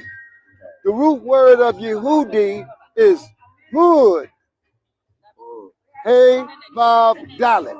All right, and that means glory or honor. So when you go to the 49th chapter of Genesis, it gives you the blessings that Jacob blessed each son with. He said unto Judah, a lawgiver will be between his feet. Judah was the fourth tribe. He was the fourth son. So if your father was Judah, you would be called in ancient time a Yehudi. But that does not mean a Jew. That means you were a Judean. From the tribe of Judah. From the tribe of Judah. Okay. We are in the Negev. We are living in Judea. Dimona is in Judea. So what we must understand that all the tribes receive various portions of land. Okay, Shimon got a portion of land. Yissaschar got a portion of land. The Danites got a portion of land. So that was African culture. When you go to Africa, you got the Ashanti, Igbo, you understand, the Ga, but they have land that is related to their lifestyle and their ethnicity. So most people would say, well, you're talking from a religious point of view. I am a moral individual. If we look at the 10 Commandments, that's not religious law. Talk about it. That's moral. Thou shalt not steal is not religious. Thou shalt not kill is not religious. That is moral. What we have to do is get back to moral codes of behavior. And if we get back to moral codes of behavior, we will begin to discover what was our purpose in the first place of being created. We were not, all religion has done is separated people. That's all religion does. Christians against the Muslims, Muslims against the Jews. But where is the new language and the new thought that would cause the Creator to be all of our Father? Because if Abraham, let's just think about Abraham, in Arabic Ibrahim, in Hebrew Abraham, But if Abraham was here today, depending on the religionists, Abraham would be schizophrenic. Now, why would I say that he would be schizophrenic? Because if he was Muslim, he's going to the mosque on Yom Shishi, and that's Yom Juma. He's going to say Allah. If he's a Jew, he's going to go into the synagogue and he's going to say Hashem. Is that not correct? You're correct. So that means Abraham would have to go to the mosque, then on the Shabbat go to the synagogue, and then on Sunday he had to go to church and face the cross and say Jesus. Now I want to know, would Abraham be going to a mosque, a synagogue, and a church? Not at all. He would not be doing that. Abraham was a Hebrew. And we have to begin to go back and ask, well, what was the Hebrew? Well, first of all, they called him a Hebrew because he crossed over the Jordan River to come into a land where the ancient Canaanites were. The ancient Canaanites were here already. Abraham's father was an idol worshiper. Yes, he was. Wasn't he not? Yes, he was. And one day he destroyed all of those idols. He did. And then he said, you making these idols and you selling them to people as gods. But if they're God, how come they couldn't protect themselves from being destroyed by my hand? When the Creator saw that type of moral understanding, the Creator said, I'm calling you out of the Ur of Chaldees. I'm calling you out of this place, and I'm going to take you to another place where I'm going to give it to you and your descendants. Because his name in the beginning was Avram. It wasn't Ibrahim. It was shorter. It wasn't Abraham. It was Avram, meaning that he would be a father of the multitude. But in the scriptures it say, I will bring all people into my house of prayer. Now, how are we going to get all people in the house of prayer if on Shishi, listen to me, on Shishi, you facing Mecca, on the Shabbat, the other person is facing Jerusalem, and on Sunday, all the Christians is facing the cross. There's only one Creator. And even in the Quran, it mentioned about Yah Allah, Yahoo. And you mentioned and you making realize what I'm always saying. You always saying it. Abrahamic faith. We have the same faith. We have the same faith. It's not about Islam, Islam, Absolutely not. faith. You, my brother. What you are witnessing now is I will bring all people unto my house of prayer, to my house of lifestyle. We got to be eating the same thing. If I'm created from the dust of the earth, I have to eat those things that what? Grow from the soil. You do not have to kill an animal to live. You take the life of something to sustain your life. Something is wrong with that. The Creator did not create animals for us to eat them. We got to go back to the Bereshit. And with that, I want to say to my listening audience, it's over 100 people. It's said that all people and nations are going to come up to Jerusalem. What is Jerusalem? I'm not talking about that physical city that's north of here. Jerusalem is Yerushalayim. That means inheritance of perfection. We're not going to inherit the blessings of being a righteous man or woman unless our deeds reflect the will of the Creator. So when I meet you, I'm not going to judge you by your color. I'm not going to even judge you by what tribe you're from. I'm going to judge you not even by your words. I have to judge you by what you do. And if I see peace and harmony and righteousness in your environment, then you have created heaven on earth. So what I'm saying to my people out there, come out of her, my people, and come up to heaven on earth.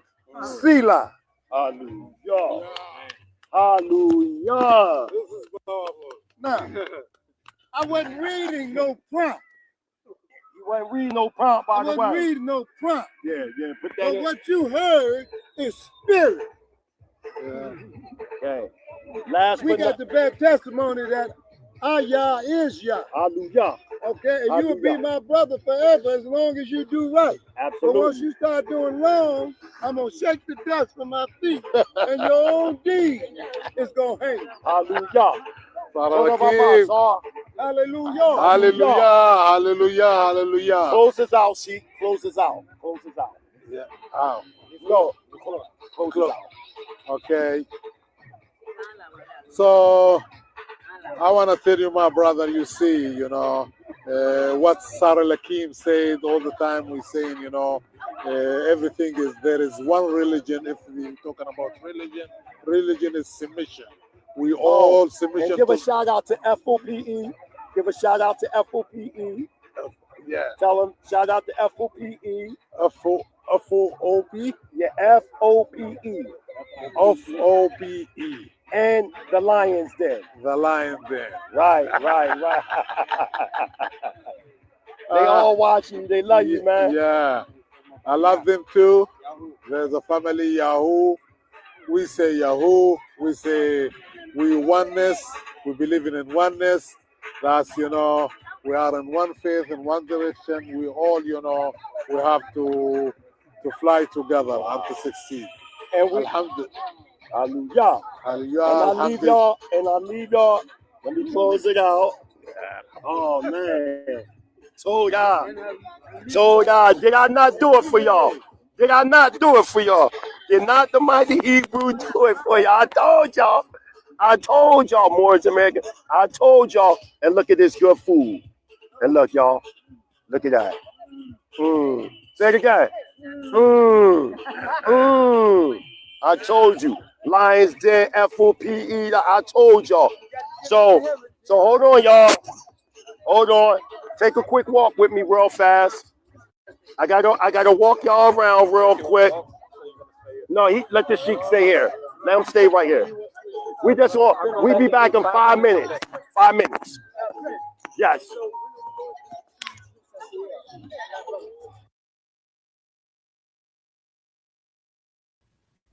Oh, she back. I'm sorry, guys. Yo, but can you hear me? You hear me? I can hear you.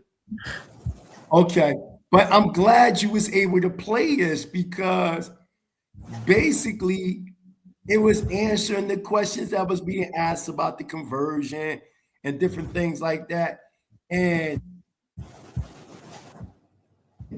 you clearly seen royal families from Ghana, you know, tribal chiefs, head princes, tribal ministers, doctors, just different people that was coming on there confirming. Look, you had tribesmen and women from the Iwi, from the Akan, from the Ashanti, from the Igbo, from the Yoruba, you know, all these different people saying they oral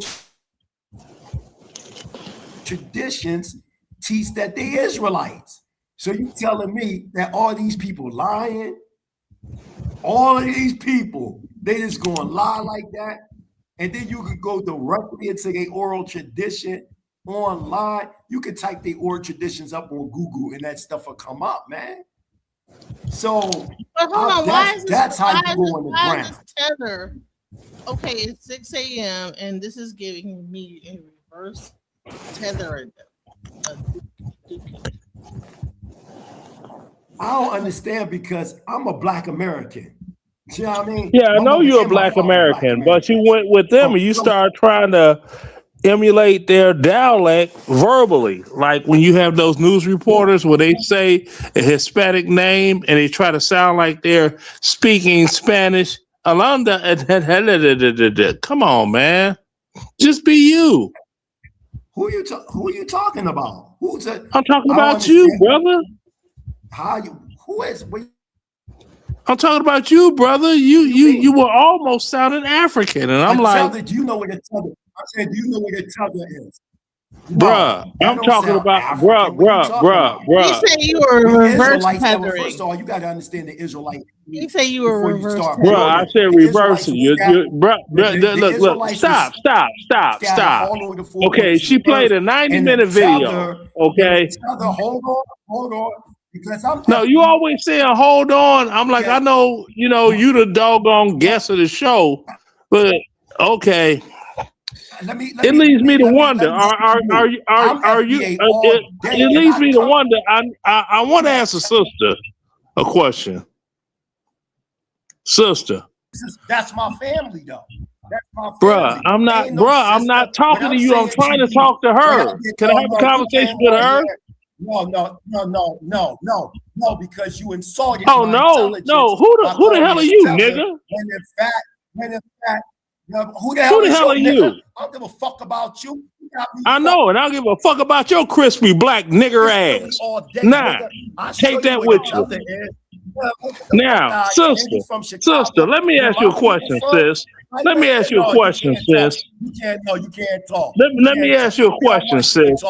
Now, you're doing an internet show, and I'm digging your flow. We both into house music and whatnot, right? Okay, I ain't no us, bro. Bro, get quality internet. Get quality internet. Talk, man. We not letting you talk. You not.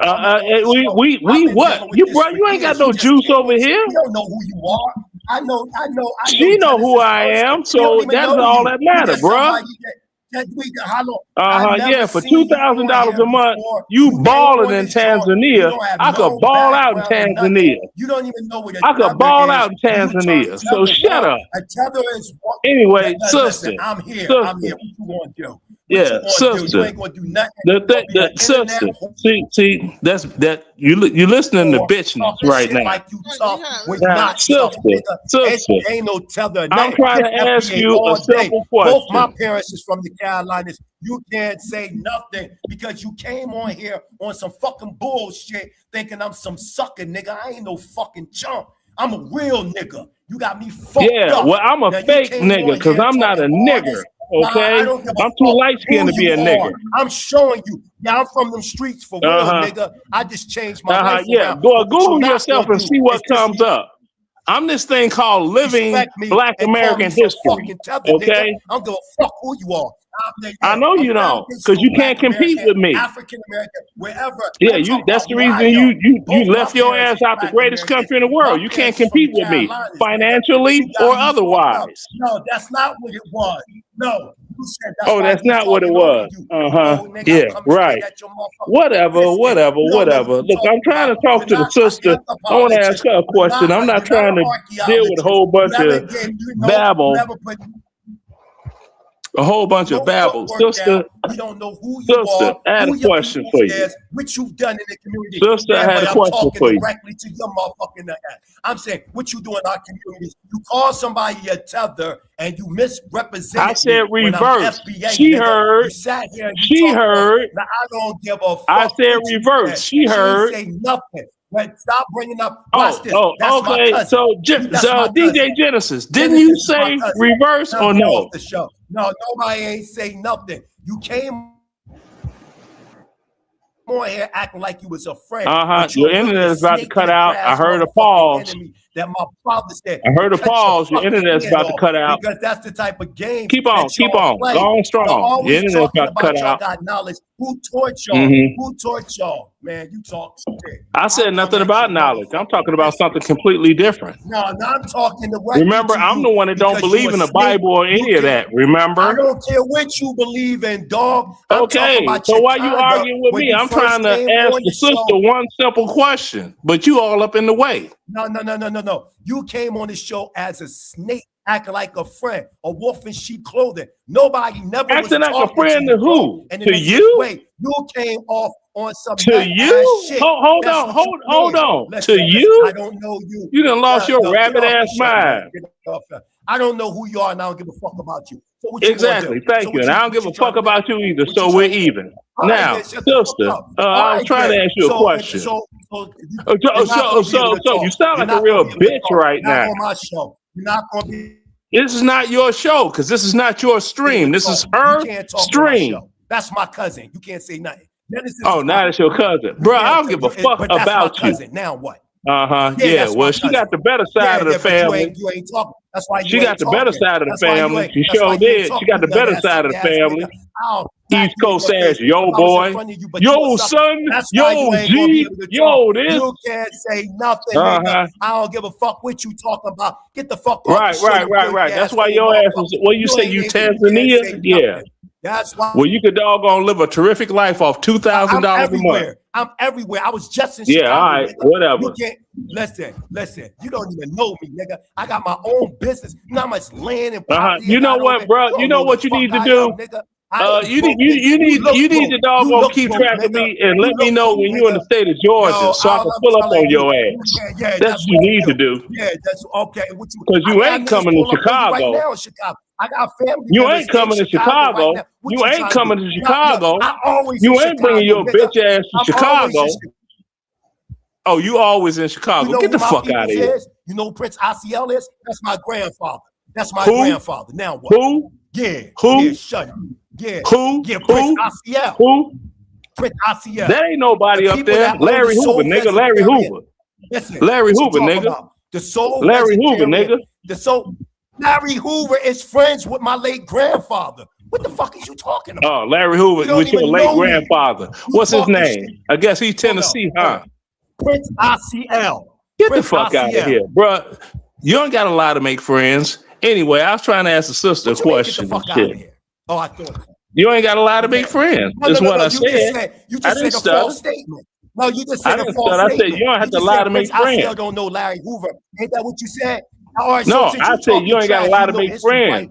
You know about Jeff Ford. Well, who was Jeff Ford? Who was Jeff Ford first teacher in Chicago before he became the El Rukits? You sitting up here, you don't know who you talking to. His teacher was Nasi Yaakov from out of Benny Zaquin out of Chicago. Oh my goodness. Yeah, okay. Say whatever the fuck you want to say. The Israelite stones and all that too. Yeah. The Israelite stones. Oh my goodness. Oh, I'll destroy you. You don't know. You don't know about them. You don't know about them, but the Israelite stones. Okay. Ooh. At the fort, huh? At the fort, right? Over in Woodlawn. Right now, no. You saying that you know what you're talking about. No. You sound like a real bitch right now. Type in the Israelite stones in Chicago. You don't know shit. Yeah, I don't know shit. Mm-hmm. You don't even know how that even happened. The Israelite stones. Right. Look, little crispy nigger. Black stone. Come on, man. You don't know what you're talking about. Chill out. Okay, all right, I'm trying to talk to the sister here. I'm trying to talk to my light-skinned house music DJ sister. There's a street in Chicago named after my grandfather, dog. But you say you never heard of Prince ACL. When you got that Prince ACL highway, dog. Prince ACL there is no Prince ACL highway nowhere in Chicago, nor a street, nigga. Yes, it is. It's called. No, it's not. Prince ACL. What's Emmett Till Boulevard? They named the street. What's Emmett Till Boulevard? You know that? Huh? No. I'm from. What about Obama Boulevard? Huh? You know where that's at? I do. No. Hold on. No, stop. You said that there's no Prince ACL. I'm from Philly, dog. But when I'm in Chicago, you from Philly, so shut the fuck up about Chicago. But when I'm telling you, I got family identification, and I done been to Chicago I need to pull out identification? Times, dog. Do I need to pull out identification, nigga? Telling you that there is a street. You can't tell me nothing about Chicago. Type it up. No. No, but you why you don't know about Prince ACL? Bro, stop. Why don't you know about Prince ACL Way? I'm asking you a question. Prince ACL Way? Get the hell out of here. Just answer the question. If you from Chicago, there is no street named that. Stop. Type it There's up. No street named that. Look, I'm looking at it right now. Right, okay. Listen, I'm looking at it right now. All right, bro. what's the zip code on it then? What's the zip code on it? I'm looking at it. What's the zip code? It's Prince. Listen, I am telling you where the soul vegetarian type of Prince ACL Way. Okay. You saying it ain't true. Yeah, you got Frankie Knuckles way. You from Chicago. You got How you Charlie Jackmaster Funk way. You got the Prince Hot Mix Osceola 5 way. You got Joel Taylor way. you got Which incidentally, we went to school together. You got Emmett Till. Emmett Till way. You got the Prince Osceola. There you go.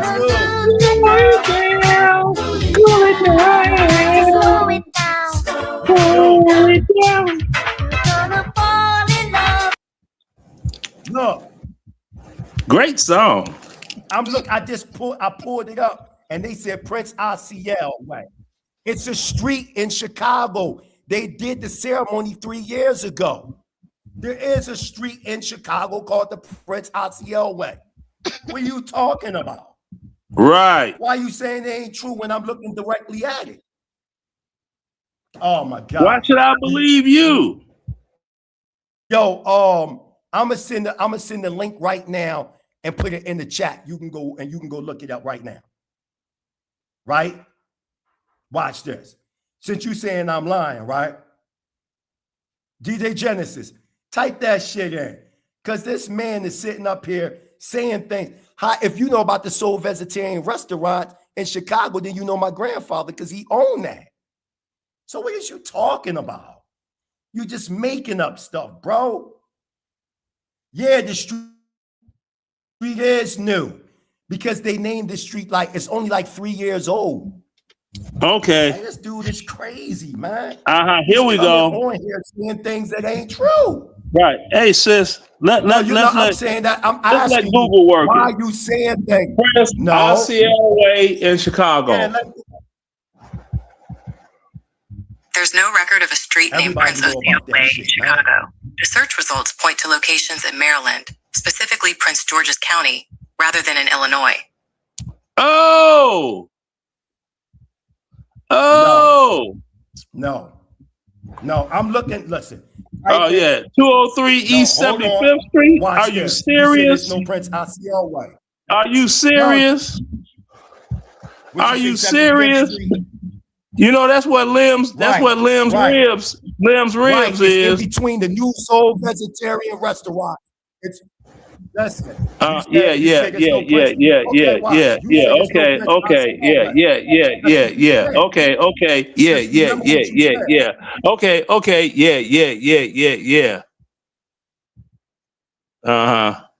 Like I said, 203 75th Street. That's right by the 50-yard line.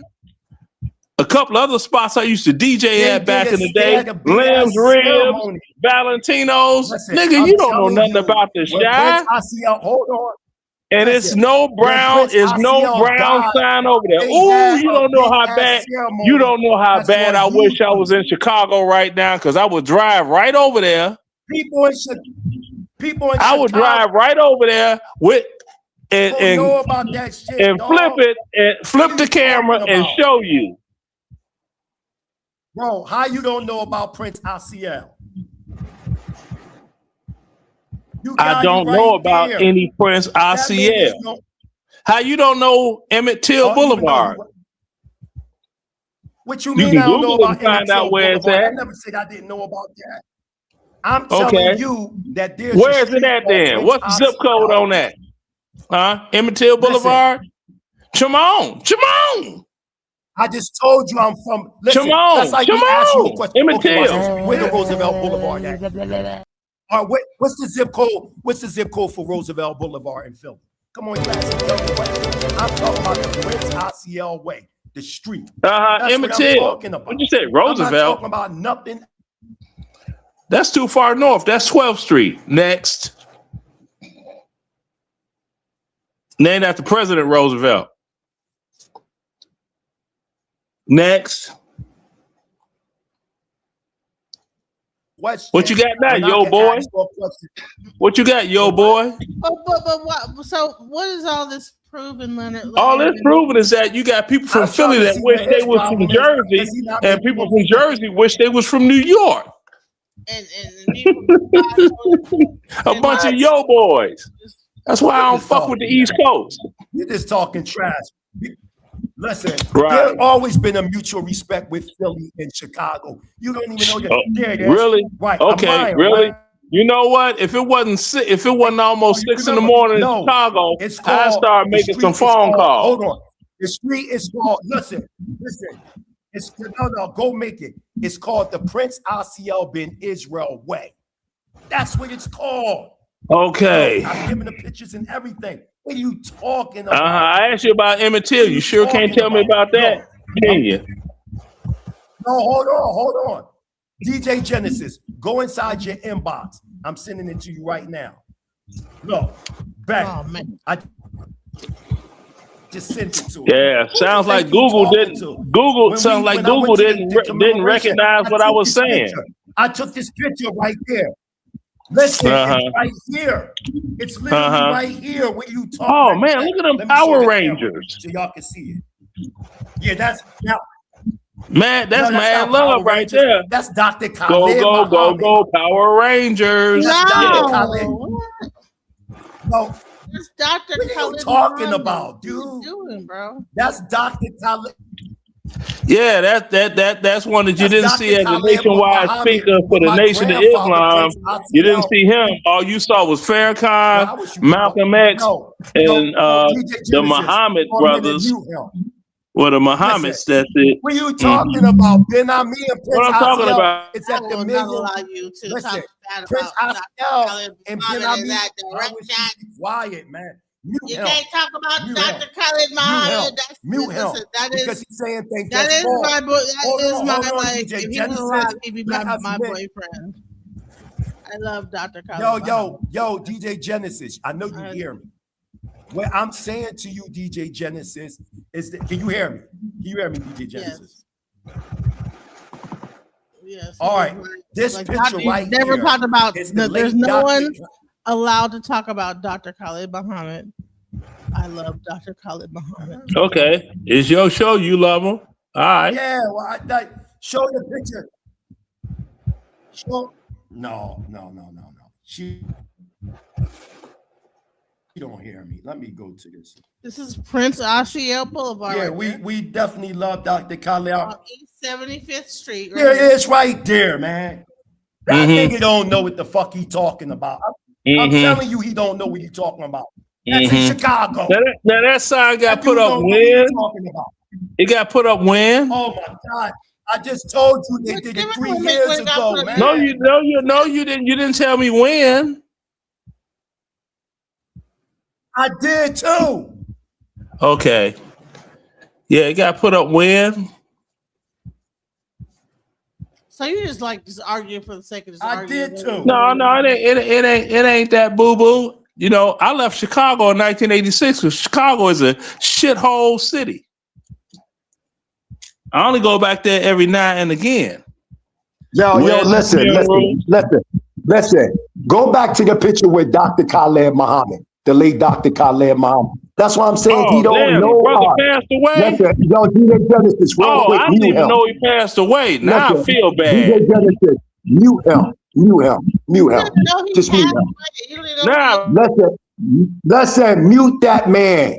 Do what I tell you, DJ Genesis. Mute him. Oh, do what I tell you? But you a boss over here? Shut your ass up. Man. I didn't know the brother passed away. Now I'm sorry. Yeah, they all them people in that picture passed away. Listen. You gotta listen, dog. From the right to the left. Fuck you. Yo. See, that's that East Coast shit, that yo shit. If Yo you boy ass disrespecting Genesis, take him off. Why you keep letting this man mute him or kick him off? Period. That's that. He's a fucking nut. He acting like he a fucking cop. Chill out. Now, from the left, the right to the left, right? You see the late Prince Asiel, right? You see the late Ben Ami. The sister in the middle, she's still alive. And then you see the late Dr. Khaled Muhammad. Go to the next picture. Now, this man, he said that he live in Georgia now. He don't know that they named the street after Prince Asiel. It's called the Prince Asiel bin Israel Way. This dude don't know what he's talking about, man. Go to the next picture. They had the whole thing on YouTube where they named the street after that man and everything. There it is right there. There go the snapshot picture right there so you can see it. This guy's stupid, man.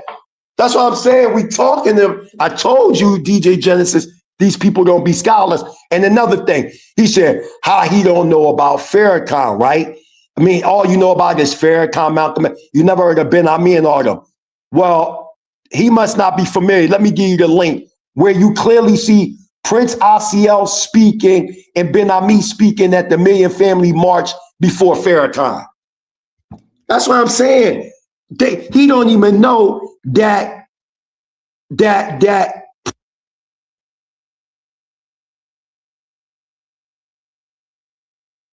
ahead. That what? Go ahead.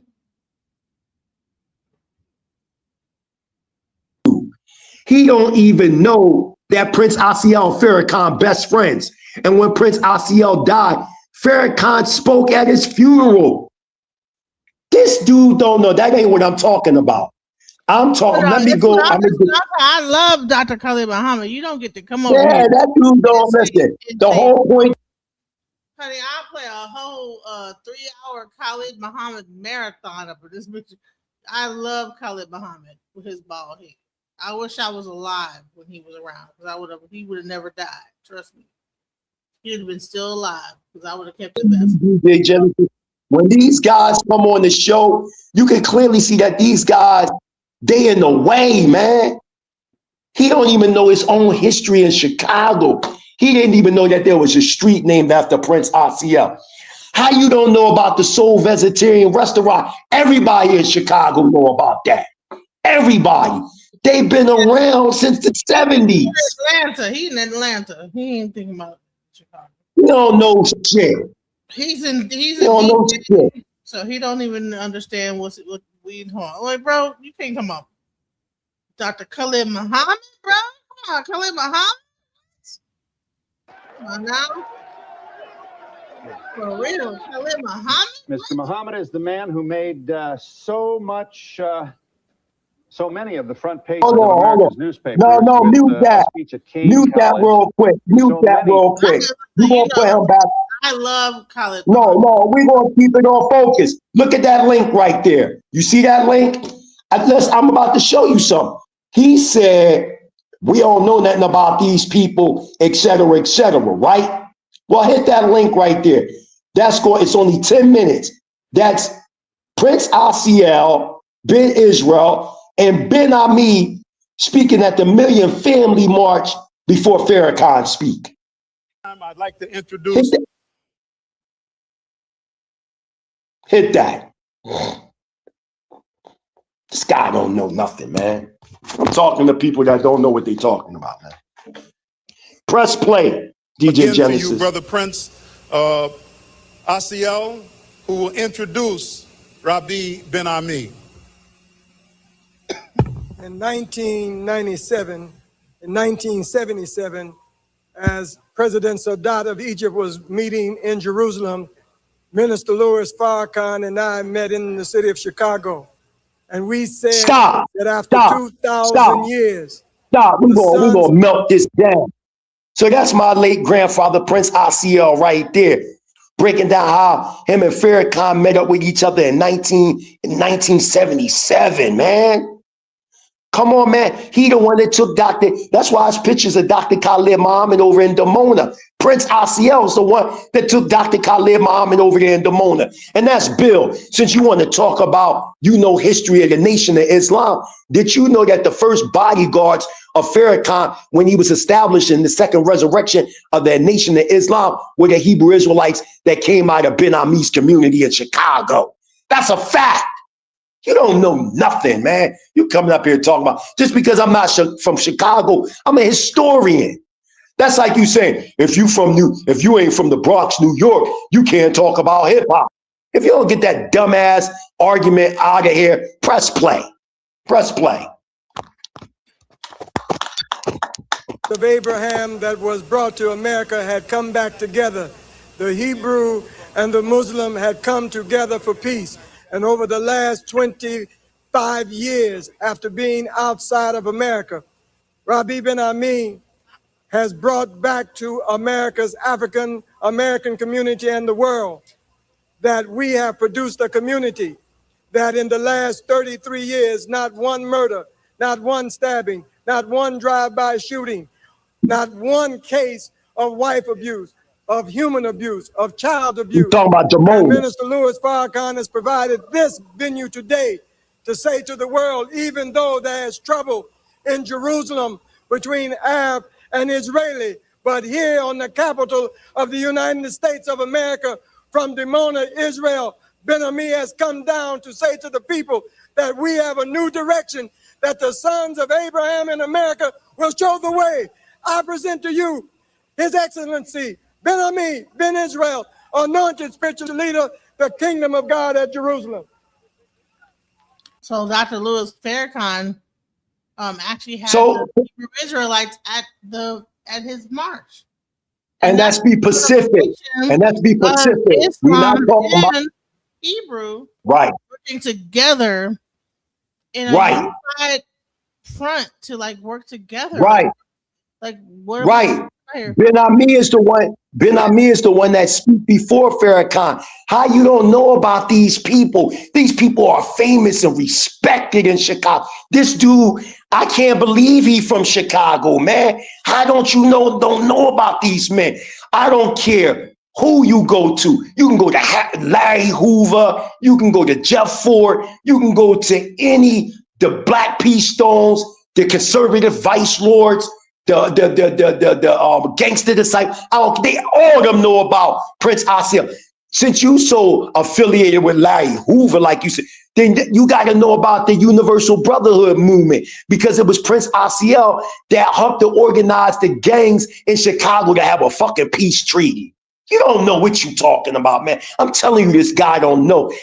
I'm telling you, these are the YouTube police motherfuckers that be on there causing disruption on platforms, man, because I've never heard nobody from Chicago that said they ain't know about Prince Asiel and was being disrespectful like that. I've never heard that. Everybody in Chicago know there's a Prince Asiel Ben Israel way, man. Come on, man. Oh, I'm gonna go by what Google said. I just typed up here in Google and they tell you about the ceremony and all that took place. Like, this guy's a liar, man. Press play. Press play.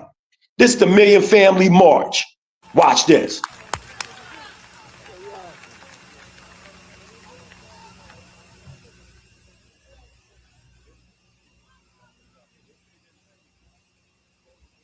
First, I would like to give all honor, praises, and thanks to the God of our fathers, Yah Yisrael. I would like to also express my thanks and appreciation to the Honorable Louis Farrakhan for the invitation to be here to share these precious moments with you today. Stop. I'm thankful that I have received the opportunity. I need you to stop that. So you mean to tell me you don't know about this man? This man is respected all over the world. He was a world. Don't you know in the newspaper, not the newspaper, the magazine, that Africa Now, that Ben Ami, no, not Africa Now, BBC News said that Ben Ami is the greatest African or Black personality within the last 1,000 years. The things that this man did in Africa and all throughout the world. He's a foundational Black American, a so-called African American from Chicago.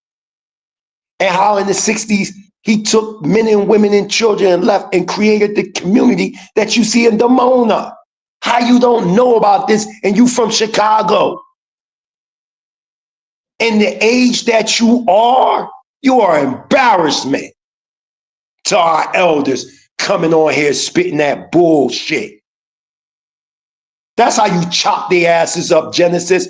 They think every Hebrew is like the One West. No. You don't. These Hebrew movements that you see that I'm representing, Ben Ami, they came before the One West communities, man. You don't know what you're talking about. There's always been an alliance with the nation of Islam. Don't you ain't know that a lot of the clothes that Farrakhan wear and his wife wear, his clothes are being made over in Dimona. You don't know what you're talking about, man. You don't know nothing. When Farrakhan, when the first resurrection, when the first resurrection of the Nation of Islam was destroyed, and Minister Lord through Wolf Deen Muhammad, Wallace Deen Muhammad, when he sold everything to the Wahhabis over there in Saudi Arabia, all Elijah Muhammad shit.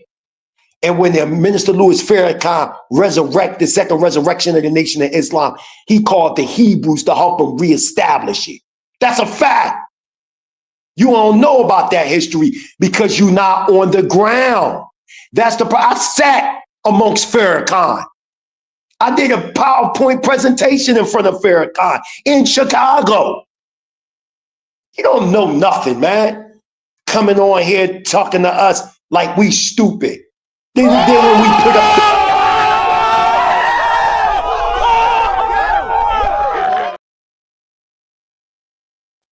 then when we put the when we put the picture up when we put the picture up there, DJ Genesis is crazy. When we put the picture up there, Dr. Khalid Muhammad with Ben Ami and Prince Asiya, all them, may they all rest in completeness, you're going to say Power Rangers. That's something that you say to the One West camps that be on the street corner. I did not tell you, DJ Genesis, these people already got a preconceived notion about Hebrews. And if you notice, when he came on, you got to really peep the psychology of people. When he first came on, he acted like he was a friend, but he was being a hostile friend. But I let it slide. And then notice he started to gear everything towards him. This man is very self-centered and he's a narcissist. This man, like, oh, you lie. Where's the light-skinned guy on there? I'm more lighter than all of them. Instead of him being patient and waiting, then you seen Sar Dr. Kazri up and Sar Dr. Amagia Ben Yahuda came on and he was lighter than him. He tried to make it a light-skinned issue. He tried to make things seem like people was coming at him. Ain't nobody say nothing to him. If he already came and established the fact that he didn't come up to debate, even though he don't believe in the Bible anyway. And when I was answering them questions cut and dry, straight with no chaser, he couldn't say shit. And then because he couldn't say nothing, then he tried to make it an argumentative thing. No, this show is not yours. You don't go to the Europeans, you don't go to the Chinese and Africans or whoever and go on their platforms and interrupt their historians. But when it comes to black platforms, y'all disrespect y'all historians and elders and scholars and all that. Just like somebody from or said FBA lied and said FBAs don't have no elders. That's a lie. Then he underhandedly called me a tether because I'm interviewing Israelites all over Africa and the United States. So now I'm a tether. What are you talking about? Israelites scattered all over the world. Why wouldn't I interview Israelites in Africa? That's dumb. Just like I would interview Israelites in America. Or if there's, which there are, there's Israelites in Japan. There's Israelites in China. So if I'm in China, I'm going to interview them. A tether, if you...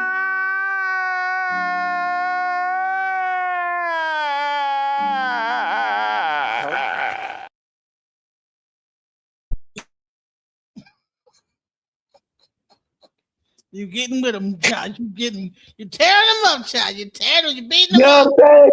Listen, DJ Genesis, he using the word tether wrong. A tether is one, like, and if you don't know, all immigrants are not tethers. The tethers are immigrants that come on and try to get on the coattail of Black American culture as if it's their own and don't give us credit. That's a tether, man. You don't know what you're talking about. You just saying things out of your mouth and don't know what you're talking about. That's why myself, Tariq Nasheed, and many others be coming at them tethers, because they'll come to the United States and benefit off the blood, sweat, and tears of what our forefathers and foremothers fought for during the time of the black laws, Even before that, when we talking about slavery and then slavery being abolished in 1865, and they created black code laws, the Jim Crow laws, the civil rights movement, the Black Power movement. We fought for all the nations of the earth to come to the United States and eat off of us, by the way, the Immigration Act in 1965. This dude don't know who the fuck he talking to. You coming on this joint thinking you just talking to one of them hollering Israel. Read. That's who you think you talking to, man. Press play. How is it that you didn't know Ben Ami and Prince Asiel was in the Million Family March? They're the ones that opened up for Farrakhan. But you ain't know. Come and to behold the countenances of those sons and daughters of Abraham. Those sons and daughters who are in the diaspora. Those sons and daughters who are destined to lift up a light that all of the human family might find their way back unto the Creator.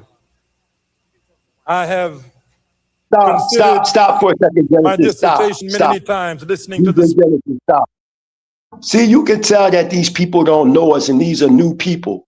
Me and you been working together for years. These people don't even know us. You know what I mean? I hate when you get new people that come on and try to tell us what to do. No, we're needed to be respected is to respect the guest. Like, you know, like what I'm saying is there has to be some type of order. And when chaos come in, then thunder and lightning got to be struck down to stop the chaos. Okay? Listen, I'm going to give measure for measurement. You know what I'm saying? With measurement, excuse me. I'm going to give measure with measurement. You know, you can't come on here and act like a friend and then turn around and be an undercover foe. And then think that the rage of Yahweh won't thunder down on you or thunder catch you. You know what I mean? That's going to take place. So when somebody says, oh, you got, and yeah, and you're right. Them guys supposed to have respect to on the show because that wasn't the original intent of this show. If you look at the name of the show, these people are contradicting the name of the show by changing, you know, the rhythm of the show. The original thing was her showing an old interview, a last year interview, because things that were being said in that interview by Rabby Sheikh, we seeing it being made manifest now. So she was trying to show that. And she wanted me to do the commentary on it because I'm the host of that specific show. And I'm the one that brought that gentleman onto that show, on this show. So she wanted me to do the commentary. So as I'm doing the commentary, you get individuals inside the chat making it, you know, making statements like, oh, the hell with that Hebrew stuff, versus looking at what is being conveyed and said. Stop looking at a person's label and look at what is being conveyed and said. And everything that man was saying was accurate. So y'all the ones in the audience through y'all share first blood like Rambo, right? Y'all share first blood. So then it's like, all right, then. So now, you know, I'm like, all right, since you challenging, I'm built for the challenge, right? I'm built because I'm a social anthropologist and a historian. So I'm built for the challenge. So when y'all wasn't getting on, that guy, some way he comes on acting like a friend. And as you can see, he turned around and became a foe. That he was getting in conversation that had nothing to do with him. He was making it, he was singling himself out as if somebody was talking to him. No, I was talking to the listening audience that was making comments, false comments, like saying that the Hebrews in Africa are converts. And then when I go on the ground and show that's a lie, nobody don't have nothing to say about that. That's the whole point. This man.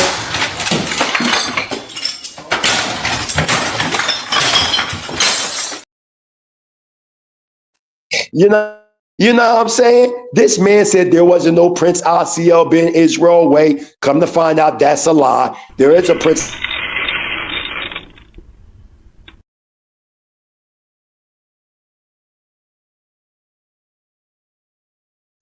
There is a Prince Asiel ben Israel way, right? You know, you said nobody knew nothing about Prince ACL and Ben Ami. We see Ben Ami right here. And then you talk about, well, you know, even though they did that, you know what I'm saying? Look at the condition of what's going on in Chicago today. And I understand that, but we got to understand what also transpired. We can't blame these elders and these leaders because Ben Ami and all them, they still was doing what they was doing and still building the nation, you know what I mean? And people were still repatriating, going back. It had nothing to do with these men and women. It was those that dropped the ball in the United States. You know, they let hip hop become infiltrated by the Illuminati. Y'all let a lot of things happen. We let a lot of things, not y'all, we let a lot of things happen in the United States, man. So to sit back and say, well, this didn't happen, that didn't happen, that means you're not on the ground. Because after the Million Family March, a lot of things did happen for the good. It's just not being put on display. Which being put on display is a negative, you know, connotation first about the black man in America. That's why all the heinous crimes, they're using the black man's face, even within the celebrity world. White people been doing that. You had Guns N' Roses, you had Metallica, the Beastie Boys. They been was throwing them parties. You had Hugh Hefner that put Brooke Shields on the cover of Playboy at the age of 13. You had accusations about that man having underage girls in the Playboy Mansion for years. You've been heard about all these different celebrities dealing with that, but they never put a face on the celebrity. You had Elvis Presley that married his own cousin. What was her name? DJ Genesis, Priscilla, or whatever her name was. Right. Married, was having sex with her since she was 12 years old and then married her when she was 14. And they call him the king of rock, when in fact we know that Chubby Checker and Little Richard and all them created rock and roll. So what are we talking about here, man? They're using this as a platform, once again, to smear the black face in general. That's why they're using your P. Diddy's and your Jay-Z's and all them as a poster child image, as if all black men are like that, man. And y'all falling for the okie doke. The white men been doing that crap. I just want to say how much I love it's 7 here. Anyone have school-age children are supposed to be having the school right now. I just want to say how much I would have licked his whole bald head. Oh, you need to stop that. You crazy. And then look, you got some dude saying, and you got to look at your chat. You got this dude talking about Metallica was the shit. That's what I'm telling you. Most of the people that's inside your chat are really trolls, man. Yeah, they are. They really. What happened is this guy came along named the Man in the High Castle. He kind of like, I think there's like a message board somewhere that he began to like get all these like people that's like kind of like come over here and being like rude and stuff. And yeah. Yeah, you can clearly tell this is troll mentality. And it looked like you got tethers on in there too. Because you gotta peep, when the other dude came on, he said he had a question. The other dude had to chop up. He didn't really have a question. He was trying to make it seem as though Judaism and the Talmud was accurate. And then he tried to bring up the Hadith and all that. And then remember, in the end, he called black people Canaanites. And you got to understand where he's getting the rhetoric from. I'm sorry. I just you see what? Man, you on that? Come on, man. Maybe I got to. Maybe I got to start. Listen, I just love. I love See, I think I better put some oil on my ball. I'll be like, oh my God, Khalid Muhammad. I love him so much. He was so. And Dr. Khalid Muhammad said it. He said that. He even tell you he's original. A little bit of Khalid Muhammad, because he said he didn't even know who Khalid Muhammad was. Right, and matter of fact, play that. Khalid Muhammad was not there in Nassau County, and pulled all the black officers out and the black inmates so they could jump on Brother Colin Ferguson. No, keep that Donahue on. No, go back to Donahue. Yeah, go back to Donnie here. Yeah. How are you? This is Khalid Muhammad, former national representative of Minister Louis Farrakhan of the Nation of Islam. Mr. Muhammad is the man who made so many of the front pages of America's newspapers with a speech at Kane College, which so many people called anti-Semitic and a lot of things. At the very least, racist. You remember the comment? He picked up the Pope's dress, and let's see what's under that dress.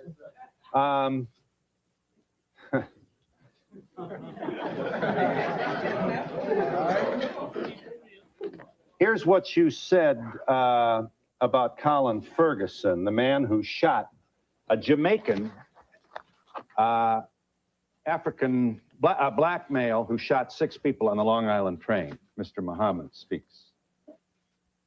Where they set black inmates up in these jails and penitentiaries, and in particular there in Nassau County, and pulled all the black officers out and the black inmates so they could jump on Brother Colin Ferguson because they were mad with him for catching the Long Island train and killing all them white folks. I love Colin Ferguson. Whatever, the message board is active. I have no official position, so I can say I love him. You love a man who randomly killed 6 people on a commuter train? I love Colin Ferguson just as much as the masses of white Americans love General Schwarzkopf, General Westmoreland, General Patton, General MacArthur, and Eisenhower. America awards her killers, and they get ribbons and stripes and bars. I'm sensitive to the pain and suffering of the loss of life on that train, but I'm one of the rebellious slaves. And so when black people stand up out of pain and suffering and frustration, I understand after 500 years. You also,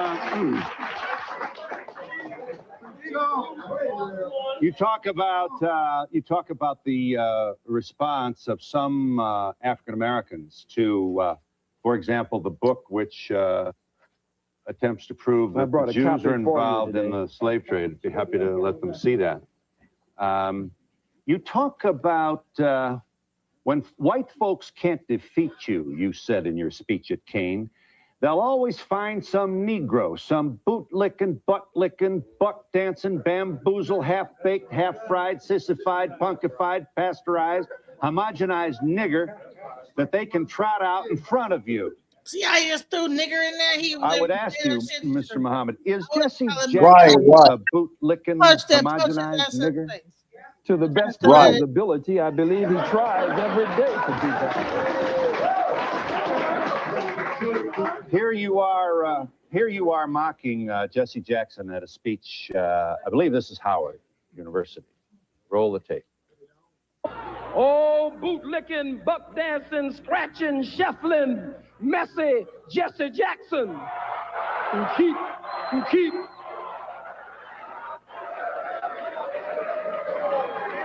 I am a somebody. I am a somebody who keep hope alive. I am a somebody.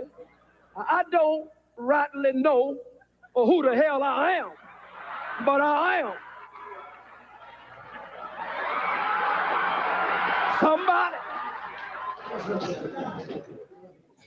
Yeah. See how he looked up, man. Are you right? Pause that. Mute that real quick. Pause it. Pause it. Yeah, exactly. Pause it. I'm so glad you asked. He was not playing. He's like, yeah. Right. And in this same piece right here, that's why I want you to keep playing it. Because in this same piece, you're gonna hear Dr. Khalid Muhammad saying he's Shemitic and that he's a Hebrew, and that the original Hebrews, you know what I mean, are black people, and that he a Hebrew. He said on here. See, this is what I'm saying, man. You got Dr. Khalid Muhammad saying it. You got Farrakhan saying it. You got Elijah Muhammad saying it. You got Malcolm X saying it. You got Dr. York saying it. You got all these different people. You got Infodizi that broke down how the Hebrews, they were being persecuted by the Egyptians, and they went deep into West Africa and became known as Igbo and all. That's what Infodizi said. I can give you the link and show you where he said it at. You know what I'm saying? So my thing is, notice how we also interviewed like Baba Laos that actually. Yeah, even Baba Laos take the Levitical, they take their teachings of Ephah and they connect it with the Levitical priests. So what are you talking about, man? But the chief of Oyatunji, right after the king died over there, Oyatunji in North Carolina. I remember that. Yeah. See, people. My thing is that listen, people need to watch my channel. I don't know who they think I am and what I represent, but I do not represent no foolishness. I love Khalid Muhammad. I love you. I love Khalid Muhammad. I love you. Yes, I do love Khalid Muhammad. May he rest in peace. Okay.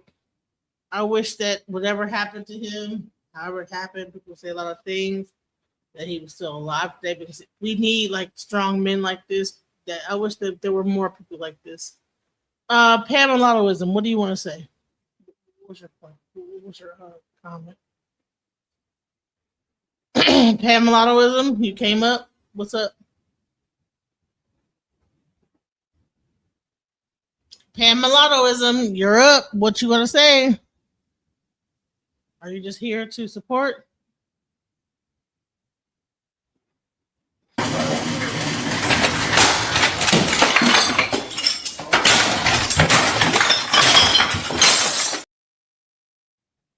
Anyway, so I just wanted to say, like, listen, you cannot disrespect the elders like this. I practice a religion that's 100% about the ancestors and understanding that when people pass away, you have to respect them, and when we have like people that have done the work, especially people like ICL, Ben Amin, Brother Khalid Muhammad, all the people that have done the work in the community when it was really the worst time to do it. You can sit up here and talk about this and be loud or whatever online, but all that loud rambling and talking that stuff, if you're not doing anything close to what they're doing, it's kind of crazy to talk against them. You're sitting on your computer, you're not doing anything. You DJ, that's it. Okay, great. But these people were out in the field. They risked their lives. They like died for the cause. Can't say shit about them. There's nothing you can say. That's a fact. That's a fact. That's all I'm saying. You know what I mean? You can't just say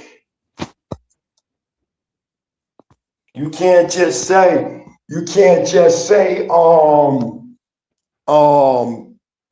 you're saying about these people. You know what I'm saying? You can't say negative things about these people. And this I know that there is some kind of a message board where all these weirdos be at, because all of a sudden you have people coming over here, Metallica's all that. Then all black rappers are shot and killed by blacks, and then next thing you know, now you have other people coming in. Yeah, half the chat is half of the chat at Mega Band, and I think it's a chat room somewhere where they all come in and they like start to support each other. What do you have to say, Pam Mulattoism? Brown is the least favorite color of children. Stupid ass shit. So I think there's a chat room somewhere where all these weirdos come together, and right at the right time they just say, "Oh, go over there and say this," and they all come over here. What do you have to say, Pam Mulatto? What are you gonna say? What's up? Yes, and I apologize. I got a phone call, but I will say this, especially after taking a DNA test, I have Sephardic Jewish ancestry by way of Spain and Portugal. So there's definitely some credence to descendants of U.S. chattel slaves having Semitic ancestry. That is irrefutable. That is undeniable. But that is not the entirety of our story. So when I see within our community, you see that there are so-called Black Americans that identify as Moorish. You have so-called Black Americans that identify as U.S. indigenous or Aboriginal American. You have some so-called Black Americans that identify as Kemetic. I'm not against this because when we take DNA tests, it shows that we have ancestry from all of those different parts of the world and more. So it's more about acknowledging the totality of our ancestry instead of just focusing on one. As far as what Khalid Muhammad is saying, rest in peace to Khalid Muhammad. Number one, first of all, I have to say that. Um, what I see in Khalid Muhammad, and not just Khalid Muhammad, what I see in a lot of so-called Black Americans, we are fixated by the word black, and we identify as such because this is what the white man called us. But in reality, especially if you look at my name genetically, we are really a mixed race people. Ethnically, we are descendants of U.S. chattel slaves, but biologically, genetically, racially, we are really a mixed race people. And I think that once we acknowledge this genetic reality and stand in our truth, we will be impenetrable, really. We will be less susceptible to confusing ideologies. And I relinquish the floor. So where is the confusion in ideology? I don't understand.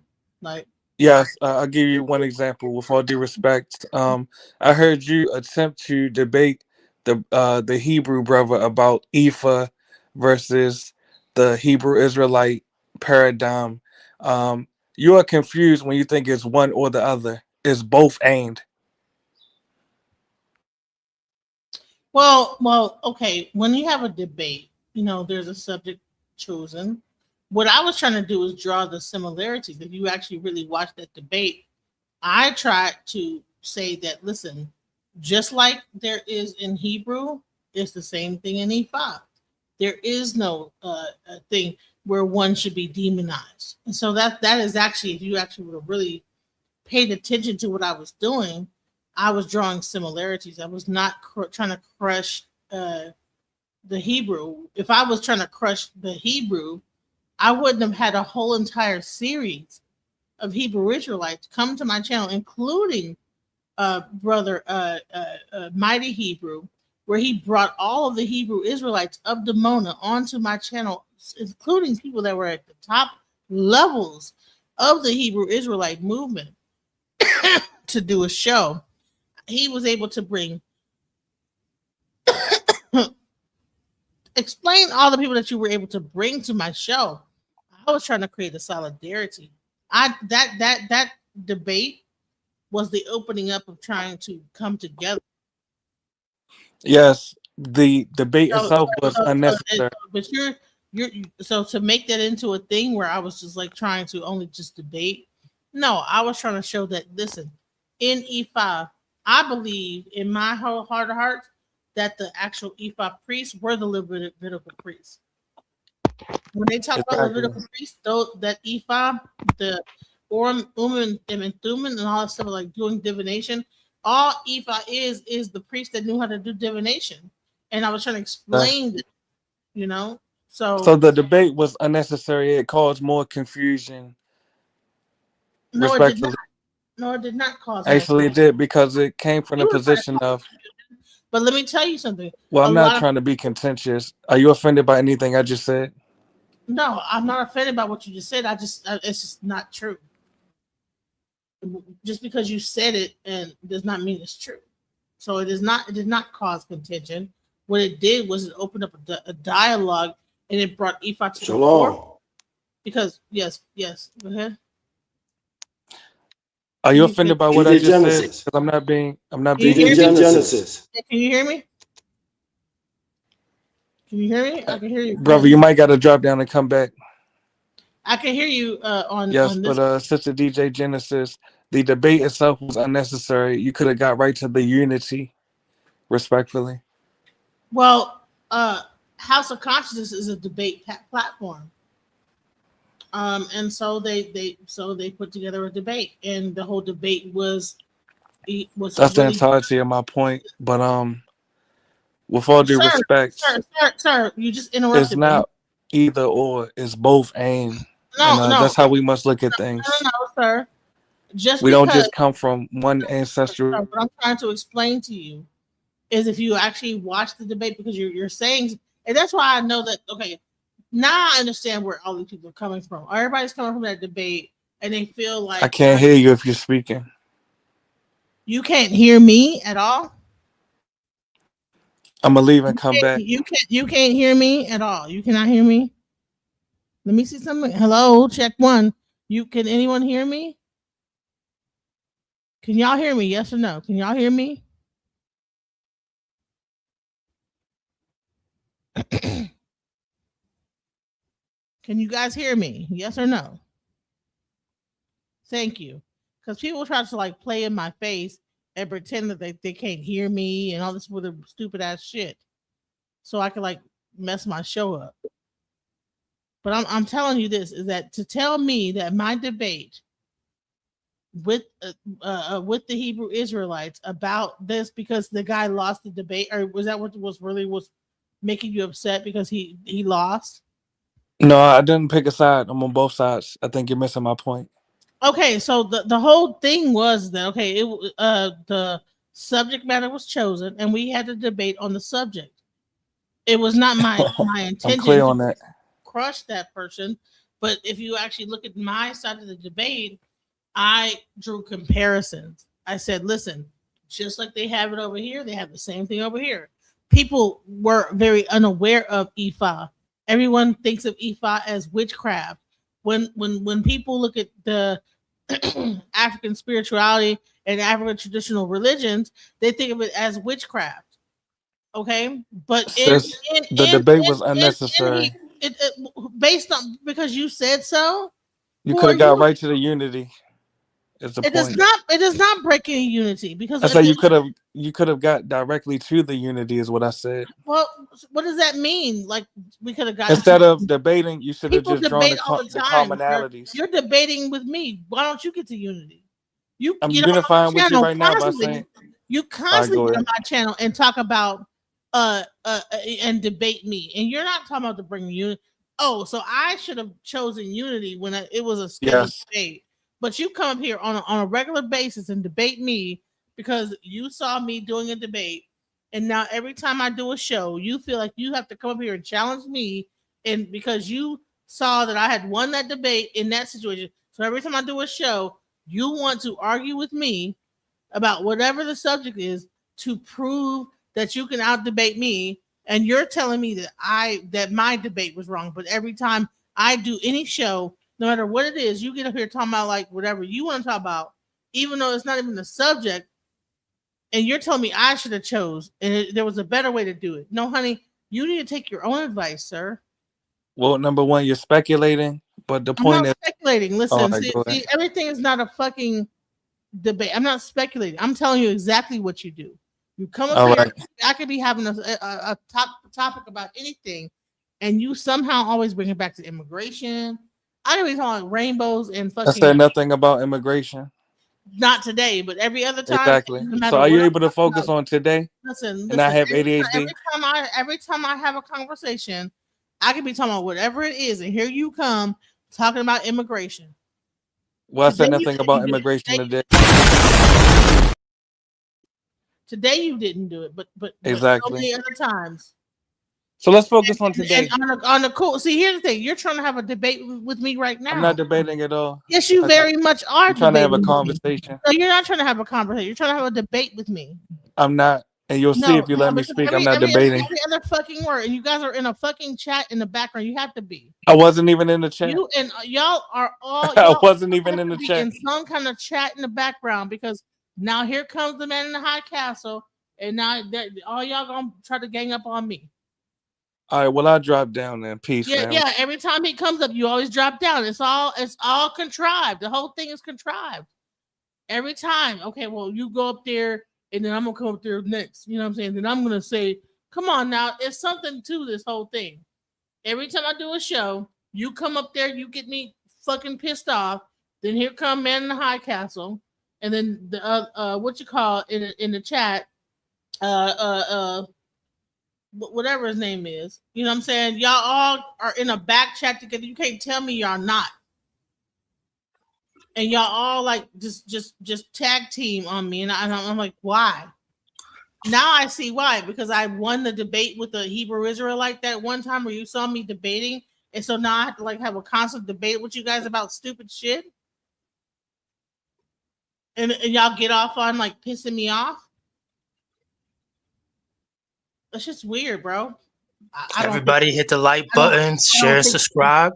The debate was necessary. Who the fuck are you to tell me what's necessary or not? I don't think it was necessary. Well, I don't give a fuck what you think. Who the fuck are you? People have debates. Senator is a debate channel. I mean, how many other debates do you not think is necessary on Senator's channel? They don't even fucking need to have debates on. There's debates all day long. The Senator channel is a debate channel. What the fuck do you mean it's not a necessary debate? It's a debate channel, stupid ass.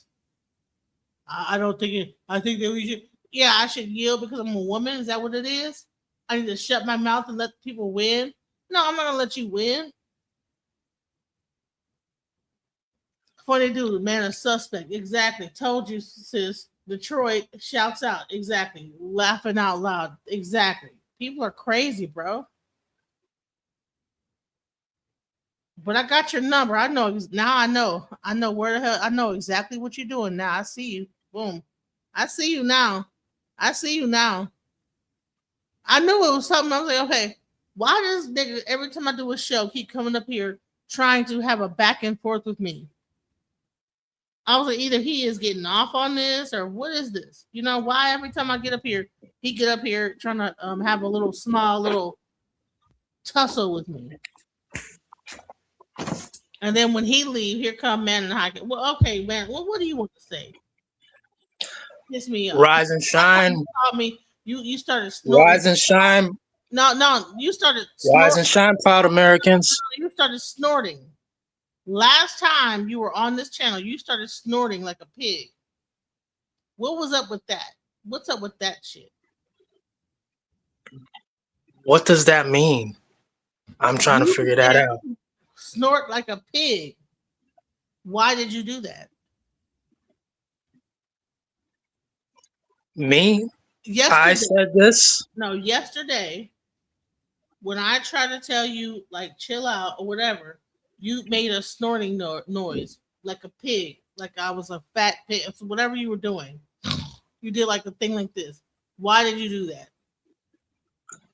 First and foremost, that is not me. Yeah, and I want to say good morning to you, or rise and shine to you, DJ Genesis. But no, you did do that, and I'm very offended by that. That's not me. Or is that However, I like to give you a compliment right now. I like to give you a compliment right now. Would you receive it? You need to apologize first because. Would you receive a positive compliment from me right now? Apologize first for snorting. Would you receive a positive compliment from me right now? I will receive that, but you need to apologize first because you did do that, and it's fucked up. That you did. I'm not apologizing for anything that I didn't do, but I want to give you a positive compliment. So which one is it? Go ahead. You ain't gonna apologize. I get it. Thank you, DJ Genesis, for allowing me to come up on your platform today, yesterday, and possibly tomorrow. You have a beautiful channel and you have a beautiful soul. However, you have that heifer spirit that's sick and evil. A heifer spirit that's sick and... You see how he just gave... See this? Yeah, I hope that you fucking choke. You tried to make this noise and now you're choking. You're trying to divide us all. Let me explain. You're trying to divide proud Americans. Let me explain to you why you choked. Because listen, my ancestors don't go for that bullshit. what you just did, right? You thought that you were being smart and cool, but honey, my ancestors choked you at your fucking throat when you tried to make that fucking noise, nigga. Rehab, The fuck sis. up off my Rehab. channel. Fuck up off my channel, bitch ass nigga.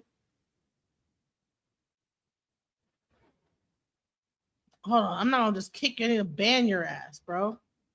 Do you understand how I got like people like coming up here purposely trying to attack me?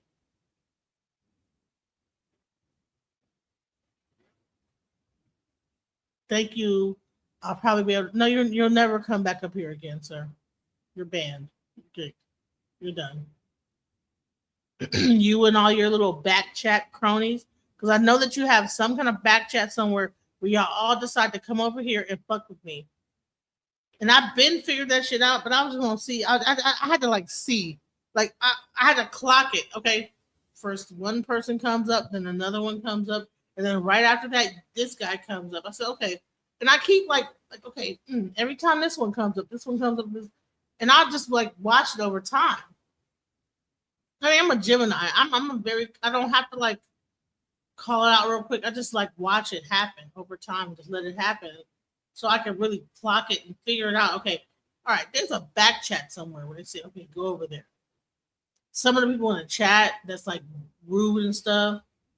It's a few like other guys that they have had come over here, and I was wondering, okay, what's going on with this? You know, why is it's like a targeted thing. And I know that these like four dudes that keep coming over here and they keep fucking with me, bro. And I know what they're doing, bro. You think you're slick? I know what you do.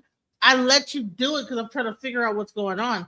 And now I know you, the one dude, and the other guy. Y'all have a whole. Y'all are coming from somewhere, and y'all tip each other off to come over here and fuck with me.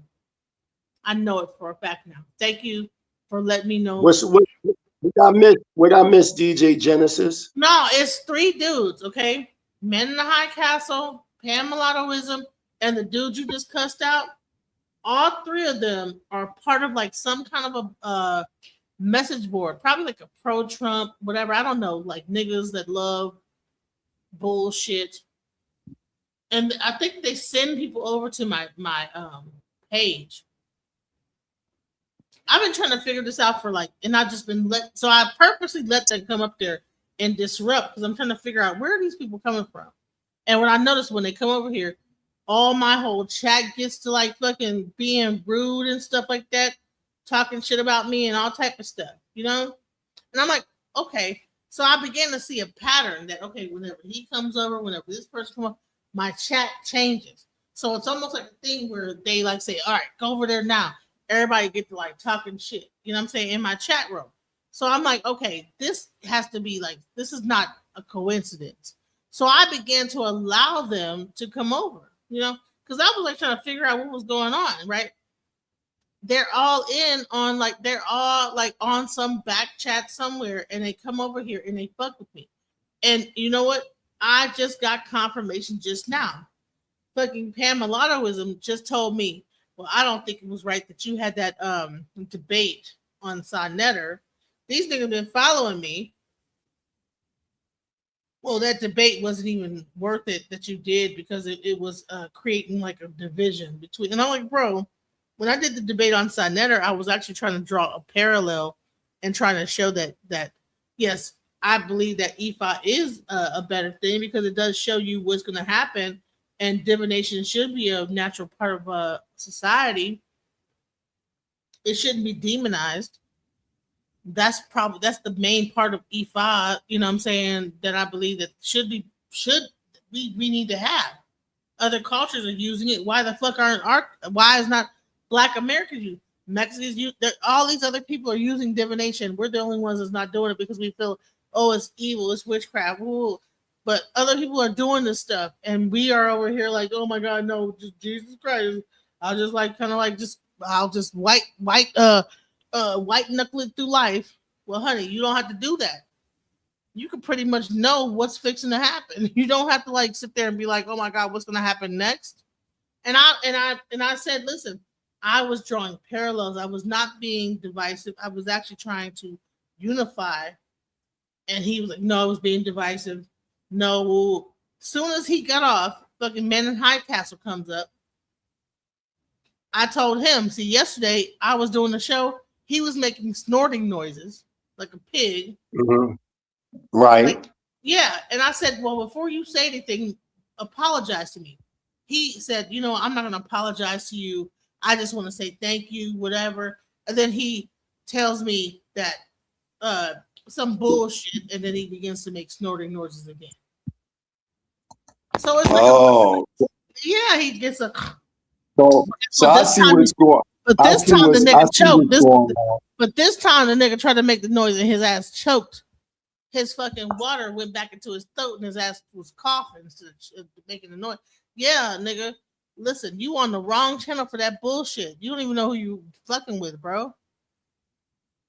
I think I understand what's going on now. This is why, because if you really peep, right, no real educated people is going to disrespect elders, historians, scholars in the community unless they were sent to do that. Like you know what I'm saying? Like when that man came on, he came on as a friend, and then he switched the whole situation. And then you got to look at the comments that are being said. You know, like for instance, like you said, Metallica, it was the shit, stuff like that. And Man, then I mean, that's yesterday I was doing a show yesterday, and we were having a very good conversation. Some dude got up and was like, changed the whole conversation into, well, I don't understand why black people feel like they should be felt sorry for. It was a whole black guy. I forget what his name is. I think he was in the channel earlier today. It starts with a B, whatever his name is. But he was like, well, we shouldn't feel sorry for ourselves and this, that, the other. And I'm like, why in the fuck is he talking about this? That's not what the conversation was. So I feel like there's people that are like coming to my channel and purposely diverting. No matter how like organized I might have my show, they will try and come up and divert my conversation, make it into all you gotta do. Listen, all you gotta do is real easy to do because I do it on my show. All you gotta do is deal with your presentation. You don't let nobody come on until after the presentation is done. Then after the presentation is done, questions and answers. If anybody starts coming on just talking without a question, then you immediately cut them off. You don't even give them time. You don't even give them time to run rampant. You stop it by just immediately cutting them off. And then from there, you block them. If they're ranting and not asking a question, you immediately cut them off. That's how them other ethnic groups do it. When you go on them other ethnic group shows, you can't be going back and forth with them. They cut you right out the mix. You know what I'm saying? So that's how you got to do that. Kicked out the thing, talking wild in the chat room and all of the crazy stuff. Yeah, and then you know, here's the thing. This is how another way is I know that they're all from the same place, because when the show was going on, this one dude was like, "Oh, this show is it's weird and this, that, the other." Same thing, because the man in the high castle used to text me whenever I would do a show that he didn't think was according to what he thought it was. He would personally text me on my phone. You need to like do this. I'm trying to control my show, like trying to control what I'm doing. He actually had got my phone number in the background and was like texting me. The reality, and you should block him. The reality is nobody on social media should have easy access to you, because the reality is you don't even know these people. Exactly. You don't even know, you know what I'm saying? You don't even know these people to even associate with these people on levels like that. You keep it professional. You know what I mean? Like I said, if you go to them other shows that's ran by other ethnic groups, they don't go and disrupt them shows. They always try to come on shows with black people, foundational black American people, and try to disrupt these shows, man. And it's a crazy thing, right? That's what's crazy. It be our own black people. And especially on me as a woman, because they think I'm weak. Right. They like come over here and try to dominate. And then what happened is that I was being kind to this person, and letting him speak. But then I was like, bro, but he was being very he would come on my show and like first he would be cool, but then he would like switch the narrative up and then disrespect me. And then pretty much over time, he changed the whole audience over to like this Trump audience that was cursing me and saying all this crazy stuff. You know what I'm saying? I was like, dude, what the hell is going on? I said, oh no, he is trying to dominate my channel and turn it into a Trump channel. And I'm like, bro, I'm not a Trump activist. You gotta, hell no. yeah, you gotta be careful with that. I'm telling you. I sat here like, see, the thing is, the reason why I came off like that, because I wanted to give them measurement for measurement. Like, if you want to be a nigga, I'm gonna show you what it is to be a nigga. You know what I mean? You know how I get down, DJ Genesis. You know what I'm saying? A lot of these cats, you know, if you really seen them face to face, these dudes be looking cold, weird.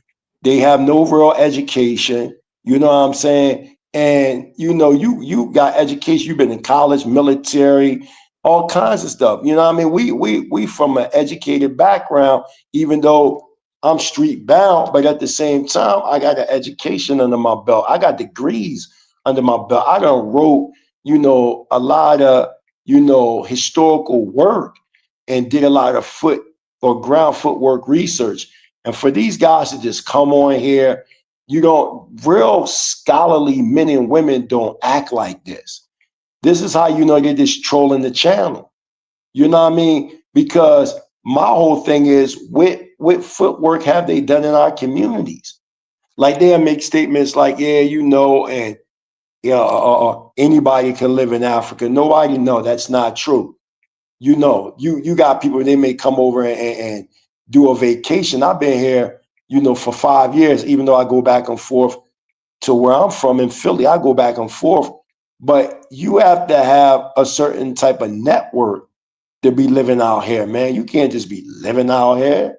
You know what I mean? It's a lot that come in the midst of that. I think it's Boogie Tonight. This guy right here, he's a part of that group too. Because wow, what he said. See this? See, read what he says. It's I can't see it. It says it's Black History Month for America. Get the weirdo Israelites off your channel. So he began to like troll. Genesis, this is a weird show. Where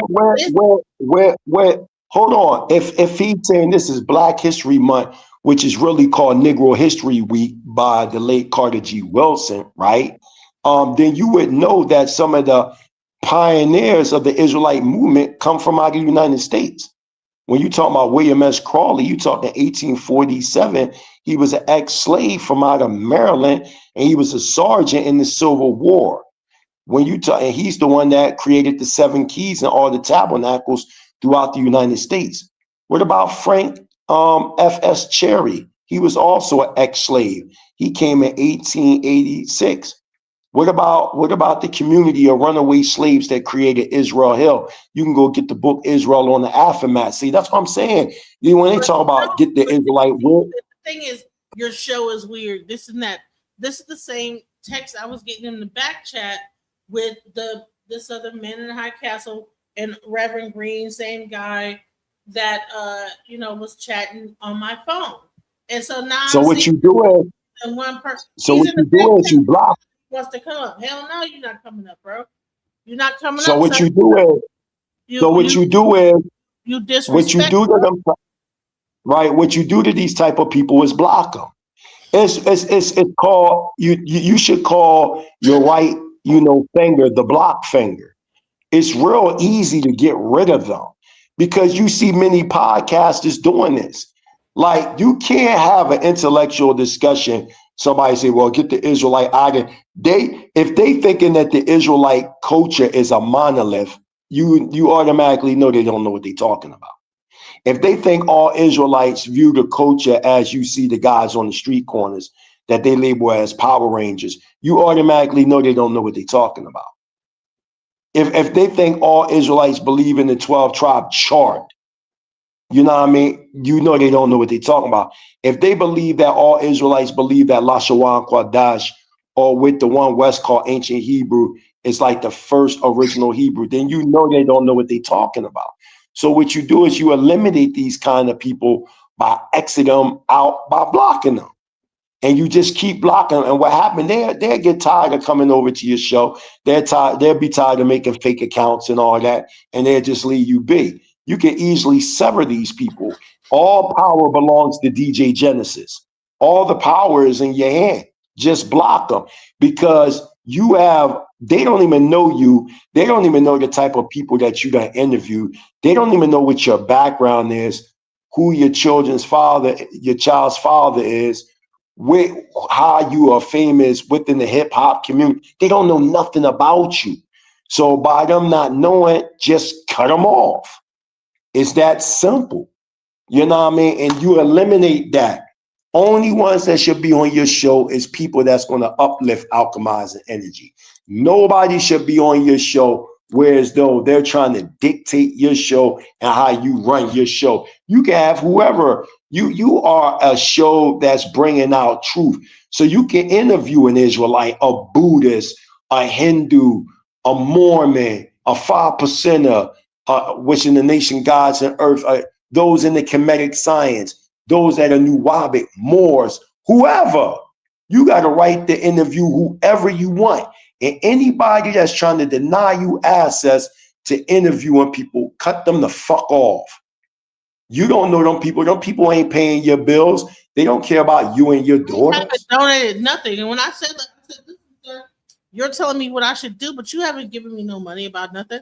And then he had another get mad about it. Like, well, you shouldn't ask me something. I'm like, well, get the fuck up off my phone, sir. He was on my phone, texting me all from the morning to the night, sending me, trying to like feed me YouTube videos to put on. He wanted my channel to become a pro-Trump channel. And I'm like, sir, I'm not going to do a pro-Trump. I'm not pro-Trump. I'm not pro none of this bullshit. I don't think you know who you're talking to. And sending me all this stuff is not going to make me change my mind into becoming what you think I should be.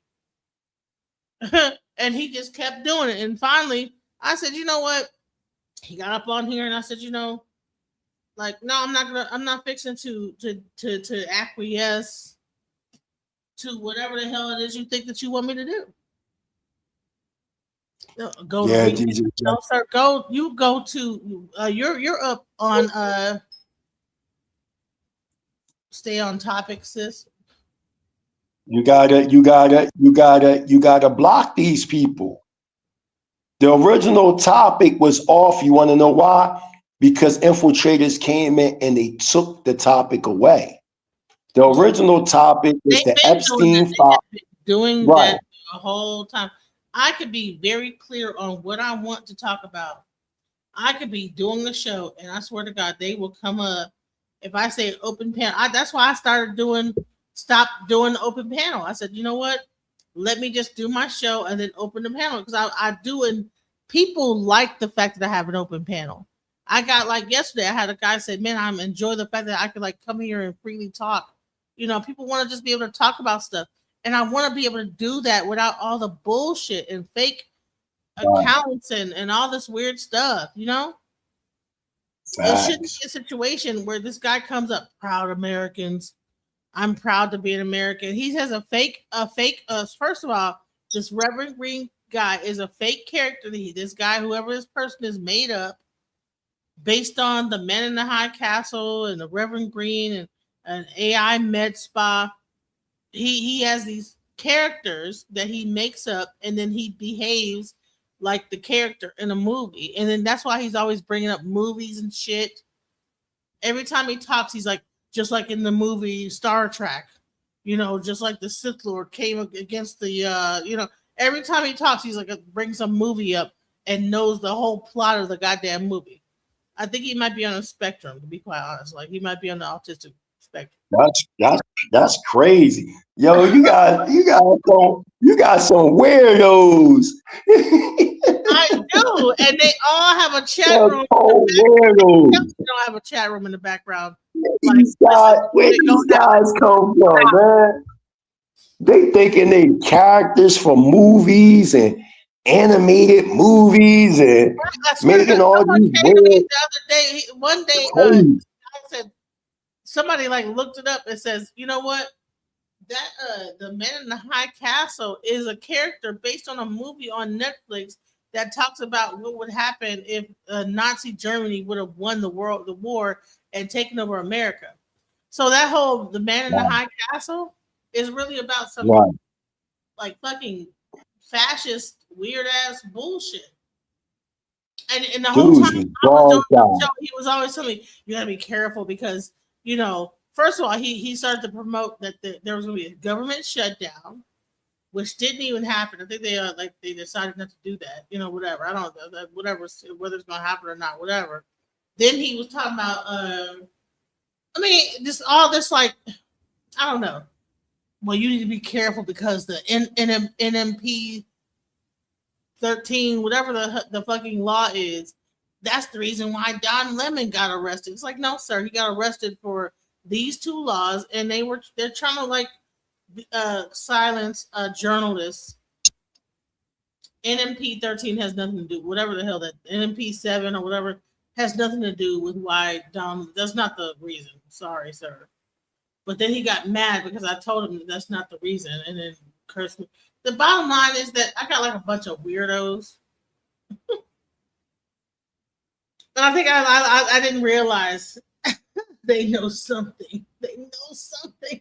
They know something.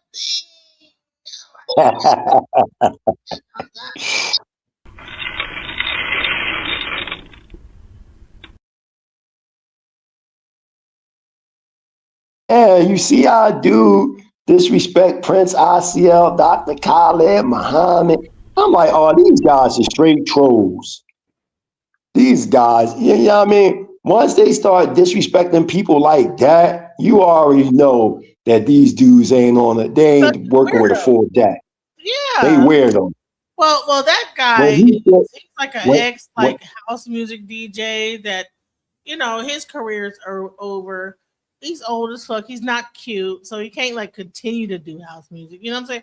Like, there's other guys like that are in techno that still are doing techno because they're pretty cute and they can like they probably look young and they can like, you know, still DJ overseas. He might get a gig or once in a while, but nobody wants to book his ass. He's weird. You know what I'm saying? So all he does is like talk about people in the past. He probably didn't have no like, bro. Show me your records, bro. He probably would have had a way more longer career if he would have put out some records versus just DJing and talking about what everybody else did. You know, put out some music, bro. Like any person that's like really worth their weight in gold in the house music community knows that if you want to like make it, you have to put out records, bro, not just be a DJ. And he probably just was DJing and never like put out no records. Maybe one or two. Problem is he stopped. If he could continue to put out records, just like if I would have, I stopped. I took a hiatus off of the whole thing because I was not trying to like be a mother and DJing and putting out records and performing and buck dancing in front of everybody, like, you know, all night long while they like got drunk and high. You know, I was like, you know what? I want to be a mother. I don't want to be like dancing in front of people, DJing, getting everybody high, like everybody crunk while I'm like neglecting my motherly duties. You know what I'm saying? Like, I'd rather be a mother, you know? So I took that time off and became a mother. I don't know what his and you did absolutely the right thing. But like I said, block them people. And you ain't even gotta worry about it no more. If they ain't on your team and singing the song that you singing, then kick them off the choir. You know what I mean? What they do to people that ain't singing on tune with the choir, they kick them off. They don't let them keep talking. If you don't like Khalid Muhammad. That question, I believe that the liberation and salvation of the black nation must be brought about by black people gaining a thorough knowledge of self after our 500 to 6,000 year Holocaust, where we have lost over 600 million.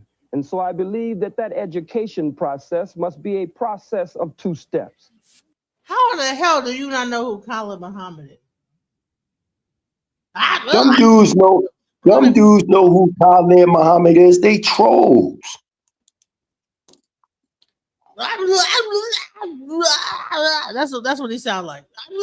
I'm like, bro, what? They know who he is. They just playing games, man. Everybody know who Dr. Khaled Muhammad is. Dr. Khaled Muhammad known all over the world, man. There's no way. Look, I got Dr. Look, let me show you. Did you read the book on Dr. Khaled Muhammad? Let me show you. Let me show you. You know what's so crazy? All that dude's gonna do is play. All I do is think about you, because all them DJs be playing the same old ass disco song. You in my they like DJ Genesis. You read this book right here. Look, you read this. DJ Genesis, you read this book. No, I need called the book.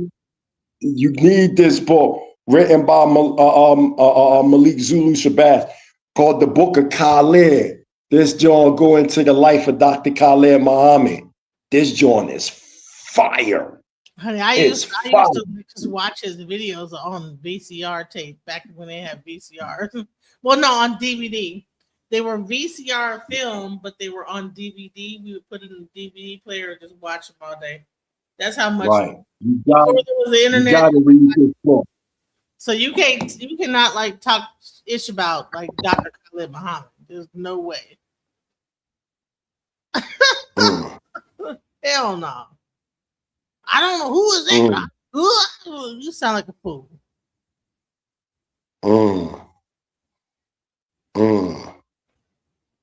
Exactly.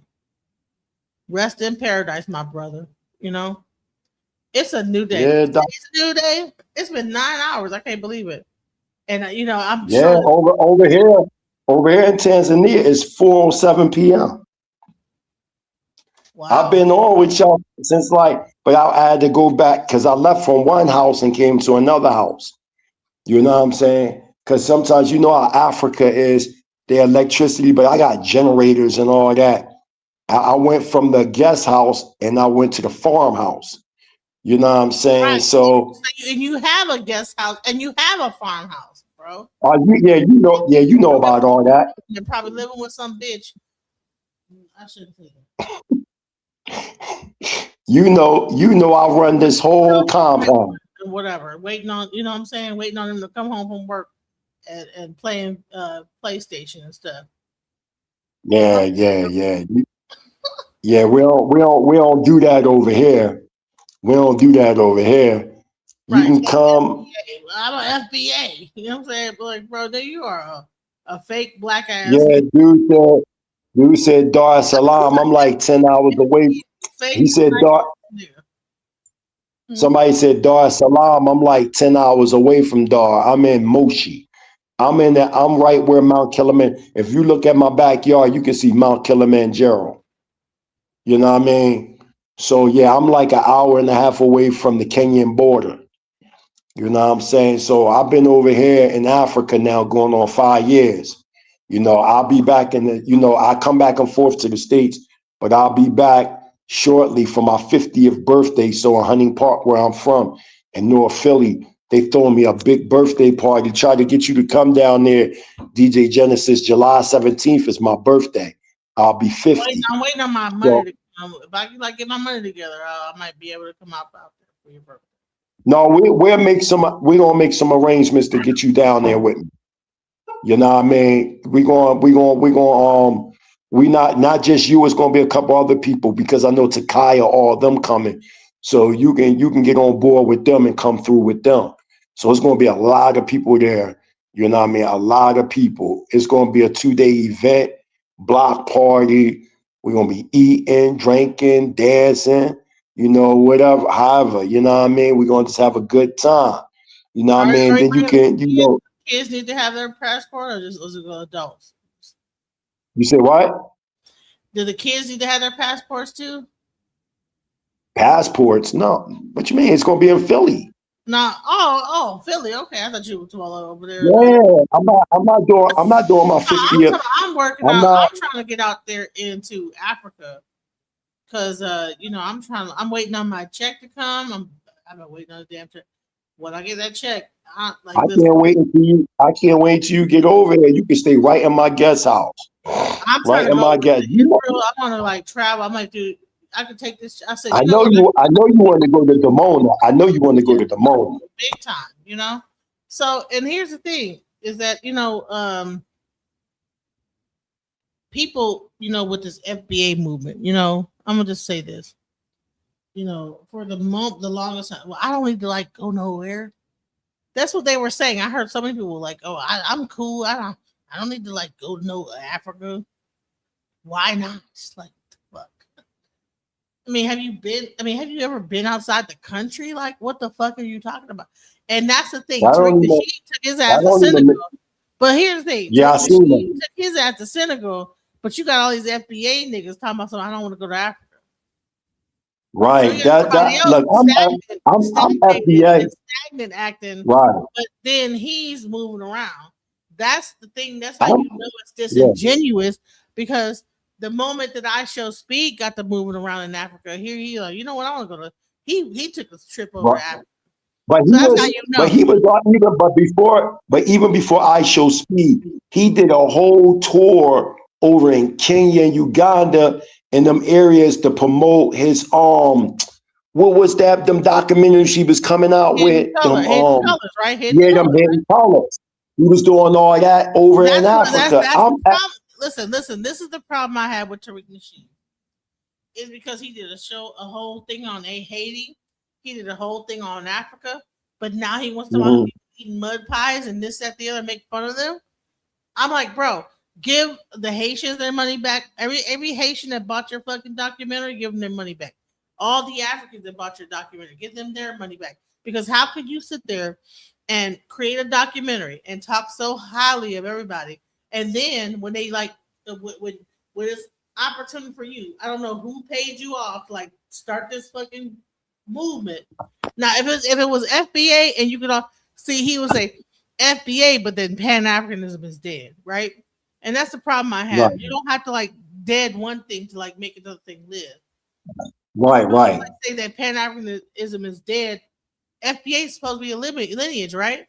So what the fuck they gotta do? Right, that's what I'm saying. You could be FBA and Pan African at the same time. Thank you. If it's a lineage, like they say it is. So I'm trying to understand, like, how does a lineage dictate a movement? That's a fact. No, delineation. You could be. Movement. No, we need to delineate, right? You could be FBA. And meanwhile, they're delineating, all this crazy stuff is happening with the FC files and all this stuff. They couldn't find out AI is trying to supplant us and everything in America and all these like oligarchs are trying to like take over. And I'm like thinking to myself, like, why would we stick into a country where all this shit is going down? Why are we being told to stick here? I'm not saying that it's going to be better over there, but I'm saying at least like have like, come on now, be international, be global. Come on now, that's what it's moving toward. Don't be stuck in your neighborhood listening to FBA rhetoric. That's crazy. Delineation. Listen, this guy's cussing everybody out, making everybody pissed off. You go to another country and they're like thinking that everybody thinks this way. That's weird. I don't understand what the point of that. People here in Tanzania know that all FBA don't think like that. I'm glad. You see what I'm saying? Because I'm FBA and I live in Africa. You see what I'm saying? So if anybody, I understand the concept of it being a lineage, and I only use the terms to relate to people. Because you know more of the elder people such as myself, yourself, and those before us, they used the term African American. Now African American then took on another spin. So now the reality is saying that you are Black American. Why did it take on another spin? Because of Jesse Jackson started it, or because Tariq Nasheed? Well, you see the term. People say Jesse Jackson started it, but you do see the term African American being used even before him. You know what I'm saying? Like you'll see people using African American and Afro American even before it became coined through Jesse Jackson. I use the terms, like if I'm talking to older people, I'm gonna say African American because they understand that. if I'm talking to a younger generation crowd that use the term FBA, I'm gonna use FBA. But to sit back and try to say that the slave trade didn't happen and that we don't have no connection with Africa and we was just always indigenous to America, that's a lie. It's just too much information out there that show otherwise. Now, I do acknowledge we're indigenous to both continents. You did have Aboriginal people that was, in the land. But that don't mean just because they're Aboriginal, that means that they're actually us. Just because you got some dark-skinned people with woolly hair in the Americas, that don't necessarily mean that's us. And I'm not saying that it's not us.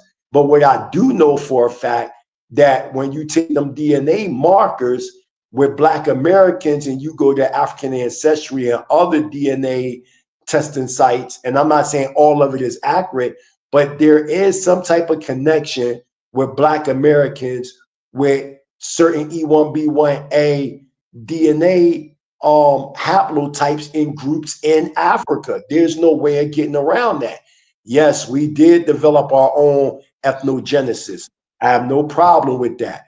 The problem that I have is, like you said, trying to sever our people away from the continent. And it's crazy because all these other ethnic groups, they're enjoying the spoils of Africa. But when it comes to us, like when I came over here, right? When I came over here and I seen how all these old white men over here with these young women over here in Africa and they've been doing this. They've been doing this, marrying, people on the land so they can get land and resources. Man, these white people have been dealing with this as a Ponzi scheme forever. And on top, I'm not gonna lie, both sides are in error. When you hear FBA or so-called African Americans, coming at, continental Africans, I'm telling you, it's a fact. Continental Africans are doing the same thing. There is something that is going on in Africa, how Black Americans are being viewed. I've seen it with my own eyes. So both sides do have an argumental truth, so to say. But at the same time, you can't say, don't go, there's nothing in Africa, don't visit Africa, and then, or even move to Africa, but we actually see Tariq Nasheed in synagogue. Let me just say this. Right, exactly. And here's the other thing. You know what? Just like you would say that, they talk about Detroiters in Chicago. So should I not go to Chicago? The fuck? Detroit don't like Chicago. LA don't like New York. So does that mean that a New Yorker should not go to LA? You understand what I'm saying? So here's the thing: is that we create this bullshit in our minds that this whole thing is going on, and they do be having certain things about. But don't you think that when you go with your New York accent over, or your Philadelphia East Coast accent over to the West Coast, that they don't pick that accent and be like, oh, you a West Coast nigga. Oh, you a down south, oh, you from up north. You know what I'm saying? We have the same bullshit in our own country. Stop lying. Whoever, it's tribal even in America. You can't go from up north to down south without niggas like, oh, you from up north. You know what I'm saying? Oh, you from the west, you from East Coast. Oh, you from the West Coast. Or you from the Midwest. Whatever just based on how you talk. But for some reason, we have this thing in our minds that Africa is different. No, now you from America. I've been in different countries overseas. I've been to Belgium. I've been to Manchester. I've been fucking France. I've been to Holland. Been to South Africa. And let me tell you something. I have never been treated so beautifully in a country until I went to South Africa. I was like, wow. I got treated like a queen. Beautiful.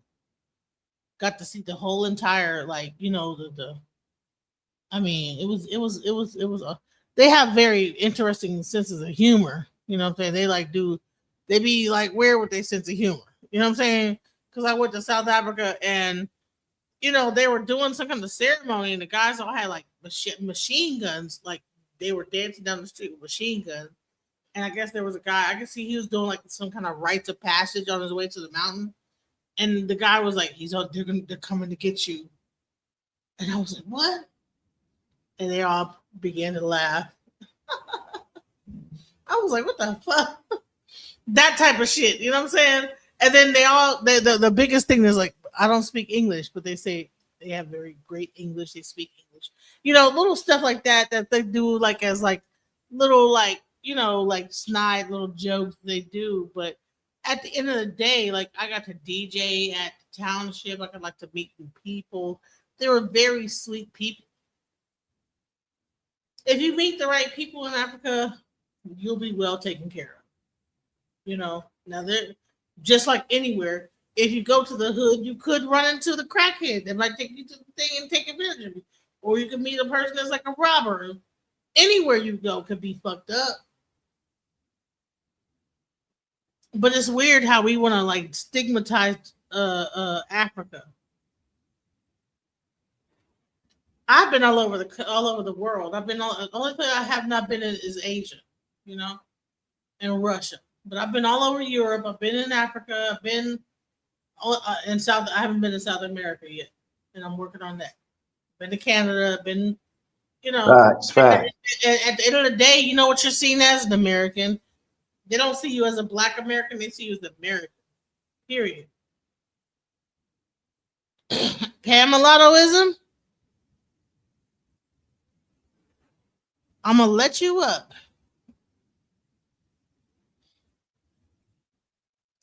Say some stupid shit. You're gonna get put down. Period. And banned. And will never be able to come back up here again. You can speak your mind, but don't say nothing about me or my guest. You can speak your mind about the subject. That's it. Okay? I'm not trying to argue with you or have a debate with you. Nothing like that. So if that's what you're coming to do, might as well leave now. All right. What's up? Peace, and thanks for having me back up. And I understand why you're apprehensive, but no, I really came to actually agree with you as far as when Black Americans travel to different countries, particularly in Africa. For the most part, we are welcome with open arms. Now, I do admit that a lot of Africans try to put a scams on us. That's a fact because they see us as a money sign.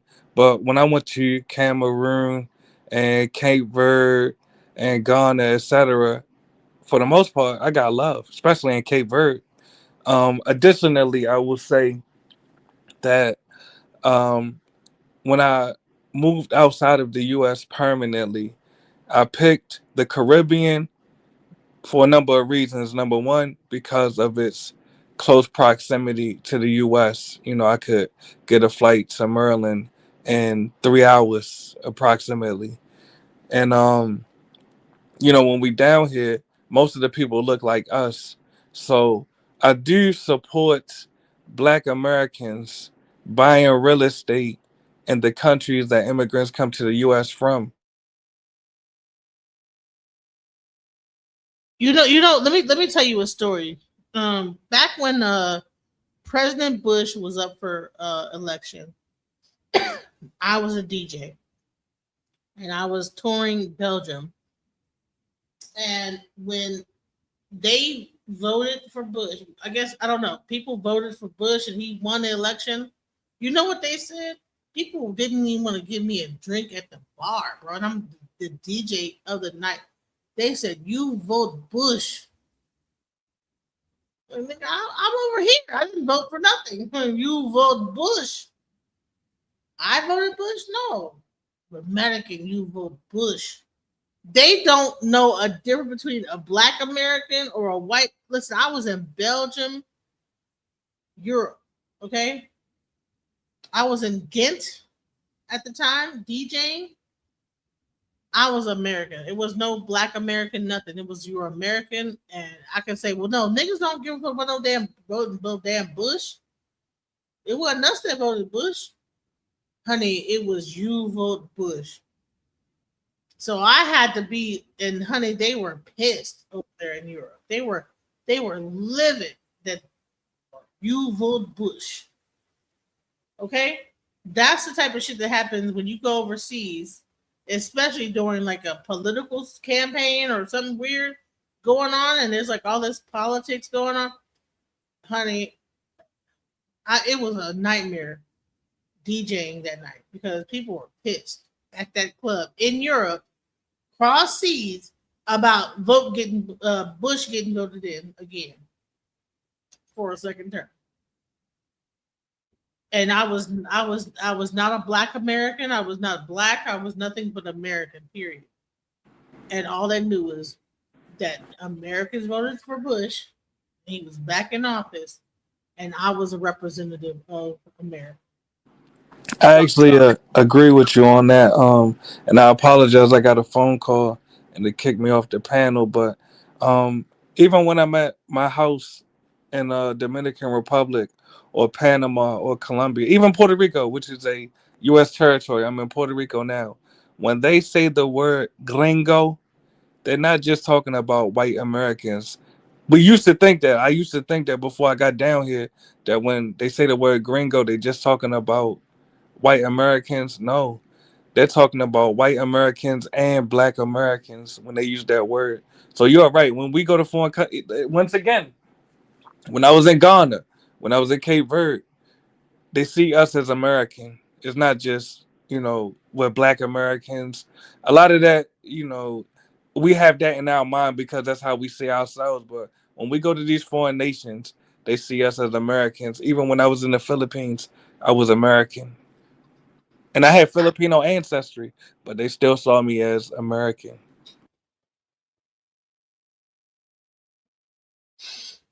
So if you know that, then you know how to proceed. So people say, "Well, I got defrauded in Africa." Well, you know what someone said? I was watching a thing that said, "Well, listen, if you go to Africa and they give you a price, haggle the price. You don't just go with the first price. They're immediately going to give you the highest price. So go back and forth with them. That's part of the culture. You don't just like take the first price. If you're buying an apple and they tell you it's $5, you say no, give me 75 cents. You don't just like pay the first price. These cultures are based on when you go to the market, you have to like negotiate.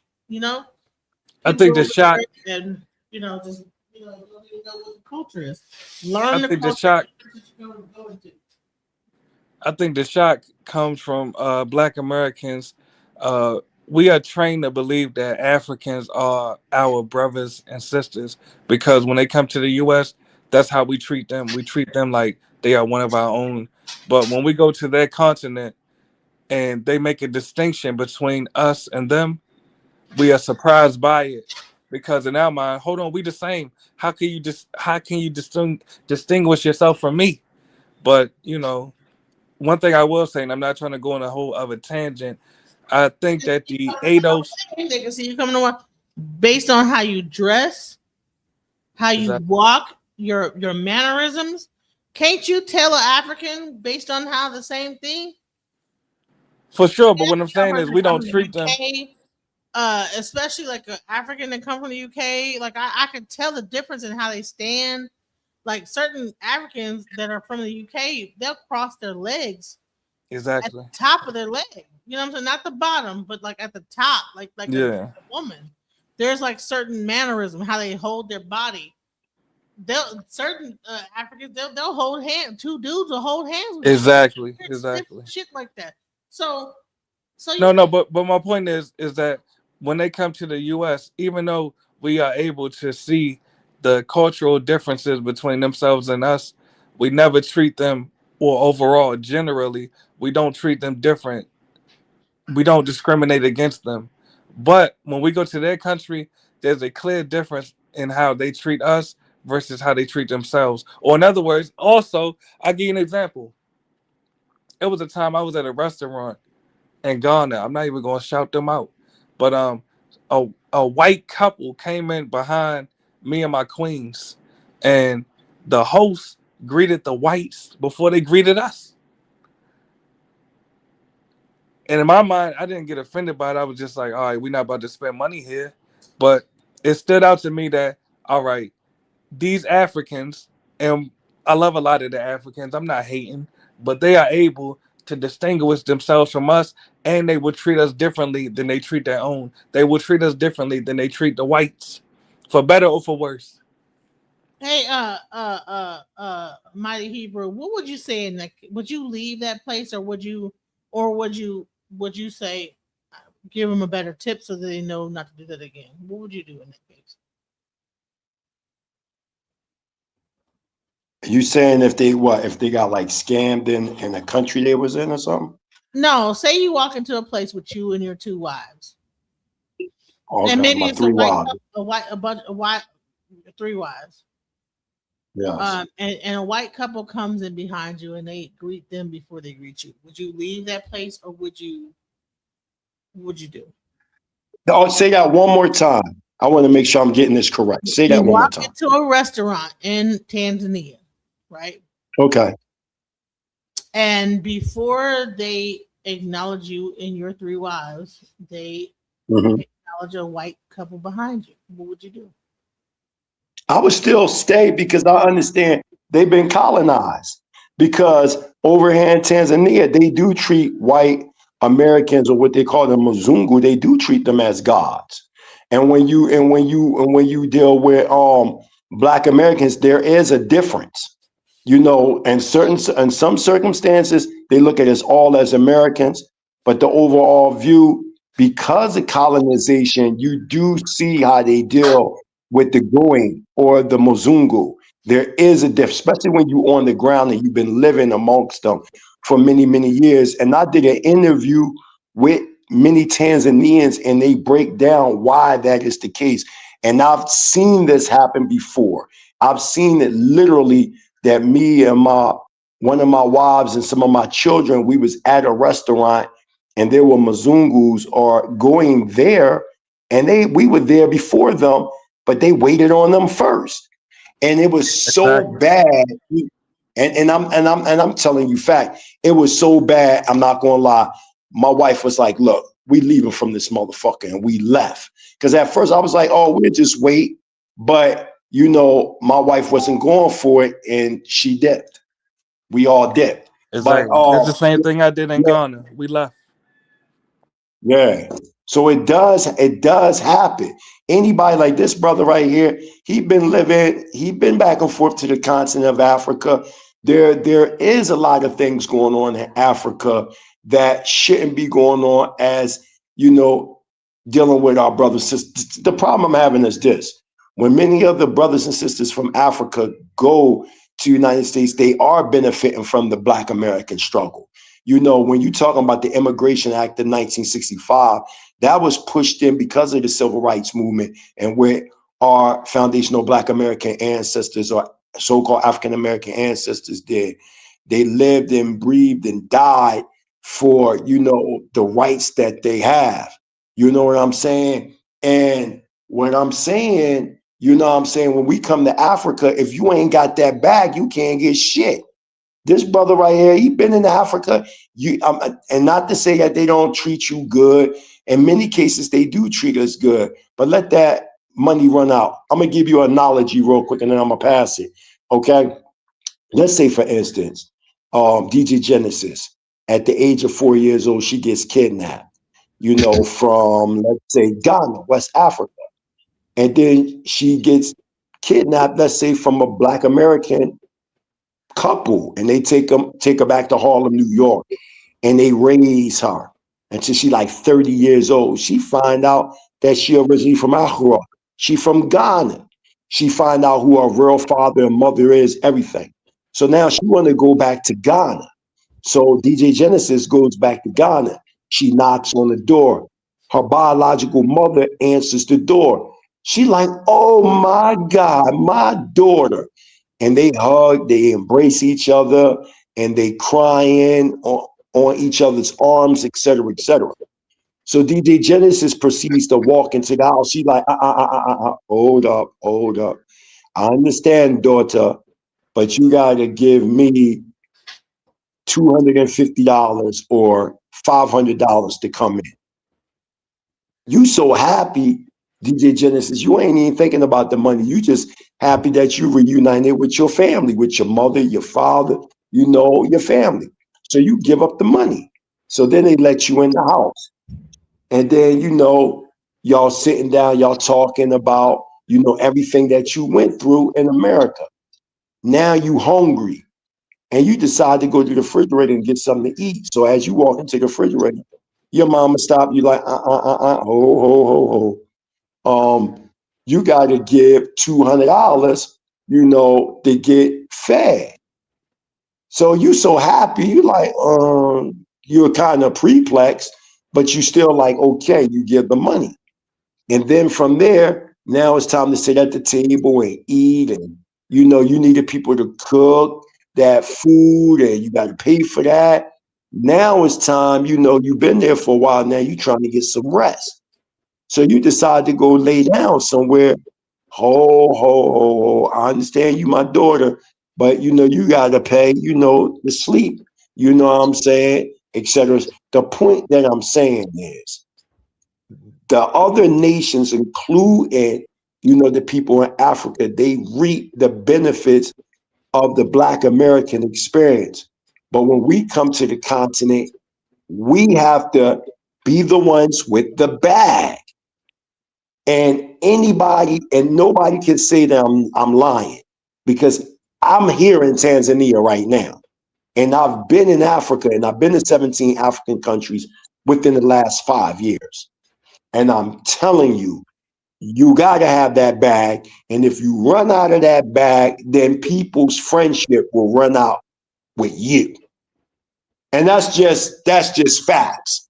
You know what I mean? So there's a different understanding of many things. The way that we love Africa is like you love your woman with this spiritual, emotional love. The way they love over here is strictly economics.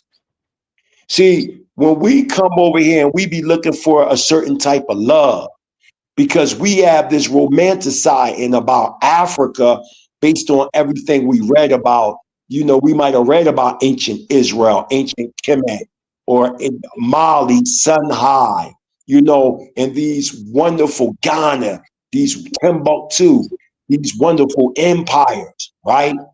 And we might have read, about, the different, leaders and generals and war chiefs and all that over here in Africa, right?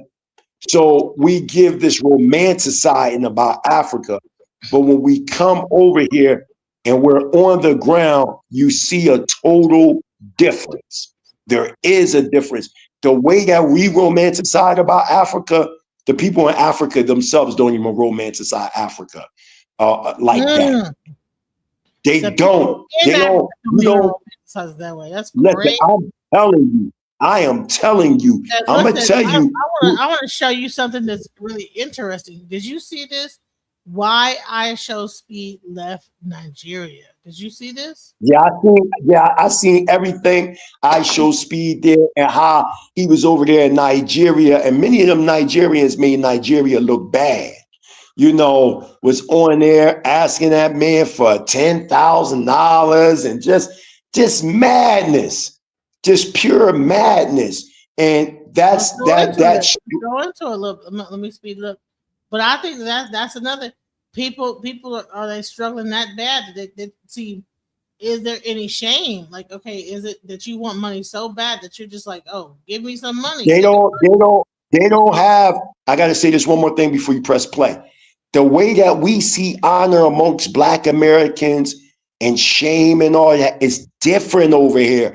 Like, I'm not being biased. I'm being truthful as a social anthropologist. Honor, integrity, respect. It's very high, in the Black American community. It is. when their understanding of honor and all that is different from us. Our understanding of honor is more like what you might see in Asian culture in many degrees within the Black American experience. We have this universal honor amongst us, no matter if you from Detroit and I'm from Philly. There's a Unitarian understanding of what to do and not to do. Over here, a lie to them is just a story. They don't look at to them to lie. It doesn't matter who they hurt. It's deep. When you listen. I'm gonna tell you how deep it get over here for real. And a lot of this stuff I'm saying is really taboo to say. A lot of these women over here in Africa, they already be married to, their significant other from the country that they come from, and even cases have children. They'll meet foreign men, and they do this a lot to many Black American men. They'll meet Black American men and act like they don't have no children and that they're not married. And they'll purposely marry that Black American, even though it's a fraudulent marriage, right? What? And as this Black man, I'm telling you. I'm sorry, Saddle Baby, that your uncle got killed in Brooklyn by Blacks.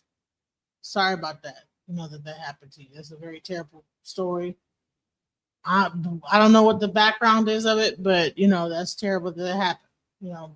But what do you mean? Yeah. But we don't cry about it. Like, why don't you cry about it? Yeah. Because I'm gonna tell you, people in Africa, they have this concept, and that's through colonization, that they can't use no emotion, because when the Mzungu or the white colonizers was colonizing them, they was doing so much heinous stuff and making them, into the thought, or having them think the way they think right now, that they just tolerate. Because you got to understand African spiritual traditions. Most of them are circular people. When you deal with Black Americans, we are circular people that has a lineal line under the circle. Eurocentric people, they're straight lineal. People in Africa, they are circular people. So in their mind, anything bad happened to them, that's just their destiny. And there's no way to change their condition. This is very psychological in Africa. This is why when the Israelites were over there in Kenya, IUIC, and they pulled out that Black image of Jesus, and how them Kenyans went crazy over that, because in their mind, that the Mzungu is God. The Mzungu, and I don't mean a God, I'm talking about the most high power. So as we were being enslaved in the United States, and we was in the face of the beast, they were being colonized. And after colonization, they passed the torch of colonization to the Black face. So now you got Black faces with colonized minds that's oppressing their own people in Africa.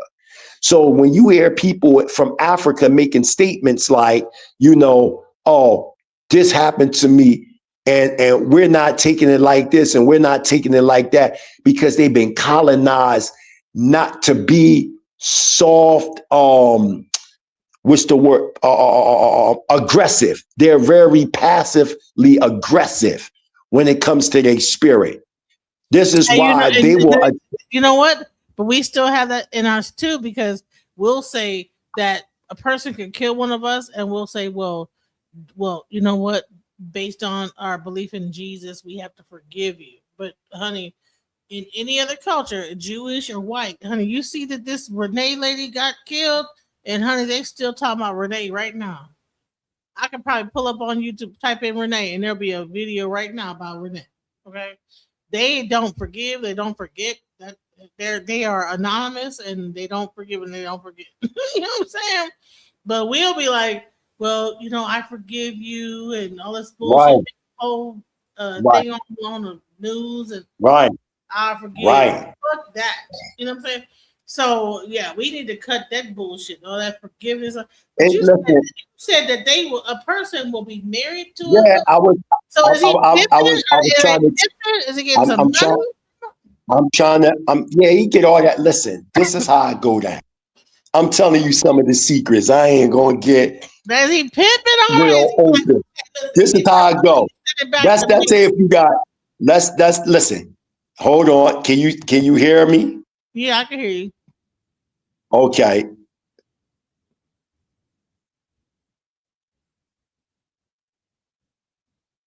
Now when you say okay, I can hear you. Talk. Okay. All right. This how I go down. Say if you got a Tanzanian woman and a Tanzanian man, they marry. So the Tanzanian man and the Tanzanian woman together, they apply the idea to go after Mzungu to bite the bait. The Mzungu bite the bait, and they'll pay the dowry to the family. All this, even the family is involved. And they'll pay the dowry. And yeah, I'm telling you facts, yo. And they'll pay the dowry and everything, right? And the parents will be involved in this. And then they'll have a wedding and all that. So as this foreigner is taking care of this Tanzanian woman, this woman got a whole nother life with a Tanzanian man, and that money that foreigner is giving that Tanzanian woman, she's taking that money back, you know what I'm saying, to the Tanzanian man. Listen, they got things over here. She wouldn't go out and get it, come back with her. Listen, they got things over here that they can drink and take, whereas though she would never get pregnant by that foreign man. What? She would never get pregnant by. I heard I'm telling you, I'm on the ground. I'm on the ground here. I'm telling you what's real and what's not. I'm telling you, there's a target on foreigners, and it'd be a lot on Black Americans. They don't just attack Black American men. They also attack Black American women. They'll send young, especially the older women, they'll send them young men to them older Black American women, marry them Black American women, juice them for all their money, and then turn around in some cases and kill them. What? Kill them? Yeah, you don't know what was going on. You don't know you don't know what happened in Ghana and what happened in Gambia and Zambia with them Black American women that was going over there and getting killed. How that one young dude married that woman and threw her body in the well and all that. And man, you don't know what's going on. That's why right now is a big thing for Black American women not to travel on their own to the continent, man. There's a lot that's going on that they not, just like they laugh at Black Americans and saying that, you know, the women that over in America, they having children out of wedlock. Yo, the wedlock is higher in Africa than amongst Black Americans. Oh, you know how many single mothers are in Africa? And I'm talking about young. I'm talking about 18, 19, in their early 20s, all that. And the young men find out that they got them women pregnant and they dip on them. What? I'm telling you facts, man. Come to Tanzania. Saturday, get out your feelings. Get out your damn I'm feelings. I'm telling you things. First of all, listen, he's telling you what's going on. What I'm telling you is just like they point out about the Black American experience, I am telling you, it's a lot of crazy stuff on the ground in Africa, man. A lot of crazy stuff. And that they keeping concealed, man. This concept of Africa being the motherland and all that, which I have no problem with that. The whole planet is the motherland. I have no problem with that. What I'm saying is, most of that come from the romantic side and from Black Americans. If you notice, Black Americans have always been on the forefront fighting for Africa, but Africa was never on the forefront fighting for Black Americans. Even when Mussolini went and tried to conquer Ethiopia, even though Ethiopia is the only country in Africa that was never conquered, guess what Haile Selassie did? He sent invitations to Black Americans during, you know what I mean, during the Cotton Club or the Harlem Renaissance, asking Black Americans to enroll in the Ethiopian army. And it was Black Americans that helped to destroy fascism from out of Ethiopia. Black Americans have always been in the forefront fighting for people. But you've never seen people in Africa rising up to fight for Black Americans. Black Americans, even during the time of Idi Amin and all, we've always been involved in the midst of African affairs. Listen, they are not in Africa. Most people that say they Pan-Africans, they're really Pan-Tribalists, man. Anybody that been on, the brother said, I'm over here watching folks' lifestyle. No, I'm a social anthropologist. And what I do is I study cultures of people and I document it. And I connect certain Bantu expansions with the Israelite expansion. And when you say that, I mean, would you say that to any other anthropologist? I'm here doing anthropological research. And I'm telling you, by studying the psychology of the people in Africa, they all have the same MO. I am telling you that they have scams. You have to be careful that they'll send a beautiful sister to you and you'll marry that sister and she already be married to a man. It ain't about leave. It's about them correcting themselves. See, that's just like the so-called white man telling Black people in America, if all this is going on, leave. No, you need to leave because you ain't originally from America, or you need to correct your behavior. It ain't about leave, it's about correcting the behavior. If the behavior is wicked, it's being called out. This ain't got nothing to do with being a continental African. Hold on. It ain't got nothing to do with being a continental African or an African in the diaspora. It's about righteousness versus wickedness. And that's just the bottom line. I don't give a damn. Just like we asking Europeans for reparations, I'm saying that them African tribes that had anything to do with the transatlantic slave trade and the East African slave trade should be giving us reparations too. What it look like if they was a part of the if they was a part of the transatlantic slave trade, they had ties, them tribal chiefs and all them, they had ties in that. I'm saying Black Americans should be issued free land, free housing, and a certain amount of money to put them on their feet. You can't kidnap a people, be a part of that, and then you don't want to give nothing back to the people, descendants that came after them, anything. But when you come to America, you reap all the benefits. Man, Black people in America, we suffer from lynching, hangings, mutilations, all kind of castration, molestation.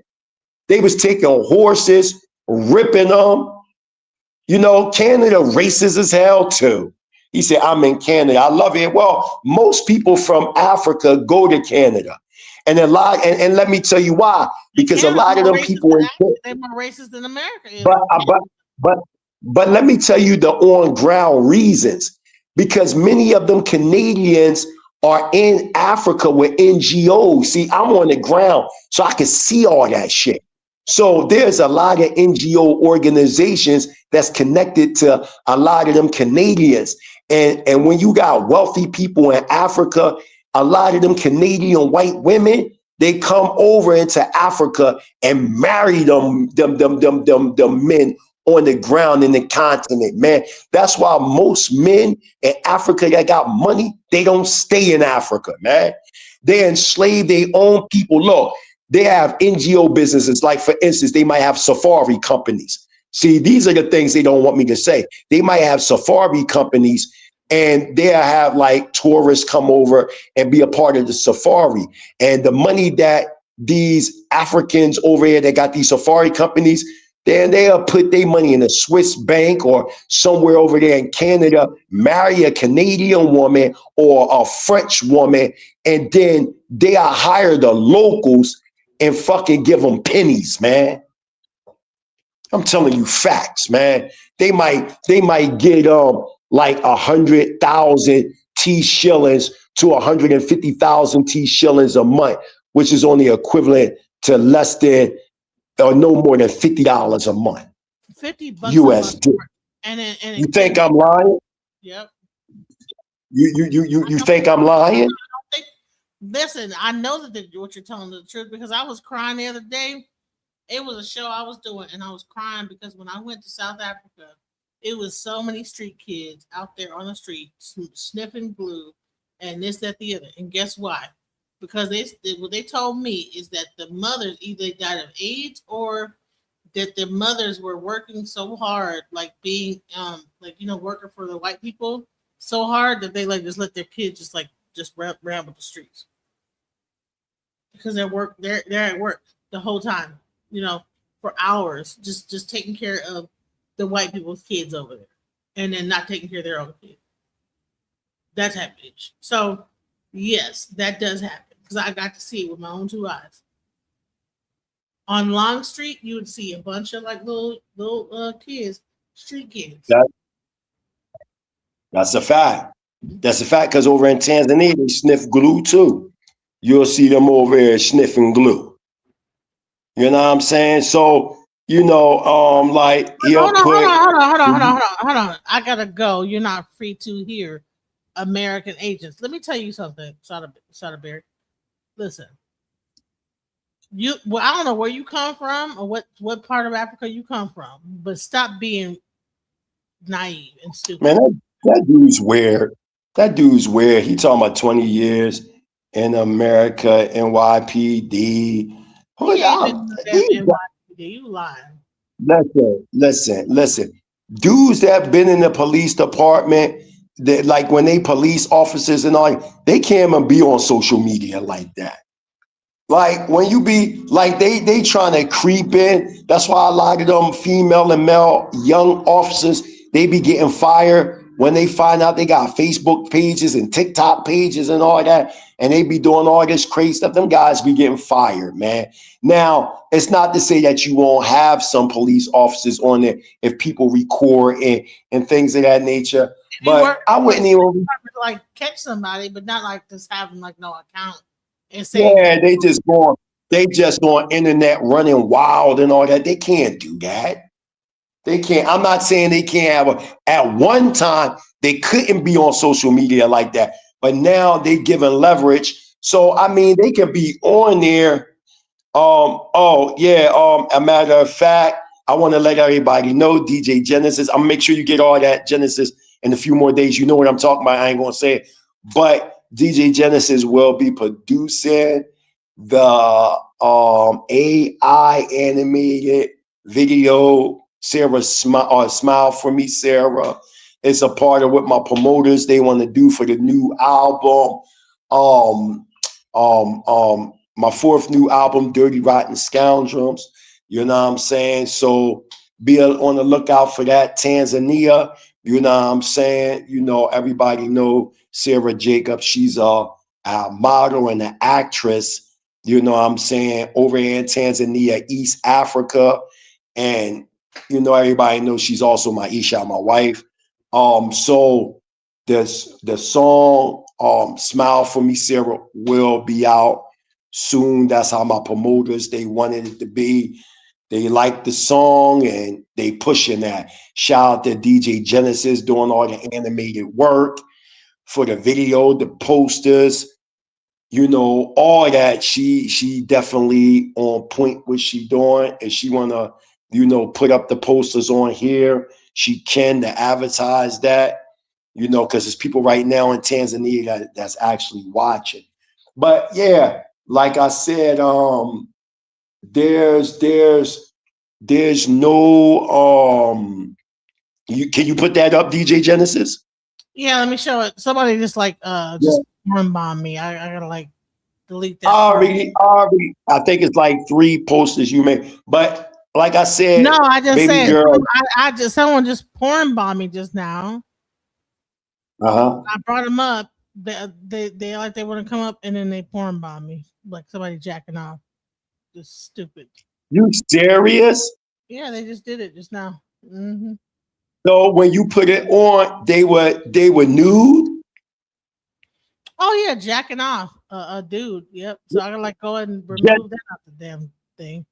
Just now they did that. Yeah. Yep. Right when you were talking about your thing. Yep. That's what I'm saying. That's why I said stop letting you see. You see how Yahweh the Most High is showing you that these people are weirdos. Yeah. Like these are weirdos, man.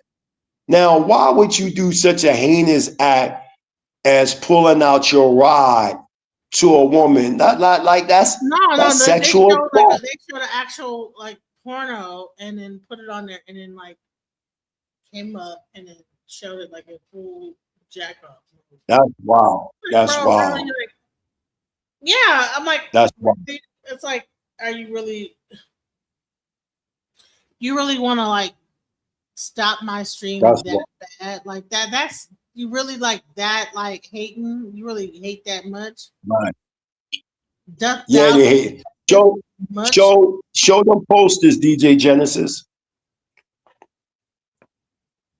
We need the people to see.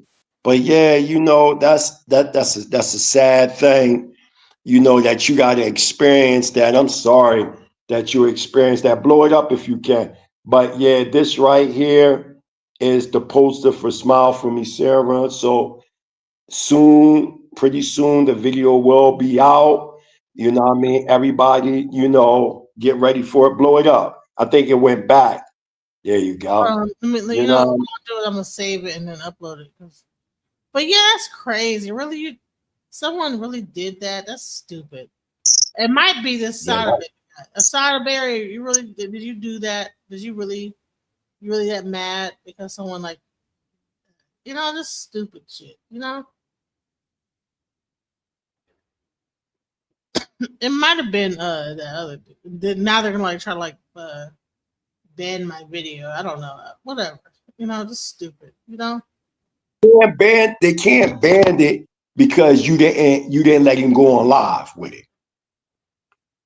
So they can't ban it. I brought him up and then it was live. It was live. So I didn't see it though. I didn't see it. Yeah, I took it down the moment I saw what was going on, but it did go live. It was like on the main stage. Just I don't think they're banned it. No. What I'll do Unless is I'll find it and I cut it out. But that's stupid. Yeah, you know? just cut it out. Because I didn't see it. Maybe it was so fast I didn't see it. Yeah, moment I saw it was going down like that, I was like, oh. But yeah, right. So check this out. This is called Smile for Me, Sarah. This is the new video, and I'm like be doing the animation for the video. So check that out. And people need to stop hating, bro. Y'all are hating too hard. Like, what's going on? Why are y'all hating so hard? Because you got kicked off the show, and now you gotta like do that. That's crazy.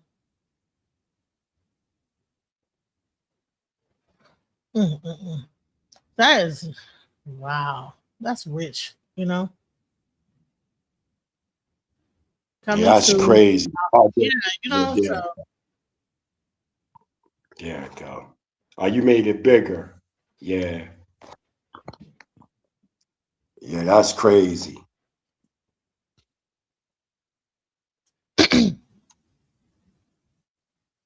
Wow.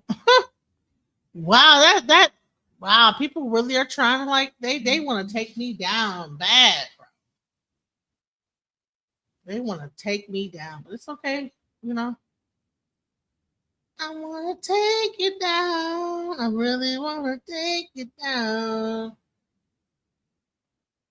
It don't matter though. All right, so it's 8:04. I gotta like take my daughter to school in like 15 minutes. Man, I've been up here. Go ahead and do your thing. It was an honor to come on the show.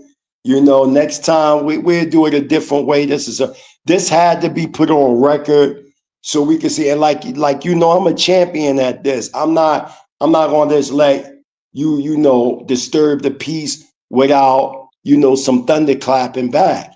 You can't just come on and say things. That they expected me to go against you. It's like, no, it's not going to happen. I'm like, oh, you're going to leave before he does. Right. And I want you to one more thing. You're going to be kicked out before he gets kicked out. So sorry, sir. Can you one more time for the viewers put up one more picture?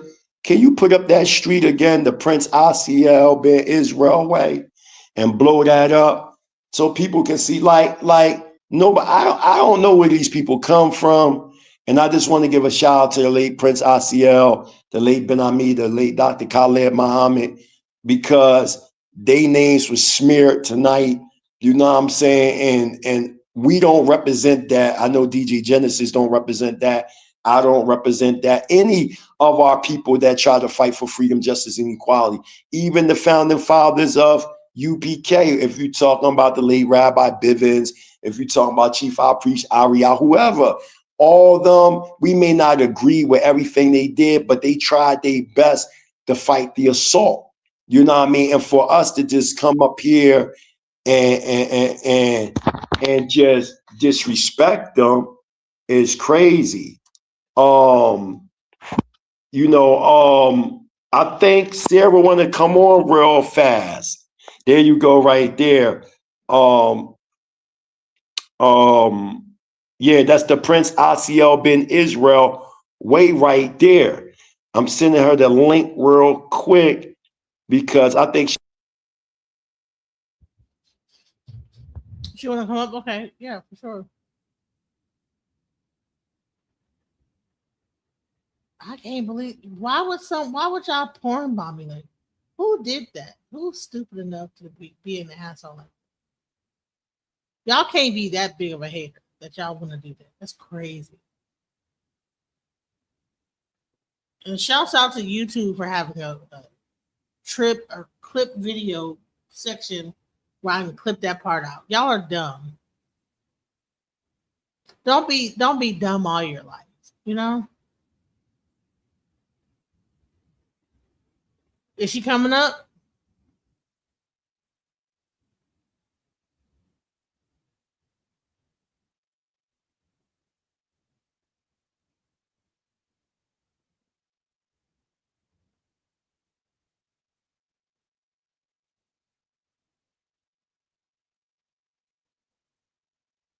I'm gonna play the money mantra real quick because even though nobody donated today to the show, I'm gonna just go ahead and play it anyway. Yeah, still play. I am blessed to make money, money making money, money making money, money making money, money making money, manifest making money, money making money, money making money, money making money. I ain't stressed, making money, money making money, money making money. Money making money. Gratitude is my attitude. I'm making money moves. Jewelry in the safe, piggy bank on full. And I'm living life abundant. I'm making money fast. I'm a money making magnet, making cold hard cash. I'm making money. Oh, I am blessed to make money, money making money. Man, you know what? I haven't even been able to play my music. Like, hold on, y'all haven't heard? Yeah, I was asking you, like, damn, do you still play music? Because I got new tracks out and everything. Yeah, I do. For my new album. I'm gonna start playing my music. Y'all haven't. Let me play this while I'm waiting. We ain't taking no shorts. We ain't take the wrong end of the stick anymore. We ain't taking no shorts. Man, you know what it is. Taking care of the kids. And we ain't taking no shorts. Man, you know what it is. Stop playing with me. Stop playing with. Stop playing.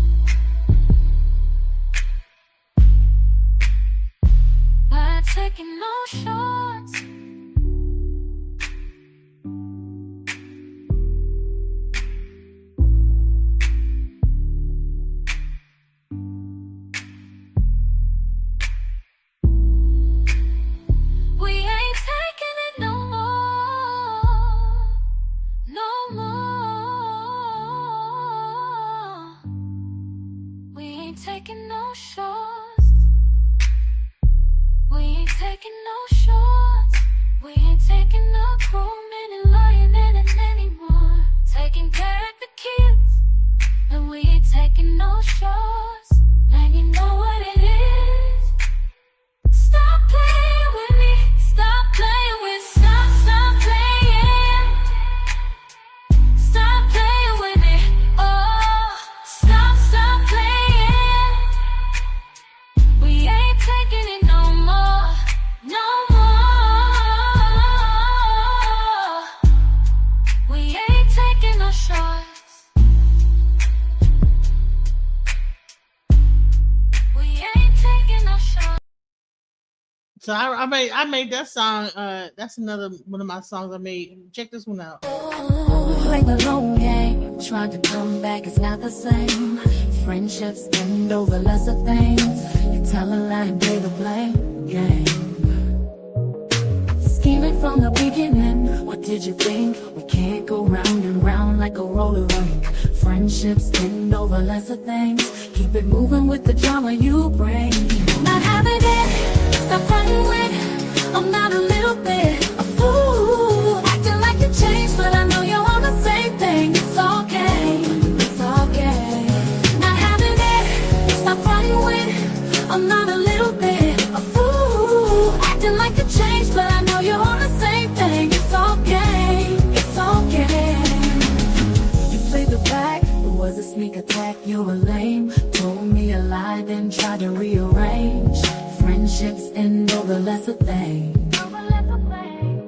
Scheming from the beginning. What did you think? We can't go round and round like a roller rink. Friendships end over lesser things. Ooh. So I had like a whole album I was doing. I was gonna like put another album out with some music. But let's check out this "Smile for Me, Sarah" by Mighty Hebrew. Shouts out to him. You know, people want to try to ruin artistry. You know, it's really sad that people want to corn bomb my channel and all this stuff. That's weird. You're a weirdo. But let's check this song.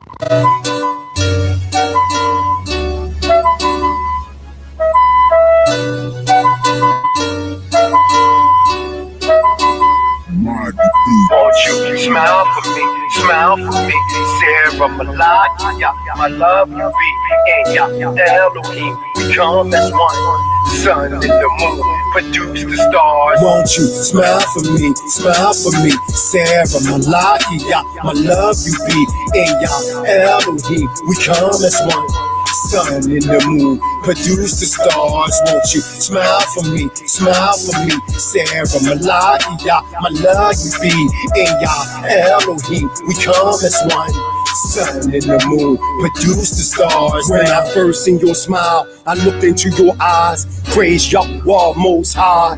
Under Yisrael skies, white clouds bow brightness. Tanzania's Mahogany, a Lion King with Zion's Queen, Prince Charlandine, Ben Ami, see Sarah as Carl beyond Eve, spark love forces, 9 ether, produce 720, my mind wonders as I travel, your circumference to manifest, oneness, you born sons and daughters, we becoming as the future, Judah and Massa, rise power, Sarah birth sires, we build empires, shine in divine fire, from our love making, we trust self, destroying Satan, eternal love, from the cradle, beyond the grave, our passion vibrates as we rise in love, crushing hate, fuck the fate, we awake, as I reincarnate from Sarah's navel, she born God in the flesh, male child sucked from the breast, the taste is the best, as my reflection becomes higher substance.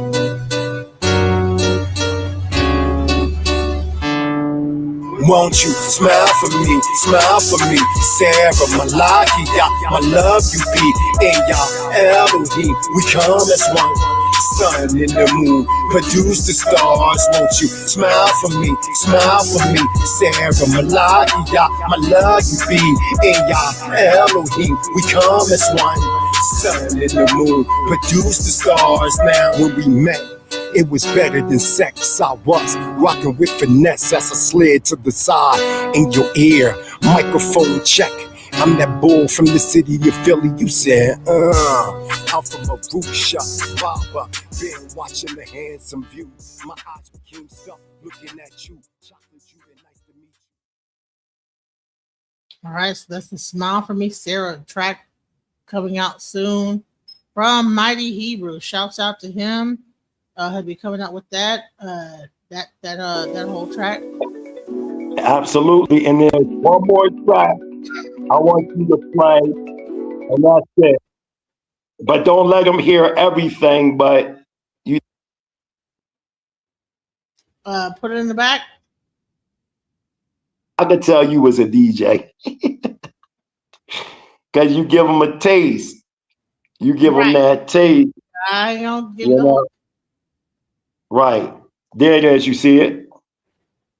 All right. So check it This out. song is popping, Killer Priest. Everybody playing this joint right now.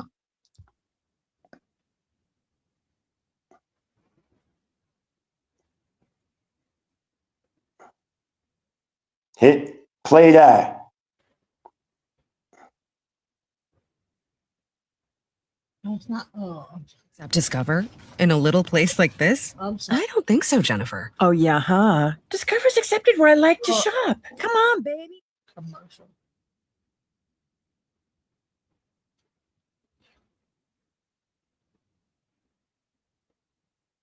Give me 1 second, guys. I'll play this new thing. Taxes was feeling so sitting in traffic, squeezing into a parking spot, all the squeezing. They know you turn the volume down. They know you do it.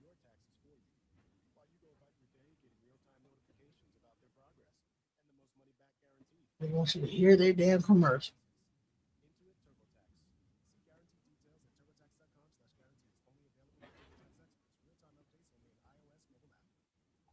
Yeah, I'm here.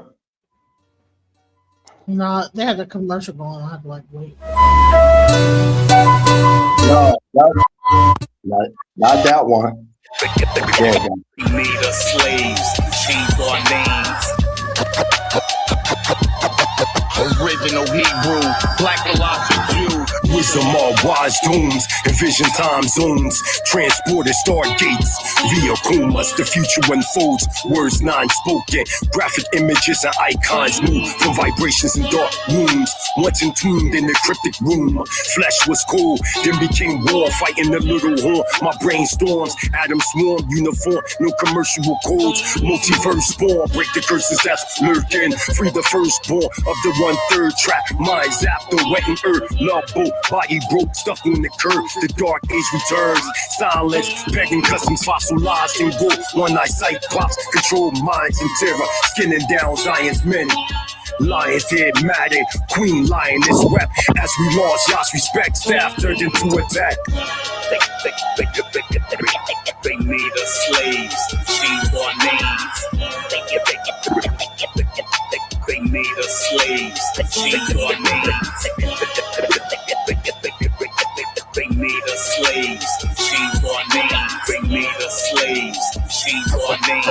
Original Hebrew, black philosophy. I wear armor of honor, knowledge is power. I crush scholars, they shower lots of Zion. Yeah. Yeah, who produced That's that? that. That production. That was DJ Los. Yeah, I can tell. I was like, that must be the Detroit. I can tell like that. Yeah, they always gotta like put their little. They got their little signature on. I said that's a Detroit. That's a Detroit beat. Yeah, that's DJ Los. The first beat was put together by Wise Mad from Tanzania, East Africa. That beat right there was produced by DJ Los. Right there. All you know what I mean? Let me remix the Smile from Me, Sarah. Say what?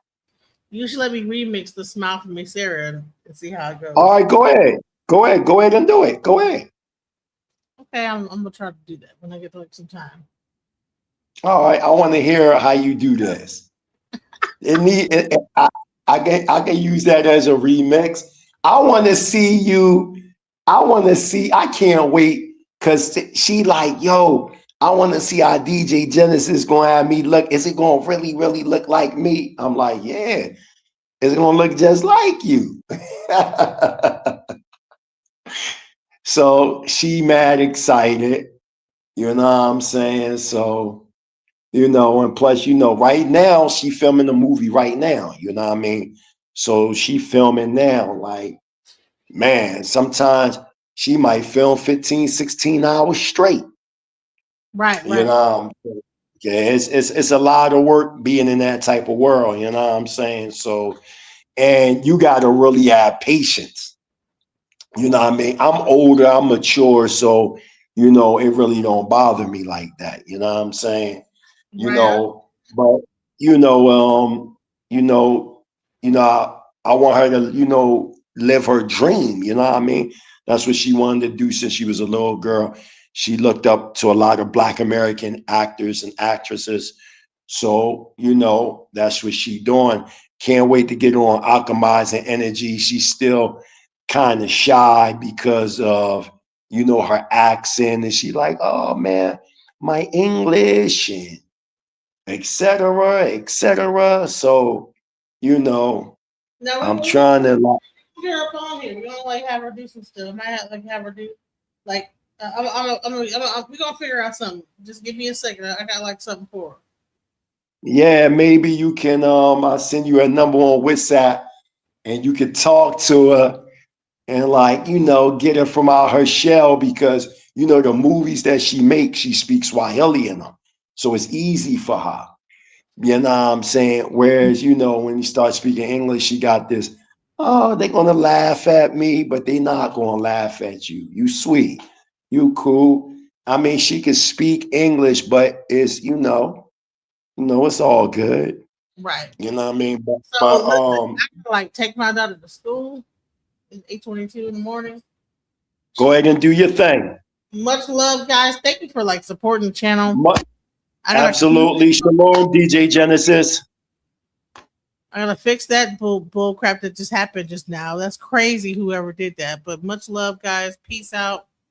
Shouts out. Peace. DJ Genesis, do you want me to send you the actual song? I can send the actual song in your WhatsApp, not your WhatsApp. Send me the acapella. I don't have the acapella. I got the song itself. Can't remix it without the acapella. I get the acapella for you. I get the acapella for you.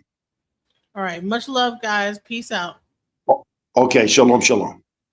Just when I thought I couldn't find my way out, yeah, I searched the God in me to find my way out. I know it can seem way out, but the Creator flows to and through me from way out. I'm talking way out, yeah, yeah, yeah. See if you believe in the God